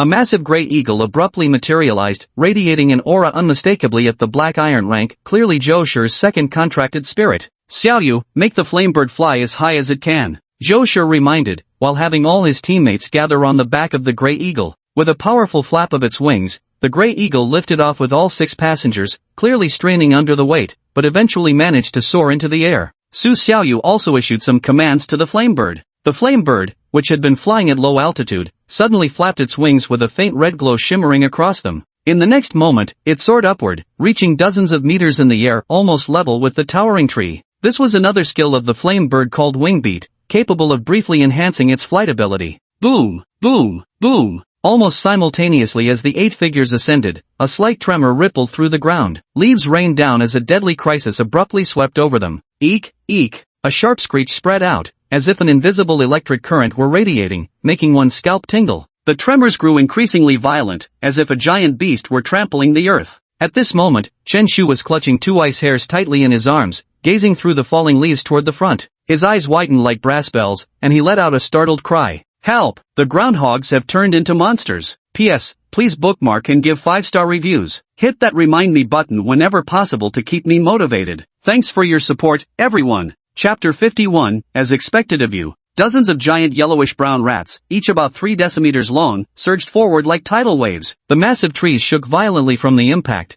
and the ground trembled with intense vibrations. Their mouths revealed 2 sharp, large fangs that glinted with a metallic sheen under the sunlight. At the forefront of the rat tide, 2 middle-aged men fled in panic, their eyes filled with despair. Su Xiaoyu's face showed unease as she turned to look at her uncle, Zhou Shi. Zhou Shi, however, merely shook his head coldly and raised a finger to his lips in a gesture for silence. Chen Shu remained equally silent, clutching the 2 ice hairs tightly to prevent them from slipping away. To ensure a smooth takeoff, he had already sacrificed 2. These remaining ones absolutely couldn't be let go lightly. No! One of the middle-aged men was half a second too slow and was instantly devoured by the steel-toothed rats, dissolved into a pool of blood, leaving no trace of his corpse. The other person took the chance to climb up a tall tree, thinking he could catch his breath for a moment, but the next scene chilled him to the bone. Below the tree, rings of steel-toothed mice surrounded it, gnashing their jaws as they began frantically chewing through the trunk. Chomp, chomp, chomp. Like a chainsaw constantly cutting through a large tree, it instantly became precarious. Xiaoyu, move away. Zhou Shi's sharp gaze noticed the high likelihood of the tree falling onto the flame bird and immediately shouted. Boom! The tree collapsed with a thunderous crash, and the flame bird narrowly dodged out of the way. But Zhou Shi's voice also gave away his position. Is someone there? Help me! The middle-aged man clung to the tree branch, his eyes filled with despair as he screamed hoarsely toward the sky. Yet no response came. The middle-aged man shouted with furious resentment, I'll drag you all down with me even if I die. A blue-winged beetle suddenly appeared, leaping viciously towards Zhou Shi with terrifying aggression. As an experienced beast master, Zhou Shi had naturally prepared for this moment and deftly avoided the attack. No! The man fell into the swarm of steel-fanged rats with despair in his eyes. The outcome was painfully predictable. His body was utterly devoured, leaving only a golden fruit behind. A giant steel-toothed rat stepped forward, its gaze savage as it clutched the fruit tightly while letting out a shrill roar upwards, brimming with provocation. A Lord-class steel-toothed rat. Zhou Shi's expression turned grim with shock. Never did he expect to encounter a Lord-class vicious beast on the very first day. Yet, he harbored no second thoughts about it. As long as those 8 dared to land, the steel-toothed rats would dare to devour them all. In the end, the leader of the steel-toothed rats let out a screech, and the massive swarm swiftly retreated, vanishing from the spot. A black crow appeared, scouting the surroundings. Only after confirming the rat swarm had dispersed did the 8 return to the ground. Su Xiaoyu's expression darkened as he asked, Uncle, just now, why? Zhou Shi said with a grave expression, as you can see, he wants to drag us all down with him. Old Deng also sighed beside him and said, Blue Star is different from the other dimensions. It has strict laws and powerful law enforcement, but this place is lawless. No one would even know if you got killed here. I hope you won't be a villain, but don't be a saint either. Learn to be an observer instead. Zhou Shi gave Su Xiaoyu a profound look and advised. Beside him, Chen Shu clenched his fist slightly and couldn't help but say, shit. Watching Chen Shu's expression, Zhou Shi shook his head and said, Xiao Chen, life and death are predetermined. My 2 ice hairs were completely eaten by those groundhogs. Chen Shu's face was filled with heartbreak. The words of advice on Zhou Shi's lips instantly froze. Typical of you. Also, what the heck is a groundhog? Stop giving wild beasts weird nicknames. Let's go. Not sure if it's good or bad luck that we ran into a leader-tier creature on the very first day. In a one-on-one fight, Zhou Shi could hold his own against a leader of the same level with his 2 bronze-grade contract spirits. But the enemy just had too many minions. No way one claw-rending wolf could satisfy that swarm of steel-toothed rats. To avoid encountering the rat tide again, the group changed direction. Night fell quietly, with stars dotting the clear sky. Even at night, the Qingyuan forest remained as beautiful as a secluded paradise. The only downside was the occasional roars of savage beasts echoing around. Crackle, crackle. Chen Shu specially set up a simple barbecue rack, skewering 2 giant ice hairs through with several metal rods. As the bonfire burned, a layer of fragrant oil emerged, not only infusing the ice hairs but also crisping them to perfection. Sprinkled with salt, cumin, and pepper, the sizzling sound became even more tantalizing as flames leapt up. When the aroma wafted through the air, old Wang the driver from earlier couldn't help but gulp audibly. Xiao Chen, Uncle Wang was wrong. What you brought wasn't useless. The group, wearing heat-resistant gloves, quickly stepped forward and dismembered the Arctic hare. As the tender meat entered their mouths, smiles appeared on everyone's lips. Without a doubt, at this moment Chen Shu had conquered the entire beast taming corps, albeit through culinary means. What a shame there's no sauce or wine. Chen Shu shook his head, feeling a twinge of regret. In this alternate dimension, everyone could only eat compressed rations, just enough to survive. Who would have thought to bring spices and a grill? The two giant ice hares were quickly devoured by the 8 of them, and even Su Xiaoyu patted her belly with a satisfied expression. After dinner, the 666 beast taming squad arranged night watch duties, with Chen Shu and Su Xiaoyu being no exception. They were brought here not for enjoyment, but to familiarize them with the survival laws of the alternate dimension. Zhou Shi took out a packet of yellow powder and sprinkled it around everyone. This was feces from a silver-tier elite beast, worth thousands for just a small packet, effectively deterring lower-tier beasts. The claw-ending wolf was likewise not recalled, crouching instead beside the campfire with narrowed eyes, vigilant against dangers that might emerge at any moment. The night passed peacefully. Early the next morning, the group set off once more. Chen Shu shouldered the marching pack and without hesitation climbed onto the back of the Firebird, eliciting another dissatisfied screech from the creature. As we ventured deeper into the Qingyuan forest, we encountered increasingly more ferocious beasts. The rending claw wolves unleashed their might, annihilating all incoming beasts. The team successfully captured 3 green-eyed serpents as desired, sealing them in special pouches before stuffing them into their backpacks. The group pressed onward into the heart of Qingyuan forest, hoping to locate the elusive second-grade iron core fruits. But even by the 6th day, they still hadn't found it, though they had gathered medicinal herbs worth over 200,000 huaxia coins. The ticket price to enter Qingyuan forest was 30,000 huaxia coins per person, and now they had almost made their money back. Uncle Zhou, over there. Chen Shu climbed onto the flame bird and suddenly spoke up. In the distance, towering trees were adorned with eye-catching banners bearing the words Spirit Guardian. It's a supply point from another dimension. Zhou Shi also gazed to one side before saying, no need for supplies right now. Let's move forward. Since there was a supply point ahead, the surrounding area was surely devoid of medicinal herbs and beasts. The group changed direction once again.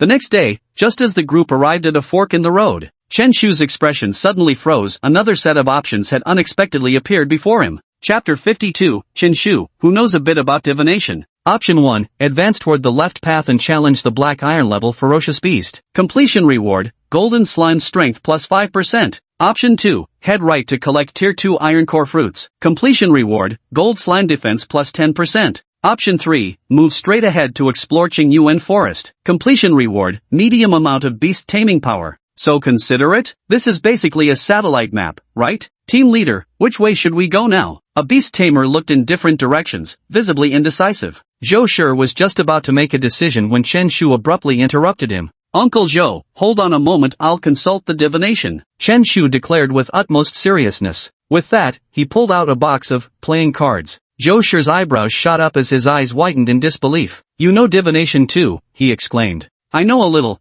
just a little. Chen Shu solemnly drew a playing card and flicked it forward only for it to land decisively to the right. The divination results say we go right. Good lord, you're absolutely cracked in the head. Everyone looked speechless, having thought there would be actual divination, only to realize it was pure nonsense. Let's go right, since we don't know which way to take anyway. Zhou Shi, as the team leader, made the decisive call without hesitation. The group headed toward the right, and several more hours passed as they walked onward. Boss, I think we took the wrong path. There aren't even as many savage beasts in this direction. All along the way, they hadn't encountered a single savage beast, but abnormal occurrences surely indicated hidden dangers. In that very instant, a shadowy figure eerily emerged, followed by a fleeting crimson gleam. Everyone was caught off guard, even the clawwolves were a beat slow. Watch out, old dang! Zhou Shi's eyes nearly burst with fury as he saw a wild boar, its 2 terrifying blood-stained tusks bared, charging straight at old dang. If you get hit by a savage beast, it's almost certain to be a deadly encounter. Just as the crimson fangs were about to pierce old Deng's body, a yellow figure descended from the sky. Have you ever heard of the legendary sitting technique that descends from the heavens? Chen Shu's reflexes were practically maxed out, undoubtedly several beats faster than Zhou Shi and the others. The golden slime was fast asleep, its massive rear end squarely pressing down on the bloodtooth boar's back. Pant, pant. The bloodfang boar shuddered, using its tremendous strength to slam the slime flying. With a powerful leap of its thick limbs, the bloodfang impaled the slime straight through its body. Gurgle, gurgle. The golden slime's eyes welled up with tears, brimming with grievance. I just want to sleep. Why do I have to endure so much? Come back. Chen Shu retracted the golden slime. Although injured, the slime's tenacious vitality allowed it to return to the beast taming space to recover. The blood-tusked boar was about to unleash its full might when the dark-furred rending claw wolf lunged forward in a flash. Two black iron tier creatures stood facing each other, their eyes brimming with murderous intent. Good job, Xiao Chen. Zhou Shi spoke to Chen Shu, feeling a wave of relief wash over him. That damned brute is too cunning. Old Deng almost had an accident. In the alternate dimension, a saying often circulates,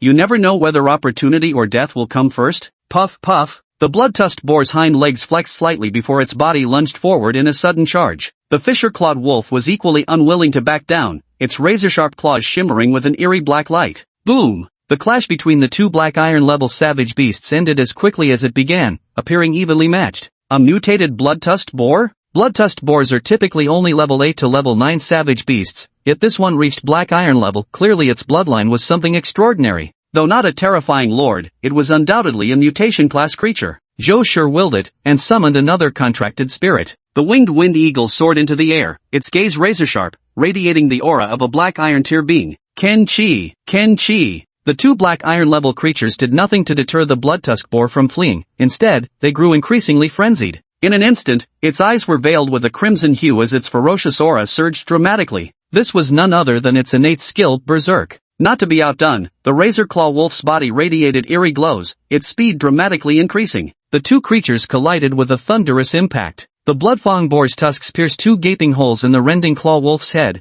blood gushing freely from the wounds. But the boar itself suffered equally grievous injuries as razor-sharp claws ripped through its flesh. Both black iron tier creatures were glass cannons. Every engagement between such offense-heavy, defense-like beasts inevitably turned into a brutal bloodbath. This battle would determine not only superiority, but life and death. Weakness gradually appeared in the split-claw wolf's eyes, while the blood-tusked boar grew increasingly savage. Excruciating pain had made it even more formidable. If the fight continued, the split-claw wolf would undoubtedly lose. Yet hovering above them was a wind-winged eagle. Seizing the moment when the two fierce beasts below were engaged in combat, the wind-winged eagle let out a sharp cry and suddenly lashed out with its talons. An invisible wind blade slashed through, instantly grievously wounding the blood-tusk boar. This was none other than the wind-winged eagle's innate skill, Wind Blade. The two contracted spirits joining forces left the blood-tusk boar's life hanging by a thread, swiftly reversing the tide of battle. Thunk! The bloodfang boar's eyes brimmed with savage ferocity as its twin crimson tusks flashed with a deep, ominous gleam. Xiao Yuan, use psychic shock, Zhou Shi shouted. Just then, a black crow in the sky let out a raucous cry. A glimmer of confusion appeared in the bloodfang boar's eyes, just for an instant, but that sealed its fate. The Renclaw wolf and Windwing eagle closed in for the kill, ending it right there. Had the bloodfang boar actually managed to activate its skill, casualties would likely have followed. Never expected to run into a mutated grade bloodfang boar. Zhou Shi let out a relieved sigh and tossed a green pill to the rending claw wolf, which would accelerate the healing of its wounds. The rending claw wolf was recalled into the beast space, while the Windwing eagle circled at low altitude, guarding the group. A mutated level fierce beast wouldn't appear here without reason. There must be medicinal herbs or ores nearby. Zhou Shi's eyes showed contemplation. As an experienced team leader, he naturally possessed the basic common sense to make such judgments. The swift wind eagle soon spotted the treasure. Behind a towering tree grew a green plant bearing several fruits. Second-tier iron core fruits. Zhou Shi was astonished, never expecting such incredible luck. Chen Shu, you're truly the team's lucky star. Even your random guesses turn out to be right. Except for the topmost iron core fruit which reached grade 2, the other 3 are all grade 1 iron core fruits. One final day of exploration, then we head back. Zhou Shi made the decision. The team's 2 tasks were now completed, and they had collected hundreds of thousands of medicinal herbs. Combined with the bloodtusk boar's carcass, the harvest was truly substantial. Shaoli, you handle the butchering of the bloodtusk boar's corpse. A buzzcut youth from the team produced a razor-sharp boning knife and with flawless precision carved out the primal cuts from the bloodtusk boar. The most valuable prize was the boar's heart meat. Contract spirits that devour it have a minuscule chance of awakening the innate skill Berserk, a combat ability of tremendous worth. Next in value was a crimson sphere extracted from the boar's body, known among humans as a taming pearl. When ingested, it rapidly enhances one's beast taming energy. Such taming pearls are found within the vast majority of mutated or higher-tier ferocious beasts. The Beast Control Pearl studied by humans was developed by analyzing the components of the true Beast Control Pearl, but compared to the true Beast Control Pearl, the Beast Control Pearl requires a beast controller to refine it before it can be transformed into their own beast control power.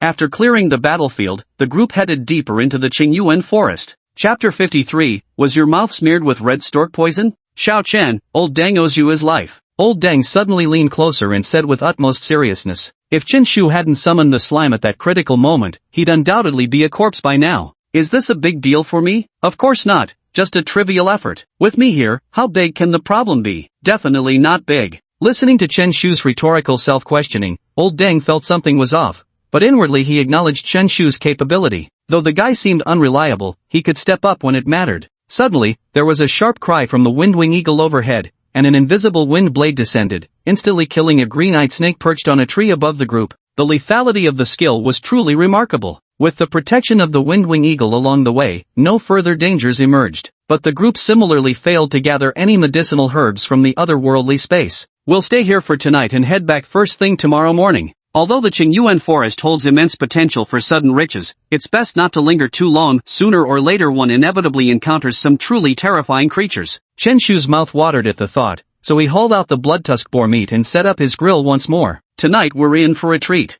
Qinshu spoke up, his gaze fixed on the towering tree above. Everyone looked up to see an enormous beehive hanging from its branches. Wait a minute. Zhou Shi frowned slightly and sent his windwing eagle to investigate. It turned out to be nothing more than slightly oversized bees inside, creatures hardly worthy of being called fierce beasts. Contract spirit swiftly mobilized, plucking down the beehive while ensuring every last bee met its demise. Tonight, we'll feast on honey-glazed wild boar. Soon, the tantalizing aroma wafted through the air, igniting eager anticipation in everyone's eyes. The 20-plus pounds of wild boar meat was completely devoured by the group, leaving an unforgettable aftertaste that lingered deliciously on their tongues. Hey, Xiao Chun, you should just enroll in a beast cuisine university. You'd definitely shine brighter there than as a beastmaster. Nowadays, professions come in all sorts of bizarre varieties, and beast cuisine is considered a prestigious and high-end career, specializing in cooking meat from various savage beasts, consumption of which can even enhance the attributes of one's contracted spirits over time. Qinshu curled his lips dismissively. Cut the nonsense, you're burying the talent of a future legendary beast master. Besides, my best bud Zhang Dali is way better at cooking than me. He truly learned from Zhang Dali, and when it came to culinary skills, Zhang Dali was exceptionally outstanding, even winning the championship at Nanjiang City's cooking competition.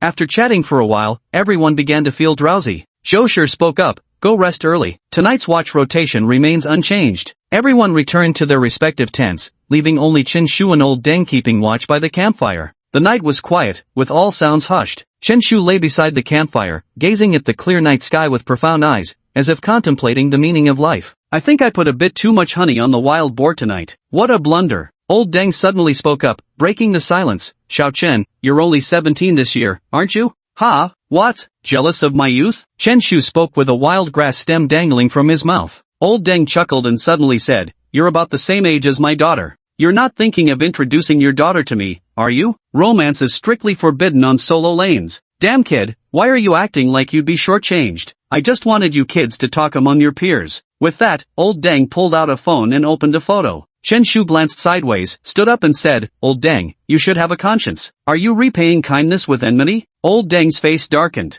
Has your mouth been smeared with red-crowned crane poison or what? The hell do you mean by repaying kindness with enmity? The most crucial thing is, you said your daughter is about the same age as me? That's just too much. Qinshu was equally speechless. The photo showed a little girl wearing a red scarf and holding a certificate that read Nanjiang City North Primary School. Do you really think I'm blind? Ahem, she's about to start middle school soon. You're in your third year of high school, and she'll be in 7th grade. Won't you both be in the same school then? Forget it. Qinshu wore a speechless expression. What a devoted father you are, indeed. Just as he was casually chatting with Old Deng, a sudden set of options inexplicably appeared before Qinshu's eyes. Option 1, roll 5 meters to the right to evade the attack. Completion reward, contracted spirit speed increases by 5%. Option 2, believe in possessing Iron Head skill and use it to withstand the earth-shaking bear's attack. Completion reward, Beast Master level +1. His expression froze momentarily, as if puzzled, but in the next second, comprehension dawned on him. Qinshu suddenly kicked out fiercely, sending Old Deng flying several meters away. Using the recoil force, he himself somersaulted several meters backward.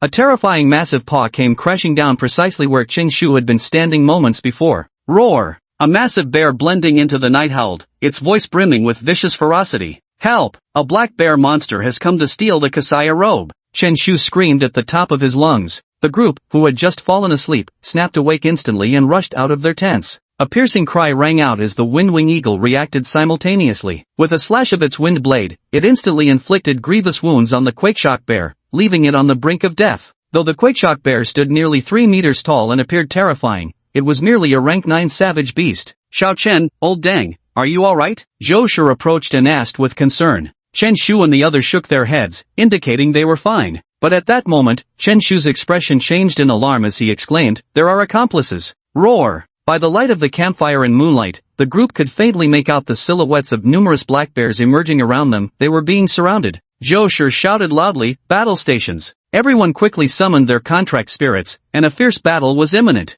Even though we scattered the feces of the Beast Lord, how did we attract so many earth-shaking bears? Chen Shu suddenly thought of something, licked his lips as if savoring a memory, and said, "Probably, because we stole and ate their honey." P.S. If you enjoy this work, please consider giving a 5-star rating and clicking the Remind for Update button. Thank you. Chapter 54, Nature's Best Friend. That makes sense. Everyone understood immediately, but there was no time to think. The surrounding tremor bears roared as they charged toward them. The Windwing Eagle swung its talons, sending another razor-sharp gust that heavily wounded one of the Earthshaker bears. Yet instead of deterring the remaining bears, this only enraged them further, driving them to charge forward with furious roars. The Windwing Eagle's air slash had a cooldown period and couldn't be unleashed consecutively. In moments, the other Earthshaker bears closed the distance. Roar! The iron-backed beast, resembling a giant lizard, let out a fierce cry as it charged towards an earth-shaking bear. With its tough defenses, blocking a single bear posed no problem. Simultaneously, the flame bird screeched, its sharp claws glowing red as it dove to tear at another earth-shaking bear. Using its aerial advantage, it managed to temporarily stall one of the massive creatures. The remaining bonded spirits also demonstrated their might. Though incapable of securing victory, they at least succeeded in holding off the bear's relentless assault. Now all that's left is to wait for the Windwing Eagle's skills to cool down before victory can be claimed. Chen Shu's slime had sustained injuries earlier and hadn't been summoned temporarily. The Windwing Eagle let out a fierce cry as it swooped down towards an Earthshaker bear, its razor-sharp talons gleaming coldly as they instantly tore through the bear's back. Though lacking wind blades, its attributes far surpassed those of ordinary fierce beasts. Roar! Seeing the situation turning unfavorable, the Quake Bears changed their tactics once again. The 7 Quake Bears simultaneously slammed their massive paws onto the ground, instantly activating their innate skill Earth Shockwave. The previously calm earth began to tremble eerily. Though the tremors weren't violent, they still made everyone's footing unstable. Seizing the moment when the ironback beast staggered, one Quake Bear charged straight toward the crowd, aiming directly for Zhou Shi. Clearly, the savage beast knew how fragile the Beastmaster's true body was. Damn beast seeking death. Zhou Shi's expression turned cold as he stooped slightly, trying to maintain his balance on the violently shaking ground. Just as the tremor bear's massive paw came crashing down, the black claw-split wolf instantly appeared. Though injured, it still possessed overwhelming power. The gleaming claws tore through the skull of the tremor bear, scattering blood across the ground. Xiao Yu, watch out. Zhou Shi's face turned pale with shock as he suddenly spotted a tremor bear silently approaching. Although the flame sparrow was only a level 7 contract spirit, its potential rating was combined with the tremor bear's fear of fire, it naturally made Su Xiaoyu its primary hunting target. But before that tremor bear could launch its attack, it was knocked aside by a suddenly appearing yellow turd. Squish! The golden slime's large eyes snapped open as its body suddenly leapt up, violent seat crush activated. Crush that beast flat for me. The Earthshaker bear wasn't particularly fast and was promptly pinned down firmly by the slime. But in the next instant, the bear's eyes turned savage as it actually managed to lift the slime with its tremendous strength. Coffin lid, cough. The black bear spirit can't hold it down anymore. Chen Shu acted decisively, immediately recalling the slime back to its beast taming space to prevent further injury. Although it wasn't subdued, considerable time was gained. The rending claw wolf charged forward, swiftly and decisively killing the Earthshaker bear in an instant. Since Zhou Shi had already summoned the rending claw wolf, he wouldn't recall it anytime soon, opting instead to end the battle quickly. The combined efforts of the 2 black iron-ranked contract spirits utterly crushed every last Earthshaker bear with overwhelming superiority. Chen Shu's eyes were filled with admiration. Bronze-tier beastmasters were truly formidable. The group quickly cleared the battlefield to avoid attracting more ferocious beasts. The attacking Earthshaker bears were merely common grade, making them of little value. Only their paws could be sold to local restaurants, but being cumbersome to carry, they were all devoured on the spot by contracted spirits. Let's rest. Zhou Shi saw that everything was settled and instructed Old Dang and Chen Shu to return to their tents for rest. He then stayed on night watch with Su Xiaoyu. The night passed without incident. The sudden battle from the previous night had made Chen Shu fully aware of the dangers lurking in the alternate dimension. Today marks the start of our return journey, Zhou Shi announced. This time, they had already gained substantial rewards, chiefly, hunting down a mutated level bloodfawn boar. Their current location was deep within the Qingyuan forest, and the return trip would likely take several days. Naturally, the group wouldn't retrace their original path back, or else they'd return empty-handed. Fortunately, the group encountered no attacks from fierce beasts along the way, and even the winged eagles in the sky appeared listless. Suddenly, Zhou Shi raised his right hand, signaling everyone to halt. Had they encountered a vicious beast? Chen Shu focused his gaze and realized it was actually a beast-taming team approaching. The winged eagle in the sky vigilantly watched the opposing contracted spirit, its black iron-level aura radiating outward. Across from them, the leader of the rival beast-taming corps was a refined young man, around 30 years old. He glanced at the winged eagle without showing any expression, then nodded at Zhou Shi with a smile. The two beast-taming corps neither communicated nor approached each other, maintaining a safe distance as they passed and went their separate ways. The atmosphere felt rather eerie. Only when the person had gone far away did the crowd seem to let out a sigh of relief. If you encounter other Beastmaster groups in the alternate space, the best approach is to pretend you never saw them, neither oppose them nor get close.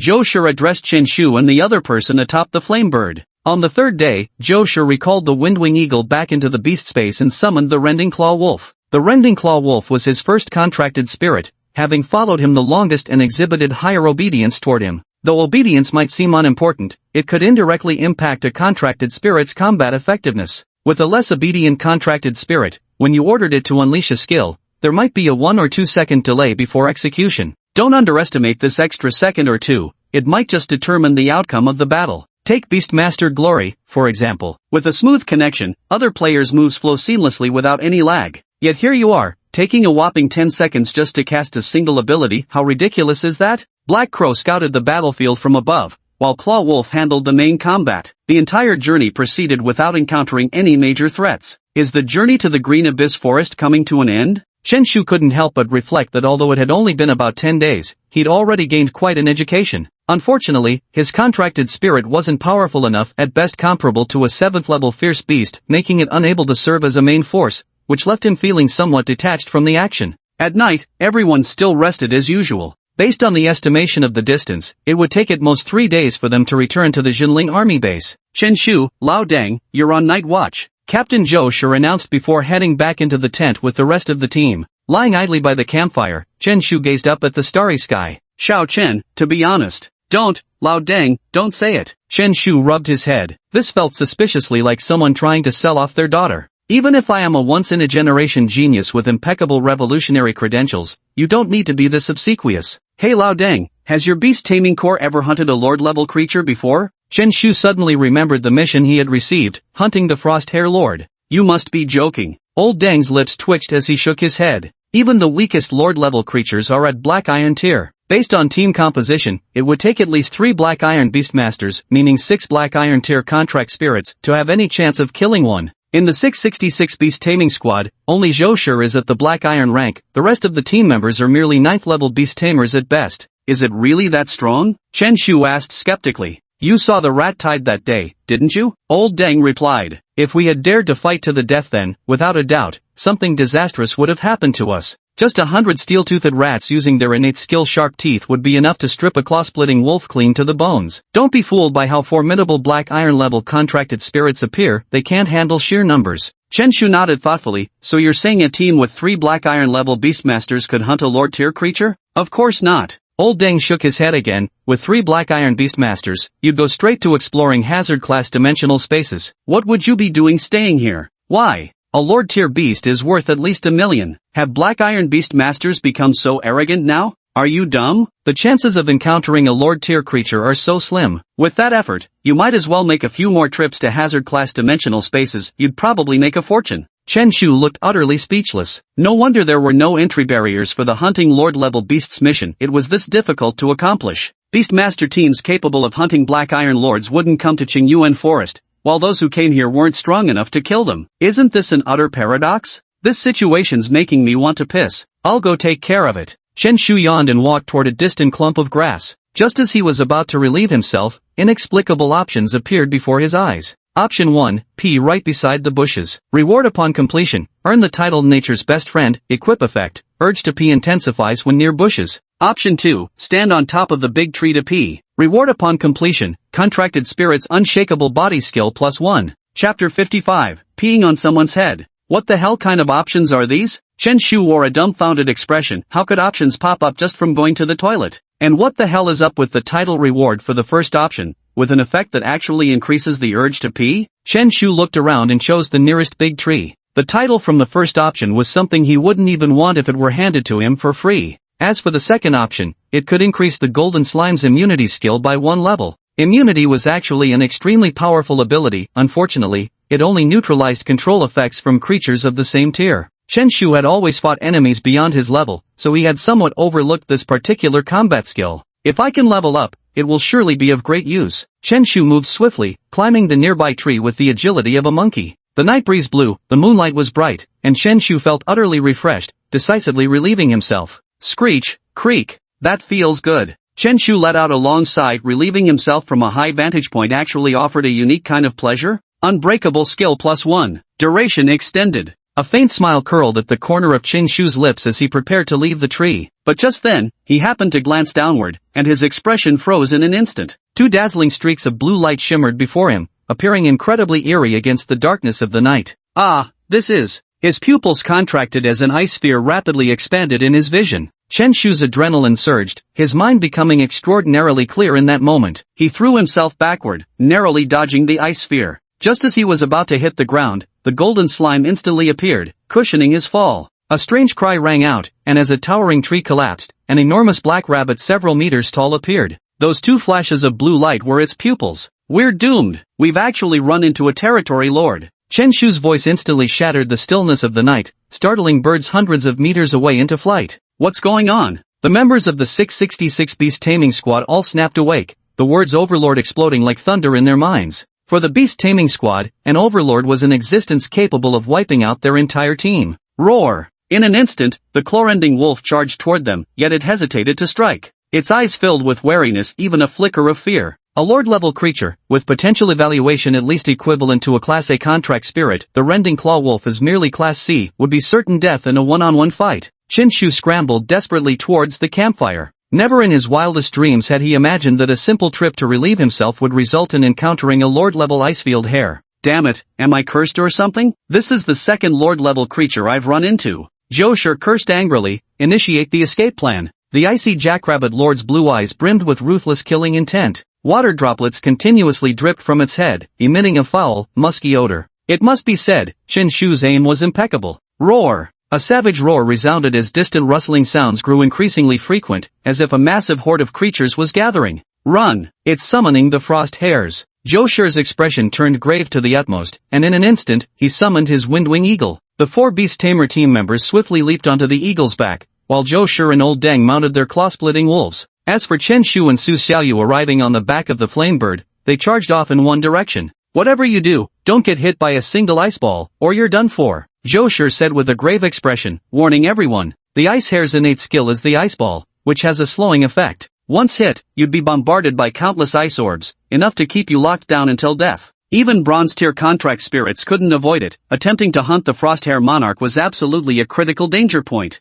Boom, boom, boom. Behind the Frosthare Monarch, hundreds upon thousands of frosthares had gathered, their combined presence overwhelmingly terrifying, no weaker than the tide of steel-toothed rats. In an instant, the frosthares opened their mouths like cannons, unleashing a barrage of ice orbs. Xiaoyu, fly higher. Chen Shu looked tense, his peripheral vision catching the ice sphere approaching from behind. The flaming bird let out a shrill cry, flapping its wings vigorously to ascend, narrowly avoiding the ice sphere by a hair's breadth. Meanwhile, the wind-winged eagle and split-clawed wolf were equally swift in their escape, fleeing into the distance. The ice hares refused to give up, charging forward with their powerful short legs, advancing like a swarm of locusts. Within their ranks, the lord of the ice hares glared furiously at the flame bird, or rather, at Chen Shu who was riding atop the flame bird. Nocturnal beasts were naturally more active at night, and along the way, the group encountered numerous green-eyed snakes and steel-toothed rats. But they were all crushed by the herd of frost hares. Without the leadership of a lord, there was simply no way to resist. The silent night was completely shattered.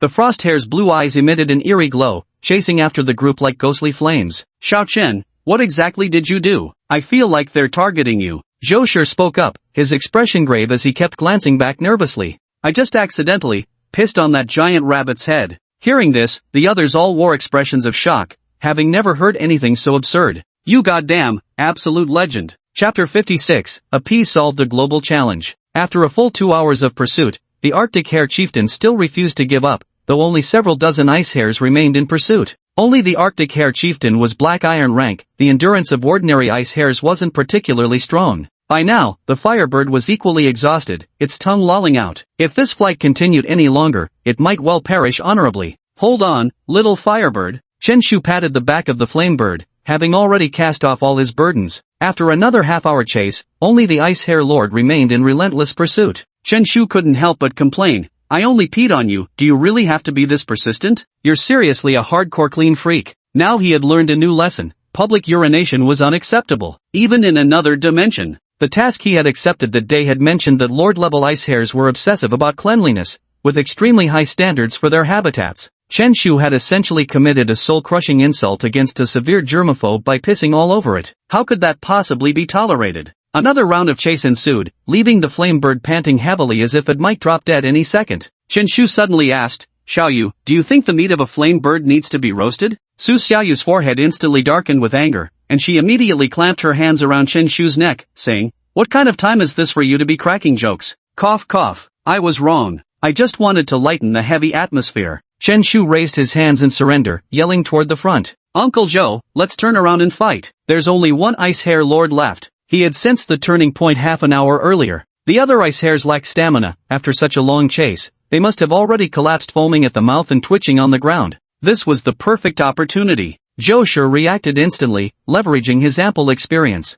Xiao Yuan, scout the perimeter. A black crow took flight, its innate night vision ability proving useful as it soon let out a caw. All clear, Captain. Xiao Yuan clenched his fists slightly, eyes shining with excitement. Since its establishment, the beast hunting squad had only managed to slay 3 mutant-level ferocious beasts, but they had never dared to even consider targeting a Lord-tier beast. Now as a once-in-a-lifetime opportunity, the greatest crisis point involving the ice hares has already been effortlessly resolved. Now, Zhou Shi was equally decisive. The Windwing Eagle swiftly turned around, unleashing a fierce blade of wind that swept forward. The blue eyes of Lord Icehare were still filled with fury, even bordering on madness. Whenever it felt a moment of calm, a pungent stench would waft down from above, thrusting it back into a rage. Its keen eyes tracked the trajectory of the wind blade as it spewed an ice sphere from its maw. Boom! The two collided violently, dissipating almost simultaneously. Roar! The claw-rift wolf suddenly surged forward, its lethal claws shimmering with an eerie glow as it unleashed rending claws. The Frosthare Lord couldn't dodge in time, its body was instantly torn apart,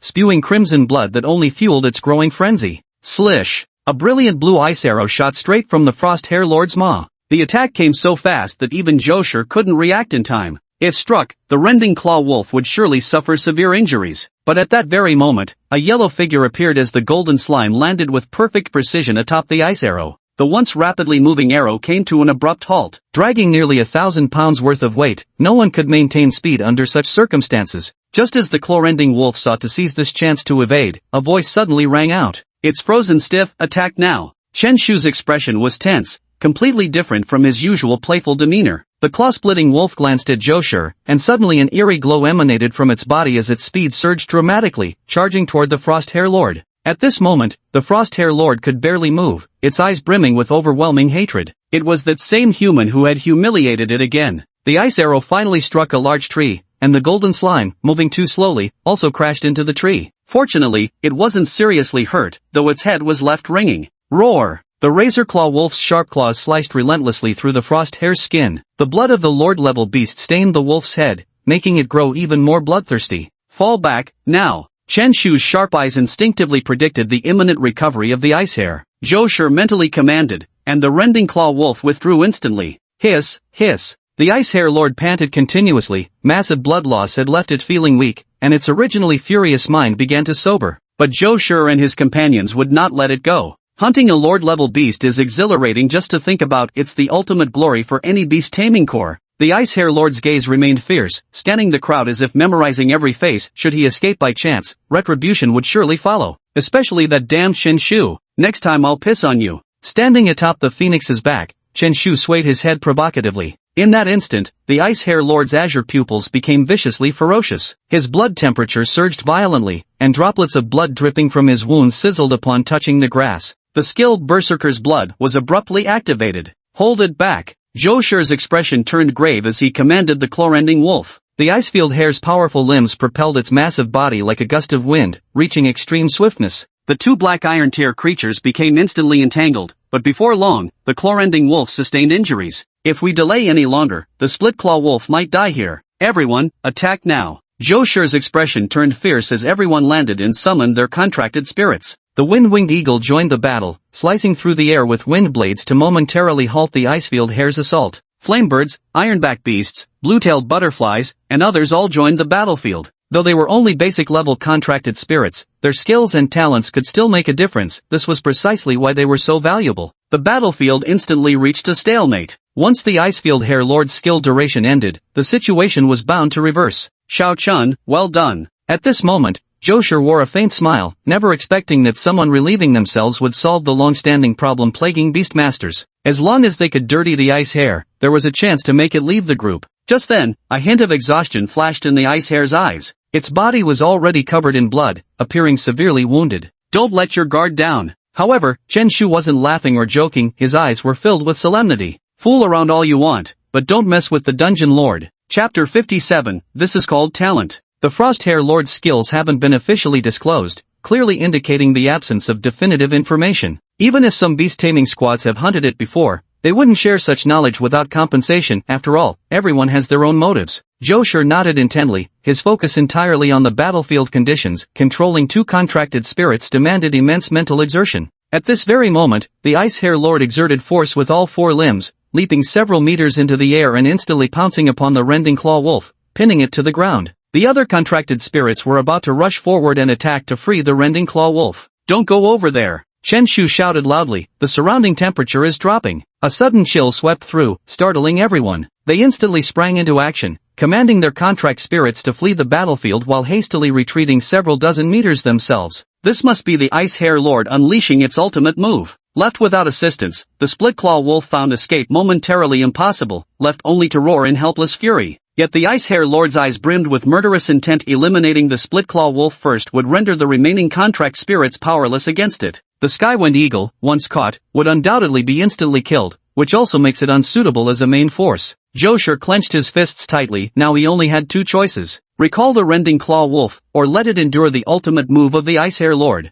Once recalled, there would be a cooldown before it could be summoned again. By then, everyone's corpses would likely have turned cold. But the Crackclaw wolf isn't a defensive contract spirit, and probably can't withstand its ultimate move either. Xiao Chen, what do you think? Zhou Shi unexpectedly turned his gaze towards Chen Shu at this moment. As an experienced beast-taming team leader, would he choose to trust a student who just arrived in this alternate dimension? But the others remained silent, casting equally trusting glances his way. Chen Shu's contracted spirit might not be strong, but his judgment was astonishingly accurate. Make the rending claw wolf break free now. If it fails, recall it immediately. Chen Shu wore a grave expression, his full attention fixed on the battlefield. Zhou Shi nodded slightly as the rending claw wolf swung its razor-sharp talons, relentlessly slicing through the ice hare's abdomen. As temperatures plummeted further, the rending claw wolf finally managed to break free from beneath its prey. Yet at this very moment, an eerily human-like smirk of cruelty curled at the corners of the ice hare's mouth. The cold reached its absolute extremity. The rending claw wolf's body stiffened into immobility, utterly trapped within the skill's deadly radius.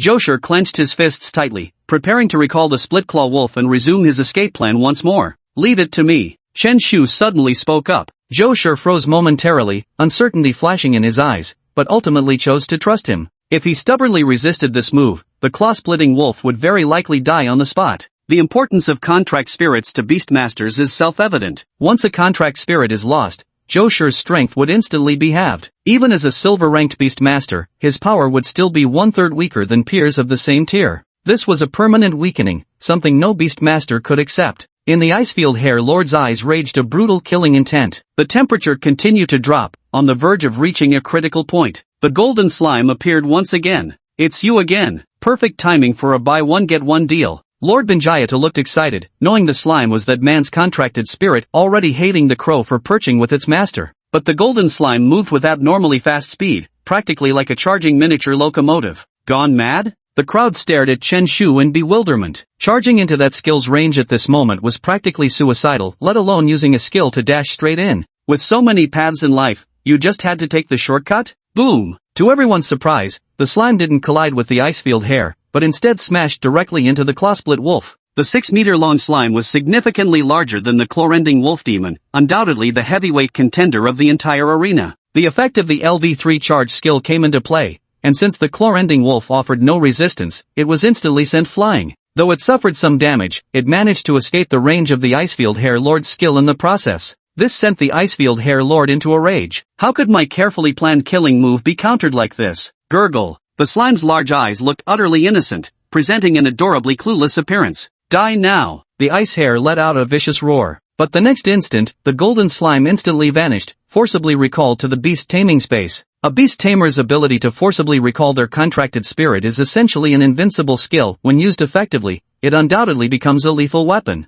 Boom! Boom! Boom! In an instant, under the moonlight, ice crystals bloomed like translucent snow lotuses, yet brimming with dreadful killing intent. Within a terrifying radius of several dozen meters, the temperature suddenly plummeted to its extreme. Everyone shivered in perfect unison. The ice crystals dissipated, the ice hare's ultimate move had been wasted in vain. Now, Joshu's expression was flushed with excitement as his contract spirits swarmed forward, with the Chlorending Wolf taking the lead, successfully vanquishing it on the spot. A lord-level ferocious beast had thus met its demise. We did it! We really did it! Chenpai, do you see it? Do you see it? Old Wang's face was filled with fervor as he kept shaking Chen Shu's shoulders. It's just a few dozen meters away from me, I'm not blind yet. Chen Shu looked utterly exasperated. Was there really any need for such excitement? Some people truly lacked worldly experience. Hurry, gather the loot and let's get out of here as soon as possible. Joshu remained relatively calm. Whether they encountered a wild beast or a beast hunting squad, both could trigger a crisis. A single lord-tier beast was worth at least several million, plenty of incentive for desperate actions. Shaoli, dismantle the corpse. The Ice Hare Lord measured a full 4 meters, far too large to transport whole, especially considering the 3-day journey back to base camp. By then, the flesh would have spoiled.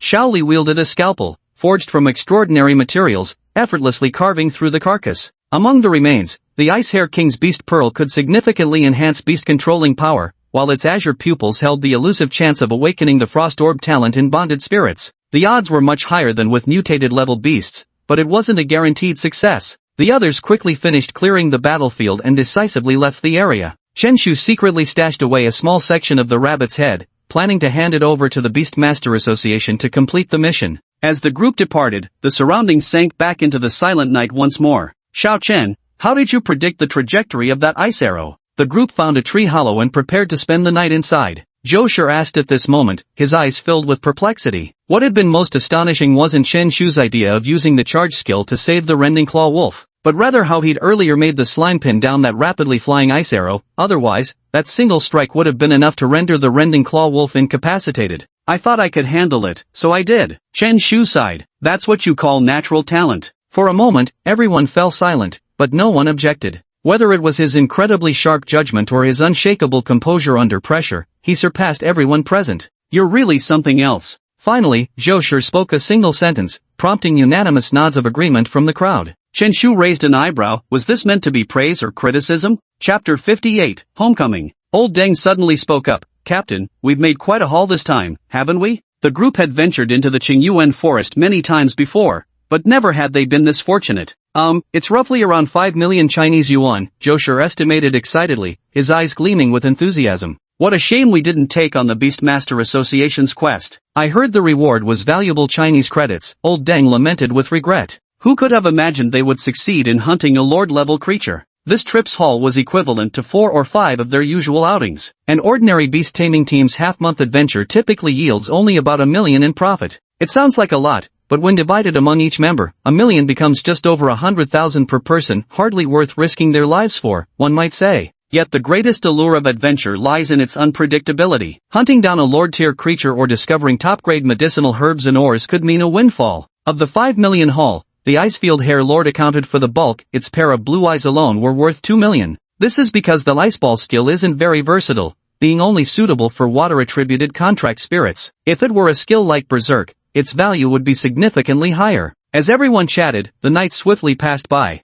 Early the next morning, the group set off toward the Jinling army's base without stopping along the way. 3 days later, when the small village came into view, everyone breathed a sigh of relief. Passing through the spatial passageway, the group safely returned to Blue Star, and a sense of familiarity immediately washed over them. Though the air wasn't as fresh as in the Green Yuan forest, at least they no longer needed to live in constant fear. Whether it was the steel-fanged rat tide, the blood-tusk boars, the tremor bears that emerged at night, or the frost-hair lord, all of them had made the group acutely aware of the dangers. The slightest lapse in caution could have easily led to casualties. I'll transfer this mission's rewards to everyone's accounts, Xiao Chen, you'll get your share too. Zhou Shi spoke up first. As a high-ranking executive at 666 Pharmaceutical Corporation, he naturally had better channels for handling the spoils. Chen Shu had originally just wanted to see what the alternate dimension was like. Logically speaking, the spoils had nothing to do with him, but his contribution this time was so significant that he was naturally treated as a full member of the team. No need, Uncle Zhou, there's no need to be so polite. Chen Shu waved his hand with a smile. Besides, I've already packed all the medicinal herbs I collected into my bag. You can just split the money among yourselves. Everyone looked speechless. When old Deng checked his backpack, sure enough, only one lonely level 2 iron core fruit remained. You're impressively quick, Zhou Shi finally managed to say after a long pause. The medicinal herbs were worth about 300,000, which might not be as practical as cash, but they held more value for Chen Shu since he lacked a pharmacist's license and couldn't purchase herbs from formal stores. We'll rest tonight and head back to Nanjiang City tomorrow morning. Zhou Shi spoke up, and to celebrate, the group headed to a small tavern in town. Chen Shu, however, sneakily made his way to the Beastmaster Association. You. The task hall staff member widened their eyes, their mouth probably could have fit an entire watermelon. On the table lay a severed rabbit's head, exuding a rich aroma that made one's mouth water uncontrollably. What's wrong? Did you really think I was joking? Go finish the mission for me now. Chen Shu's expression remained composed, as if this was all much ado about nothing. He casually tore off a piece of rabbit meat with his hand and began chewing. So you're genuinely the Arctic Snowhare Lord? The staff members still couldn't hide their astonishment. Logically speaking, no one would dare to falsify a mission report, that would be illegal. Moreover, the mission to hunt the Frostwild Hare Lord was issued by the military. Anyone daring to submit false reports would undoubtedly face imprisonment. The staff member took a small piece of hare meat for testing. Unable to resist the tantalizing aroma, they couldn't help but swallow hard. The results came quickly. Not only did the staff member approach, but by her side stood a soldier in uniform, his shoulders prominently bearing the characters Zhenling. For a moment, Beastmasters in the mission hall all turned their gaze toward him, filled with solemn respect. Unlike the soldiers of Qingyuan Town, the Town Guardian Army typically remained in alternate dimensions and seldom ventured out unless something major occurred. Hello, I'm Xie Shan. With a faint smile at the corners of his lips, Xie Shan extended his right hand. Hey there! Chen Shu extended his hand as well, his gaze drifting toward the rabbit heads on the table. Wanna grab some, bro? Xie Shan was immediately caught off guard. He shook his head and said quietly, this is indeed the Frosthair Lord. Could you please provide your ID? Your China points will be automatically recorded. Chen Shu wiped the grease from his hands and pulled out an ID card. You're only 17? Xie Shan wore an expression of disbelief as he scrutinized Chen Shu up and down. Chen Shu froze for a moment and said, doesn't it look like me? I'm a fresh young guy too, alright? Xie Shan remained silent, saying nothing as he took out his handheld communication device and entered Chen Shu's ID number. In no time, Xie Shan returned the ID card to Chen Shu. All set. 50 Huaxia credits have been deposited into your ID. You can exchange them for resources at any government office. Chen Shu nodded, surprised by how simple the process was. Didn't they worry he might have just stumbled upon the Ice Hare Lord's head by chance? In reality, such a possibility was extremely slim. Beast carcasses were usually devoured by the killer's contracted spirits. Here, have this rabbit head. Chen Shu quietly left with his ID card, keeping a rather low profile. The staff member remained utterly dumbfounded. A 17-year-old student had killed the Frostwild Hare boss? Everyone was accepting this mission as a joke, so how come you're the only one taking it seriously? Xiao Su, which restaurant does this grilled rabbit head come from? It's well cooked, just a bit dry, probably reheated. Only then did the Beastmasters in the mission hall cautiously approach. They hadn't dared eavesdrop on Xie Shan and Chen Shu's conversation earlier, fearing it might involve classified information. What you're eating is the head of the Frostwild Hare Sovereign. Of course it's good, the staff member remarked with a lifted eyebrow.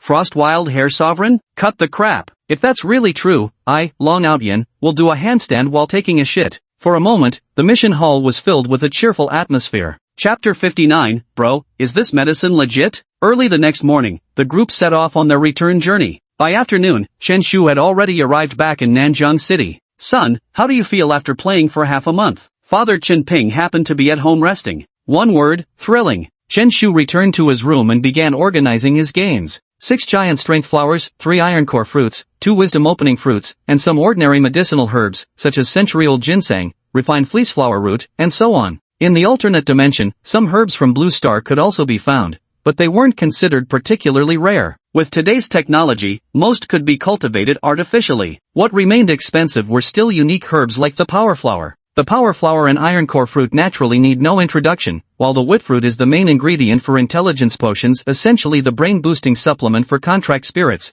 enhancing both their intellect and combat awareness. Chen Shu focused intently, taking out various other herbs and materials, essentially blowing through his entire savings of 100,000 huaxia dollars. Another boring automated process, potion brewing time. In just one afternoon, Chen Shu had completed the preparation of all the potions. The final harvest was 39 mid-grade strength potions, 9 basic defense potions, and 6 intelligence potions. The 9 defense potions increased the slime's defense by 4.5%. As for the intelligence potions, Chen Shu appeared somewhat hesitant about them. Watching the slime drool in its sleep, he couldn't help but wonder, was brain gold really effective after all? Just give it a try. At least make it look livelier. Chen Shu poured all 6 bottles of intelligence potion into the slime. As expected, not the slightest effect could be seen. Forget it. Let's head to the black market and sell those strength potions first. Chen Shu tidied up, took a refreshing shower, and headed straight to Zhang Dali's house. Dali. To his surprise, Zhang Dali opened the door immediately. Chen Pai, you're back?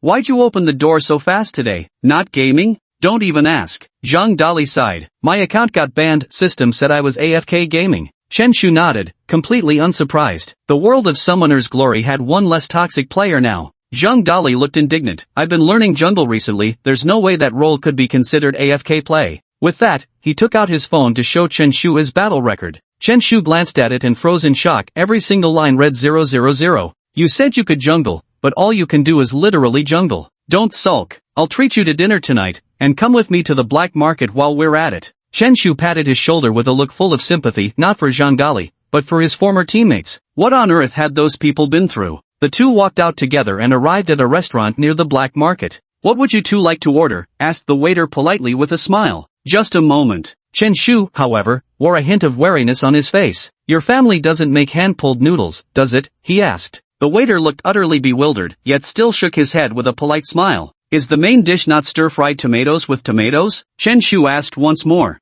The waiter's smile was a bit forced. Stir-fried tomato and tomato, what kind of dish is that? That's absolute gibberish. Are you kidding me or what? He took a deep breath and shook his head. Do you have those sodas that cost 3 yuan outside but over 20 yuan here? The waiter finally couldn't hold back anymore, rolled his eyes, and walked away without a word. Seems like a decent restaurant, Chen Shu nodded. 2 plates of fried rice with eggs, please. After the two had eaten their fill, they arrived at the black market. Chen Pai, why did you come to the black market? Let me show you what a true black market boss is made of. Chen Shu went to the previous stall but didn't see old Wang there. If even swindlers aren't motivated anymore, there's really no future in this. Chen Shu shook his head as he spread out a blue cloth and arranged all the medium-grade strength potions on it. Chen Pai, have you really fallen so low as to resort to cheating? Zhang Dali's eyes widened in suspicion, clearly taking him for one of those scam artists at market stalls. This is the real deal. Genuine potions, understand? Chen Shu shook his head, his face full of pride as he declared, let me show you my reputation. No need to even call out, regular customers come back on their own.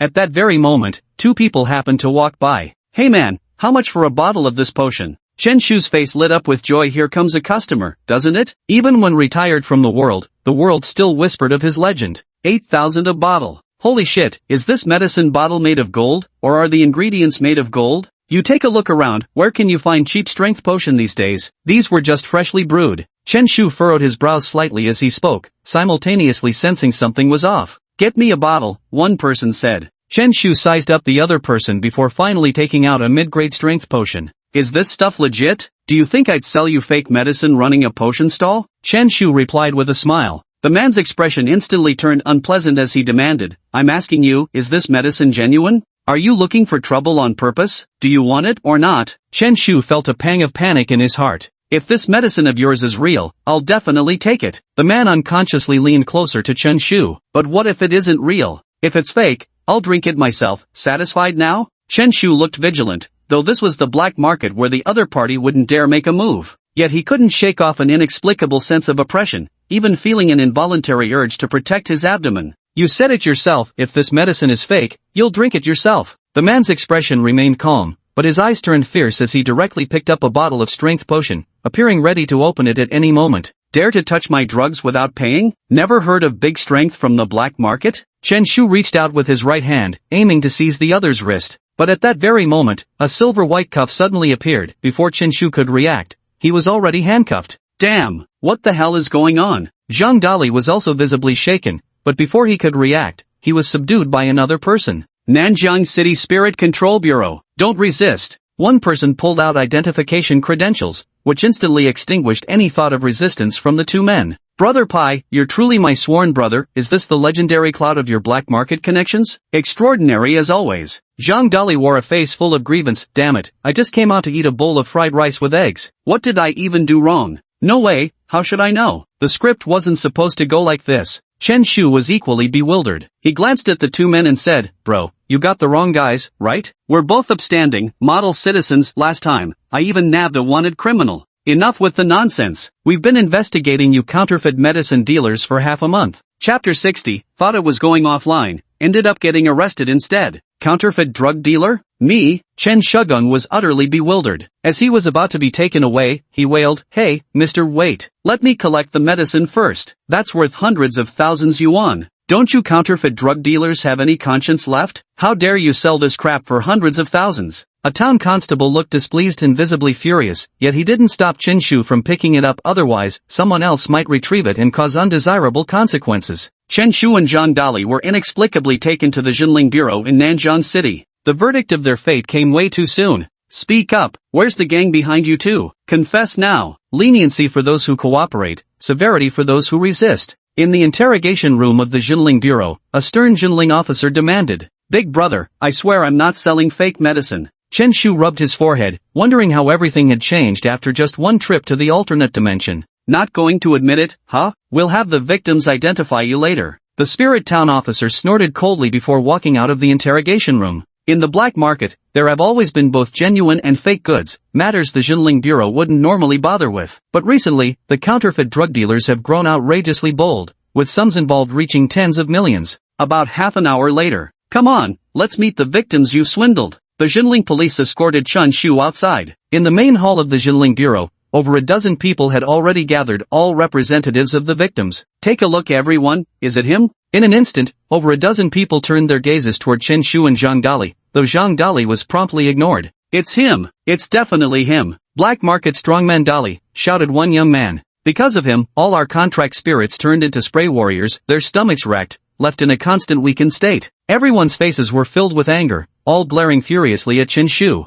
Chen Shu's lips twitched. Had he really become a counterfeit drug dealer? Hey, brothers and sisters, are you sure it was me who sold you the potion? Confusion filled his eyes. His medicine absolutely couldn't be fake, otherwise the golden slime would have already shown signs of trouble. Is this guy working with you? He's the one who claimed that counterfeit drug dealer was selling genuine products. One person took out a phone displaying a photo. Turtle brother? Chen Shu focused his gaze and immediately recognized the man. It was old Wang from the neighboring stall. Now he understood why the other person had disappeared. Had they actually run away? Chen Shu said with a look of exasperation, he's just a shady vendor selling dirt. We're really not close. We're not even on the same level. No wonder they were scammed. It truly makes you worry about these people's intelligence. Just think, have you ever had any problems after taking my potions? Chen Shu's soul-searching question plunged everyone into silence. Just as the atmosphere grew heavy with silence, a middle-aged man suddenly walked in. Uncle Wang! Zhang Dali exclaimed loudly, as if he had found a savior. It was none other than Wang Qian, a close friend of Zhang Dali's father and the very person who had delivered the bonus to Chen Shu that day. Captain! The spiritual officers in the hall all turned to look. What's going on? Wang Qian frowned and inquired. A spiritual officer explained the situation to him, and Wang Qian's eyes were filled with contemplation. Though these two are a bit mischievous, they wouldn't go so far as to sell fake medicine, and the amount involved is so large. Xiaochun, what do you two have to say for yourselves? Although Wang Qian was acquainted with the duo, he didn't immediately let them off, not wanting to give people reason to gossip. Uncle Wang, we're genuinely wronged here. No matter how broke I am, I'd never sell counterfeit potions. A mid-grade strength potion at 10,000 a bottle, how many people can even afford that? Doesn't every family have a strength-type contracted spirit? Chen Shu wore a sorrowful expression inside. My strength potion only costs 8,000. I'm just 17, trying to do some good for the people. What crime is that? Wang Qian rubbed his forehead, thinking, you really are full of crap. But as a seasoned spirit guardian officer, he still managed to extract the key information. Your strength potion sells for 8,000? Is there really such a cheap potion? Wang Qian's sharp gaze fixed on Chen Shu, exuding an intangible pressure. Chen Shu, however, remained utterly unfazed. He shrugged and said, "My potions all come from the 666 liquid pharmaceuticals. If you don't believe me, I can have someone from the company verify it for you." As a major company in Nanjiang City, it clearly possessed sufficient credentials to prove Chen Shu's innocence. With that, Wang Qian gestured with his head and returned Chen Shu's phone and other belongings. Opening his phone, messages had already started coming in on WeChat an hour earlier. Regiment Leader 666, Xiao Chun, the beast taming regiment is planning to celebrate tonight. Want to join us for dinner? Chen Shu raised an eyebrow, perfect timing, and immediately sent a message using UltraChat. Uncle Zhou, I've been caught by the Spirit Control Bureau. They insist I'm a fake medicine dealer. When you didn't reply, Uncle Joe thought you'd just quit the internet. Never imagined you'd actually been arrested. Wait for me. Chen Shu put away his phone and turned to Wang Qian. Uncle Wang, do you have any leads on that counterfeit drug case? Chen Shu was furious now. How dare someone borrow his reputation to swindle people? Not only had they tarnished his reputation, but they also got him arrested by the Spirit Enforcement Bureau. Most importantly, he wasn't even given a share of the franchise fees. This is like borrowing his toilet paper, only to take a shit on his head afterward. This is intolerable. Absolutely unacceptable. Not at the moment. The Spirit Control Bureau has too much on its plate right now and can't spare many personnel. Wang Qian shook his head. Even the town spirit police who arrested Chen Shu and the other were just interns. Uncle Wang, I think we should mobilize the power of the masses and directly post a mission at the Beast Tamer Association. Offer a reward of a mere 1,000 or 800 Huaxia points. Where there's a hefty reward, there will be brave men. Chen Shu's eyes rolled as he suggested to Wang Qian. A mere 1,000 or 800? Wang Qian's eyes widened. This old man really dared to speak his mind. Huaxia points were incomparably precious. They couldn't even be measured in Huaxia currency. Forget him being just a captain of the town spirit bureau, even the director would need to apply to higher-ups for them. Yet Chen Shu's words reminded him, since he was short-handed, why not just outsource the task? Soon after, a sun-darkened man walked in from the hall. A smirk played at Zhou Shi's lips. Xiao Chen, how's that big bowl of prison rice treating you? Chen Shu gave him a speechless look. Just how badly do you want to see me behind bars? He sighed helplessly. Uncle Zhou, enough already. With all of you yapping away, it's only a matter of time before I'm repenting in jail. Chapter 61, this round broke the defense completely. Old Wang, long time no see. Zhou Shi looked at Wang Qian. The two were evidently old friends. Lao Zhou, are those strength potions he's selling in the black market all from your company? Wang Qian asked directly. Zhou Shi nodded in explanation. Xiao Chen is indeed a summer intern at my company, working as a potion assistant. He has some alchemy skills himself. I'll show you the relevant contracts tomorrow. Zhou Shi didn't dwell on it much, merely assuming Chen Shu had sold a few bottles of potions. Had he known the other party had earned millions in just 10 short days, he probably wouldn't have been able to sleep at night. Wang Qian nodded. Alright, since that's the case, then there's no problem. It had now been confirmed that Chen Shu had no connection to those counterfeit drug dealers. His own medicines were genuine, with verifiable sources, so naturally there was no need to detain him. Since you're all victims, do you have any other opinions to share? Although Wang Qian knew everyone involved, he still had to handle the matter according to the law. After all, the entire lobby was under surveillance. Just as the young man at the forefront was about to speak, his phone suddenly rang. Hello? What? My contracted spirit had another diarrhea outburst? It even blew up the toilet? With a startled jerk, the young man pocketed his phone and said, he's not with their group after all. Forget about him then. Captain Wang, please deal with the real scammer as soon as possible. The group left the town spirit bureau one after another. Zhang Dali took a deep breath and said, Chenpai, why do I feel like I've been given a new lease on life? Honestly, I feel the same way. Just outside the town spirit bureau, the two of them breathed in the air of freedom with wild abandon, even spreading their arms as if embracing a brighter tomorrow. Are you two out of your minds? As soon as Zhou Shi stepped out, he saw these two acting like they'd lost their marbles. Uncle Joe, you just don't get it, Chen Shu said with emotion. We're different from you. We're upright, law-abiding citizens, not regulars at the Spirit Control Bureau. That wording, why does it make me sound like some kind of seasoned criminal? Zhou Shi's forehead darkened with annoyance. Had it somehow become an offense to bail you guys out? By the way, the Beast Taming Corps is having a gathering right now. You two want to tag along? Chen Shu glanced at Zhang Dali, seeking his opinion. Zhang Dali spoke up, I'll pass. I need to go back and document this momentous day, Let's take a rain check, Uncle Joe. I need some time to recover too. They hailed a taxi and prepared to head home. Chinpi, this isn't like you actually didn't go mooch a meal? You're dumb if you think I'd fall for that. You just want me to pay the bill. Did you really think Chen Shu would walk into such an obvious trap? That makes sense. Brilliant. As brilliant as Ovaltine. Zhang Dali suddenly asked, by the way, Chenpai, you were framed, weren't you? Nonsense. I was just worried about having nothing to do this summer. I must catch that fake medicine dealer. Let him know there'll be hell to pay for messing with me. Chen Shu.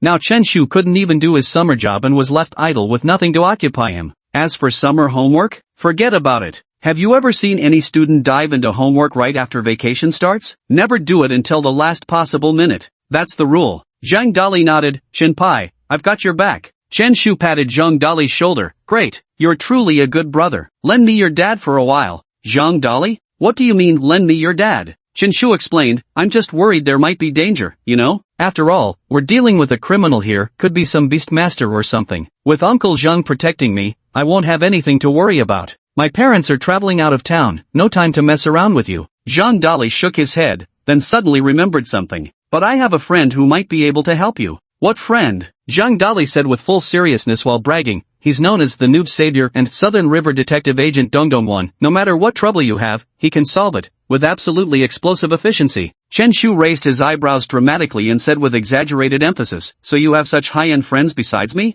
What exactly does he do for a living? A butcher at Xiafei Road intersection. Chen Shu fell silent, simply staring at the other person with a peculiar look in his eyes. I'm telling you, Chen Pai, don't be like this. I'm serious. Zhang Dali felt utterly uncomfortable under the other's gaze. Chen Shu seemed to say nothing, yet seemed to say everything, as if two words were silently echoing in the air. IDIOT. The two returned to the neighborhood, with Zhang Dali covering Chen Shu's eyes the whole way, no longer willing to face that intense gaze. Early tomorrow morning, I'll come find you and show you something new. It's about time you got acquainted with the upper echelons of Nanjiang City. With that, Zhang Dali sprinted all the way back home. Bringing in a butcher to investigate counterfeit drug dealers? Have I gone mad? Or has the whole world lost its mind? Chen Shu returned home, washed up, and was ready to fall straight into bed. Today's experiences had been far too eventful. Ding ding. Just then, his phone suddenly chimed.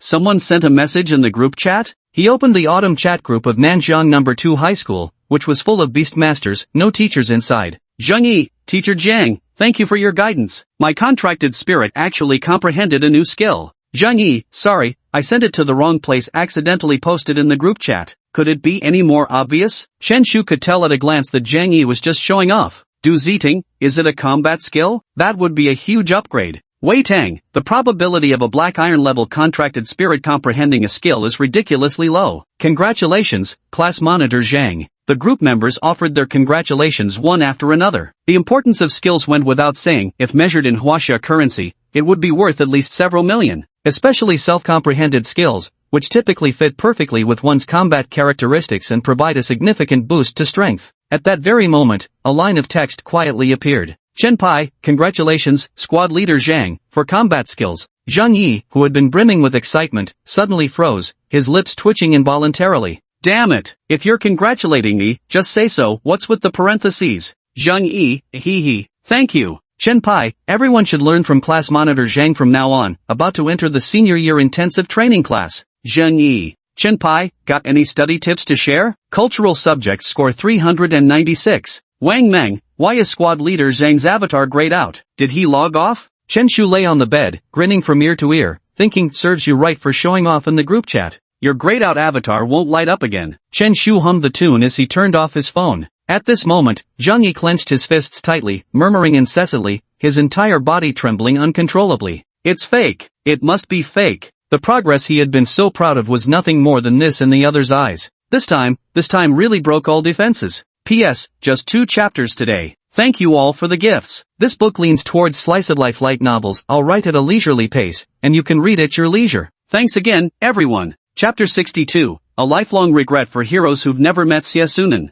Early the next morning, when dawn had just begun to break. Chen Pai, time to get up. Zhang Dali banged on Chen Shu's door, shouting at the top of his voice. Chen Shu rubbed his eyes, looking thoroughly drowsy. Damn, why are you here so early? Who wakes up this early during a holiday? Chen Shu reluctantly got up, tidied himself, and went to the living room, only to find Zhang Dali having breakfast with Chen Shu's parents. Yawning, Chen Shu said, didn't you stay up late last night? What's with coming so early? You idiot, any later and your family's breakfast would have gone cold. Chen Shu shook his head, so you woke up this early just to mooch a meal? What are you looking for me for? Chen Shu picked up a fried dough stick and started eating it with soy milk. Zhang Dali said, know any high society folks? Forget what happened last night already? Father Chen Ping glanced over. Dali, what high society folks are you talking about? A pig butcher. Chen Shu shook his head, feeling like Zhang Dali had totally lost his marbles. After breakfast, Zhang Dali insisted on taking Chen Shu to see something interesting, forcibly dragging him along. Half an hour later, the two arrived at the intersection of Shafei Road.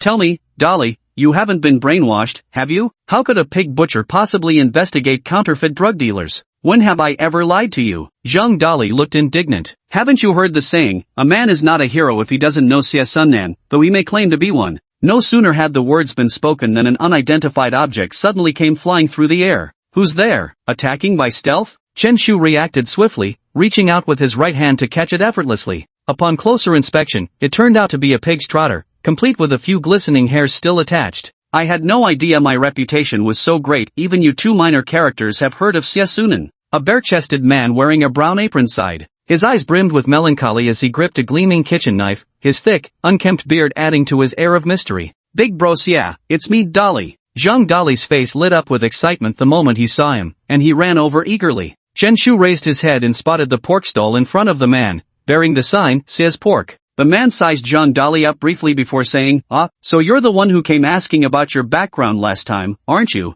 Chen Shu's body stiffened abruptly, and he stared at Zhang Dali with a peculiar look in his eyes. Investigating your origins? Don't tell me you actually suspect you're not their biological child? Only you would think of that, Zhang Dali. Brother Xie, it's me, I never imagined you'd still remember me. How could I forget? Even underwear and toilet paper served their purpose. Zhang Dali felt something was off about the analogy but didn't dwell on it. Brother Xie, today it's my friend who wants to come ask for your help. Xie Sunan glanced at Chen Shu and asked, little brother, do you also suspect you're not their biological child? Chen Shu quickly shook his head and said, I'm looking for someone. Who? A black market counterfeit drug dealer. Got any other info? Appearance? Height? Their squatting position? Chen Shu was utterly bewildered. Was even his squatting posture considered vital information now? Xie Sunnan asked earnestly, is there a problem? Big bro, when I make this face, it doesn't mean I have a problem, it means you're the one with the problem, alright? Chen Shu shook his head, feeling it was unreliable. But since Zhang Dali knew the guy, they'd just have to try their luck with this last-ditch effort. Can you help me find this person? Chen Shu pulled out brother Wang Ba's photo. By now it was basically certain that old Wang had gotten mixed up with those counterfeit medicine dealers.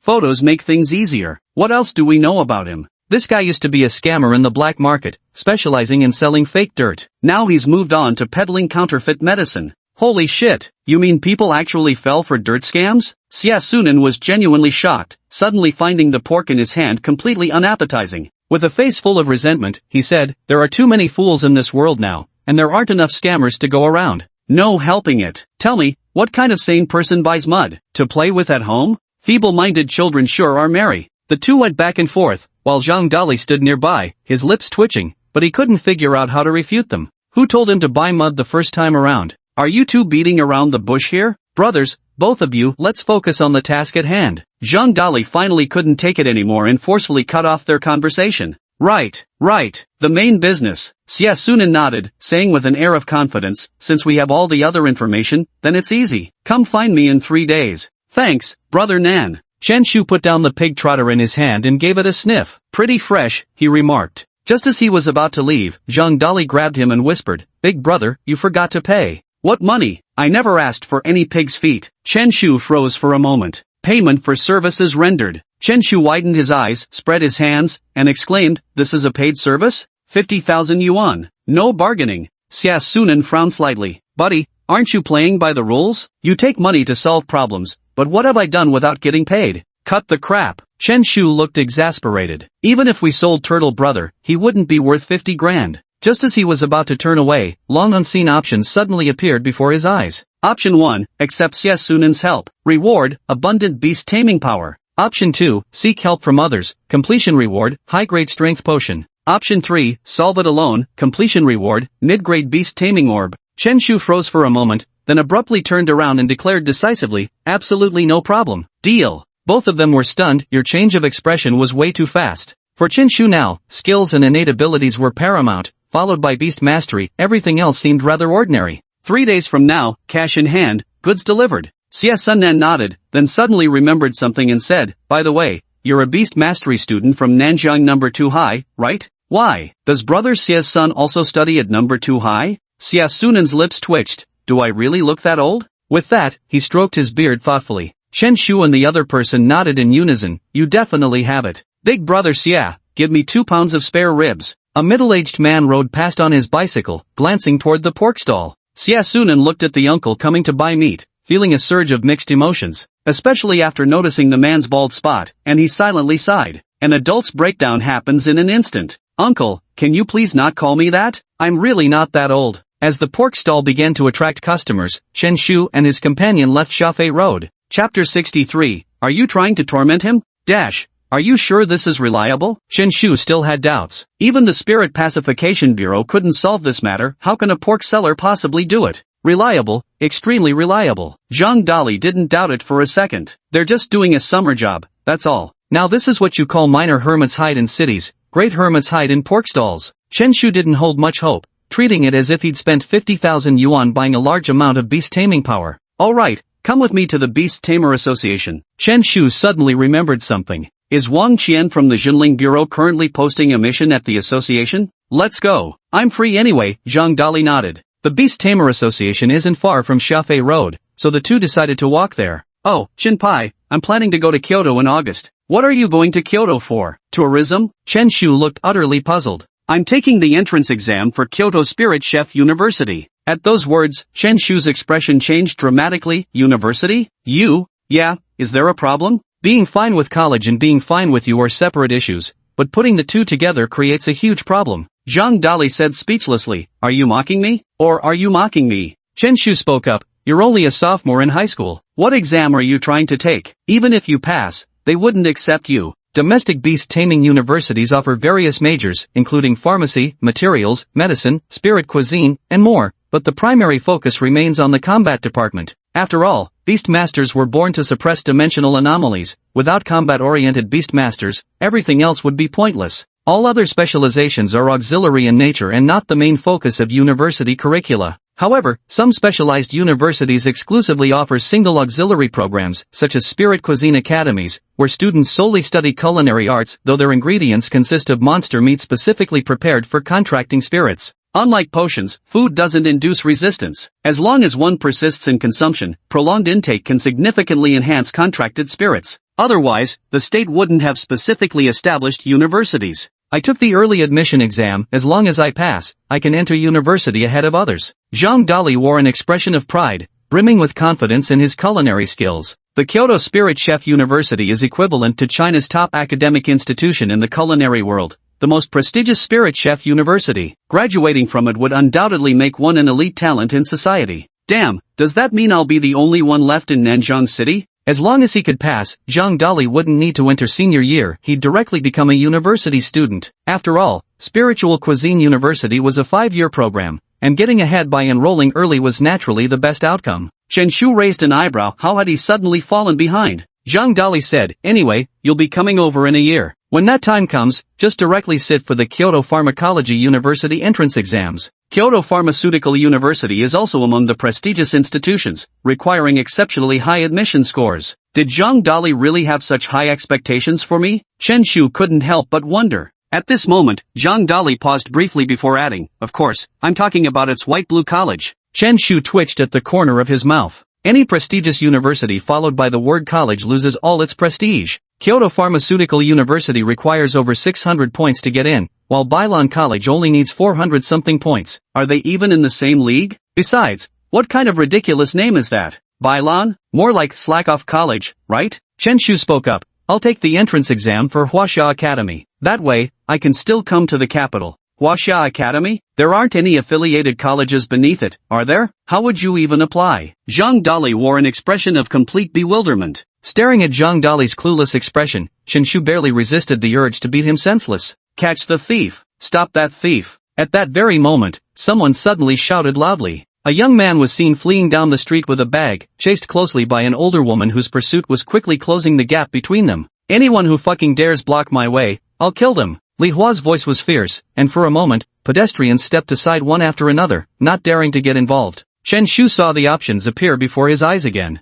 Option 1, act decisively, apprehend the thief. Completion reward, small amount of beast taming power. Option 2, turn a blind eye, become a background extra. Completion reward, camouflage potion. Option 3, shout loudly, go, go. while urging bystanders to clear the way. Completion reward, gain title, sinful cheerleader. Equip effect, if contracted spirit's nature is evil, speed plus 20%, if nature is good, speed dash 20%. Option 4, run alongside the thief, maintaining parallel movement throughout. Completion reward, unlock new archive, speed burst potion. Chen Shu froze for a brief moment, swiftly dismissing the first 3 options, especially the third one, which was utterly ridiculous. With a strong push-off from his feet, he immediately sprinted straight toward the thief's direction. Zhang Dali wasn't about to be outdone either. Both men were in peak physical condition, running like whirlwinds. Now the thief was alone and unarmed, couldn't they handle him easily? When the thief glanced back and saw the 2 men chasing him wildly, his heart sank halfway. Are there really people who aren't afraid to die? Come on, try me. Li Hua put on his fiercest expression, trying to scare them off. But it had no effect at all. Just you try. Chen Shu and his companion quickened their pace once more. As they were about to catch up with the thief, the surrounding onlookers cheered them on. Though lacking the courage to be heroes themselves, they had no qualms about voicing their support. Damn it, why am I so unlucky? Li Hua wailed inwardly, looked like he'd be spending another few days in the slammer. Chen Shu made a sudden sprint and finally pulled up alongside the thief. Take the bag, just stop chasing me. Li Hua gritted his teeth. Both men had robust builds, and he knew he stood no chance in a fight. But Chen Shu made no move to catch it, letting the bag drop to the ground. He didn't speak or make any aggressive moves, maintaining his running stance while staying perfectly aligned with Li Hua. Shunpi. Zhang Dali had also caught up by now, but seeing Chen Shu remain impassive, confusion flickered in his eyes. Chen Shu simply shook his head, continuing to run alongside Li Hua without breaking stride. You want to torment him, don't you? I like it. A wicked smile crept onto Zhang Dali's lips as the thought crossed his mind. Sandwiching the thief between them, the trio began running down the street in perfect unison. At this moment, bystanders stood dumbfounded. The purse-snatching victim and auntie looked utterly bewildered. What kind of situation was this? But none was more stunned than Li Hua. After years in this line of work, he'd never witnessed anything so bizarre. Either arrest me or let me go. What is this now? Treating me like a sidekick? Can't you show a little respect? Chapter 64, The Middleman Makes No Profit, Playing Hula Hoop? Li Hua felt his head buzzing, his limited brain capacity utterly failing to comprehend the scene before him. But driven by instinct, he kept running without stopping. To an onlooker, they might have seemed like 3 young men passionate about sports. Before long, Li Hua gasped for breath as he spoke, clearly showing signs of physical exhaustion. Brothers, I was wrong, I truly admit my mistake. Chen Shu and Zhang Dali both wore expressionless faces, transformed at this moment into merciless running machines. The retreating figures of the 3 became a scenic sight on the street. As they ran farther away, surrounding pedestrians could no longer tell that Li Hua in the middle was a thief, and gradually began to gossip about them. Are they chasing the sun? How enviable, the youthful vigor of today's young people. Yeah, not like that lazybones in my house, still sleeping right now. Go, go! Many passers-by even started applauding, cheering them on.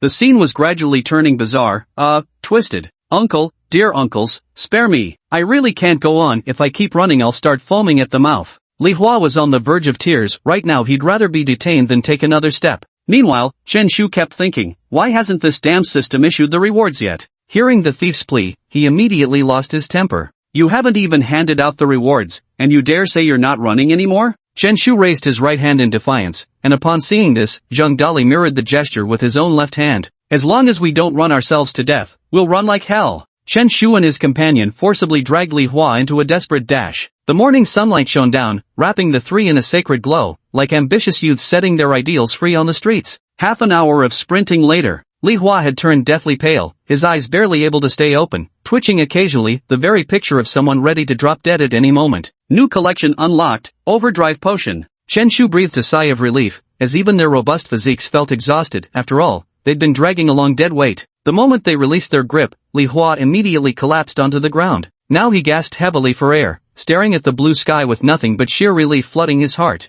Dilly, Chen Shu called out, I'll keep an eye on him. You go buy 3 bottles of water. Uncle, how exactly have I wronged you? I'll change, I swear I'll change. Li Hua gasped breathlessly. Chen Shu crouched down to meet Li Hua's gaze and said, cut the crap. Answer one question correctly, and we'll let you go. A question? Li Hua perked up immediately. Could they really be planning to spare him? Where does the road lie ahead? Ha! Li Hua was utterly confused. Are you seriously crazy? What kind of nonsense question is that? You don't know? Chen Shu clenched his right fist and narrowed his eyes. Little brother, do you know what this is? Ever seen a fist as big as a sandbag? Li Hua swallowed hard and attempted to reply, the road lies beneath your feet. Bang! Chen Shu punched Li Hua squarely in the left eye socket. You actually dared to sing it out? You think we're doing a damn duet here? Uncle, I was really wrong. Tears welled up in Li Hua's eyes, thoroughly worn down by Chen Shu's interrogation. Good, it seems you've realized your mistake, even shedding tears of remorse. Chen Shu nodded approvingly and reminded, turn left at the intersection ahead, what's the first building there? Li Hua's eyes darted sideways. He knew these streets like the back of his hand, he wouldn't have chosen this area for theft otherwise. With a pitiful expression, he said, Nanjiang City Public Security Bureau. Correct answer. Now do you know what to do? Li Hua nodded, she'd let him off, but not entirely. Fail to answer the question and keep getting beaten, answer it and go straight to the police bureau. With that physique, what kind of thief are you? Go home and train properly, got it? Just then, Zhang Dali returned, holding Master Lu's mineral water, and handed a bottle to Li Hua. By the way, what's your name? Li Hua. Chen Shu patted him on the shoulder and said, after you get out, write letters properly to your foreign friends. What's with all this stealing every day? Such idle behavior. Ha, write letters to what foreign friends? Li Hua looked utterly confused, no longer able to follow their conversation. Let's go. Chen Shu and his companion exchanged satisfied smiles, watching with their own eyes as Li Hua walked into the police station. By the way, that guy's a thief, you can check the surveillance footage at the intersection of Xiafei Road. Chen Shu said to the officer on duty at the entrance, just in case the suspect tried any tricks. Having concealed their heroic deeds, the two quietly slipped away. 10 minutes later, the two arrived at the Beastmaster Association of Nanjiang City. Chen Shu, familiar with the place, went directly to the mission hall and looked at the tasks displayed above. Mission name, tutoring a high school junior in exam preparation. Task difficulty none. Task content: my son is about to become a senior high school student and wishes to have a beast-taming university student tutor him in his studies. Task requirements: current students or graduates from top-tier beast-taming universities. Task name, beast-taming dojo sparring partner. Task name, exterminate mutated rat horde. As Chen Shu browsed through the list of tasks, everything felt refreshingly novel. This was his first visit to Nanjiang City's Beast Master Association. Most of the missions didn't specify difficulty levels, being primarily social service assignments. This is completely different from the missions in Qingyuan Town, as Qingyuan Town borders the Qingyuan Forest, so all its tasks are related to that. In the city, there are few monster hunting assignments like the mission to exterminate a swarm of mutated rats, which only posed an ordinary level of danger. In the past, ferocious beasts even launched counter-invasions on Blue Star, naturally mating with local animals. As a result, their bloodlines persisted, giving rise to mutated creatures.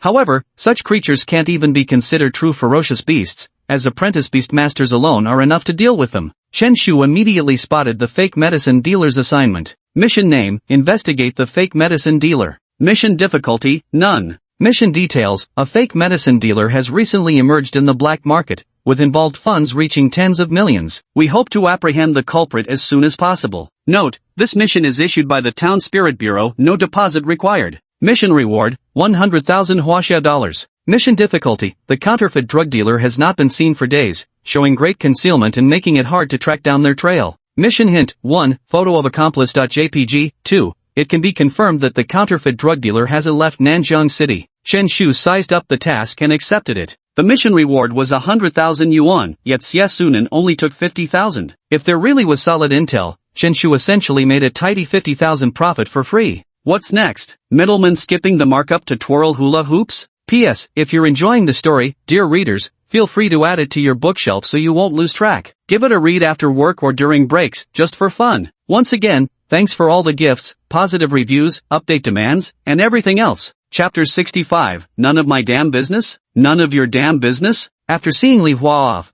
the two of them arrived at a hot pot restaurant. One could say they came into the city with their brother, eating hot pot and singing songs, utterly relaxed and content. By the way, Dolly, I'm heading to the Beast Taming Resource Bureau in Nanjiang City this afternoon. What do you say? Chen Shu picked up a piece of tripe with his chopsticks and asked casually. He still has 50 Huaxia credits unused. Spending them would probably let him sleep soundly tonight without nightmares. Zhang Dali said, me? I have culinary enhancement training this afternoon, might not make it. Fine, pass your exam then. You'll be cooking exclusively for my slimes later. Half an hour later, both men sat contentedly after their hearty meal. Suddenly, the atmosphere seemed to grow still. The two men stared at each other without speaking a word, with invisible gunpowder smoke hanging in the air. Zhang Dali broke the silence first, saying, Chenpai, it's time to settle the accounts. Hey! Chen Shu naturally took out his phone. Yes, that's me. What's the matter? I'll be right there. Zhang Dali looked utterly speechless. Chenpai. Chen Shu made a silencing gesture and whispered, I'm on a call, multi-million-dollar business here. Chen Pai. Zhang Dali's forehead darkened with frustration as he spoke up again. Chen Shu waved his hand again. President Liu, go ahead and prepare the contract. I'll sign it as soon as I arrive. With that, Chen Shu prepared to stand up, naturally ready to leave. Chen Shu. Zhang Dali suddenly slammed the table and said, Hey dumbass, you're holding your phone upside down. You're fucking pretending, at least do it properly. Did you really take me, Zhang Dali, for an idiot? Chen Shu's expression froze instantly before he forced an awkward chuckle. That explains the silence, he said. You're not thinking of skipping town, are you? Zhang Dali eyed Chen Shu with undisguised suspicion. You think I'd do something like that? Chen Shu retorted. Chen Shu's eyes widened as he promptly and generously settled the bill. The two parted ways at the hot pot restaurant. 1 hour later, Chen Shu arrived at the Beast Taming Resource Bureau in the Eastern District. This was where Huaxia points could be used. Although all kinds of materials and resources were fully stocked, few people frequented the place. After all, Huaxia points weren't something ordinary people could obtain. Staring at the low-rise building before him,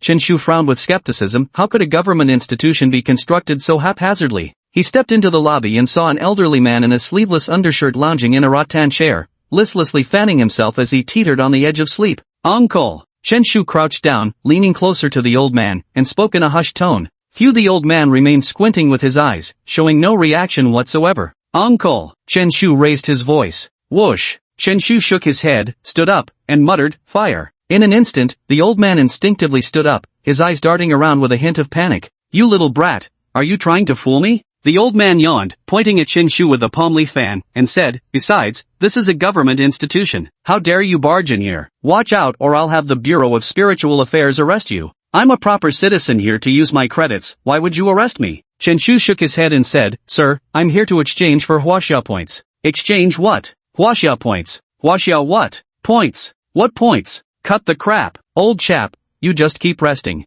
Alright then. The old man stretched and settled back into his rattan chair. Chen Shu looked utterly speechless. Communicating with you is truly difficult, are your ears working or not? He walked straight into the hall, where a young woman happened to be standing at the counter. Hello, I'm here to use Huaxia points. Please present your ID. The staff member gave Chen Shu a once-over, their eyes widening with surprise especially after glancing at his ID card, their mouth parting slightly in astonishment. A student actually managed to earn Huaxia credit points? Here you go, this is the exchange handbook. The staff handed him a small green booklet. Chen Shu eagerly opened it, wanting to see what was inside. Beast Taming Pearl Chapter. Low-grade Beast Taming Pearl, 1 point. Mid-grade Beast Taming Pearl, 3 points. Premium Taming Pearl, 6 points. Basic Taming Pearl, 5 points. Black Iron Taming Pearl, 20 points. Elixirs Section. Inferior Strength Potion, 0.5 points. Medium Strength Potion, 1 point. Superior Strength Potion, 3 points. Basic Physique Potion, 3 points. Materials Chapter. Power Flower, 3 points. Grade 1 Gigantification Fruit, 4 points. Chen Shu scanned the listings, there was nearly everything one could want. But since he was just an intern beastmaster, no resources of black iron grade or above appeared for him.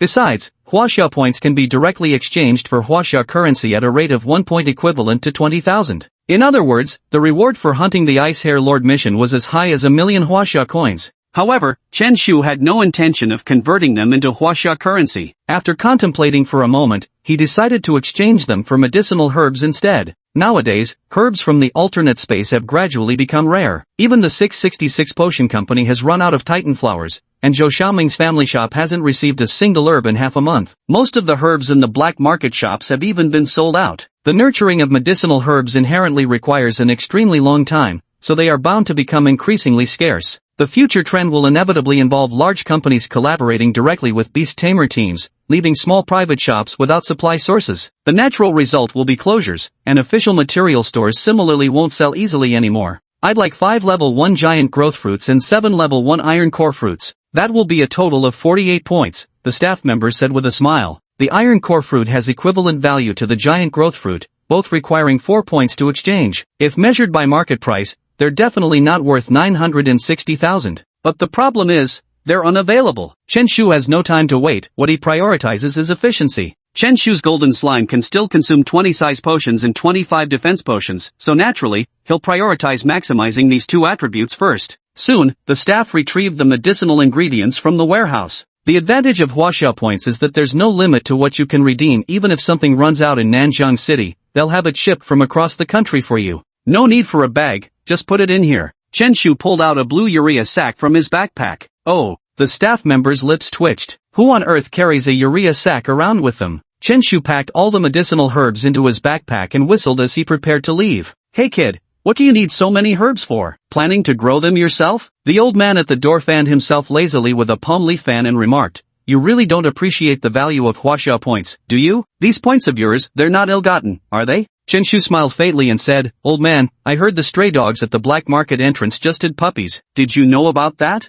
None of my damn business. The old man was baffled. What the hell is wrong with this kid, jumping topics so randomly? Then I'll use my own points to exchange for stuff, none of your damn business. The old man was instantly rendered speechless. Chapter 66, The Wicked Meets Their Match. The old man was instantly left dumbstruck. Chen Shu strode away, leaving behind only a dashing silhouette. Quite interesting. The old man shook his head and went back to sleep. Chen Shu made a detour to the medicinal herb shop and bought all the remaining ingredients, emptying his small savings in an instant. One might say he'd returned to square one overnight. He returned to the residential complex, ready to finish preparing the medication. Why is it so lively here? Over a dozen people had gathered at the entrance of the complex, and Chen Shu instinctively joined the crowd out of curiosity. Excuse me, could someone explain why 1,000 yuan is missing from my bag? And how did my phone get broken? A girl with meticulously applied makeup but a spiteful expression demanded sharply. Opposite her stood a young girl with slightly reddened eyes, on the verge of tears, stammering incoherently. The surrounding onlookers buzzed with discussion, yet not a single person stepped forward. Chen Shu pushed through the crowd and positioned himself protectively in front of the little girl. What's wrong, Nyo?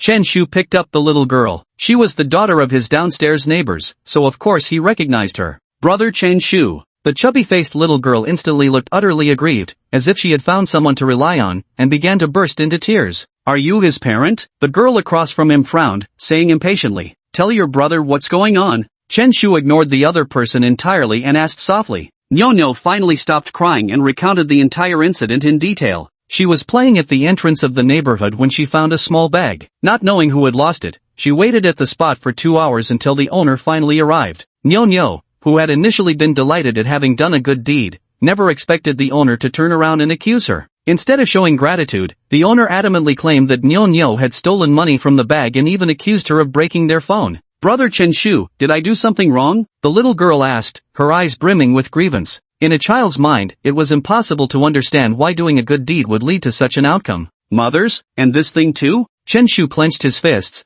barely restraining the urge to punch the damn woman. Just then, the girl looked extremely impatient and said, tell me how you plan to handle this matter. My time is limited. Chen Shu's expression darkened with anger, and options immediately appeared before his eyes. Option 1, compensate the other party for the lost money. Completion reward, obtain the title Legendary Sucker. Equip effect, increased chance of encountering misfortune. Option 2, ignore the other party directly and leave with Nyo. Completion reward, mid-grade frost potion. Option 3, argue on just grounds and, if necessary, take special measures to force an apology. Completion reward, large amount of beast taming power. Is there even a choice? Chen Shu picked up Nyo and sneered, how do you want this handled? The girl's previously impatient expression turned greedy as she said, give me back the lost RMB, and both the phone and bag need to be replaced with new ones. Chen Shu grinned mockingly, ugly but thinking pretty lofty. What the hell do you mean? Just say whether you'll pay or not. If not, I'll just let the police handle this. The girl's expression turned cold as she took out her phone to threaten calling the police. Chen Shu looked at her disdainfully and said, you said it yourself, your bag had 1,000 yuan and a good phone inside. This bag has nothing, so of course it's not yours. What exactly should I compensate?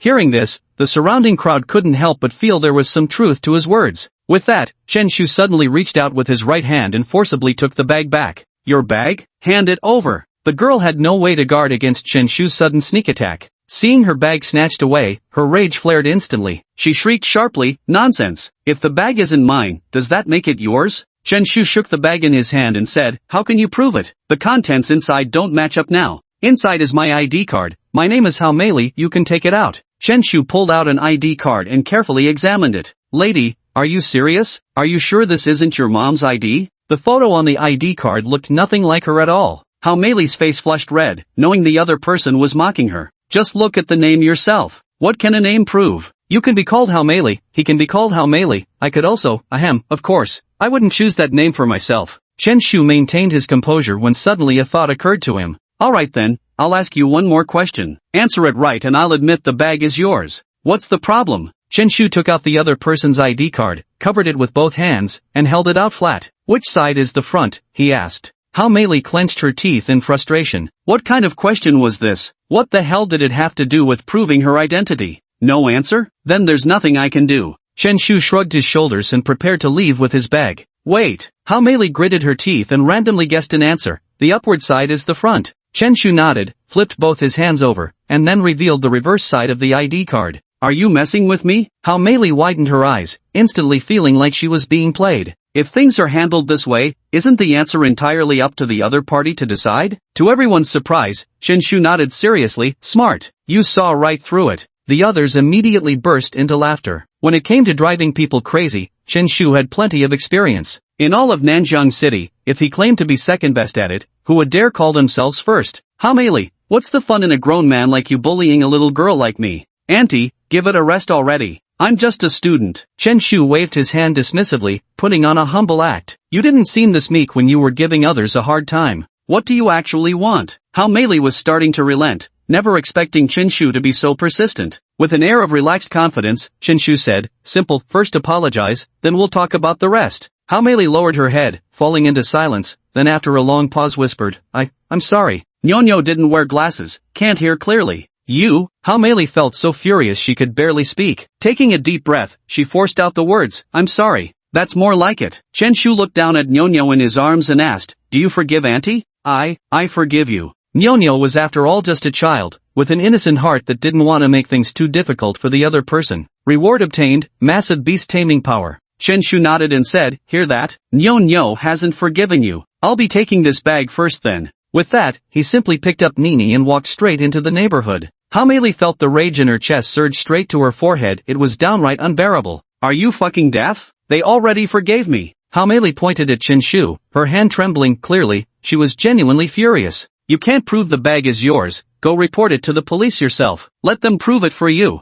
Chen Shu didn't care at all. He just grabbed his bag and left with Nyo. Damn you to hell. How Mei Li gasped heavily, her body trembling slightly as if she were having a fit. The onlookers pointed and murmured, finding Chen Shu's actions incredibly satisfying. As the saying goes, the wicked will be paid back in their own coin. Chapter 67, a ready-made enforcer? If that auntie comes again, tell her to come upstairs to find me, okay? Chen Shu patted Nyo's head before sending her home. Back home, he casually tossed How Mei Li's bag aside without a second thought. If the police came knocking, he'd naturally return it to them, but whether it involved filing a report or checking surveillance footage, it would all be a hassle. When it came to being a nuisance, Chen Shu had his own special knack. He retreated to his bedroom and summoned the golden slime. Having completed the previous option, he successfully broke through to become a 6th-level beast tamer, and the slime's various attributes also saw a significant boost. Even its snoring became louder than before. What surprised him most was that the slime's charge skill automatically leveled up. Every breakthrough carries a chance for contracted spirits to comprehend new skills or upgrade existing ones. Though the probability of skill upgrades is slightly higher than that of comprehending new skills, both chances are still outrageously low,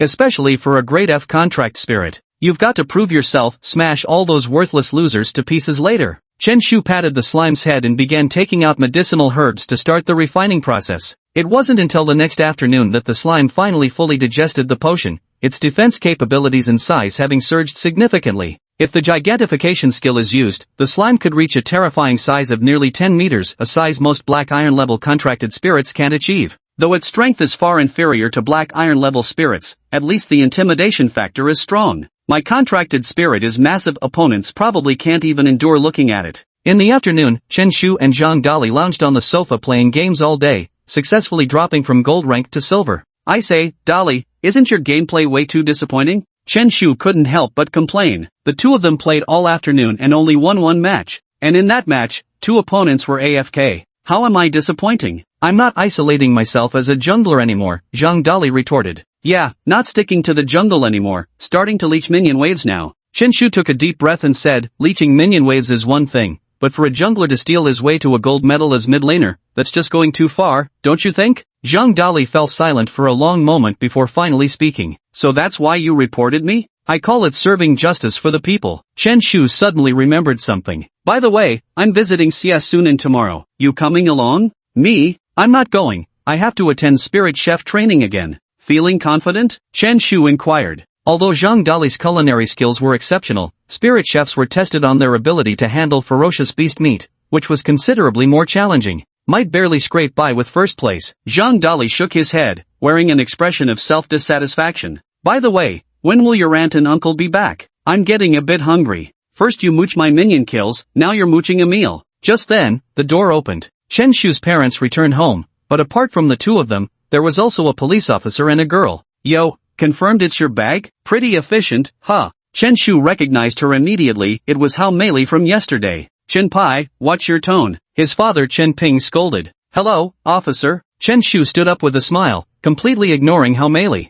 Hao Meili had lost the arrogance she'd shown yesterday, even seeing Chen Shu now filled her with dread. The policeman spoke up. Officer Chen, the investigation results are in. Ms. Hao made a mistake about the money, and the phone was accidentally broken. If possible, please return the bag to her. Chen Shu nodded, picked up the bag from beside the trash can in the room, and said, I can return it to you, but you have to go apologize to Nyo Nyo again downstairs. Do you realize you're harming the future of our nation, auntie? Chen Shu demanded sternly. Hao Meili remained silent but nodded in acknowledgement. Chen Shu couldn't be bothered to argue further and handed the bag back to her. After the two left, the three immediately asked Chen Shu what had actually happened. After hearing his explanation, Zhang Dali suddenly slammed the table. Shouldn't we beat the shit out of that bitch? Chen Shu looked over with an expression that clearly said great minds think alike. Early the next morning, Chen Shu arrived at Xiafei Road, ready to deal with the fake medicine peddler. Just as he reached the intersection, a voice suddenly called out. Chen Shu! A girl with a ponytail came jogging over.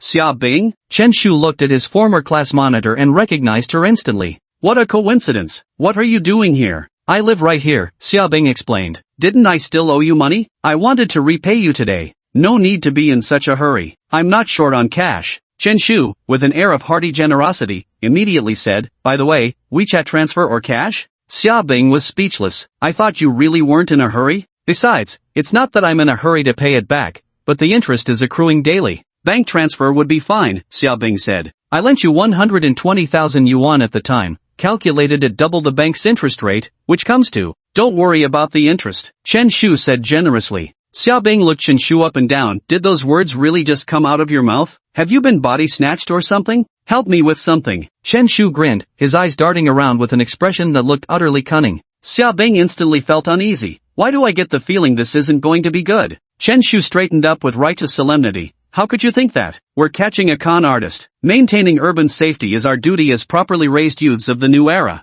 After a moment's hesitation, Xia Bing nodded in agreement. Fine. Consider it thanks for lending me money. According to Chen Shu's judgment, Turtle Brother couldn't possibly be the mastermind. What kind of ambition could a guy selling mud possibly have? There must be someone else behind this, more likely involving a beast tamer. How could an ordinary person dare to scam tens of millions? Chen Shu alone might not be able to handle it, but with Xia Bing joining him, things would be different. Her contracted spirit is an ice wolf, capable of both offense and control. If we really can't win, then have the ice wolf stall so he can make a tactical retreat. Who could refuse a ready-made enforcer delivered to their doorstep? Chapter 68 Ha Lulu Jia, Xia Bu Ro. Chen Shu arrived at the pork stall, where Xia Sunan was idly swinging a cleaver at the moment. You're here? Xia Sunan glanced up slightly, pulling a pair of sunglasses from his apron pocket with an air of mystery. Did you bring the money? His gaze shifted to Chen Shu. Chen Shu shuddered as if affected, his eyes turning profound as he said solemnly, Of course I brought it. Where's my goods? Here it is. Xia Sunan pulled several photos from his pocket, placed them face down on the pork stall. I need to inspect the goods first, Chen Shu said coldly. Clap. The formidable Xia Bing swiftly grabbed the photos, remarking, in broad daylight, why act like we're in some gangster rendezvous? Both of them could no longer keep up the act, and Chen Shu turned to browse through the photos instead. The figure in the photo was none other than Brother Turtle. Despite wearing a mask, his sleazy posture was still faintly discernible. At that moment, he stood at the entrance of a small shop, carrying two large bags in his hands. Another photo showed his retreating figure, and the final one was of an abandoned factory. One thing's certain, that person is definitely living inside. Xia Sunan put away his grease-smeared sunglasses and kept wiping them with his apron. He carefully slipped them into his pocket and continued, I feel obliged to warn you, there are beast masters inside. More than one. Chen Shu furrowed his brows slightly and stroked his chin. This might be tricky. Although there are beast masters, the highest level would only be 9th rank. It's absolutely impossible to be a black iron level. What kind of black iron beast master would stoop to selling fake medicine? That would be the most absurd thing in the world. Xia Bing, let's go. Chen Shu picked up the photo and nodded. In the blink of an eye, a gleaming kitchen chopper suddenly appeared. The pungent smell of pork assaulted Chen Shu's senses, making his head spin. Unable to contain himself, he yelled, in broad daylight, "You're trying to chop someone? Save your breath. I knew you were up to no good. Trying to double-cross me?" Xia Sunan flicked his right wrist with a flourish, attempting to execute an impressive knife twirl. Who would have thought the greasy lard on it made it slippery, and with one flick it went flying. Holy shit! Chen Shu instinctively leaped backward, narrowly dodging the kitchen knife, breaking out in cold sweat instantly. "You really fucking swung that at me?" Mistake. Xia Sunan looked embarrassed, never expecting to make such a blunder. Thankfully, no one got hurt. Chen Shu snorted coldly, "Just a mistake? That nearly cost me my life. Pay me for my emotional distress." "Big bro, the cleaver was flying below your waist. There's no way it could have been life-threatening. You actually knew it was flying downward?" "My Chen family has 9 generations of single heirs. If the line breaks, even my ancestors will come looking for you at night." Xia Sunan was left speechless. If only he hadn't tried to show off earlier. "Alright, 40,000 will do. Just focus on selling your pork. What are you putting on airs for every day?" Chen Shu took out his phone, transferred the money, and left with Xiaobing. If Xiaobing hadn't returned the money, he originally intended to use the mid-grade power potion as collateral. After all, it wasn't selling well now anyway. "Driver, to this address." Chen Shu showed the photo to the taxi driver as he spoke. "Isn't that the abandoned factory on the west side of town? What are you two doing there in broad daylight?" The driver took the photo, squinted at it, and immediately recognized the factory's location. "Just fooling around." Chen Shu grinned. The driver shook his head and took the pair westward. An hour later. "The road ahead is too rough to continue, we'll have to get off here." Chen Shu and his companion nodded in agreement as they arrived at the desolate western district of the city. The surrounding weeds stood over a meter tall, creating an utterly barren landscape. In recent years, Nanjiang City had focused its development on other urban districts, leaving the western district lagging behind, just a tad. "Let's go." The pair found a narrow path and proceeded forward. According to the driver's directions, the abandoned factory should be just up ahead. "Got it." Chen Shu immediately spotted the factory ahead, identical to the one in the photo. Xia Sunan's got skills. This guy's reliable. He actually dug out info on such a remote place. Someone's there? Chen Shu suddenly heard a noise and quickly hid with Xiaobing amidst the clump of weeds. They saw a person wearing a mask in the scorching summer heat, dressed tightly in layers, carrying a large bag in hand. "Turtle brother?" Squinting his eyes, Chen Shu immediately recognized him. Xiaobing asked, "Chen Shu, what's the plan?" Thinking about the imminent arrest of the criminal, her justice-loving heart was also somewhat excited, feeling like she was in some blockbuster movie. "Just stay quiet and leave this to the professionals when it matters." Chen Shu tossed his backpack aside and pulled out from it a urea fertilizer bag. Why does this bag look so familiar?" Xiaobing murmured in surprise. Chen Shu paid her no mind, silently walking over with the bag in hand. Not only were his steps swift, but they also made no sound at all. A phrase instantly popped into Xiaobing's mind. "See that? This is what you call professionalism." Brother Turtle paused momentarily. Wearing so many layers in the height of summer was truly making him unbearably hot. "Damn it, I should have never been greedy for this money." Regret was written across his face. He initially thought it'd be just petty scams, but who'd have imagined the other party was dealing in tens of millions? The whole situation had left him completely stunned. Sigh, he exhaled heavily and prepared to keep moving. Why did it suddenly get dark? Old Wang was startled, but then an abrupt darkness enveloped him. Shit, ambushed. True to his reputation for quick reflexes, Old Wan was about to kick free and save himself, but the next second, he was knocked unconscious. Chen Shu dragged him into the bushes and couldn't wait to start taking off his own clothes. The scene was already somewhat indecent. Chen Shu, do you have to be such a pervert? Xiaobing immediately covered her eyes with her hands but still peeked at Chen Shu through her fingers. What did I do? Chen Shu was momentarily stunned but quickly regained his composure. Damn, your mind is twisted, he's a guy. Apparently, Xiaobing had let her imagination run wild. Though I, Chen Shu, might not be a saint, at least I'm not some pervert. To my surprise, Xiaobing nodded seriously and said, exactly, that's the problem, he's a guy. Cut it out. Chen Shu twitched his mouth and said, I just want to disguise myself as him to sneak in and check things out first. What are you thinking? Oh. Although Xiaobing nodded, her gaze remained utterly peculiar. After all, Chen Shu wasn't quite normal, there was no telling what he might do. Chen Shu had no intention of explaining further. After swiftly completing his disguise and putting on a fresh face mask, he headed straight for the factory. Wait for my signal. What's the signal? Xiaobing hastily called after him. Ha Li Lu Jia. Chapter 69, this behavior of yours is quite rude. Chen Shu did his best to imitate Wang Beige, trying to make himself appear more slovenly. I hope I don't get found out. Chen Shu sighed. It was a shame that his veins were filled with gallant blood. Trying to act shady was just too difficult for him. He carried 2 large bags of daily necessities and walked into the abandoned factory with a natural expression. Inside, it was desolate, with only a few rusty, dilapidated machines. In one corner, several people were squatting, whispering to each other. Group squatting session? Chen Shu slowly approached them. Holy crap, 4 homeless dudes. How long have they been living in this factory? Lao Wang, you're back? A middle-aged man with a weathered face glanced over and said, perfect timing. We're all discussing the next steps, why don't you join in? Chen Shu nodded and squatted down. A crew-cut young man frowned and said, Brother One, this time we've even alerted the town spirit bureau. This situation isn't easy to handle. It's tough, but we've got to do it. The middle-aged man snorted, lighting up a Huazi cigarette. Think about how we used to risk our lives in alternate dimensions for just 100 or 200,000. Another chubby fellow nodded and said, exactly. 10 million. That's enough for how many risky adventures we'd have to take. And now that the captain's gone, we can't even enter those alternate dimensions anymore. Just remembering that Lord-class green-eyed snake still gives me the chills. Chen Shu remained expressionless on the side, listening to the group's conversation. Only then did he realize that the 4 people before him had once been part of a beast-taming squad. But when their captain fell in battle, they became unemployed drifters. However, raising contracted spirits required substantial expenses. Without access to dimensional rifts, they naturally couldn't earn money, leaving them no choice but to take desperate risks. Going out of the city now is absolutely impossible. The middle-aged man pondered for a moment before saying,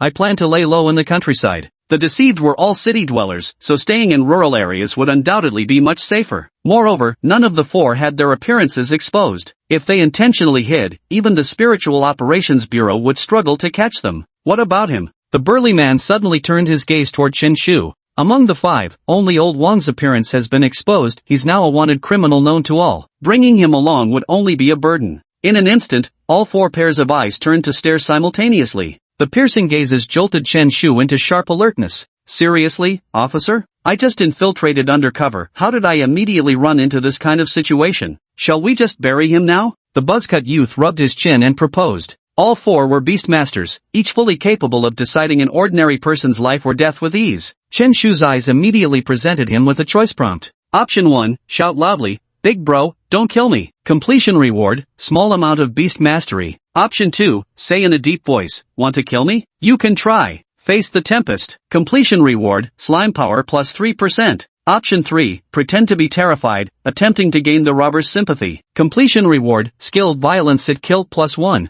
Chen Shu froze momentarily, his eyes darting as he weighed the options. In the end, he chose the third option. When comparing skills versus attributes, the former clearly held the upper hand. Brother Cohen, seems like you scared him silly? The fat guy said with a laugh. Chen Shu's dazed expression indeed looked like he'd been frightened. The middle-aged leader spoke up, enough nonsense, let's get to work. We're heading to the township this afternoon. Xiao, you handle this. A frail young man froze momentarily at these words, then nodded. Wait, Chen Shu cried out in alarm, you can't kill me. Look how you've scared the poor fellow's voice all wavering. The buzzcut youth teased with a smirk. Give us one good reason we shouldn't kill you. People should always have some value, after all. Because, Chen Shu began, his face etched with terror, because killing people is impolite. Ha ha ha. The 4 men burst into laughter at these words, like a pack of starving wolves circling a little white rabbit. Xiao, let him see your uncultured side. The skinny young man nodded and stood up, his gaze sinister and venomous, a smirk playing at the corners of his lips. Chen Shu trembled as he stood, staggering toward the factory exit, portraying a man's terror to perfection.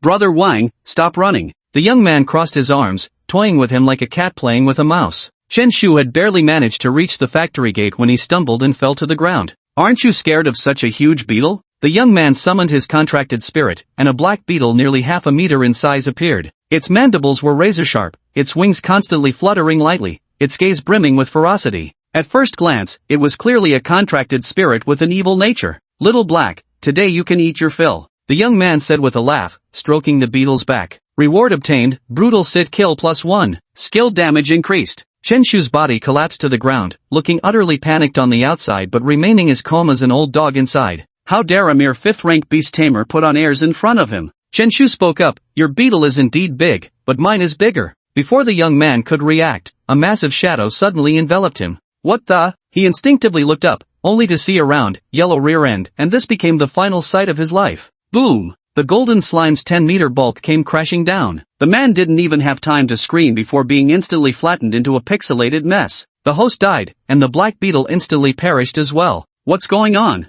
The other three felt the tremor and looked up to see an enormous slime leaping into the air. Violent sit-and-kill activated. Holy crap, what on earth is that? The trio's expressions changed dramatically, wishing their parents had blessed them with 2 extra legs as they scrambled and rolled to barely dodge the slime's crushing attack. Chenshu secretly cursed in disappointment. If only he could have taken down one more person. Damn it, he's not old Wang. The buzzcut youth called Brother Kuan swore furiously, instantly summoning his contracted spirit. A black wild boar appeared, snorting loudly, its eyes filled with fury. The other two also reacted swiftly, summoning their respective contracted spirits. A blue bird flew low to the ground, while a humanoid creature covered in flames stood nearby.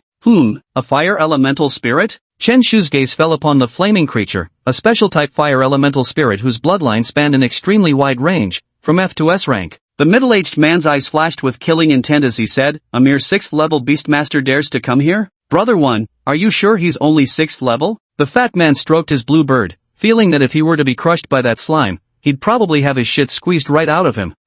It's rank 6. Brother One could sense Chenshu's beast-taming power, but his gaze kept shifting toward the 10-meter-tall giant slime, flickering with uncertainty. Probably, perhaps, maybe rank 6. Chapter 70. Aren't you embarrassed right now? Brother Wen, now's not the time for should-haves? The fat man's lips twitched, a trace of panic flashing in his eyes. The slime before them was utterly staggering. What the hell has this thing been eating? How'd it get so damn big? The buzzcut youth's eyes turned vicious as he said, "Doesn't matter anymore. Xiao Zhao's gone. There's no way in hell he'll let us off. Brother Wen and I will hold this thing off. Let your blue feather bird finish him first." With 3 of them, they already had the advantage in numbers. As long as Chen Shu was killed, his contract spirit wouldn't survive either. Start sleeping. Chen Shu gave the command to the slime while making his escape from the abandoned factory. After him, the fat man, carrying the blue feather bird, immediately gave chase. Meanwhile, the slime began to snore loudly as it slept, its defenses skyrocketing in its dream state. Although one was a 7th level beast tamer and the other an 8th level beast tamer, seriously injuring the slime would still take considerable time. You can't escape. The fat man's gaze turned fierce, and immediately the blue bird came flying. In an instant, a blue light flashed in the bird's eyes. As its beak opened, several ice needles flew out from within. Ha Li Lu Jia. Chen Shu let loose, shouting at the top of his voice. The fat man froze in confusion. What the hell was this guy shouting about? But it didn't matter anymore. Staring at the icy needles in midair, a cruel grin crept across his lips. Yet in that very instant, a razor-sharp claw appeared and crushed the icy needles to dust. What is this? The fat man jolted in shock as a nearly 3-meter-tall blue ice wolf materialized before him, its maw exhaling white frost with an utterly terrifying aura. An accomplice? Chen Shu, are you alright? Xia Beng emerged from the bushes and, upon hearing the signal, immediately summoned her ice wolf into action. Chen Shu shook his head with a faint smile, saying, "Keep that bird busy. I'll handle this fat guy." He took just a few steps back into the bushes, pulled out a blue urea bag, and let out a series of eerie chuckles. Ha ha ha. The fat man paled in panic, instantly turning around in an attempt to flee back to the factory while shouting at the top of his lungs, "Stay away from me!" Chen Shu closed the distance in quick strides, sprinting forward with the urea bag in hand. The fat man barely managed to run a few dozen meters before being engulfed by the urea sack. Bang bang bang! Chen Shu clenched his fists tightly, holding nothing back as he relentlessly pounded his opponent, who screamed in agony. "Do you even know that your brother Chen has another nickname, the South River Bandit? Trying to act tough with me? You actually thought about stabbing me with a needle? Don't you know I faint at the sight of needles?" Chen Shu alternated between punches and kicks, finally venting his anger before delivering a final blow to knock the guy unconscious. All 4 were on the most wanted list of the town spirit bureau, so even if they were mistakenly killed during capture, there would be no consequences. This was precisely why the public feared the town spirit bureau so much. Once targeted by them, one was certain to meet a bad end. Oh no, Fatso-song is in trouble. Hearing the commotion outside, the 2 men inside the factory immediately sensed something was wrong. Could it be the Bureau of Demon Control taking action? Only then did they realize they'd been utterly fooled. Though the slime before them was massive in size and possessed astonishing defensive capabilities, its movements were likely unbearably slow, something they could completely ignore. Besides, with the factory gate being so narrow, the creature couldn't possibly squeeze through anyway. Take the other exit. Wengu reacted swiftly, his only thought now being to make a quick escape rather than continue fighting. The 2 exchanged a glance before dashing toward the exit with their contracted spirit in tow. Just as they reached the factory exit, a blue ice wolf materialized before them in an instant. A bone-chilling cold swept over them, causing both to shiver violently. Even their contracted spirits noticeably slowed in their movements. It was the Frost Wolf's talent skill, Frozen Domain, capable of reducing enemy speed within a certain radius. Only a Tier 6 contracted spirit. Kill it! Their eyes gleamed with ruthlessness as they commanded their contracted spirits to attack. The 3 contracted spirits instantly engaged in fierce combat. Although the Frost Wolf had a potential rating of B, being only level 6 made it extremely difficult to fight 2 higher-level contracted spirits. Within moments, the Ice Wolf found itself in peril. Shen Shu! Xiaobing's forehead beaded with sweat as she concentrated fully on controlling the Frost Wolf in battle, yet dangerous situations kept arising. Keep them under control for now. Shen Shu arrived at this moment as well, commanding the golden slime to use its charge skill. Xiaobing gave a slight nod, and suddenly 2 azure lights appeared in the Frost Wolf's eyes. A massive glowing circle materialized beneath its feet as the power of ice attribute surged forth. The speed of the black boar and the fire elemental spirit abruptly came to a halt. Without displacement-type abilities, it would be difficult to move across large areas in a short time. Boom! The golden slime, utilizing the force of its charge skill, crashed straight through the wall. There was no other option, it was simply too large. The only way out of the factory was by relying on its charge ability. The slime leaped into the air, unleashing its devastating body slam with crushing force. Both criminals looked up in shock and dismay, only to see sunlight streaming down, casting a golden glow over the slime, making it resemble a sacred, giant turd. Boom! Due to its enormous size, the slime completely crushed both contracted spirits beneath it. Did you think a mere 6th-level contracted spirit could overturn the heavens? The two showed no concern, exchanging a glance before preparing to activate their skill, ready to pierce right through the slime. The black boar's eyes gleamed with fury, continuously snorting and grunting as if it were about to unleash some ultimate move. A minute passed. Snort! 5 minutes passed. Snort, snort! All was quiet around, save for the snorts of the black wild boar. I'd like to ask, aren't you feeling awkward in this situation? Shen Shu crossed his arms, wearing a mischievous grin. The buzzcut youth immediately realized it was the slime's doing and said, Bro 1, the skill won't activate. When the middle-aged man's flame elemental spirit attempted to use its ability, the same outcome occurred, the fires on its body even dimmed noticeably. The slime merely felt like it was pressing against a warm compress. Its invincible sit-sit-sit technique can seal the contract spirit skills below black iron level, of course, only if it manages to sit on them. A single invincible sit-sit-sit rendered not only the 2 contract spirits silent, but also stunned the 2 criminals into speechlessness. Xiaobing, leave the rest to me. Watch me teach these 2 a lesson. Shen Shu chuckled darkly, rubbing his hands together as he stepped closer. Kid, you looking to die? The buzzcut youth suddenly produced a gleaming knife, his eyes radiating viciousness. Shen Shu's massive frame shuddered as he spun around effortlessly, landing beside Xiaobing. Think I'm a bit tired today, let Ice Wolf handle this. Damn, resorting to weapons, utterly dishonorable. You really know when to fold. Xiaobing's lips twitched, never expecting Shen Shu to retreat so decisively. Chapter 71, 5. A full 5 criminals. Frostwolf, attack. The strength of a contract spirit is simply beyond what a human body can contend with. Forget a small knife, even with a pistol, you'd stand no chance. Unless you're hauling around a missile. Moments later. Uncle Wang, come to the west side of town now. I've caught the scammer from the black market. Shen Shu pulled out his phone and called Wang Qian from the Spirit Control Bureau. Soon, the group arrived at the abandoned factory in the western part of the city. Ha! Genuine black market scam artists? Wang Qian immediately recognized the shady black market dealer known as Brother Wangba. Besides him, the other 3 were all in a state of unconsciousness. One of them, an exceptionally fat man, had a head swollen like a pig's, his face covered in bruises. Clearly, he'd been beaten severely. Shen Shu crossed his arms and declared, Of course, anyone who tarnishes my reputation will not be spared. Impressive, truly impressive. Wang Qian nodded in approval, never expecting Shen Shu to apprehend the fraudster in just a matter of days. Shen Shu pulled Wang Qian aside and whispered, Uncle Wang, one of the fraudsters. I've turned him into a mosaic. No worries. As long as we can confirm they're accomplices, it's fine. This group probably won't see the outside world again in their lifetimes anyway. Wang Qian waved his hand dismissively. Anyone who could be wanted by the Spirit Suppression Bureau was undoubtedly an extremely dangerous criminal. Could this be called murder? Of course not, this was self-defense. Uncle Wang, don't you think the Spirit Suppression Bureau should show some appreciation for the big contribution I've made? Shen Shu rubbed his hands together and said with a raised eyebrow. By the way, the Beast Tamer Association has a mission with a 100,000 bounty. I'll give it to you later, Wang Qian said. What kind of talk is that? Do you think I catch criminals just for the money? Shen Shu shook his head, putting on an exceptionally righteous expression. Oh, then what's your reason, kid? Are you actually some kind of justice warrior? Wang Qian's gaze was peculiar, eager to hear what Shen Shu would say.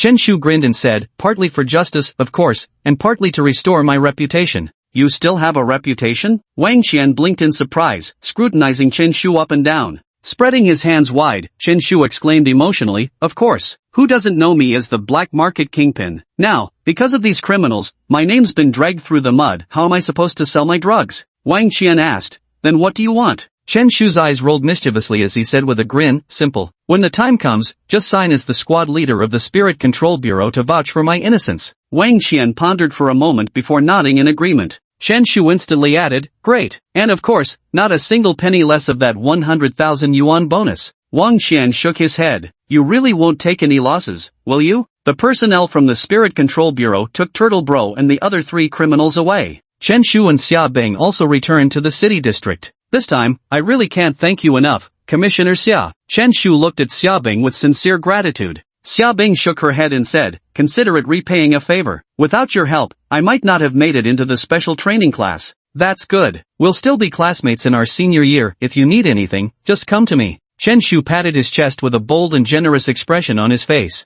Classmate, did you get into the special training class too? Xia Bing widened her eyes, her face full of disbelief. Chen Shu said, isn't the special training class meant for top students? Isn't it normal for me to get in? Normal. Xia Bing gave a hollow laugh, though in her heart she was thinking, normal, my foot. While everyone else had burned the midnight oil and toiled diligently for 2 years before finally getting into the special training class, this guy had only switched to being a Beastmaster student a month ago, and here he was. Could there be some inside story behind this? Chen Shu paid no attention to the other person and suddenly said, by the way, classmate Xia, there were some flaws in the essay you gave me last time. When you're free, you should revise it. Essay? What essay? Xia Bing looked utterly confused. That 2,000-word essay praising me. I feel it wasn't sincere enough. You were too focused on my looks instead of delving deeper into my inner qualities. Chen Shu shook his head and muttered to himself. Ha, where did she go? He looked up and saw that Xia Bing had already fled. Chen Shu nodded approvingly and whispered, seems she grasped some of my deeper meaning. Probably went home to take notes. Let's turn in the mission first. Chen Shu stretched lazily and headed toward the Beastmaster Association. When he arrived at the association, he unexpectedly bumped into a familiar face. Xia Buru. It was Xia Sunan, the pork stall owner, though now he wasn't wearing his apron nor holding a cleaver. Instead, he was dressed in casual clothes. This made him look significantly younger, appearing as if he were only in his 40s. Ha, it's you? Xia Sunan turned around and also spotted Chen Shu. Chen Shu asked, what's going on? Has the pork business expanded to the Beastmaster Association? Damn it, I'm just here to check the mission, okay? You're a Beastmaster? Any problems? Xia Sunan crossed his arms, his bushy beard particularly noticeable, and said, as a Beastmaster, isn't it perfectly reasonable for me to sell some pork? Reasonable, extremely reasonable. Chen Shu's mouth twitched as he approached the counter. I'm here to hand in a mission. Chen Shu took out the proof given by Wang Qian. Just a moment, please. The staff member smiled, quickly verified the information, and said, Sir, the mission you accepted, investigating the counterfeit drug dealers, has been completed. The reward of 100,000 yuan has been automatically transferred to your account. Thank you. Chen Shu nodded with a smile. What the hell, you're charging 100 grand for this job? Xia Sunan suddenly leaned in and said, aren't you being a bit too shady as the middleman? Shady? Do you even know what I've been through? Chen Shu's eyes widened as he exclaimed excitedly, 5. A whole 5 criminals. Do you have any idea how I spent my day today? Do you? For a moment, all the Beastmasters in the hall turned to look. Xia Sunan twitched the corner of his mouth. Buddy, could you tone down the drama a little? The total prize money is only 100,000 yuan, and you actually charged me 40,000 yuan for information fees. Chen Shu crossed his arms and said, at least refund me another 10,000 yuan. Give me a break. Without my intel, you wouldn't have caught a damn thing. Only someone like me, Xia Sunan, could dig up that info. Xia Sunan curled his lips, showing no intention of refunding any part of the fee. Chen Shu thought for a moment and decided not to push further. What if the guy got desperate and pulled out that butcher knife again? P.S. Just 3 chapters for today, thanks for all the gifts. The Kyoto trip is coming soon. If you like it, feel free to add it to your bookshelf. Chapter 72, Grow Bigger and Stronger, Achieve New Glory. Over the next 3 days, Chen Shu kept shuttling between the black markets. Leveraging Wang Qian's name from the Spirit Suppression Bureau, he finally restored his reputation and managed to sell all 39 bottles of mid-grade strength potion. Finally, I've got 400,000 yuan. What should I do with it? Chen Shu lay at home, pondering his plan to become stronger. Out of boredom, he opened a Beastmaster forum, unofficial and freely accessible to anyone. The collective wisdom of netizens is boundless, surely some inspiration could be gleaned from brainstorming together. I have 400,000 huaxia coins and want to upgrade my contract spirits abilities. Any recommendations? Chen Shu muttered to himself as he prepared to post a discussion thread, but after a moment's thought, he deleted it all. Come argue if you disagree. 400,000 huaxia coins won't improve a contract spirit at all. Chen Shu nodded in satisfaction. Now that was an effective way to seek advice. As soon as the post was uploaded, netizens flooded the comments. I'm a thresher Garen. What the heck do you know? 400 grand can buy at least 10 bottles of primary attribute potions for contract spirits, that's a surefire boost. Midnight raid on the Widow's Village, why waste money on potions? Just train at the Beast Taming Dojo, you could at least book a premium training chamber. Might even level up as a beast tamer. Way better value than chugging elixirs. Wisdom to strengthen nations and conquer the world. Listen here, just go all in on buying a mutated Great Fierce Beast. What if you unlock a skill? Going all out is a life philosophy. Do you even get it? Handsome for life. Thanks to that all-in bro upstairs, listening to your advice added 10 more years to my work life. I still haven't paid off those debts from back then. Chen Shu's mouth twitched. Why did this batch of netizens all seem so unreliable? He browsed hundreds of replies, some told him to train at a beast taming dojo, others suggested hiring a beast taming squad for interdimensional adventures. The most outrageous one advised him to buy a rich cougar's contact list and ascend to the peak of life immediately. However, the netizens' responses gave him a bit of inspiration. Although he couldn't buy otherworldly materials in stores, he could post a Beastmaster mission instead. Money makes the mare go. Chen Shu picked up his phone and rushed headlong to the Beastmaster Association without delay. What? 30,000 for one power flower? The staff member was dumbfounded, having never seen such an exorbitant reward before. Although affected by market conditions, the current average price of power flowers has reached 20,000, making 30,000 still seem outrageously high. With profits from power potions already dwindling, no company would purchase at such a price. It would only lead to complete financial ruin. Exactly right. Chen Shu waved his hand grandly, his face full of heroic spirit. The production quantity for strength potion batches ranged from 5 to 10 bottles. With his own proficiency in potion making, he could produce 13 bottles in one go. His profit margin was already significantly higher than other companies, so he could naturally afford to purchase raw materials at premium prices. Even when purchasing materials at the high price of 30,000, the production cost for mid-grade strength potion would be about 70,000, and the 13 mid-grade potions could be sold for 100,000, leaving him with a tidy profit of 30,000. Meanwhile, the slime was about to become a level 7 contracted spirit, so it was time to prepare the premium strength potion in advance. Deal, but we'll need to deposit Chinese currency first to ensure we can distribute rewards at any time. The staff member nodded. Although Chen Shu was only an intern beastmaster, he still qualified to issue common level missions. For now, we'll purchase 10 strength blossoms. Chen Shu deposited 300,000 huaxia coins at the Beast Tamer Association before quietly taking his leave.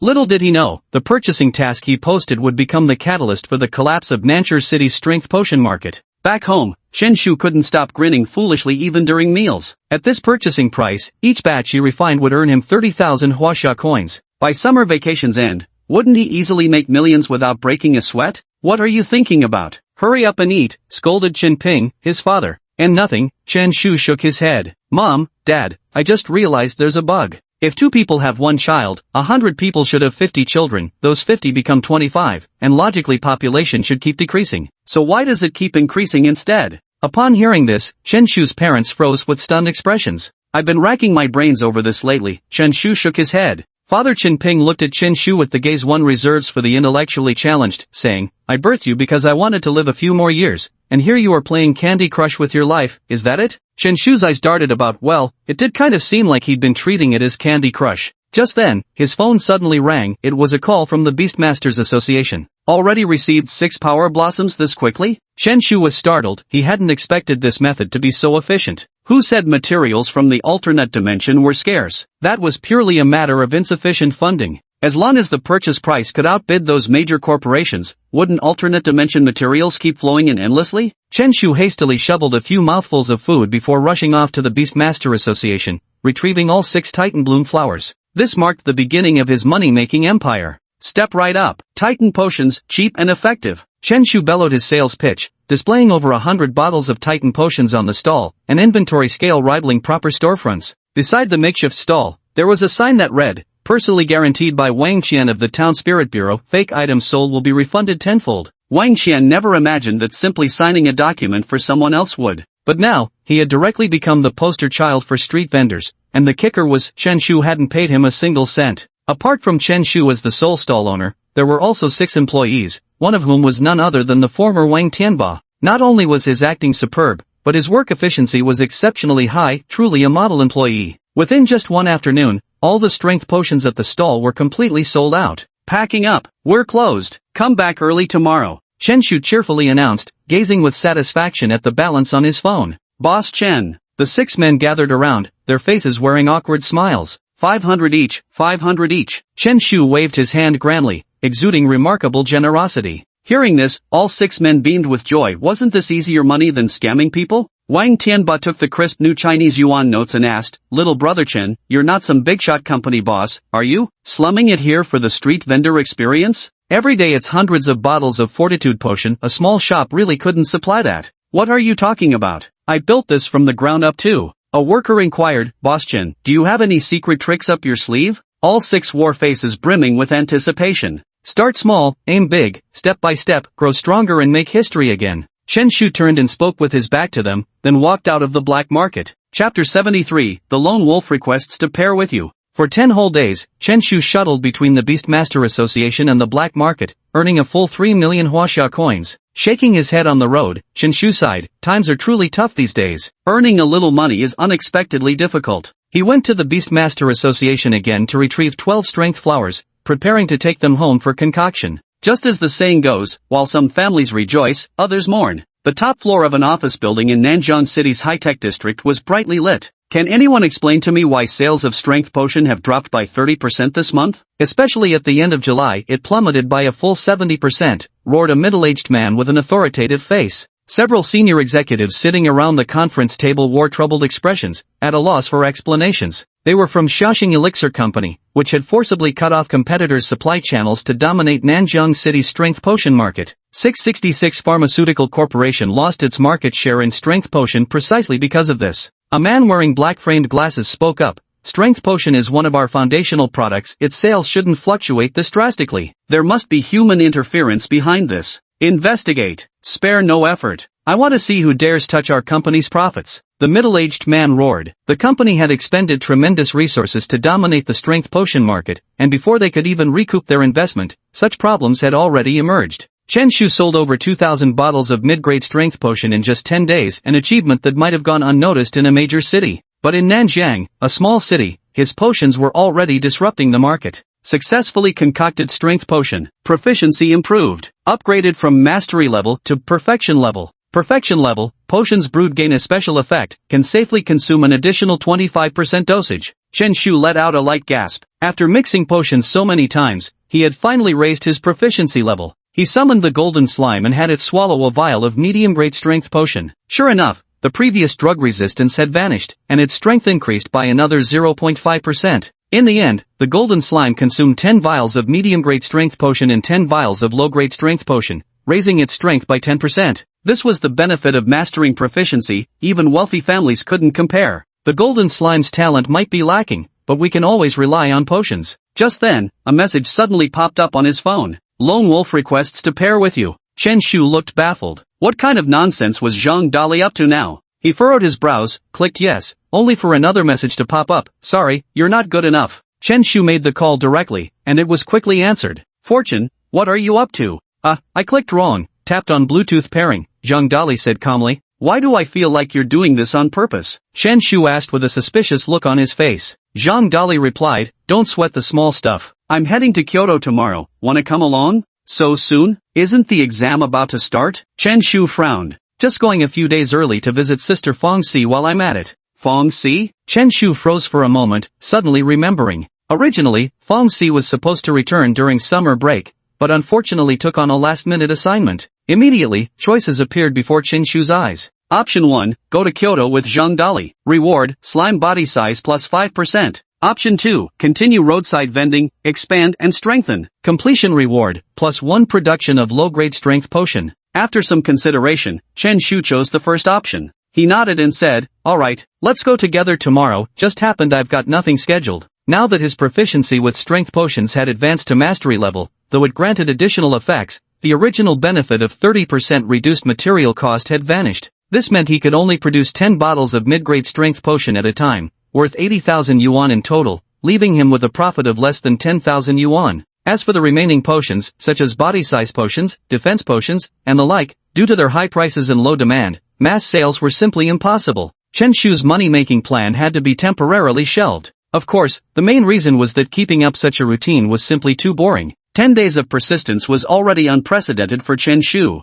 Even with a system, he's still working like a laborer. What an insult to protagonist privilege. Having you here puts my mind at ease. Since my parents aren't around, I'll leave the travel expenses to you. Chen Shu raised an eyebrow and typed, so that was your real motive all along. Zhang Dali replied, if you don't go, I'll have no choice but to take out an online loan. I've even got the photos ready. What photo? Don't all loans require a more private photo? Chen Shu abruptly ended the call. Continuing the conversation would probably leave him utterly speechless from Zhang Dali's antics. He turned around and began packing his luggage, change of clothes, mobile phone, ID card, a urea fertilizer bag, stuffing all the essentials into his backpack. Chen Shu took out his phone, bought the train ticket, then tapped open Fang Xi's WeChat profile. Fang Xi, I've got great news to share. Before long, a reply came through. What's the good news? Chen Shu was about to type when it suddenly occurred to him that directly revealing the news would spoil the surprise. The good news is, I have some great news to share with you tomorrow. As soon as he sent it, Chen Shu instinctively sensed a faint trace of murderous intent and immediately turned off his phone. Are you freaking kidding me? Fang Xi gritted her teeth in the dorm room, likely facing a sleepless night. I've seen teasing that leaves you craving more, but never one so brazenly obvious. Early the next morning, Chen Shu said goodbye to his parents and set off on the journey with Zhang Dali, driver, to Nanjiang City Railway Station. Each carrying just a backpack, the two boarded the taxi. Shinpai, why haven't you booked the plane tickets yet? You idiot, you can see the scenery outside from a train. Chen Shu explained with complete seriousness, even sighing as he added, people these days are too restless, the pace of life is too fast, it's already made us lose ourselves. We need to learn to slow down. Zhang Dali curled his lip, speak plainly. The tickets are quite expensive. Zhang Dali said with an exasperated face, if they're expensive then just say they're expensive. Who do you think you're giving life advice to? Chapter 74, is there anyone more ridiculous than you? The pair soon boarded the train bound for Kyoto, a journey that would take about 8 hours. By evening, the two would arrive. At noon, Zhang Dali rubbed his stomach. By the way, Shinpai, did you bring any food? Nope. Aren't you the chef? You didn't bring any? Chen Shu widened his eyes and said, then why is your bag so bulging? He opened Zhang Dali's backpack and instantly stiffened with shock, exclaiming in disbelief, you actually brought pots, pans, and bowls? A series of clattering sounds spread through the train car, drawing everyone's attention. Zhang Dali carefully took them back and said, I'm a chef. What else would I bring? Chen Shu rubbed his forehead and sighed, is there anyone more ridiculous than you? Of course I do. Zhang Dali nodded earnestly. The other passengers all looked over with curious expressions. Zhang Dali proceeded to pull out a urea fertilizer bag from Chen Shu's backpack. Damn, you're bringing out the secret weapon already? Chen Shu immediately shoved it back in, explaining, I'm a beastmaster, of course I'd have this with me. The conversation between the two left everyone in the carriage utterly bewildered. What on earth are these two here for? Fortunately, there was lunch served on the train. After finishing his meal, Zhang Dali began to doze off. Looks like there won't be any choices to encounter today. Chen Shu yawned. Another key reason he bought the train ticket was to hopefully trigger some options. Since nothing had occurred, he decided to take an afternoon nap instead. The train will soon arrive at Bailey City, at #UN%Bailey at hashtag. Someone took my bag. Someone took my bag. Stop him. At that very moment, a woman's scream pierced the air. Chen Shu had been resting with his eyes closed, but the sound instantly jolted him awake. Simultaneously, options appeared before his eyes. Option 1, intervene and stop the criminal. Completion reward, moderate beast master power. Option 2, continue sleeping, turning a blind eye. Completion reward, basic burst speed potion. Chen Shu's spirits lifted as he made his decision instantly. A man was seen relentlessly shoving the passengers ahead, trying to force his way out of the train. Are you freaking stupid? Even with that bag, you can't get out of the station. Chen Shu shook his head without hesitation, immediately pulling out the urea bag from his backpack. The man was running wildly when suddenly he felt a wave of darkness enveloping him. Who's there? The man struggled violently, punching and kicking wildly. Bang! A crisp sound rang out as the man immediately passed out. Nice teamwork. At that moment, Zhang Dali was holding an iron pot, evidently the very weapon that had knocked the man unconscious.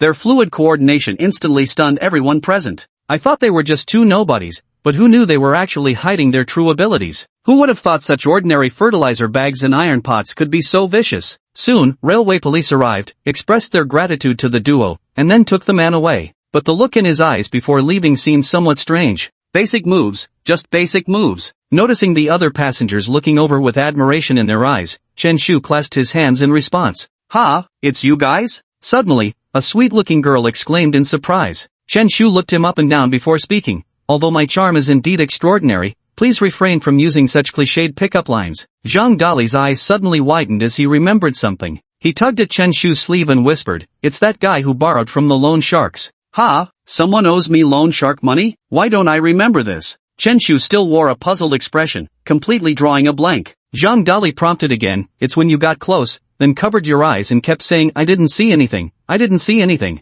Oh, a look of sudden realization dawned on Chen Shu's face as he finally remembered, exclaiming, "So this is what you look like. Don't you remember me?" Wang Qinghan's eyes widened in disbelief that the other person had no recollection at all. Chen Shu declared emphatically, "I already told you back then, if I said I didn't see it, then I definitely didn't see it." Wang Qinghan snorted, "It's a shame for two big tall guys like you to just walk away like that." Chen Shu blinked and said, "Isn't paying back debts just natural justice? There's nothing we can do about it." "But that's loan sharking. You were the one who borrowed it yourself." Chen Shu retorted righteously, especially since the system rewarded violent sit-and-kill technique was simply too tempting. Wang Qinghan didn't say more either. It was their duty not to help him, and only kindness if they did. Since the two didn't know each other, naturally there was no kindness to speak of. Wang Qinghan asked, "By the way, are you heading to the capital?" Zhang Dali packed away the iron pot and answered, "Yes, I'm going to take the entrance exam for Spirit Chef University." "No wonder you're so well prepared," Wang Qinghan chuckled. Chen Shu suddenly remembered something and said cautiously, "Don't tell me you're going to the capital to escape your debts?"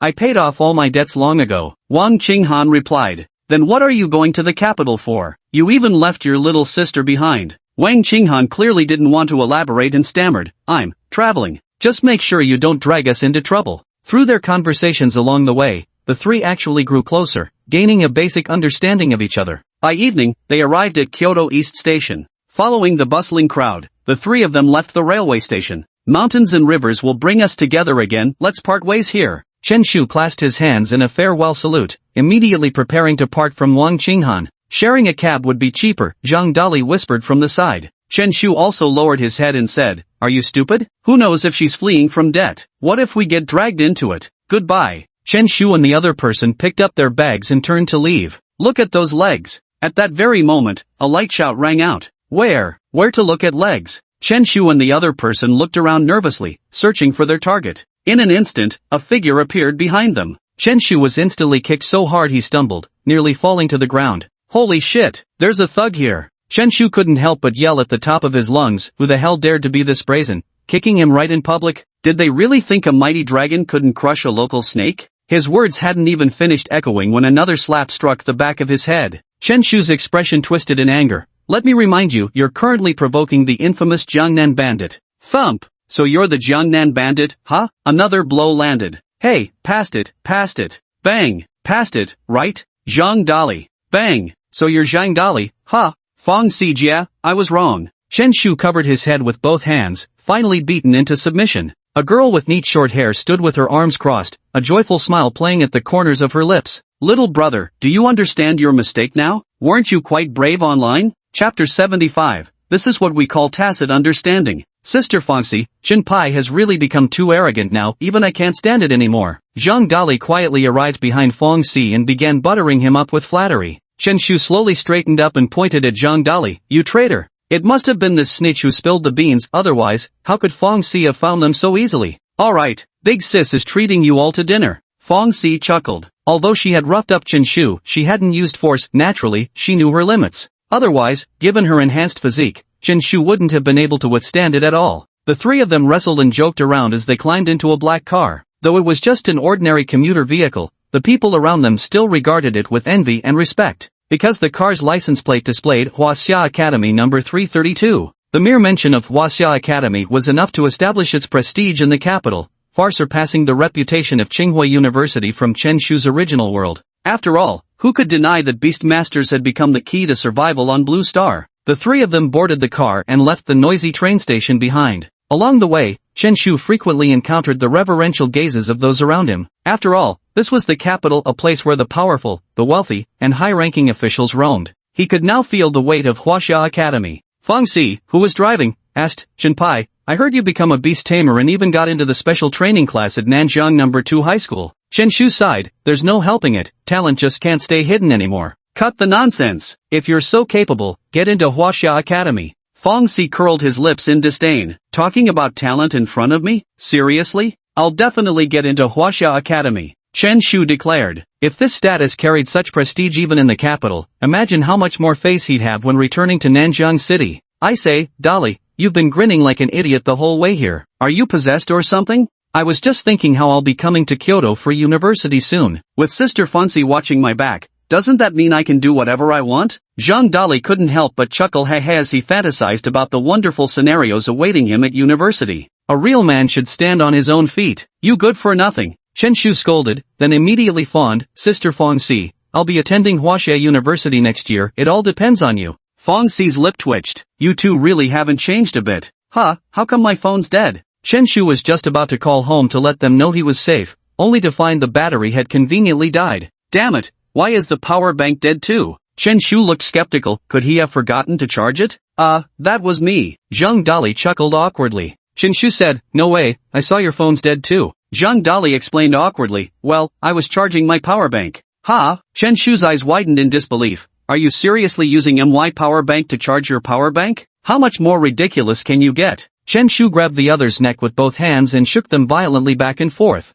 Zhang Dali immediately let out a pig-slaughtering screech. Listening to the two's roughhousing, Fong Si shook her head with a faint smile at the corners of her lips. 2 hours later, the trio arrived in front of a small eatery bearing the sign Sister Zhao's Street Grill. Fong Si Jia, you're actually taking us to a street grill? Dare to class it up a notch. Better than nothing. I'm raising 2 money-devouring little monsters, you think it's easy? Fong Si curled her lips and pulled the car over to the roadside. Hey, Xiao Si is here. The street food stall owner recognized Fong Si immediately, clearly she was a regular here. Miss Xiao, bring us all your signature dishes. With a grand gesture, Fong Si waved his hand, and the three of them settled at a table outside the restaurant. Gazing at the bustling crowd and the flickering neon lights, both of them couldn't help but feel a surge of emotion. Compared to Kyoto, Nanjiang City was truly just an insignificant little place. Staring at the grilled fish, clams, lobster on the table, all three rubbed their hands together and officially dug in, their movements and expressions perfectly mirrored. Sister Fong Si, I take back what I said earlier, the food here is absolutely top-notch.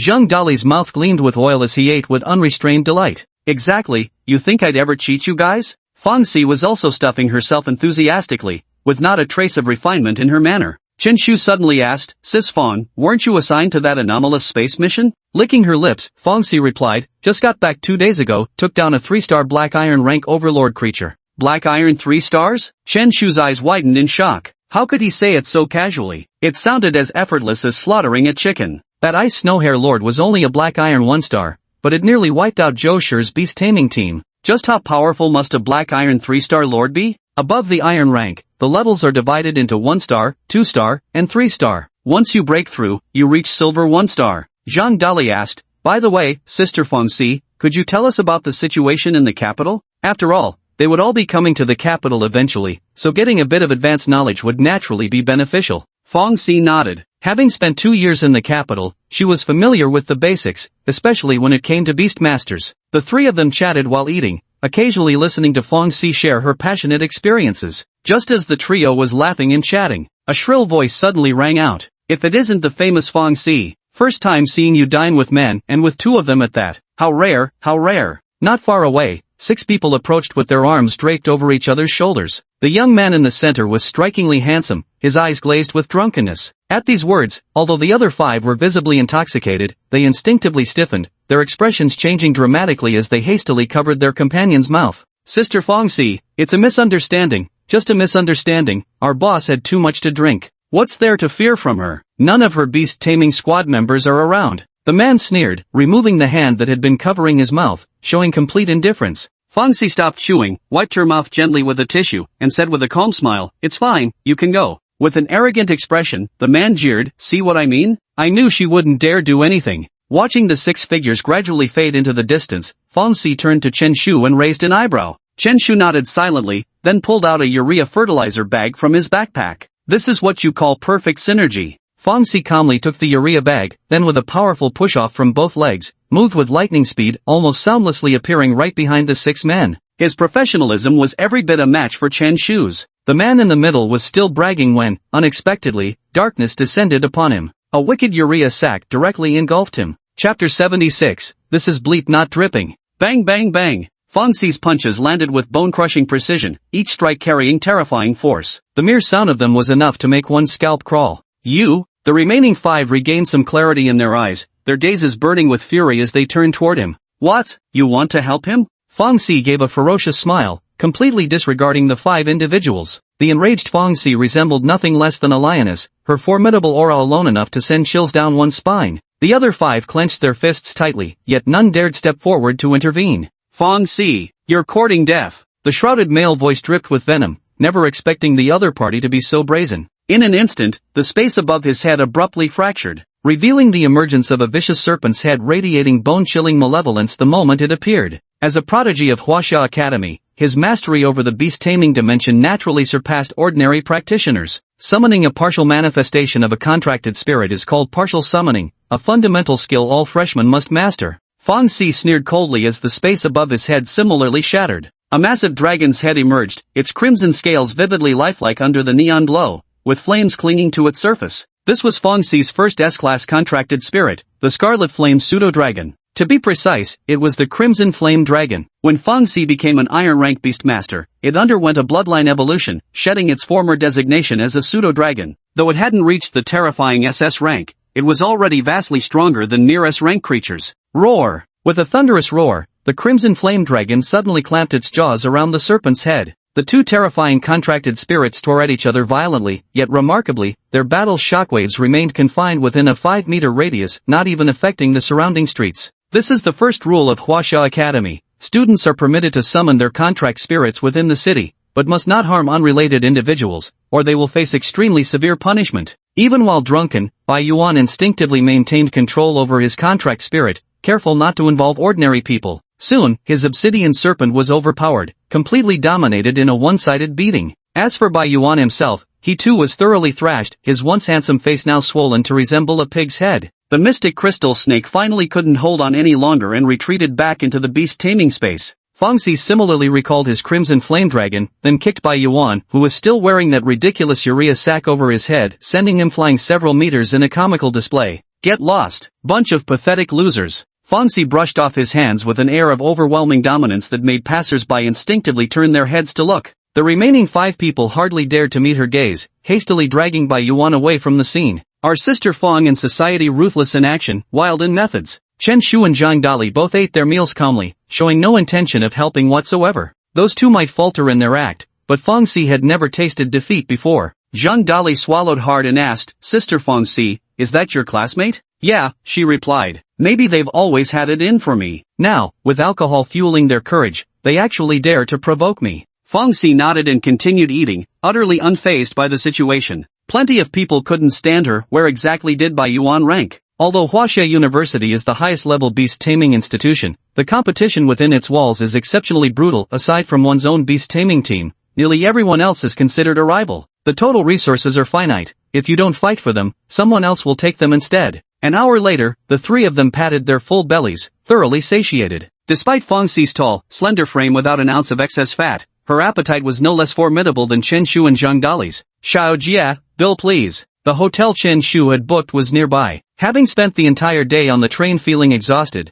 the 2 decided to return to the hotel to rest. They agreed that early tomorrow morning, Fong Xi would take them on a tour of Huaxia University. Returning to the hotel, Chen Shu collapsed onto the bed and instantly fell into deep sleep. In the infirmary of Huaxia Academy, Bai Yuan, beaten to a pulp, kept moaning in pain. As his drunkenness faded, the throbbing ache seemed to intensify twofold. The school doctor dabbed medicinal alcohol on Bai Yuan's swollen face, muttering, "Who hit him this hard? This is really excessive." One of Bai Yuan's companions answered bitterly, "Who else could it be?" Fong Xi, of course. That's fine then. The school doctor nodded in relief. Seems Fong Xi was in a good mood today. They went easy on you. The 5 of them were speechless. Such double standards. Lady, weren't you just complaining about who hit so hard? Bai Yuan wailed, Lu Zi, why didn't you guys help me? Damn it. I thought there were 6 of them, but in the end, it was still him fighting alone. Turns out, I was wrong all along. Lu Zi sighed, Brother Bai, you know exactly how powerful Fong Xi's 2 contracted spirits are. How could we stand a chance? Another suddenly spoke up with utmost seriousness, I'd say the odds are 3 to 7. See, Wan Chi's got way more confidence than you lot, you're all just timid as mice. Brother Bai, what I meant by splitting 3-7 was 3 minutes for Fong Xi's 2 contract spirits to eat until 70% full. Beat it! Bai Yuan roared in frustration, accidentally aggravating his wounds again, causing him to howl in pain. Brother Bai, really, don't provoke Fong Xi anymore, one person sighed. We're about to be juniors soon, and most seniors are hunting in other dimensional spaces. The school practically has no one left who can keep her in check. Bai Yuan grumbled, you think I wanted to? I was drunk. Why didn't any of you stop me? We all tried to stop you, but you just had to go get yourself killed. Early the next morning, Chen Shu and his companion arrived at the gates of Huaxia Academy. 2 majestic stone dragons stood imposingly at the entrance, radiating an air of grandeur, truly worthy of being geniuses hand-picked from across the nation. Chen Shu observed the students coming and going, their extraordinary bearing alone distinguished them, not a single mediocre talent among them. Let's go in and take a look. The two arrived at the entrance, where the young man ahead took out a card and swiped it against the device by the main gate. Beep! The school gates opened, and the young man walked inside. It looks like we need to swipe a card. Zhang Dali leaned in and whispered. Aren't universities supposed to be open to the public? Why is Huaxia University so strict? At that moment, options appeared before Chen Shu's eyes. Option 1, wait where you are for Fong Xi to come out. Reward, a small amount of beast taming power. Option 2, attempt to infiltrate Huaxia Academy. Reward upon completion, slime defense increased by 5%. Option 3, force your way in. Reward upon completion. Title The Fearless One obtained. Equip effect, slime's personality becomes brave. Chen Shu immediately dismissed the third option. Not just the teachers at Huaxia Academy, but any random student could easily kill him. Seems like the second option is the only choice left. Chen Shu maintained a perfectly calm expression as he theatrically produced his ID card. Beep! The school gates remained completely unresponsive. Uncle, my card seems to be malfunctioning, could you open the gate for me? The gatekeeper's mouth twitched as he retorted, do you really take me for a senile old fool? Can you stop making sounds yourself, and also try to imitate it more accurately? It's supposed to be beep not drip. The security guard looked at him speechlessly. Where did this idiot come from?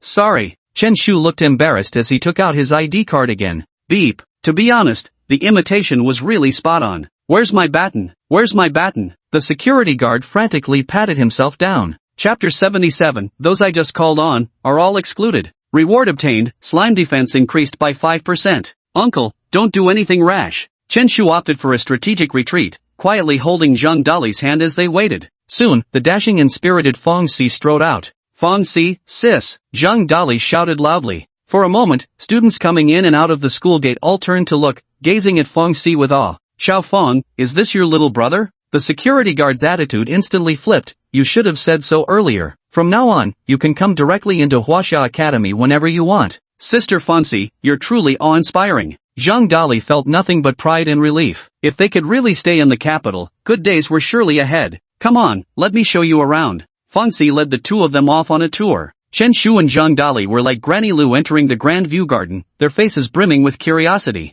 They spent a full 3 hours just exploring the beast-taming pavilion alone. Inside, numerous students were engaged in duels, showcasing powerful contract spirits that broadened Chen Shu's horizons. Su Xiaoyu's A-grade contract spirit was already considered the best at Nanjiang City No. 2 High School. But at Huaxia Academy, A-grade contract spirits were as common as cabbages. While Huaxia University's admission standards prioritize Gaokao total scores, students consistently demonstrate an average potential rating of A for their contracted spirits. Only those whose first contracted spirit reaches A rank can see it evolve to S rank upon becoming an Iron Tier Beast Master. An S rank contracted spirit essentially serves as one's foundation for standing firm in Huaxia Academy. Fong Xi's Crimson Flame Dragon exceeds even S rank, capable of overwhelming most students effortlessly. Yet this alone wouldn't explain why Huaxia Academy students fear him so intensely. Chen Shu suspected Fong Xi's second contracted spirit must be equally extraordinary. The three of them had a meal at the school cafeteria at noon, which not only was free but also featured rare and precious beast meat. This alone made Chen Shu's desire to apply grow even stronger. Due to the sheer size of Huaxia Academy, it took a full 3 days just to get a general overview of the place. Whether it was the library, the beast taming hall, the teaching buildings, or other facilities, everything left Chen Shu thoroughly amazed. Inside, there are even institutions like the beast taming dojo and beast taming home,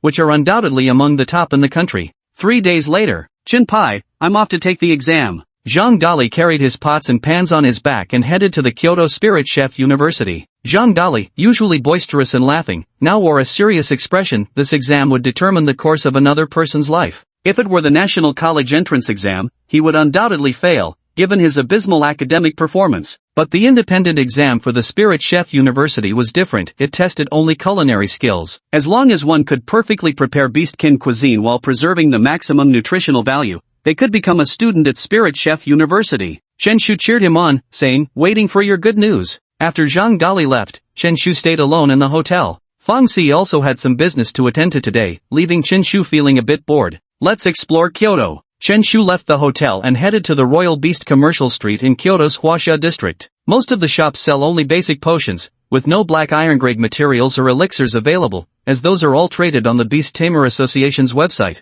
However, there remains a small number of specialty stores dealing in premium goods, though the prices are exorbitant. Chen Shu walked into a shop named Old Ghost's Variety Store, immediately spotting the beast pearl displayed on the counter. "Boss, how much for a basic grade beast pearl?" "This is a core extracted from a mutated beast. Consuming it will directly increase beast taming power, suitable for beast masters below the black iron rank. 150,000. The shop owner was a thin, withered old man who kept studying an unidentified bone fragment in his hand with a magnifying glass. Holy shit, so expensive. Chen Shu didn't expect even a basic level 1 to be so expensive. What about this black iron level beast taming pearl then? The old man slightly raised his head, cast a glance, and said calmly, "For holy shits." Ugh. Chen Shu didn't expect the shopkeeper to be quite humorous, for holy shits meant 600,000 already. He began to examine the remaining materials again, not only the beast taming pearl, but even a glass container holding a pulsating heart. There was no price marked on it, yet it was labeled, "Heart of a Stormhawk Lord, innate skill, gale breath."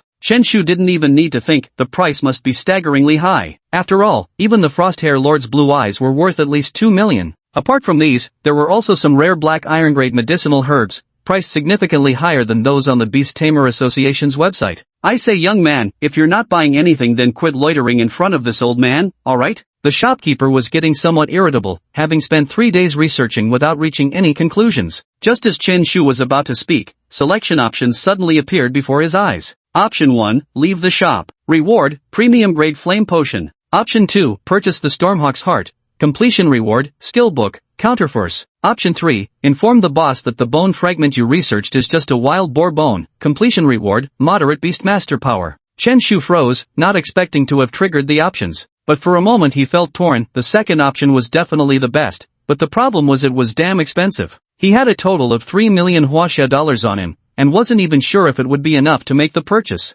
The rewards from the first and third options were far too mediocre. Are you buying it or not? The shopkeeper frowned, growing visibly impatient. Buy it. Why wouldn't I? I just need to examine it properly first. Chen Shu pointed grandly at the goods on the counter and said, this one, and this one.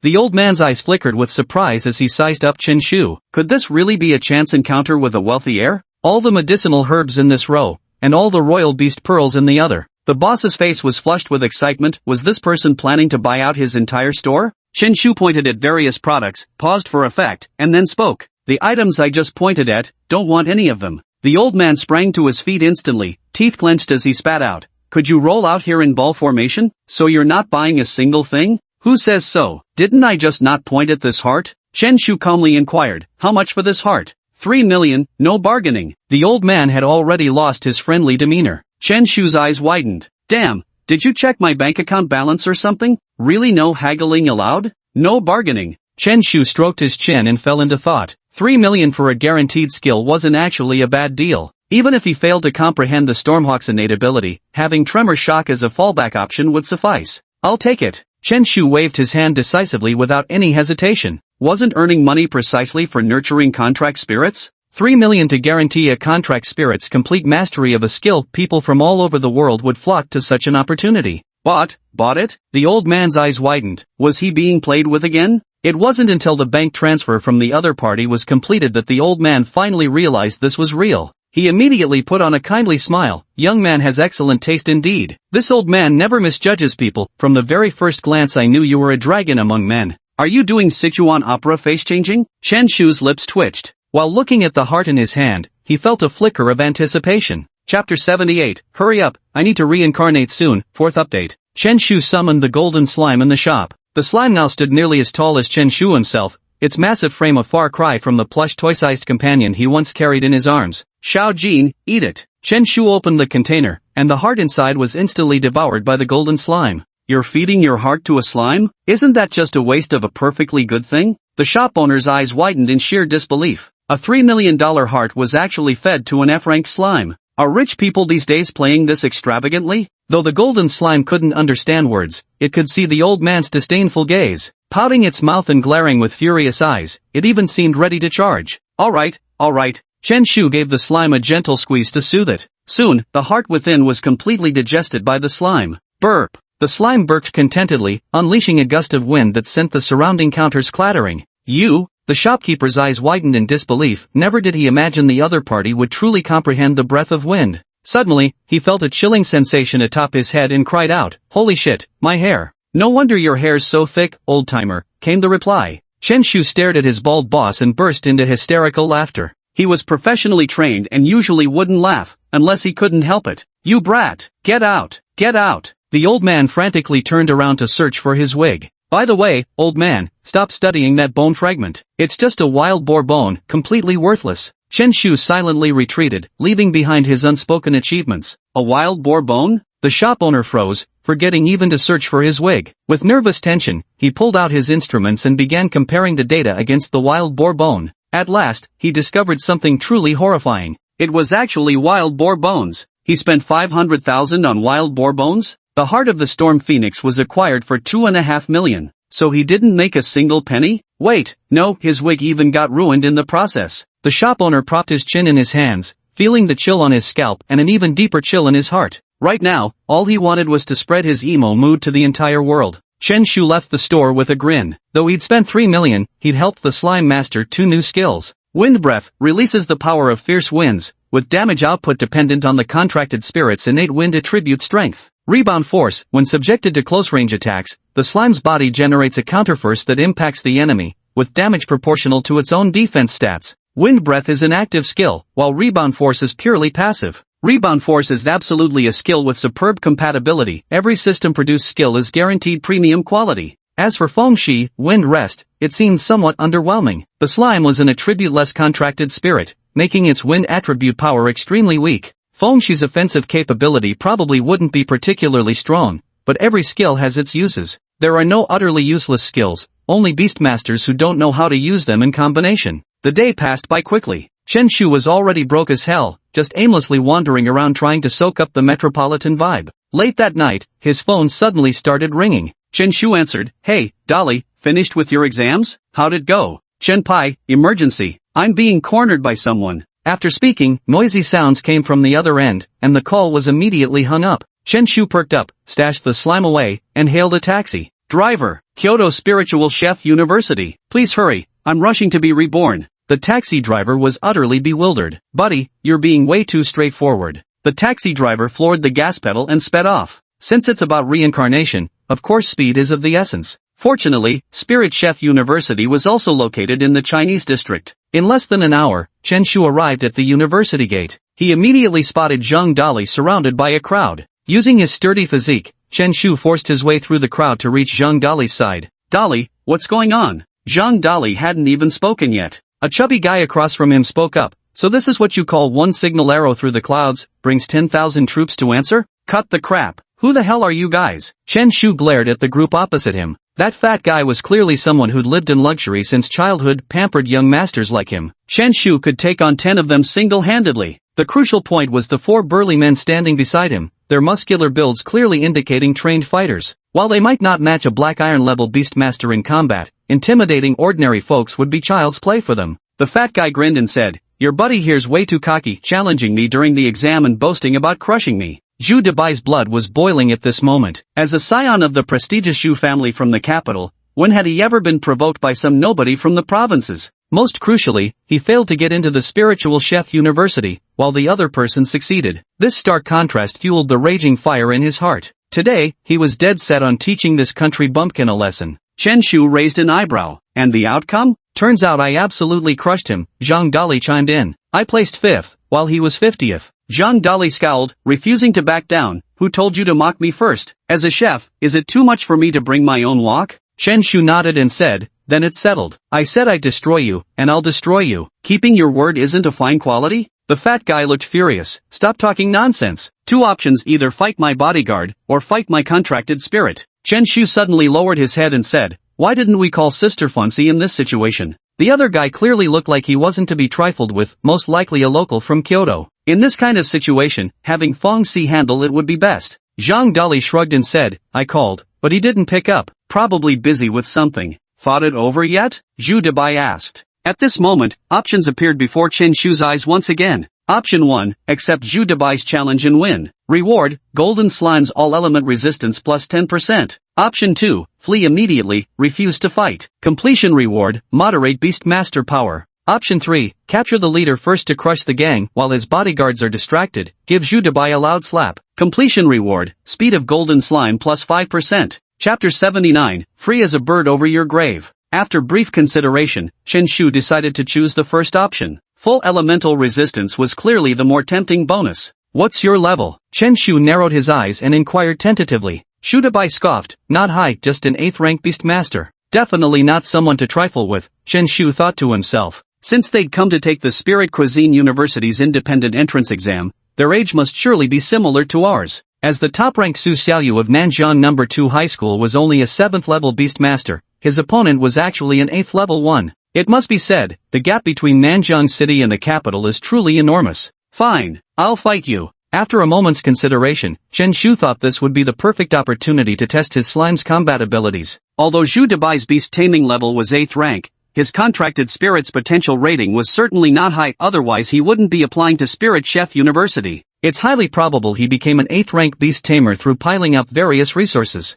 "Have you checked his background?" Zhu Debai showed caution in his eyes as he questioned the bodyguard once more. "There's no way around it. Though the Zhu family's influence is enormous, this is the capital, you might bump into somebody important just buying a fried dough stick." The bodyguard nodded. "We've checked. They're from a small town down south." They all thought to themselves, if you've got a complaint, blame yourselves for running into the young master's crosshairs. Chen Shu whispered, "Dolly, if I lose, watch for my signal, run immediately. Don't even think about looking back. He's only a level 6 beast master. Fighting 2 levels above his own doesn't give him great odds. Everything depends on how strong his opponent's contracted spirit is." The group arrived at the Beastmaster Arena of the Spirit Chef University. Zhu Debai summoned his contracted spirit. It turned out to be a winged giant white pig. "Oh!" Chen Shu and Zhang Dali couldn't help but burst into laughter. This was damn funnier than his slime could ever be. The large white pig flapped its wings, panting heavily as it rose 5 meters into the air. "Who would have thought you'd possess such a rare flying contracted spirit?" "I, snort." Chen Shu looked at the big white pig, raising his cupped hands as if to speak, but before finishing his words, he couldn't help bursting into laughter. Zhu Debai's eyes burned with even greater fury. "You'll be suffering later. I'm already feeling a bit uncomfortable now, just give me a second." Chen Shu clutched his stomach, feeling as though he might laugh himself dizzy. Although he had already mastered high school knowledge, the flying giant white pig before him left no impression. Could it be a newly mutated contract spirit? 10 minutes later, Chen Shu finally steadied himself and summoned the golden slime. Zhu Debai sneered and said, "Your contract spirit isn't much either, huh?" Though the flying pig's potential rating was only E, the golden slime was rated F. This balanced things out somewhat in his mind. Both of their contract spirits had taken the field, but instead of the expected bloody scene, they stood there staring wide-eyed at each other. They immediately reached a stalemate, like 2 ornamental contract spirits. Chen Shu stretched out his right hand, curling his index finger in a beckoning gesture, and said, "Come at me. Humph, let me show you how formidable Flying Sky Pig really is." Zhu Debai let out a cold snort and immediately commanded his contract spirit to use its skill. In an instant, Flying Sky Pig's mouth suddenly puffed up round and plump. A split second later, an invisible air bullet shot out. Boom! The slime's body was sent tumbling several meters backward involuntarily. Its large eyes widened in fury. But helplessly earthbound, it could only stare in bitter frustration. Bang! Bang! The flying pig's air bullets weren't particularly powerful, but with their extremely short cooldown time, they kept bombarding the slime relentlessly. "Seems like you're about to lose." Zhu Debai wore a faint smile at the corner of his mouth. Though the slime had formidable defensive capabilities, dragging the fight out like this would inevitably lead to its defeat. Chen Shu slightly furrowed his brows. Despite appearing arrogant, his opponent had never let their guard down for a moment. The flying pig maintained a certain distance from the slime at all times. "There's no other way, I have to give it a try." In an instant, the golden slime's large eyes widened, its expression resembling someone suffering from constipation, but the next moment, it catapulted forward. "I've been prepared for you all along." Zhu Debai sneered. Although the slime was only F grade, it was impossible for it to not possess a single offensive skill. The flying pig flapped its wings, on the verge of escaping the slime's attack range. In an instant, the slime's size suddenly swelled sixfold, transforming from a large orb into a colossal behemoth of a sphere. A massive shadow loomed over them, causing the flying pig to emit a terrified oink, trembling with fright. Who would have thought its size could suddenly swell to such an extent? Damn, that's sneaky, Shu Dabai cursed angrily. If the flying pig really got sat on, tonight's dinner would probably become a feast. Use your skill. Shu Dabai commanded Fei Tianzhu to immediately unleash its life-preserving skill. A white light flashed brilliantly in the creature's eyes. In that instant, its plump body shrank several times over, only the wings remained unchanged, creating an effect precisely opposite to the slime's enlargement ability. Though its size diminished, its speed increased explosively. Flapping its wings with extreme velocity, Fei Tianzhu instantly escaped beyond the slime's attack range. Its speed absolutely surpassed that of agile contract spirits of the same level. Boom! The enormous slime landed with a lonely thud, shaking even the ground of the beast training hall. The flying pig's size quickly returned to normal, clearly indicating the skill's short duration. Under Zhu Dabai's command, the flying pig flapped its wings with difficulty, managing to ascend to a height of 10 meters. Fortunately, the university's beast taming hall was extremely magnificent, easily accommodating battles between large contracted spirits. Boom! Another gust of air cannon blasted forth. The slime moves too slowly, even with their eyes closed, anyone could hit it using a skill. The situation has returned to how it was at the beginning. Shu Dabai had a smile at the corner of his mouth and was already ready to give the two a good beating. Chen Pai, what do you say? Zhang Dali gave a look, having already packed up the pots and pans, ready to grab his bag and flee at any moment. Wait! Chen Shu waved his hand, signaling there was no need to rush just yet. At last, the cooldown for violent sit kill was completed. In an instant, under Chen Shu's command, the slime abruptly turned around. Though its movement was sluggish, the turn itself was surprisingly swift. As the slime positioned itself with its back to the flying sky pig, its mouth began to bulge, identical to when preparing an air cannon, revealing the newly mastered skill, Breath of Wind. Whoosh, whoosh, whoosh. The howling winds raged fiercely, but they had no effect whatsoever on the flying pig. Is this wind strong enough to blow you off course? Zhu Dabai was stunned. He had assumed the opponent would target the flying pig. But the next moment, the slime used its charge skill, rushing forward with its back turned once again.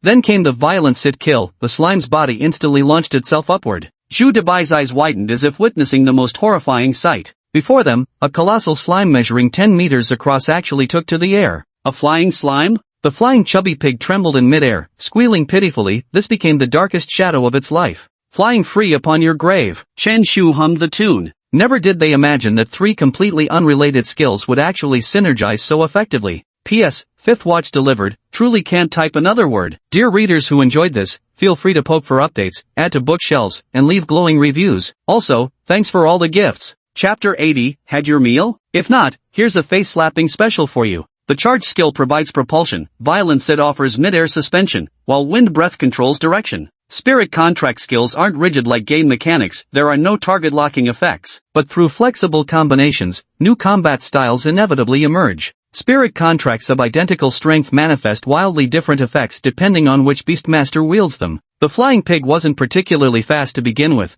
and compared to the slime's top speed, it was like a flesh missile. Boom! The flying pig let out a shriek, feeling as if its body was about to be split apart as it slammed into the wall of the beast taming hall. Awesome, Chen Pai. Zhang Dali hadn't expected the situation to turn around so suddenly. The slime remained relentless, leveraging its charging momentum to reach the fallen flying sky pig's side. Glug, glug. The massive sphere continued rolling, crushing the flying sky pig from all angles without mercy. Howl, howl, howl. A wretched squeal pierced through the beast taming pavilion. Now that was truly a pig being slaughtered. You dare harm my contracted spirit? Shu Dabai came to his senses and recalled the critically injured sky-soaring pig back into his beast space. His fists clenched tightly, his face turning livid. Having already been depressed nearly to the point of vomiting blood due to his failed exams, now his sky-soaring pig had suffered such severe injuries. Relying solely on its natural regeneration would likely leave it in a weakened state for months, a fatal blow for an incoming senior high school student. He would now have to spend a fortune in Huaxia currency for treatment at a high-tier beast hospital. The slime returned to Chen Shu's side,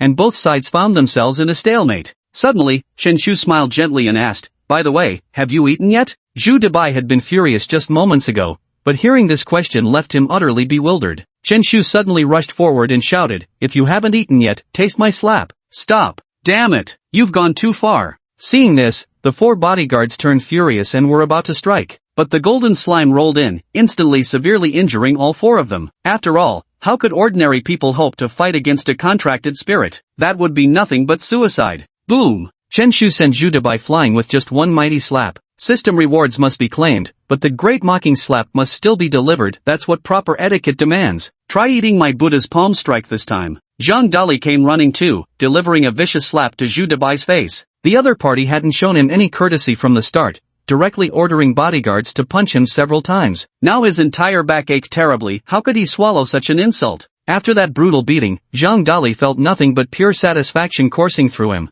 Bliss. Zhang Dali exhaled a long, slow breath, feeling the physical pain in his body gradually fade. Learn some discernment from now on. Don't provoke people you can't afford to mess with, understand? The two flung down harsh words, clapped their hands, and left the beast taming hall. As the gate opened, a man in a black t-shirt happened to be standing right outside. Zhang Dali's pupils constricted, though his expression remained unchanged. Chen Shu was equally aware but showed no panic, even offering the middle-aged man a polite nod and smile. The two of them calmly brushed past each other. Run! The next second, they both started sprinting at full speed. Holy shit, you noticed too? Zhang Dali glanced at Chen Shu, running with every ounce of strength he could muster. Nonsense, he's at least somewhat similar to that fatso. Chen Shu cursed under his breath, never expecting the other party's parents to show up so quickly. After running for a while, both couldn't help but complain, why did this damned beast taming hall have to be built so massive? It was practically a waste of the education department's resources. The two complained incessantly, never having felt the road beneath their feet stretch so endlessly long.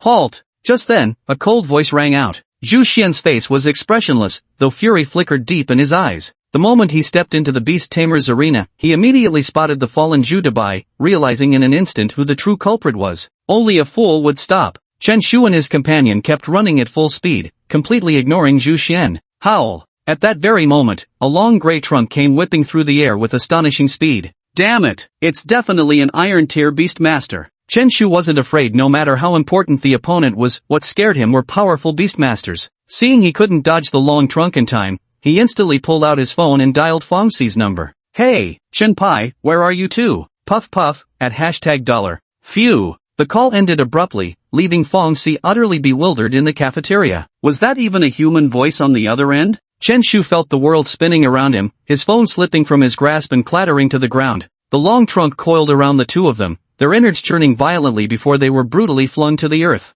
Those two brats. Zhu Xianling had the giant elephant carry both of them back to the beast taming arena where Zhu Debai was. This was the beast taming hall. There were no restrictions on using contracted spirits here. As long as no one was killed or permanently injured, anything basically went. I hope Sister Fong Xi finds us soon, or today will really be like capsizing in a gutter. Chen Shu sighed, never expecting to encounter such terrible luck. Debai, are you okay? Zhu Xian turned his gaze to Zhu Debai on the ground. Uncle, I'm fine. I'm going to kill them both. Zhu Debai coughed a few times and slowly stood up. Though his face was swollen, his eyes burned with hatred. Fortunately, he had asked his uncle to pick him up after the exam, which happened to block Chen Shu and his companion. What nonsense are you talking about? You want to pay with your life? Zhu Xian frowned and rebuked sharply. I never expected my nephew to be so useless. Not only did he lose to his opponent, but he even made grandiose claims. Do they really think our Hua Nation's beast taming laws are just for show? Zhu Xian inquired. Are you physically unharmed? By now, Zhu Debai had regained his senses. He certainly didn't want to pay with his life for these two.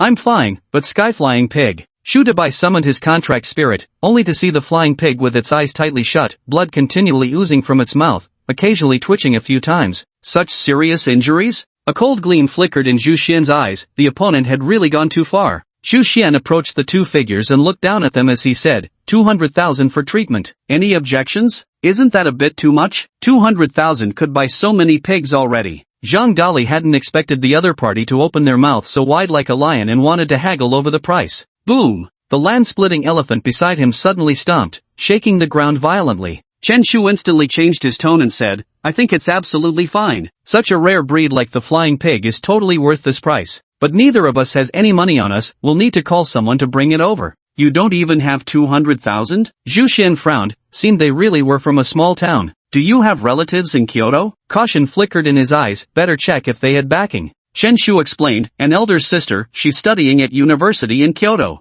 Then let her send the money over. Zhu Xian breathed a sigh of relief. Kyoto had countless universities specializing in either beast taming or cultural studies, so it had never crossed his mind that it might be the prestigious Huaxia Academy. Dali, make a call for me. My phone got smashed. Zhang Dali pulled out his phone and dialed Fong Si. "Dali, where are you two?" came Fong Si's anxious voice. Zhang Dali said, "The Beast Taming Hall of Kyoto Spirit Chef University, arena number 07. Something really did happen." Fong Si's expression tightened. He didn't believe the two had gone to the Beast Taming Hall just to visit, they'd probably gotten into some kind of conflict. She said to the girl beside her, "Chingy, lend me your Swiftwind Sparrow, it's urgent." Chapter 81, Big Brother, hit me, I've sinned. Zhang Dali asked with some concern, "Chunpai, do you think Sister Fong Si can handle it?" With so many powerful factions in the capital, although Fong Si is exceptionally talented, her family background is quite ordinary, even less notable than Zhang Dali's. Chen Shu said calmly, "It's fine. Worst case scenario, we'll compensate them.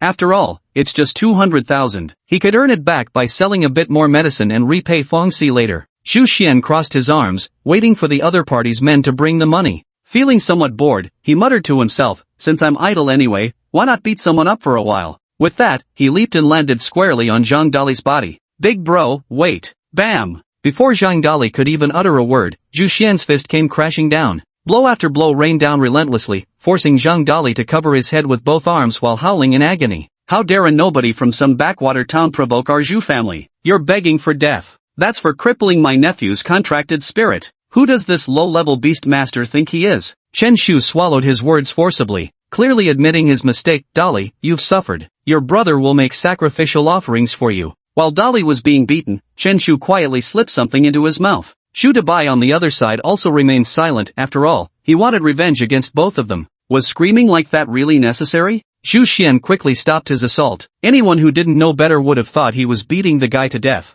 "Are you fucking blind? I'm not a beastmaster." Zhang Dali could finally speak. Fortunately, his sturdy physique meant the situation wasn't too serious, despite his agonized cries. "Wrong guy?" Zhu Xian froze momentarily, then immediately pinned Chen Shu beneath him again. Chen Shu instantly raised his arms to shield his head, bracing for the incoming punch, but with just one punch, he suddenly spat out a mouthful of blood, a horrifying sight even Zhu Xian was startled by. "What the hell is going on?" Zhu Xian abruptly stood up, watching Chen Shu with a mix of shock and apprehension, fearing the man might drop dead on the spot. "I've wronged the flying chubby pig. I'm guilty, big bro, hit me again." Chen Shu looked pale and weak. No sooner had he finished speaking than he spat out another mouthful of blood. "Oh my god, I didn't even hit him that hard." Zhu Xian leaped backward, a trace of fear flashing in his eyes. "Wang Tianba, you're absolutely fucking unbelievable." Chen Shu couldn't help but laugh wildly in his heart at this moment. Back when Wang Tianba had used ketchup to pretend to be seriously wounded, it didn't feel authentic enough, so he specially prepared customized blood capsules. Not long ago, he had given Wang a few small bags of them.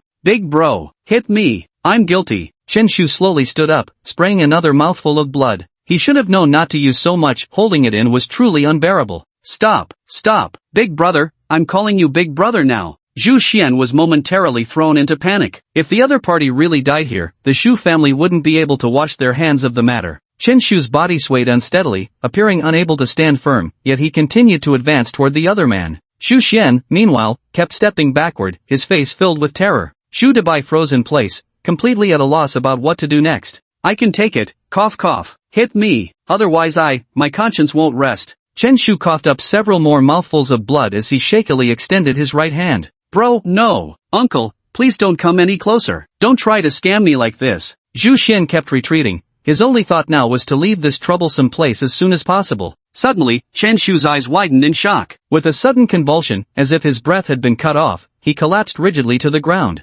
Several more mouthfuls of blood sprayed from his lips like a fountain. His body continued convulsing violently. It was clear he was on the verge of sudden death. "Call a fucking ambulance now." Zhu Xian looked terrified as he shouted at Zhu Dabai, while simultaneously rushing to Chen Shu's side to assess the situation. The whole mess started because he'd punched the guy. If the Jinling Bureau investigated, they'd definitely latch onto that detail. At this moment, Fong Si quickly arrived at Jingdu Culinary University with the help of the Swiftwind Sparrow. For a moment, the crowd below buzzed with discussion. Anyone with flight privileges in Jingdu must belong to the highest echelons, either from top-tier aristocratic families, the Imperial Dragon Army, or Huaxia Academy. None of these factions were people ordinary citizens could afford to provoke. Fong Si landed smoothly and headed straight to the number 7 competition field at the Beast Training Hall. The moment the door opened, Fong Si froze. The ground ahead was covered in blood, with Chen Shu and Zhang Dali both lying unconscious on the floor. This scene instantly reddened her eyes, surging with unprecedented fury that nearly made her head explode. Fong Si stomped her foot and suddenly charged forward, delivering a powerful kick with full force. Zhu Xian also realized someone was approaching, but before he could check Chen Shu's injuries, he turned to defend himself. Although both had enhanced physical abilities, Zhu Xian was clearly no match for Fang Xi. He was sent flying several meters by that single kick. Wait, Zhu Xian's expression turned to shock. He hadn't expected the newcomer to be so powerful, and hurriedly tried to explain himself. Die! Fang Xi's eyes were bloodshot at this moment, rage having stripped her of all reason. Roar! Zhu Xian knew he was no match and immediately commanded the earth-splitting elephant to charge forward, attempting to stop his opponent. Fang Xi didn't even bother to look back as the space behind him suddenly shattered, revealing a fiery dragon with scales ablaze. Its entire body was crimson red, stretching nearly 10 meters in length as its wings continuously flapped, sending waves of scorching heat throughout the beast-taming hall. Roar! The scarlet flame dragon seemed to share its master's fury, its eyes brimming with terrifying killing intent as it suddenly gathered a fireball in its maw.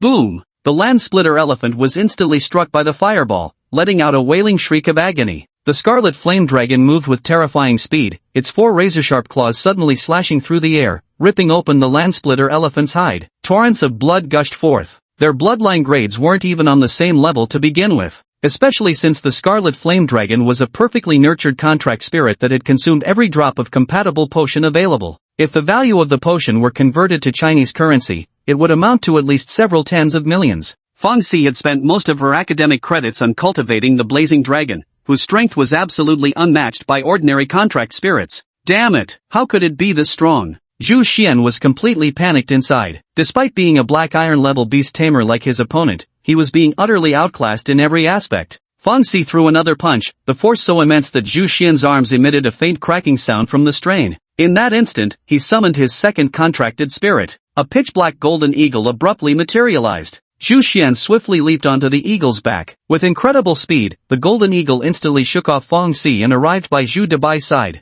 The two were already preparing to leave on the golden eagle's back. If they stayed any longer, it would be certain death. As for the 4 collapsed bodyguards, who had time to care about them now? The girl before them had completely lost her mind. Die! Fang Xi's eyes burned with fury as he summoned his second contracted spirit. In an instant, space shattered, revealing yet another dragon. Chapter 82, turns out the ambulance was called for myself. Roar! A massive dragon hovered in the sky, its entire body covered in ice blue scales, with even its pupils shimmering in deep azure. Frost-laden breaths continuously billowed from its maw. Though bearing some resemblance to a crimson flame dragon, their elemental natures stood in stark opposition. None other than an S-rank frost dragon. Zhu Xian glanced back, his body trembling so violently he nearly tumbled off the golden eagle's back. Damn it, what kind of enemy has the Zhu family provoked? 2 S-class dragon-type contract spirits, undoubtedly the top prodigies of Huaxia Academy. The frost dragon's eyes glowed with a dazzling blue light as an intensely frigid blast of icy mist surged forward with astonishing speed. The golden eagle was instantly covered in frost, its body stiffened abruptly, the strength of its wings constrained, its speed drastically reduced. The crimson flame dragon seized the opportunity to swoop in, directly slamming the golden eagle away. Boom!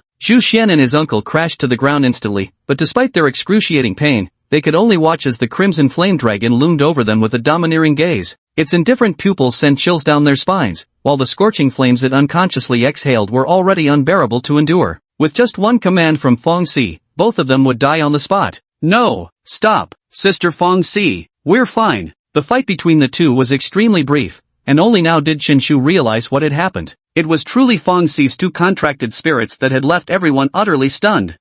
Neither of us is hurt. Zhang Dali also stood up. Though he'd been beaten up, his hands just hurt a bit, nothing serious. Fang Xi suddenly turned around, momentarily stunned, then rushed over to them. You're really not hurt? She looked back and forth between the two of them, her face full of concern as she asked. Chen Shu explained, this blood is all fake. Fang Xi's nose twitched slightly, immediately noticing something was off. How could such a large amount of blood have such a faint metallic scent? Fang Xi took a deep breath, her eyes slightly moist, and shouted angrily, you 2 idiots scared the hell out of me, you know that? Bang! Both Chen Shu and the other person were punched, then immediately kicked flying. We were wrong, we really know we were wrong. The two scrambled away covering their heads, yet tears of emotion shone in their eyes. It feels really good to be cared for. Alright, I'll deal with you 2 later. Fang Xi turned around, wiped her blurry eyes, and returned to her usual domineering demeanor. Big bro, big sis, we're about to get roasted dry. Zhu Debai and his nephew approached the crimson flame dragon, feeling as if their bodies were drying up from dehydration.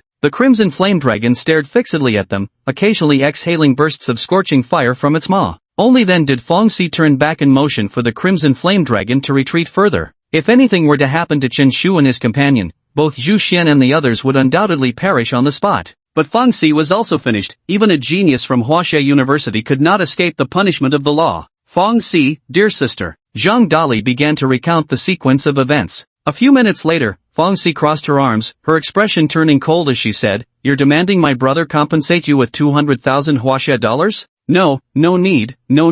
We were really in the wrong." Zhu Xian's forehead was beaded with cold sweat again, and he didn't even dare to meet the other person's gaze. He was also a black iron level beast tamer, but both of his contracted spirits were only B rank, utterly outmatched from the start. Although the Zhu family runs some business in beast taming potions, at best they're just a third-rate force in the capital, completely incomparable to Huaxia Academy. Fong Si turned her head to look. "Chen Pai, what do you all think?" As soon as her words fell, a piercing scream rang out. "Ow!" Chen Shu and Zhang Dali were seen rolling on the ground, seemingly in unbearable agony. "Big sister Fong Si, I feel an unbearable headache. I need 100 high-grade beast pearl pills to treat it immediately." "Sis, same here. I can barely stand steady. I reckon it'd take about 10 lord-level fierce beasts to help me recover." Watching the two's exaggerated reactions left Uncle Zhu and his nephew utterly baffled. "Even if we're trying to extort someone, can we at least put some effort into it? Damn it, if you've got a headache, just get some medicine. What the hell do you need royal beast pearls for?" The other guy was even more outrageous, claiming he needed the lord-level savage beast for his footache. "And besides, is that thing even meant to be eaten?" A glint of amusement flashed in Fong Si's eyes as he said coldly, "Seems my two junior brothers are badly injured. You'll pay for this." As he finished speaking, the Crimson Flame Dragon roared softly, blocking the arena entrance precisely, while the Frost Dragon swooped down to encircle Zhu Xian and his nephew. The alternating sensations of scorching heat and biting cold made the two men writhe in discomfort. Zhu Xian said through clenched teeth, "We're willing to compensate with 300,000 in medical fees." 300,000? Chen Shu glared at him, then pulled another blood bag from his pocket and calmly took a big gulp. "My internal organs are failing." "Put." Chen Shu swayed his head back and forth like a water hose, continuously spewing fresh blood. "Damn it, how much faker can you get? You think this is a high-pressure water gun or what?" Zhu Xian took a deep breath and spoke, "For basic-level Beastmaster pearls, that's the absolute limit. According to Old Ghost Shop's pricing, 4 would be worth 600,000. Fong Si shook his head and said firmly, "Plus 1 mutated basic-level savage beast." Zhu Xian and his companion didn't even dare to argue with her, only gritting their teeth and nodding in agreement. Not only did they fail to claim the 200,000 yuan in compensation, but they ended up paying out 1 million instead. This deal left them utterly ruined. As one of the Zhu family's key decision-makers, Zhu Xian still had the authority to mobilize 1 million yuan when needed. Soon after, someone arrived to deliver the compensation items. He. Chen Shu and Zhang Dali wore smug grins as they happily pocketed the compensation. The main value of mutated beasts lies in the taming pearls within their bodies and their special organs capable of comprehending skills. The trio left the Kyoto Spiritual Chef University, leaving only the disheveled Zhu family behind. "Uncle, are we just going to let this go? That woman is so young, our Zhu family has no reason to fear." Boom! Zhu Xian swung a heavy slap and proceeded to beat his nephew violently. "Unnecessary? Do you realize how young he is? Did you think the Shu family could afford to provoke such a fierce young man? Even your father would be crushed if he came here, don't you understand?" As a black iron level beast master, Zhu Xian had never imagined the gap between himself and a prodigy could be this vast. 2 dragon-type contract spirits, he was truly witnessing something extraordinary. It's over. Outside the beast taming hall, the sound of an ambulance rang out. "Where is the injured?" Medical personnel rushed into the beast taming hall. "There!" Zhu Xian clapped his hands, precisely pointing at the collapsed Zhu Dabai. Zhu Dabai lay on the stretcher, feeling utterly humiliated. The ambulance had actually been called for him. P.S. There'll be another chapter soon. Thanks for your support everyone. Chapter 83. What kind of service do you need? Sister Fong Si, you're absolutely badass. Along the way, the two from the Chen family kept flattering him, their faces full of ingratiating smiles. They never expected Fong Si to be so well connected. Huaxia University wasn't just some ordinary institution, it was a top-tier power in the capital, incredibly prestigious. Save it. Fong Si's expression was icy, clearly still annoyed about Chen Shu's earlier act of playing dead. Sister Fong Si, I was just acting in self-defense. Chen Shu explained, that guy's fist was as big as a sandpot when he raised it. With how frail I am, one punch would have knocked me out cold on the spot. Zhang Dali leaned in and said, perfect timing then. Sister Fong Si and I can attend the funeral feast. Chen Shu shoved Zhang Dali away. Damn it, are you really that obsessed with getting to eat at my funeral banquet? Fong Si nodded expressionlessly, though a faint hint of amusement flickered in her eyes. Fong Si Jia, you should have seen it. I was spitting blood while charging at that guy. He was so terrified his legs turned to jelly. When I collapsed, I bet his heart stopped for a second. Chen Shu kept dramatizing the absurd scene with increasingly exaggerated gestures and facial expressions. Get lost. You're spraying spit all over my face. Fong Si punched Chen Shu away with a fist, a smile tugging at the corner of his lips, no longer dwelling on the previous matter. The three of them laughed and chatted all the way to a hot pot restaurant, ready to celebrate. Chen Shu raised his glass and declared, Dolly, I knew I wasn't wrong about you. I always believed you were a diamond wrapped in manure. Congratulations, future culinary god of China. Fong Si also raised his glass and said, worthy of being my little brother. Even without being a beast tamer, you managed to test into a first-class university, and through independent admissions, no less. You need to work harder at university from now on. You're different from Chen Pai. You're young, talented, ambitious, with a bright future ahead. The more Chen Shu listened, the more something felt off, and he hastily interjected, Sis Fong Si, wait a minute. What do you mean I'm different?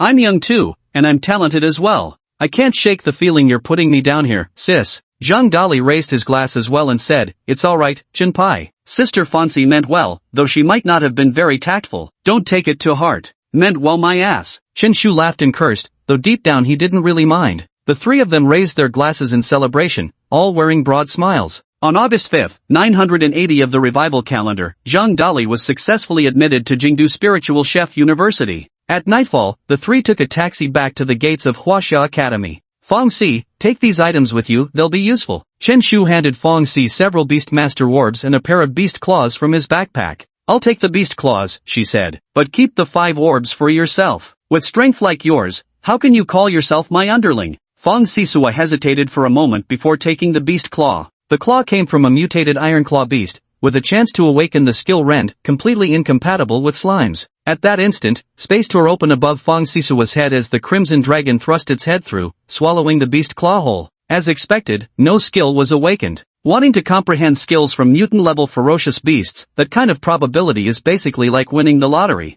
Only Lord-tier or even higher Monarch-level ferocious beasts serve as the primary source of contract spirit skills. Fong Si, your dragon is seriously awesome. Chen Shu and Zhang Dali's eyes brimmed with envy. Having 2 dragons as contract spirits? That's pretty much the pinnacle of life. Chen Shu spoke up, can you take us for a flight around? Fong Si shook her head. What are you thinking? It can only fly at low altitudes. 1 circle around the city would set all the greenery on fire. Then let's touch it. With matching expressions of curiosity, the two approached beneath the crimson flame dragon and reached up to stroke its head. It's so warm. Yeah, we probably won't even need heating in winter anymore. Just hang this dragon from the ceiling, and the whole room will be warm. Of course, and with that ice dragon around, we won't have to worry about the summer heat either. The two of them, as if afflicted by some strange illness, kept stroking the crimson flame dragon's head. Fong Si's lips twitched. Get lost. The scarlet fire dragon let out a furious roar before retreating back into its beast-taming dimension. By the way, Chen Pai, tomorrow could you queue up for me at the beast-taming department of Huaxia Hospital? What's wrong? Are you sick? Are you out of your mind? I already told you it's the beast-taming department. The frost dragon just had a minor issue. Copy that. Over. The two returned to the hotel, where Chen Shu swallowed all 5 beast-taming pearls in one gulp. The beast-taming energy within his body surged once again, bringing him one step closer to becoming a level 7 beast-tamer. The next morning, Chen Shu went out alone. Huaxia Hospital, located right next to Huaxia University, was the most top-tier medical facility in the country. Meanwhile, Fong Si, to congratulate Zhang Dali on getting into university, specially took him to the capital pedestrian street to prepare a full set of spirit chef equipment for him. As a spirit chef, everything from kitchen knives to pots and pans was different from ordinary utensils, as they were specifically designed for cooking and processing the meat of magical beasts. To punish Chen Shu for yesterday's incident, Fong Si made him wait alone in the hospital queue. For shame! For shame! To make a future legendary beastmaster do such a thing. Chen Shu sighed deeply at the heavens, then headed to the hospital's beastmaster department and joined the long line. Each attending physician could only see a fixed number of patients per day. Chen Shu managed to grab a ticket, but it was the very last one. Only when standing in endless queues does he truly remember he's a descendant of the dragon. Clutching his lunchbox, Chen Shu had already resigned himself to queuing all day. Might as well watch some live streams, he thought. Bored, he took out his phone and opened a game livestream when suddenly someone sent him a private message on the streaming app. An account with a profile picture of a sexy woman said, "Hey there, handsome, need some service? Check my profile." What the hell is this? Chen Shu raised an eyebrow and tapped on the profile picture, only to find a WeChat contact inside. His eyes gleamed with curiosity as he added that WeChat account. Hey handsome, need some service? Anything goes. Anything goes? Of course, and it's cheap too. That's perfect. I'm at Huaxia Hospital right now and need someone to queue in line for me. Get here as soon as possible. Chen Shu wore a face full of smiles, thinking to himself, I'm such a genius, this sort of thing is obviously better left for others to handle. Yet, half an hour passed without a single reply. Confusion brewing in his mind, Chen Shu typed out a question mark?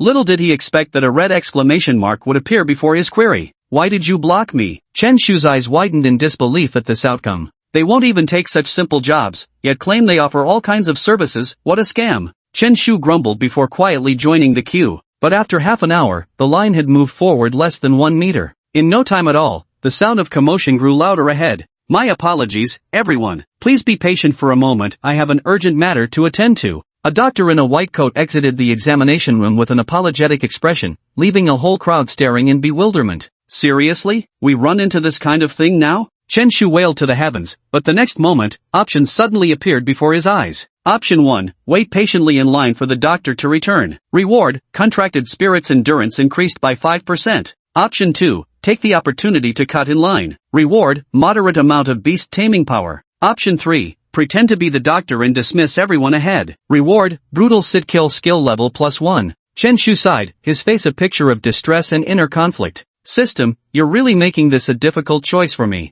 The next instant, he eagerly grabbed the white coat hanging outside the examination room. Chapter 84, is this what it feels like to enlighten all beings? Your Dr. Chen is coming online. Chen Shu put on his white coat, his expression instantly becoming solemn and dignified. He swaggered into the consultation room and directly took the physician's seat. Dr. Wang has some urgent business to attend to, so I'll be temporarily taking his place. You may call me Dr. Chen, Chen Shu said with a straight face. No one could have imagined that someone would be bold enough to impersonate a doctor from Huaxia Hospital. Doctor, why don't you have a badge on your chest? The first woman in line spoke up, looking utterly confused. Question mark. Chen Shu was taken aback. How observant of her. But his ability to think on his feet was no joke. Clearing his throat, he said, I'm just covering a shift. I rushed here from home and forgot in the hurry. Alright, now tell me about your condition. Your contracted spirit's condition. The woman nodded and summoned a rabbit as white as jade. Doctor, my contract spirit has been burning hot all over lately and seems a bit agitated. Chen Shu stroked the little rabbit's fur. What a peculiar little creature. Nothing serious. The weather in Kyoto has been too hot recently. Just let it cool down with some air conditioning when you get home. Ha! The woman looked utterly bewildered. That's it? Chen Shu nodded. That's all. If the condition worsens, recall it to the beast space. Next. Seeing a doctor, sometimes it's just that simple. Chen Shu suddenly remembered something and said to the woman, by the way, come back to me for a checkup tomorrow morning. The vitality of contract spirits is extremely robust. Combined with the overpowered existence of the beast taming space, they can recover slowly as long as they don't die on the spot. Take Zhu Debai's contract spirit, for example, it was severely injured, right? Yet as long as it stays in the beast taming space, it'll recover fully in half a year. The primary role of beast taming doctors is merely to shorten the recovery time. Delaying treatment by a day won't cause any issues. Doctor, hello. My contract spirit has been acting rather agitated lately. No big deal, just take it back and let it watch some soothing videos to relieve stress. It'll be fine soon. Your question marks are written all over your face. I'm a doctor, just trust me on this. Chen Shu's utterly serious nonsense was somehow surprisingly convincing. By the way, if the condition worsens, recall it to the beast space. Don't forget to come see me for a follow-up tomorrow.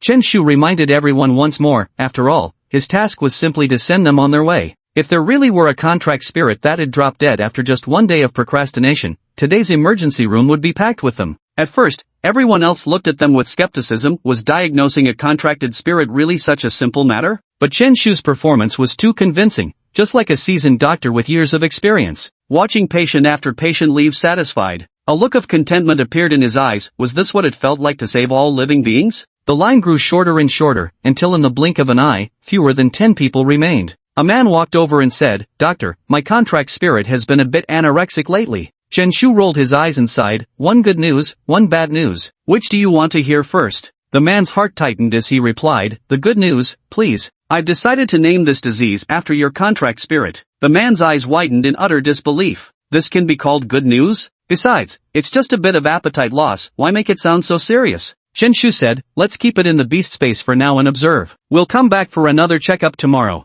Next. A student walked over and said, "Doctor, my contracted spirit has recently become a spray warrior, it's been having diarrhea non-stop." Chen Shu patted the contracted spirit's head and spoke up again. "Good news first or bad news first, which do you want to hear?" The student looked bewildered and tentatively said, "Bad news. Your condition is quite serious and may require comprehensive examinations to confirm a diagnosis. Come back for a follow-up tomorrow." "Then what's the good news?" "Good news? Hold on a moment." Chen Shu glanced at the line that was nearly finished and took out his phone. "Hey, Sister Fongxi, hurry over here. Oh, and while you're at it, bring me something. Just hold on a moment, next in line." After another round of observation, listening, questioning, and pulse-taking, Chen Shu dismissed the last few patients. If it were an ordinary doctor, it would probably take a whole day, but Chen Shu finished it in less than 2 hours. That was really exhausting. Chen Shu stood up and stretched lazily. Shortly after, Fongxi and the other person rushed to the hospital. The distance between the two places wasn't that far,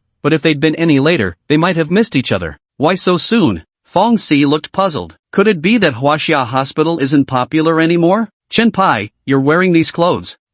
Chen Shu made a silencing gesture while taking the loudspeaker from Zhang Dali's hands. "Come over here, some good news has arrived." Chen Shu pointed at the last patient and pressed the loudspeaker's recording button. "Great news, great news. Store clearance sale, everything at half price, only half price. Good news, good news. Alright, now you know what the good news is?" Chen Shu said with a serious expression. "Go back, and remember to come for a follow-up tomorrow." The student widened his eyes, dark lines forming on his forehead as he sized up Chen Shu with a few glances, before ultimately leaving. "So that's what the good news was? Really? Reward obtained, violent sit kill +1. Chen Shu calmly removed his white lab coat. "Chen Pai, you?" Both Fongxi and Zhang Dali wore expressions of utter shock. They'd seen outrageous things before, but nothing quite this outrageous. "You're really being such a jerk. Aren't you afraid of delaying others' medical treatment?" "Don't worry, I know my limits. I'll have everyone come back for a follow-up tomorrow." Chen Shu shrugged and said, "With the beast taming space here, nothing could go wrong. Besides, many just have minor issues, they might even recover after a day in the beast taming space. Why are there so many rich people in the capital? Even for stuff like contracted spirits having diarrhea or loss of appetite, they all come rushing to Huaxia Hospital." While the three were speaking, a doctor in a white coat walked in.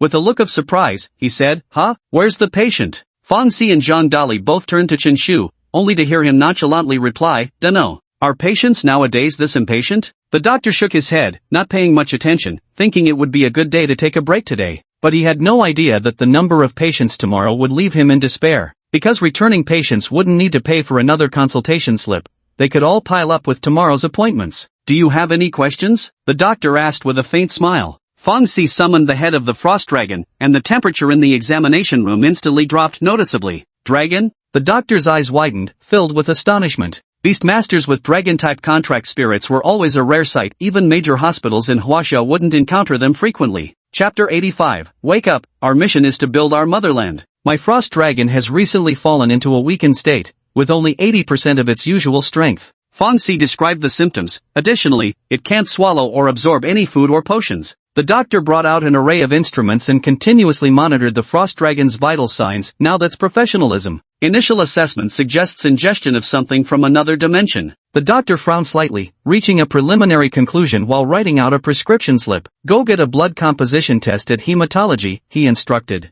Fongxi nodded, taking the slip while simultaneously recalling her frost dragon. As the trio left the examination room, Chen Shu boasted, "See how fast I got us through the queue? Hurry, tomorrow, stay away from us for now. I'm worried a whole group might gang up on you." Chen Shu stroked his chin and said, "That bad?" At the same time, a vague sense of foreboding crept into his heart. He resolved to just stay in the hotel tomorrow. The three arrived at the hematology department. While standing in line, a girl suddenly walked towards them, and Fongxi recognized her immediately, calling out, "Xiao Qinghan." The girl turned abruptly at the sound. "It's you!" Chen Shu and Zhang Dali exclaimed in unison, surprised to bump into Wang Qinghan even at the hospital. "Fongxi? And you guys?" Wang Qinghan also looked surprised, instantly recalling everything. "Do you know each other?" Fongxi raised an eyebrow and glanced at the three of them. Chen Shu grinned, "Of course we know each other. Lone's king, Qinghan." Wang Qinghan's smile froze as he retorted, "I'm Wang Qinghan, you're the Lone's king here. We came here by train with her." Zhang Dali glanced at Fongxi and Wang Qinghan, asking, "How did you get to know each other?" "We've been playing together since childhood, but unfortunately Qinghan moved away later." Chen Shu widened his eyes and said, "Sister Fongxi, didn't you grow up playing with us?"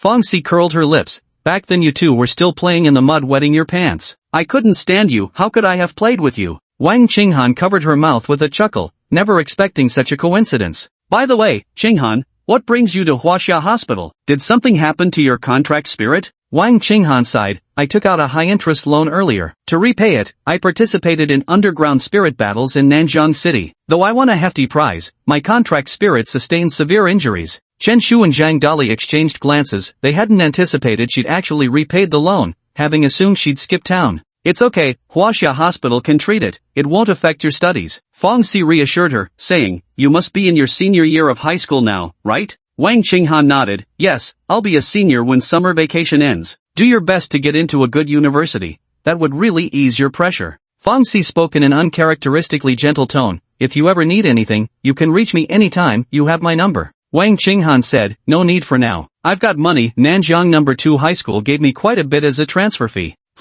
Chen Shu, who had been silent all along, suddenly spoke up. Nanjiang No. 2 High? A transfer fee? Right. I was originally at Nanjiang No. 1 High, but No. 2 High paid to have me transferred to their special training class. Wait, let me get this straight. Chen Shu's lips twitched as he spoke. So what you're saying is, the school administrators of Nanjiang No. 2 High School paid you to attend their special training class? Exactly, Wang Qinghan nodded. Damn it, have the school leaders lost their minds, specifically spending money to hire people to use the school's resources? Which of our school students didn't work tirelessly to test into the elite training class? Wang Qinghan spoke up. I heard they've recruited other students too. Chen Shu frowned. Wait, what kind of talents do you guys have? Do you really deserve payment? Perhaps because my beast taming talent is outstanding, and my contract spirit is A grade. Forget I asked. Chen Shu instantly regretted bringing this up, feeling thoroughly humbled. Beastmaster talents are categorized as common, excellent, exceptional, and transcendent. The higher the talent, the more efficient one becomes at cultivating Beastmaster energy. Wang Qinghan was certain to reach 9th level Beastmaster before the college entrance exams, placing her roughly on par with Su Xiaoyu. Both were promising candidates likely to gain admission to Huaxia Academy. It seemed Nanjiang Second High had been driven to desperation by last year's seniors. Another poor performance in this year's exams might spell irreversible decline. Waving her blood test report, Wang Qinghan said, Sister Fongxi, I'm heading to see the doctor first.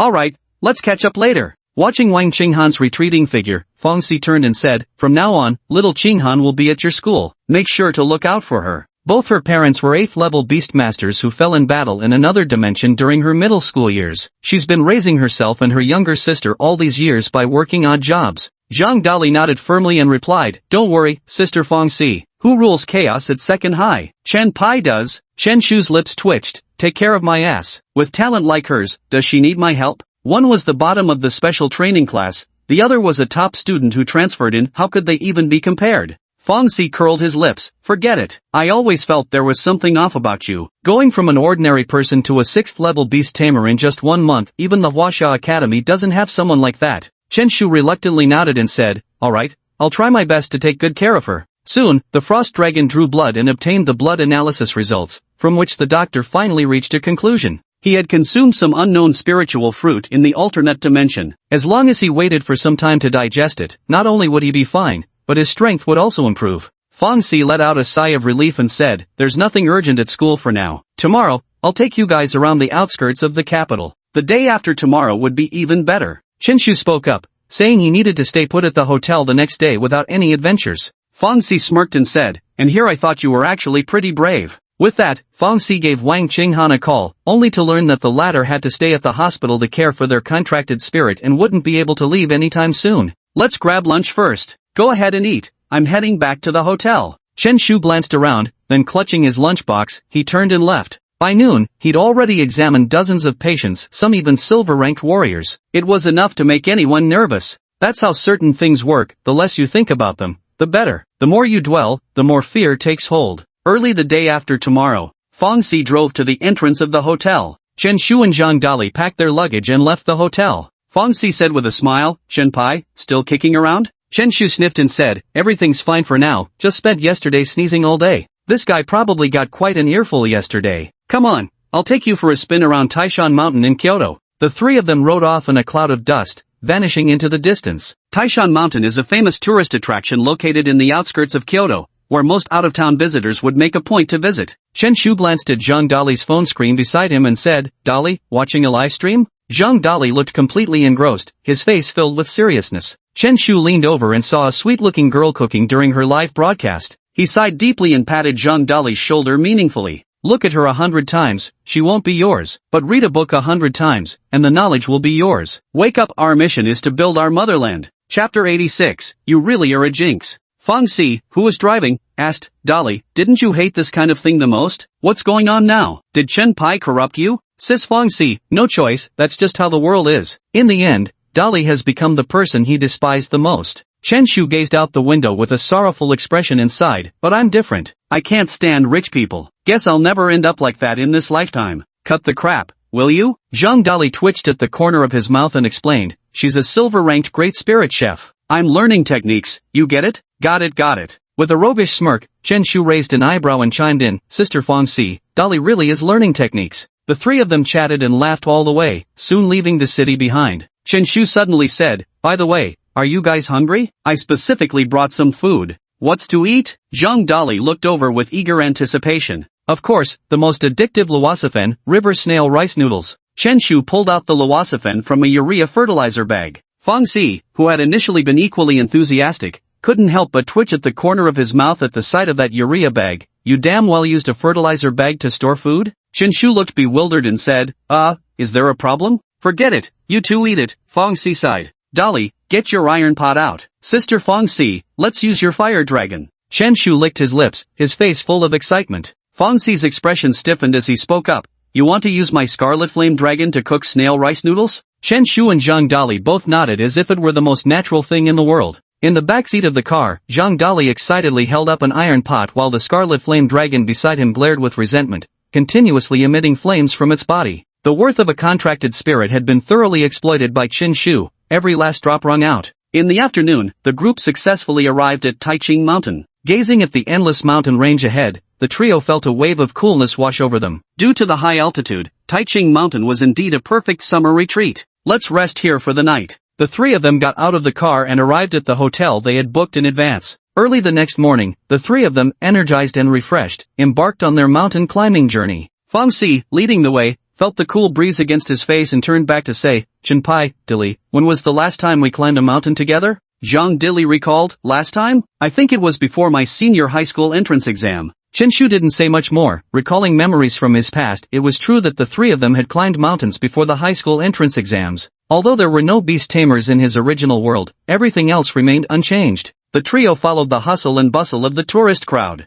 Your physical stamina is quite good. An old man with white hair smiled and said. The three of them walked swiftly, showing no signs of being out of breath. Zhang Dali, carrying pots and pans on his back, asked, You seem quite healthy too. Do you have any wellness secrets? The old man panted heavily and replied, Wellness secrets? It's staying up late every day. Look at me, I'm already 24 this year, yet still in excellent shape. The three of them staggered, nearly losing their balance. Old man, please just stop already. Chen Shu suddenly asked curiously, Sis Fang Si, just how strong are you now? Well, how should I put it? Fang Si pondered for a moment before answering. Someone like that youngster. I could probably take on 100 of them without any trouble. We should respect the elderly and cherish the young. Zhang Dali began speaking. The trio climbed the mountain at a rapid pace. Although Chen Shu and Zhang Dali hadn't undergone any enhancement training, their physical condition was undoubtedly superior to that of average people. As the altitude gradually increased, the temperature dropped noticeably. They didn't follow the tourist trail, but instead headed toward the undeveloped areas of the mountain. With Fang Si's capabilities, he could practically dominate ordinary-level alternate dimensions, let alone a mere tourist attraction.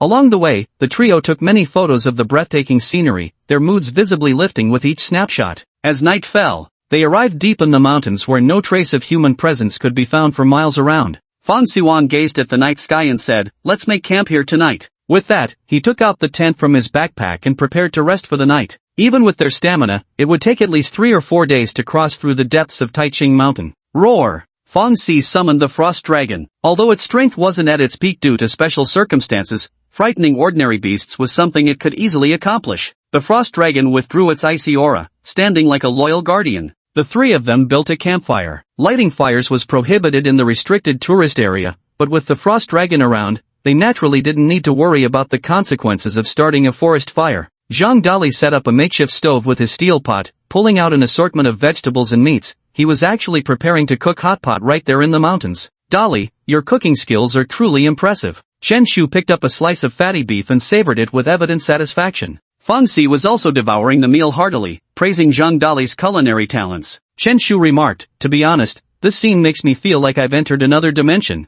With that, he pointed his finger at a dark shadow on the nearby tree. If this were another dimension, I'd swear that was a ferocious beast. Don't you think it looks like one? Fang Xi and his companion both shook their heads and focused on eating. The shadow resembled a giant flying insect, its wings fluttering as it drew closer. By the glow of the campfire, Chen Shu's expression abruptly froze in shock. A giant flying insect, at least half a meter long, bared its ferocious mouthparts, dripping ink-black saliva as it hurtled toward him. What the hell? This can't be real. Chen Shu suddenly roared, startling Zhang Dali so badly he visibly shuddered. Fang Xi's reflexes were astonishingly quick. The frost dragon from afar instantly dashed over and swallowed the giant flying insect whole. Fang Xi glared and said, "You're really a bearer of ill omens." The frost dragon suddenly spat out its mouthful. A black beetle lay dead, its entire body encased in frost. That's an impure blood black armored beetle. A vicious beast from the Demon River Plains. Fang Xi's extensive experience allowed him to instantly recognize the ferocious beast's appearance. Could my luck really be this bad? Chen Shu scanned their surroundings in disbelief. There were actually ferocious beasts in Taiching Mountain? Was this some kind of joke? Fang Xi remained remarkably calm in the face of the beast. A century ago, he explained, the Demon River Plains were once breached. Although quickly suppressed, some of the beasts remained behind on Earth. This is a species born from the combination of black beetles and blue star insects. Fang Xi slightly furrowed his brows, continuously analyzing.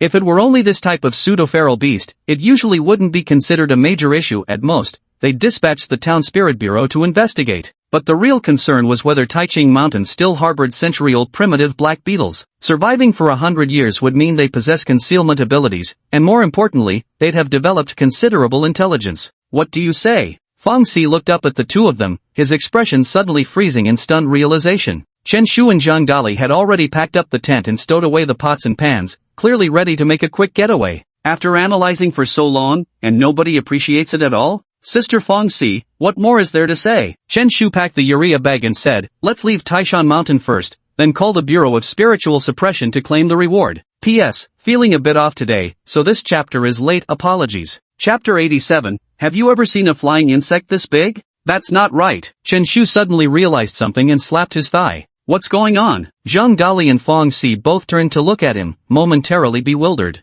Could it be that Chen Shu had discovered something? I'm so stupid, of course I should call to claim the prize first. After speaking, Chen Shu took out his phone and dialed the number for the Spiritual Affairs Bureau. Hello, it's an emergency. Something's happened on Taiching Mountain. There are ferocious beasts from another dimension. A steady voice came from the other end of the phone. Please calm down, take your time explaining. Is it possible they were just ordinary wild animals? Ordinary beasts? Have you ever seen a flying insect this big? With that, Chen Shu grasped his phone between his shoulder and head, using both hands to gesture a length of about half a meter. How big? This big, Chen Shu said with an anxious expression. Fang Xi rubbed his forehead on the side, feeling nothing but a pounding headache. Bro, even if you gesture this 1,000 times, no one would know just how big it is. It's an impure-blooded black beetle. Fang Xi walked over and took Chen Shu's phone directly. I'm Fang Xi from Huaxia Academy. If possible, send someone to investigate as soon as possible. It's likely remnants of the black armored beetles from a century ago. Huaxia College? Alright, I've recorded it in the register. Fang Xi was about to hang up the phone when he suddenly looked up and saw something.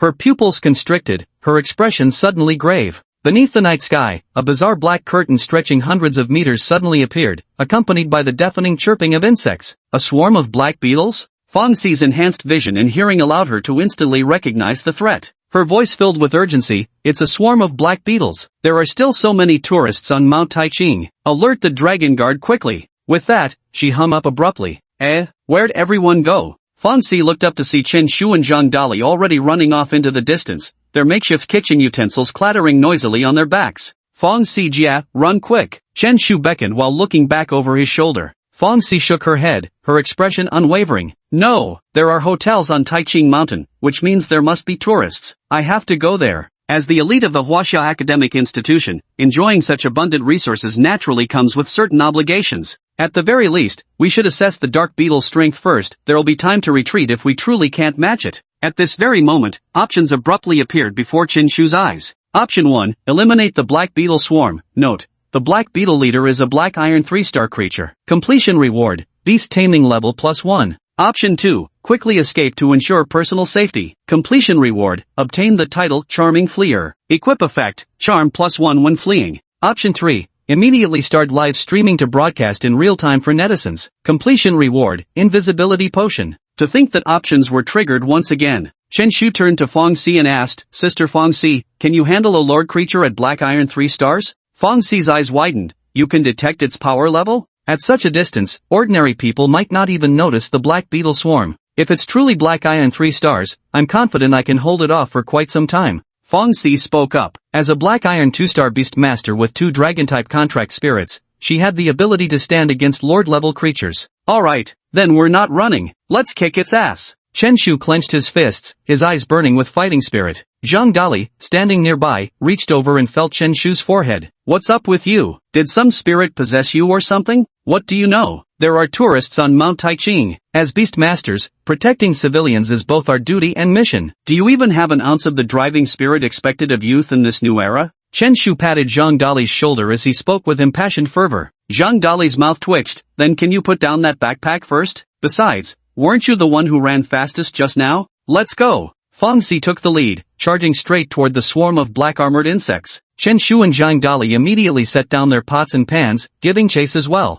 At the forefront of the insect swarm was a black-armored beetle with ferocious mandibles, its pupils radiating an eerie green glow, its aura overwhelmingly formidable. It was none other than the black-armored beetle lord. It was originally a lordly creature from the Demon River Plain, invading Earth 100 years ago, but just as it broke through the dimensional rift, it was brutally beaten by China's Beast Taming Corps, with its lead horde suffering countless casualties. Being a lordly creature, its intelligence was exceptional. When encountering such a situation, fleeing was the obvious choice, so it became the first deserter, hiding directly in Taiching Mountain, but consequently missed the best opportunity to return. For a century, powerful beastmasters initially patrolled Taiching Mountain continuously. It trembled in fear, enduring decades of anxiety, until later when Taiching Mountain was developed into a tourist attraction with only an endless stream of ordinary visitors. This made it believe the territory was left with only weaklings, and as the ruling creature, it finally thought it could emerge from seclusion. The sky cleared, the rain stopped, and suddenly it felt invincible again. Whoosh, whoosh, whoosh. The Black Beetle Lord raised its head and roared skyward, declaring to its offspring behind, "Tonight marks the beginning of our rise." As the other black beetles prepared to respond, a blazing fireball came hurtling toward them at tremendous speed. Boom! The Beetle King, caught mid-boast, was instantly blown backward with a piercing shriek. Well, damn. A group of black-armored beetles froze awkwardly in place, never expecting their racial king to be so easily defeated. Whoosh, whoosh, whoosh. The black-armored beetle lord steadied itself, fury burning in its eyes. To think it had just emerged only to be brutally beaten, its dignity as a lordly creature had been utterly trampled. Its gaze fell downward where 2 wyverns roared skyward with overwhelmingly fierce momentum. Be careful, you two. Standing on the ground, Fong Si called out to Chen Shu and his companion. No worries, sis Fong Si. About 10 meters away, the two had already hidden themselves in the branches of a large tree. Fong Si no longer paid attention to the two of them, focusing intently on the battle in the sky. The Crimson Flame Dragon took the initiative to attack, its mouth continuously gathering scorching flames. In an instant, a basketball-sized fireball shot forward. But it wasn't over yet. The Crimson Flame Dragon's maw kept brewing terrifying waves of intense heat. Strings of fireballs linked together, like pea shooters, flew toward the black-armored beetle. The Black Beetle King flapped its wings, preparing for a tactical retreat, when a sudden burst of blue frost arrived in an instant. Its body stiffened, as senses noticeably dulled. The Frost Dragon handled control while the Scarlet Flame Dragon was in charge of assault. Under Fong Si's command, the 2 contracted spirits coordinated flawlessly. TCH. The Black Armor Beetle, as a Lord-class creature, was no pushover either. Its body abruptly manifested a dark energy shield. Boom! Fireballs rained down one after another, exploding with resounding force like enormous, dazzling fireworks that lit up the night sky. Fong Si's expression turned grave. The Black Armor Beetle Lord remained unscathed, not even its energy shield had shattered. TCH. The Black Armor Beetle Lord emitted a raucous hiss, its eyes gleaming with sinister green light as it instantly locked onto Fong Si below. Clearly, it knew the Beastmaster's weakness lay in their true body. Dark radiance spread across its twin wings, and with a single vibration, it reached extreme speeds, sweeping past the contracted spirit. Look out! Chen Shu, perched on the tree, couldn't help but shout loudly, already preparing to summon his slime to block this attack. Chapter 88. Damn, how are you so experienced? Yet Fong Si remained completely unruffled at this moment. As another wave of frosty chill descended, landing squarely upon the Black Beetle Lord, its massive body was momentarily frozen solid. The crimson flame dragon swooped down, its claws suddenly ablaze with dazzling fire as it clashed once more with the black beetle lord. Fong Si, meanwhile, had moved to the side of the frost dragon, observing the battle unfold.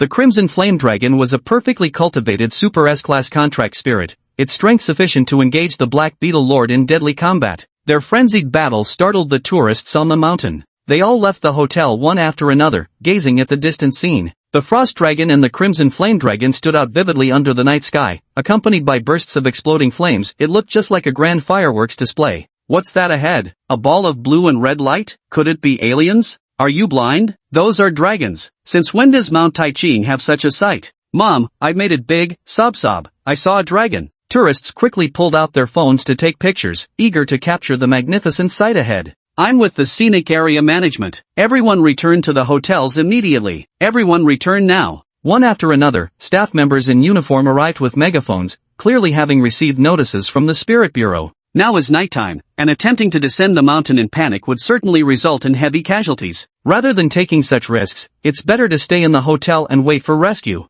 Whoosh, whoosh, whoosh. At this moment, the black-armored beetle lord was furious beyond measure. No sooner had he emerged from the mountains than he encountered a Waterloo, just like a century ago. The black-armored beetle lord's life could be summed up in one sentence: endlessly invading, endlessly getting beaten down. Its eerie green gaze fixed on the distant hotel as it emitted a piercing screech. The swarm of black-armored beetles instantly received the command, snapping out of their obese state, and surged toward the hotel at breakneck speed. Look out! Fong Si's expression froze momentarily before realization struck. They intended to slaughter ordinary people. Roar! With a deafening roar, the frost dragon unleashed a blast of icy blue mist that surged skyward. Dozens of black-armored insects fell at once, like a shower of dark rain. But skills have cooldowns, and the frost dragon couldn't intercept the entire swarm. Fong Si sighed, left with nothing but prayers for that group of people. Stopping a lord-level ferocious beast was already her limit unless she had a team to assist. She glanced at the two figures on the big tree and sighed again. Could she really be counting on them? Yet the next moment, Shuchen actually stood up and shouted loudly,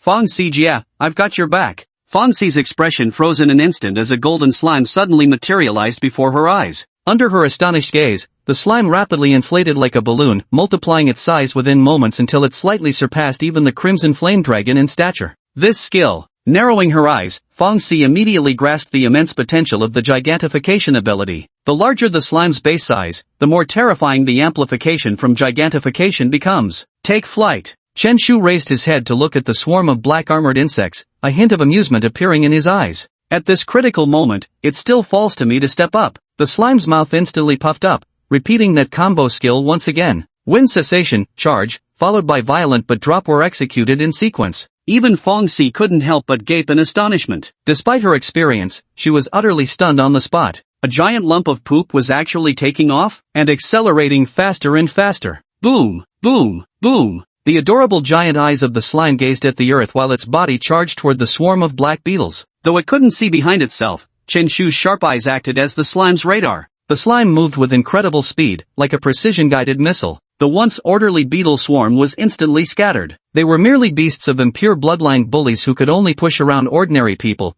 but proved utterly inadequate against the slime. Those struck by it would suffer severe injuries at best, and death at worst. Countless black beetles crawled onto the slime's body, attempting to bite, but the skill rebound force activated, shattering their mandibles instantly. The tourists in the hotel watched the scene in the sky and were instantly thrown into chaos. With their limited vision, they couldn't discern the black beetles in the night sky. All they could see was a giant piece of feces freely soaring through the air. Unbelievable sight. There's poop flying in the sky. The crowd quickly pulled out their phones to take photos and posted them on their social media feeds. Soon, the slime safely landed as the skill's effect wore off, losing its momentum. But the armored beetle's formation had already been disrupted, suffering heavy casualties. Orange peel. That's impressive. Fong Si beside them looked surprised, never expecting Chen Shu's F-grade slime to be so ferocious. To be honest, even most A-grade contract spirits probably couldn't match this performance. Chen Shu waved his hand dismissively and said, everything went exactly as I predicted. Whoosh, whoosh, whoosh. At this moment, the black armor beetle lord temporarily suppressed the crimson flame dragon, gazing at the countless fallen offspring.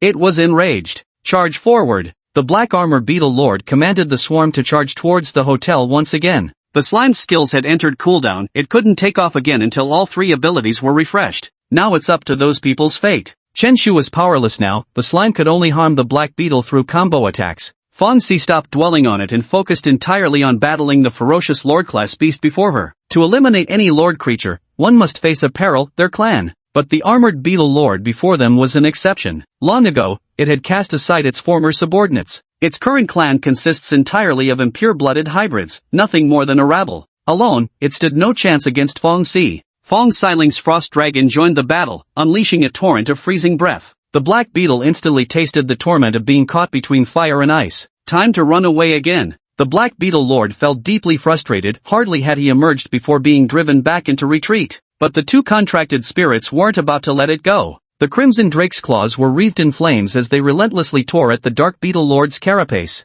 Once stripped of its black energy shield, the scarlet flame dragon could be easily penetrated. Soon, the dark beetle fell into a severely wounded state. Although both dragons were also injured, in a prolonged struggle, the black armored beetle would undoubtedly perish first. Whoosh, whoosh, whoosh. The black armored beetle's expression turned furious as it spread its wings, releasing a dark, shimmering light. Its eerie green eyes filled with menace, and its aura instantly became terrifying. Fang Xi furrowed his brow slightly and signaled the dragons to hold their attack. It appeared the enemy was preparing for a desperate fight. Stop it quickly! Chen Shu shouted from a distance. Fang Xi was taken aback as the armored beetle, which had initially been ready to flee, suddenly fluttered its wings and turned to dart away. She instantly realized she'd been deceived. The black beetle had put on such a convincing act that she'd even believed it intended to perish together with its foes. Fang Xi turned to glance at Chen Shu again, thinking, how the hell are you so experienced?